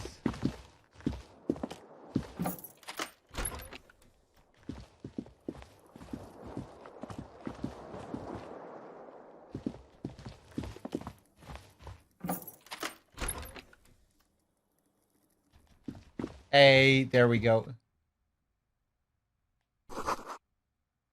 The alarm is set for 6:50 a.m. Medicinal supplies on the cupboard. Mercurochrome, a scalpel, antibiotics.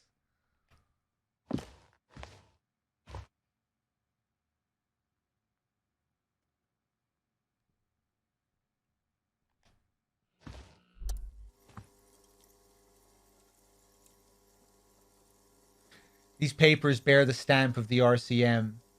They appear to be fragments of the lieutenant's paperwork, half finished. You make out notes on this and other recent cases.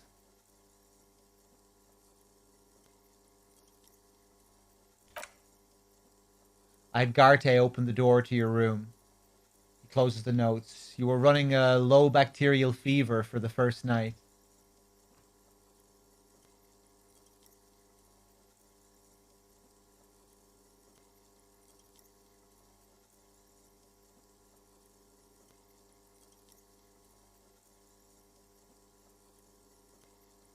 I don't think so, Nico.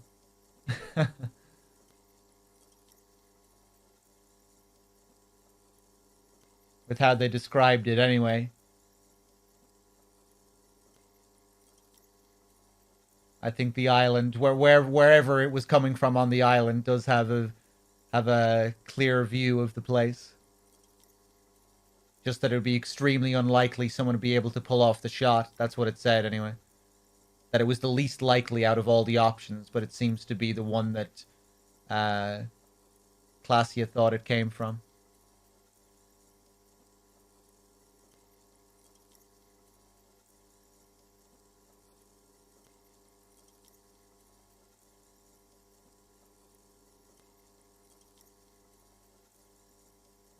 I saw apocalyptic visions of the darkness behind darkness.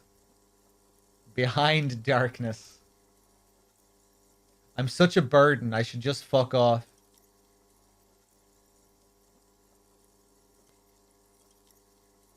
Thank you for keeping this thing alive a little longer. Point to yourself. It would have been easy were it not for my concussion. We both got lucky, considering the odds we faced. There's a pause. Let's go.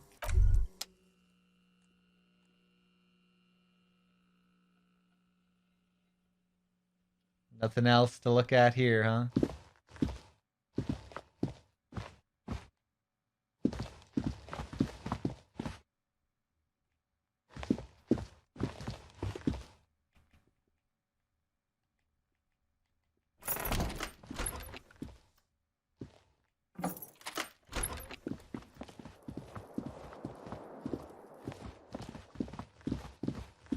Okay, I guess I'm gonna wrap up soon, and we'll head to the island next time. It's getting late.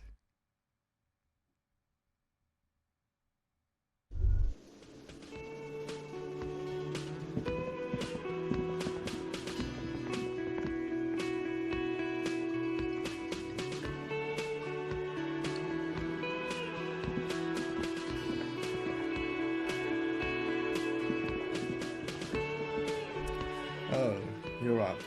It's good to see you back on your feet. Did you like your room? I cleaned it for you.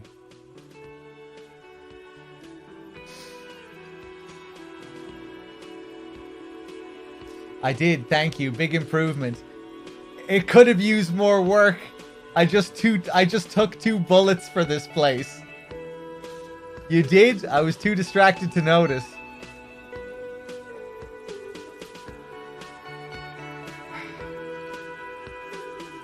This is a big decision, because I've been an asshole to Garte for the entire playthrough.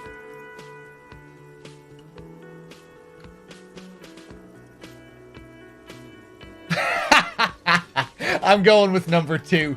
Fuck you, Garte. Really cool, man. Yeah. His posture changes immediately. Entitlement. Everybody's like that. Everybody likes that. Everybody likes an entitled person who doesn't know how to say thank you.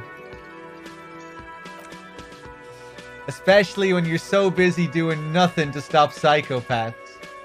How could you just stand there? Still, you did risk your life.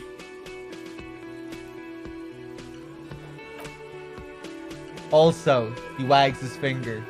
You and your partner are staying here free now. I'm not gonna let you ruin it for him. This establishment supports cops, even cops like you. Oh, I feel like such a dick.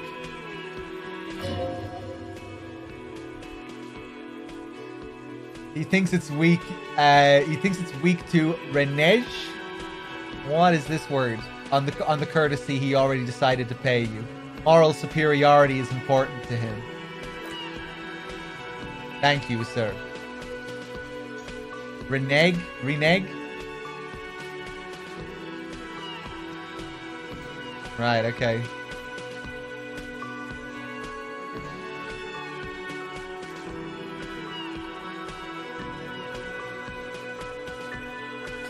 To go back on the courtesy, right, right. And he, oh god, give me a second.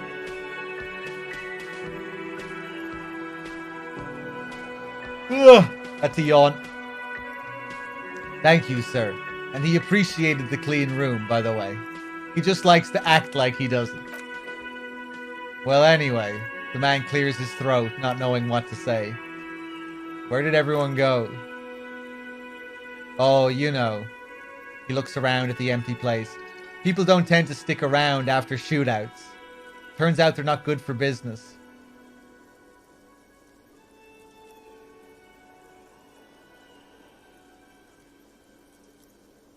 Are Lena and Moral still in town? Ah, them. Nice people, but no.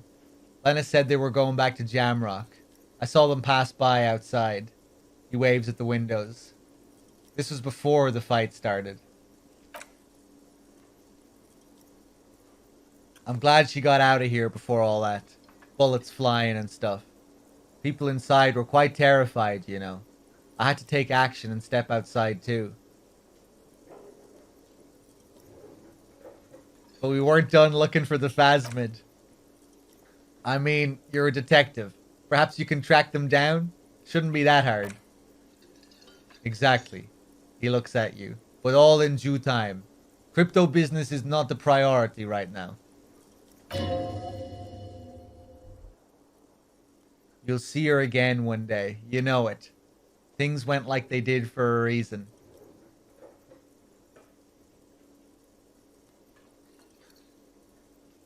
What happened to the man with the sunglasses?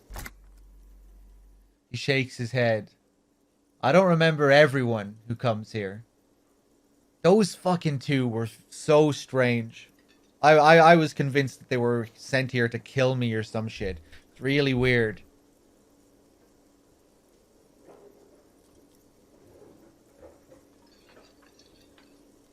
Two cops, seemingly from our precinct, came here to do what? They just sat around. It really just seemed like they were there to check up on us. Very curious.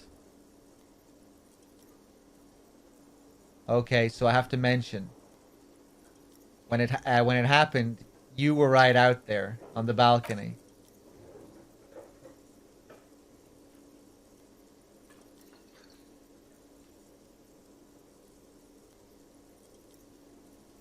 I didn't recognize them?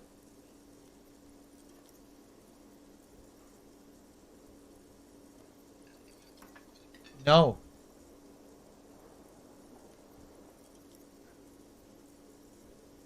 I feel like you're kind of spoiling it now. But maybe it was supposed to be obvious. I don't know.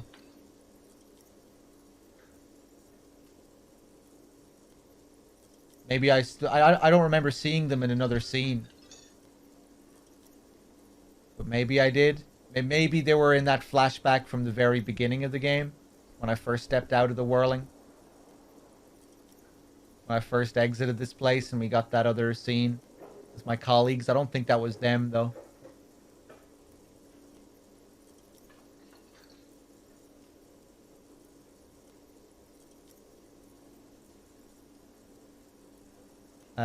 Yeah, I was. Yeah, he nods. Trying to remain aloof. That's because I'm a badass. It really took courage. Don't pick at him. Yeah, I guess you are a badass. Yeah, I don't know. He feels the need to explain himself. Clients were panicking. Also, I guess I sort of found out that I don't give a shit if I die.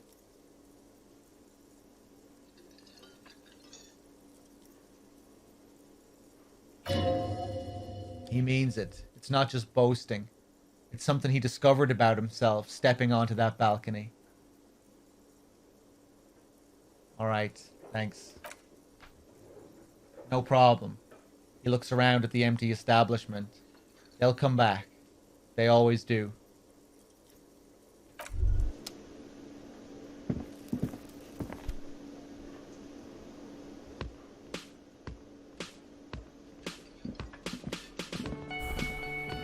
This fucking guy.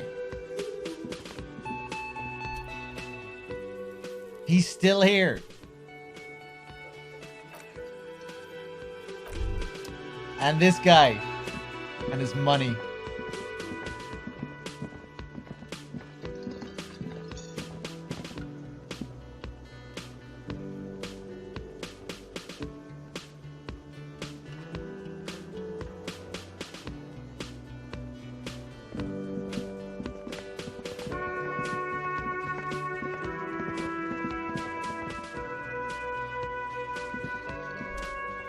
Ha.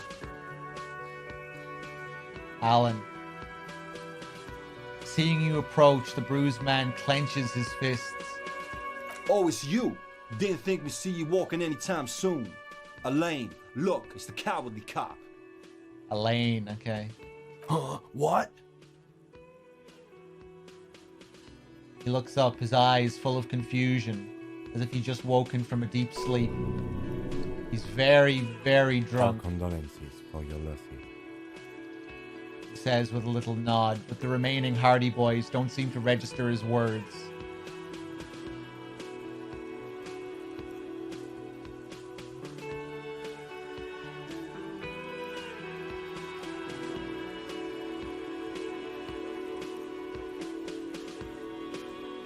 Is he okay? Point to Elaine.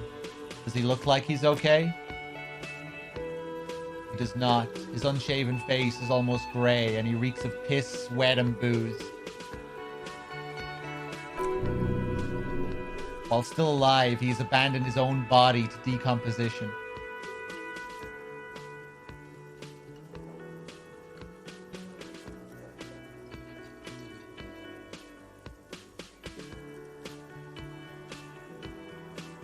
How badly was he hurt? He wasn't, that's the thing. He sighs heavily. Titus, Theo, Dennis, Angie, Lizzie. They're all gone, but he got away without a scratch. He seems barely able to keep his head up. There's nothing left. Nothing. This is a broken man, he whispers to you. He probably feels that he should have been able to protect the others somehow. And now he feels guilty for not dying with them, or instead of them.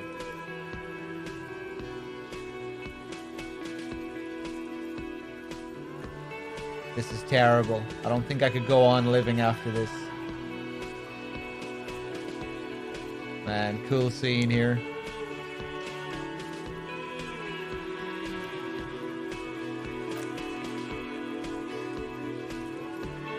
The eyes looking back to you from the narrow face momentarily light up and his lips move without sound. That shit ain't helping anyone, asshole. The fuck do you want with us anyway? Any idea what happened to Classia? Damn songbird of misery, that one. The man shakes his head. And do you have any information on this songbird of misery? Nah, Garde said she took off sometime before the firefight, that's all. Trying to remember if there was anything. Oh yeah, he said she seemed to be in a real hurry.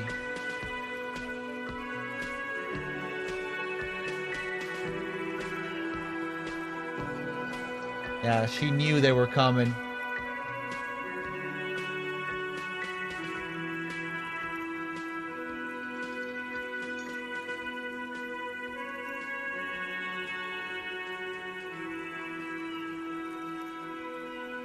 What's gonna happen to the Hardy Boys now that Titus is dead?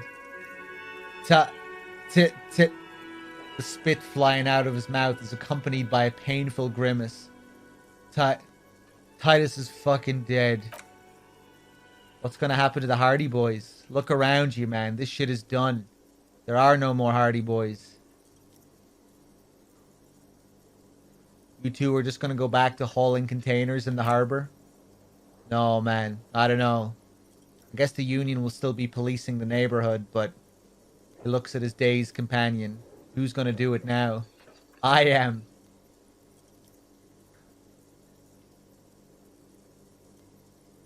You, Eugene. Me? No, man, I'm not a leader. He smiles suddenly. You know, Titus only recruited me because I play the guitar. Said the team could use the morale boost. If any of them had leadership capacity beside Titus, it's him. Keep encouraging him. You can do it. Eugenie boys. That's quite the ring to it, doesn't it? What? Fuck no. If I'd stay, we'd keep the name to honor Titus. You're right. Eugene Hardy doesn't sound bad either. That's a noble thought. You're gonna do alright. No one is born to lead.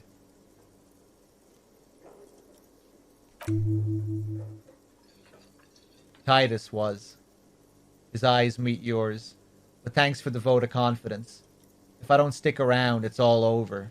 So I guess I sorta have to now. Yeah, man, you know. He slaps his hand on the table in a sudden burst of drunk enthusiasm. You know, you've got this. You've got this. He looks off to the side, eyes filled with worry. I haven't got shit, Al. Take care, guys. Yeah, you too. It's a rough world out there.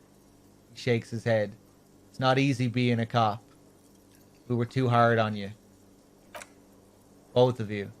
He turns to Kim. We shouldn't have fucked with you like we did. We got between us and a lot of bullets in that fight. You got between us and a lot of bullets in that fight. Martin Hayes owes you one. That's kind of you to say. Lieutenant closes his notes. Take care of your friend, okay? I will. You take care of yours. He nods to you. A sharp pain shoots up your side and into your stomach. You must not look too good. Luckily it passes. Man, great scene.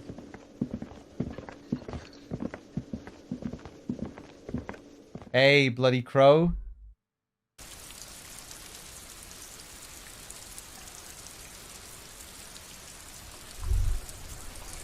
Oh shit, what is this?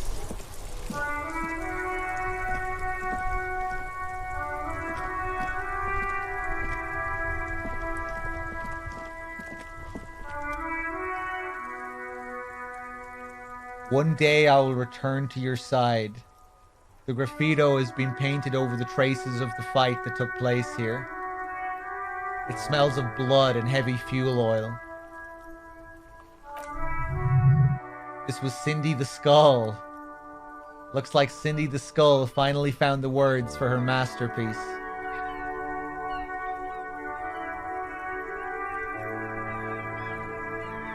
I smell heavy fuel oil and blood. Some of it is even yours. Heavy fuel oil. Isn't that flammable?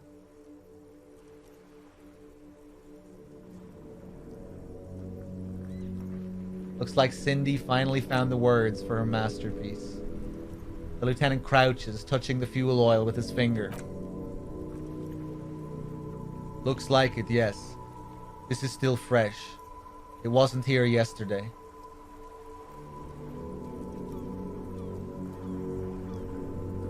Step back, Lieutenant. Set the graffito on fire with a lit cigarette.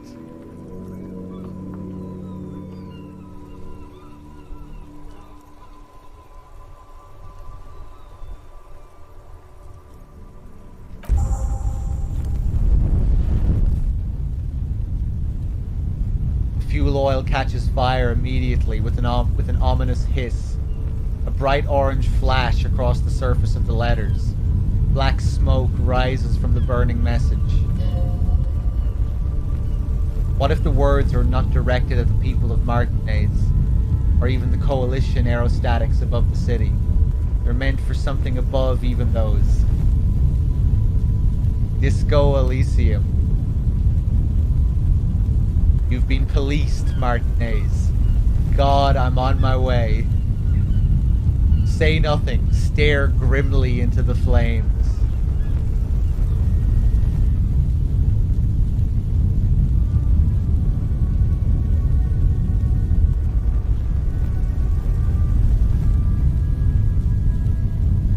We already had a title drop. That's what we named the church as well. Oh, that's what we named the new church, the club. The lieutenant has taken a small step back. He looks at your face, illuminated by the flames, and nods silently. And the fire falters. The flames warned him too. Not at all in a bad way. Let's go to that island.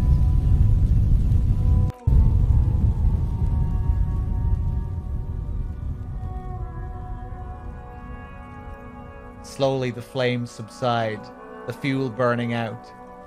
The air still smells of mazout and springtime.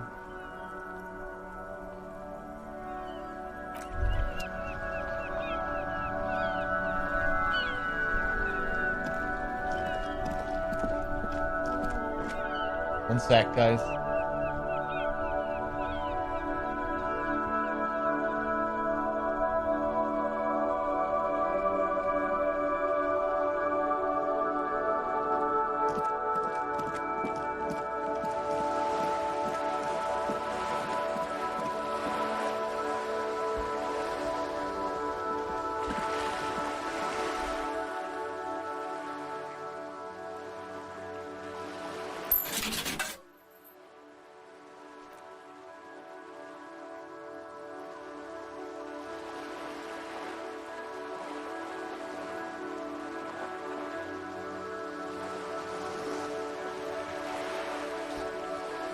Curtains on the display open. You lean in to catch the view. It's blurry, different blues and greens. In the middle of the shimmer stands a drab grey shape like a ghost. Turn the knob to focus your vision. The lenses shift. The ghost sharpens into an islet on the bay. In the ruins, a man-made structure is visible. A half-sunken sea fort. It's concrete, almost reconquered by nature. It looks as if it was abandoned quite some time ago. Nothing but a rotten tooth remains of the anti-aircraft tower. A lonely birch tree grows out of it. Oh yeah, I remember this.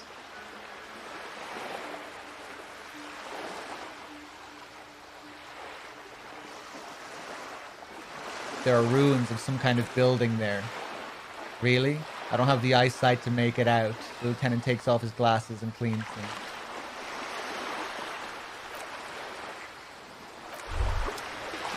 And that's where we're headed.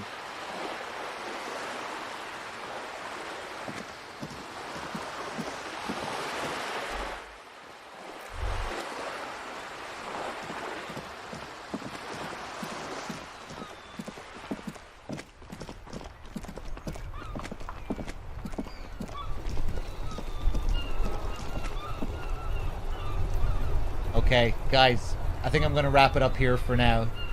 And we'll head out to that island tomorrow. And seems like we'll probably wrap this up tomorrow.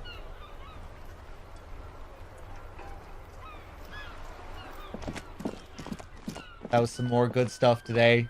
Some great scenes. Loving it. Can't wait to see where it goes. Till tomorrow, everyone. Take care. Peace. See you soon.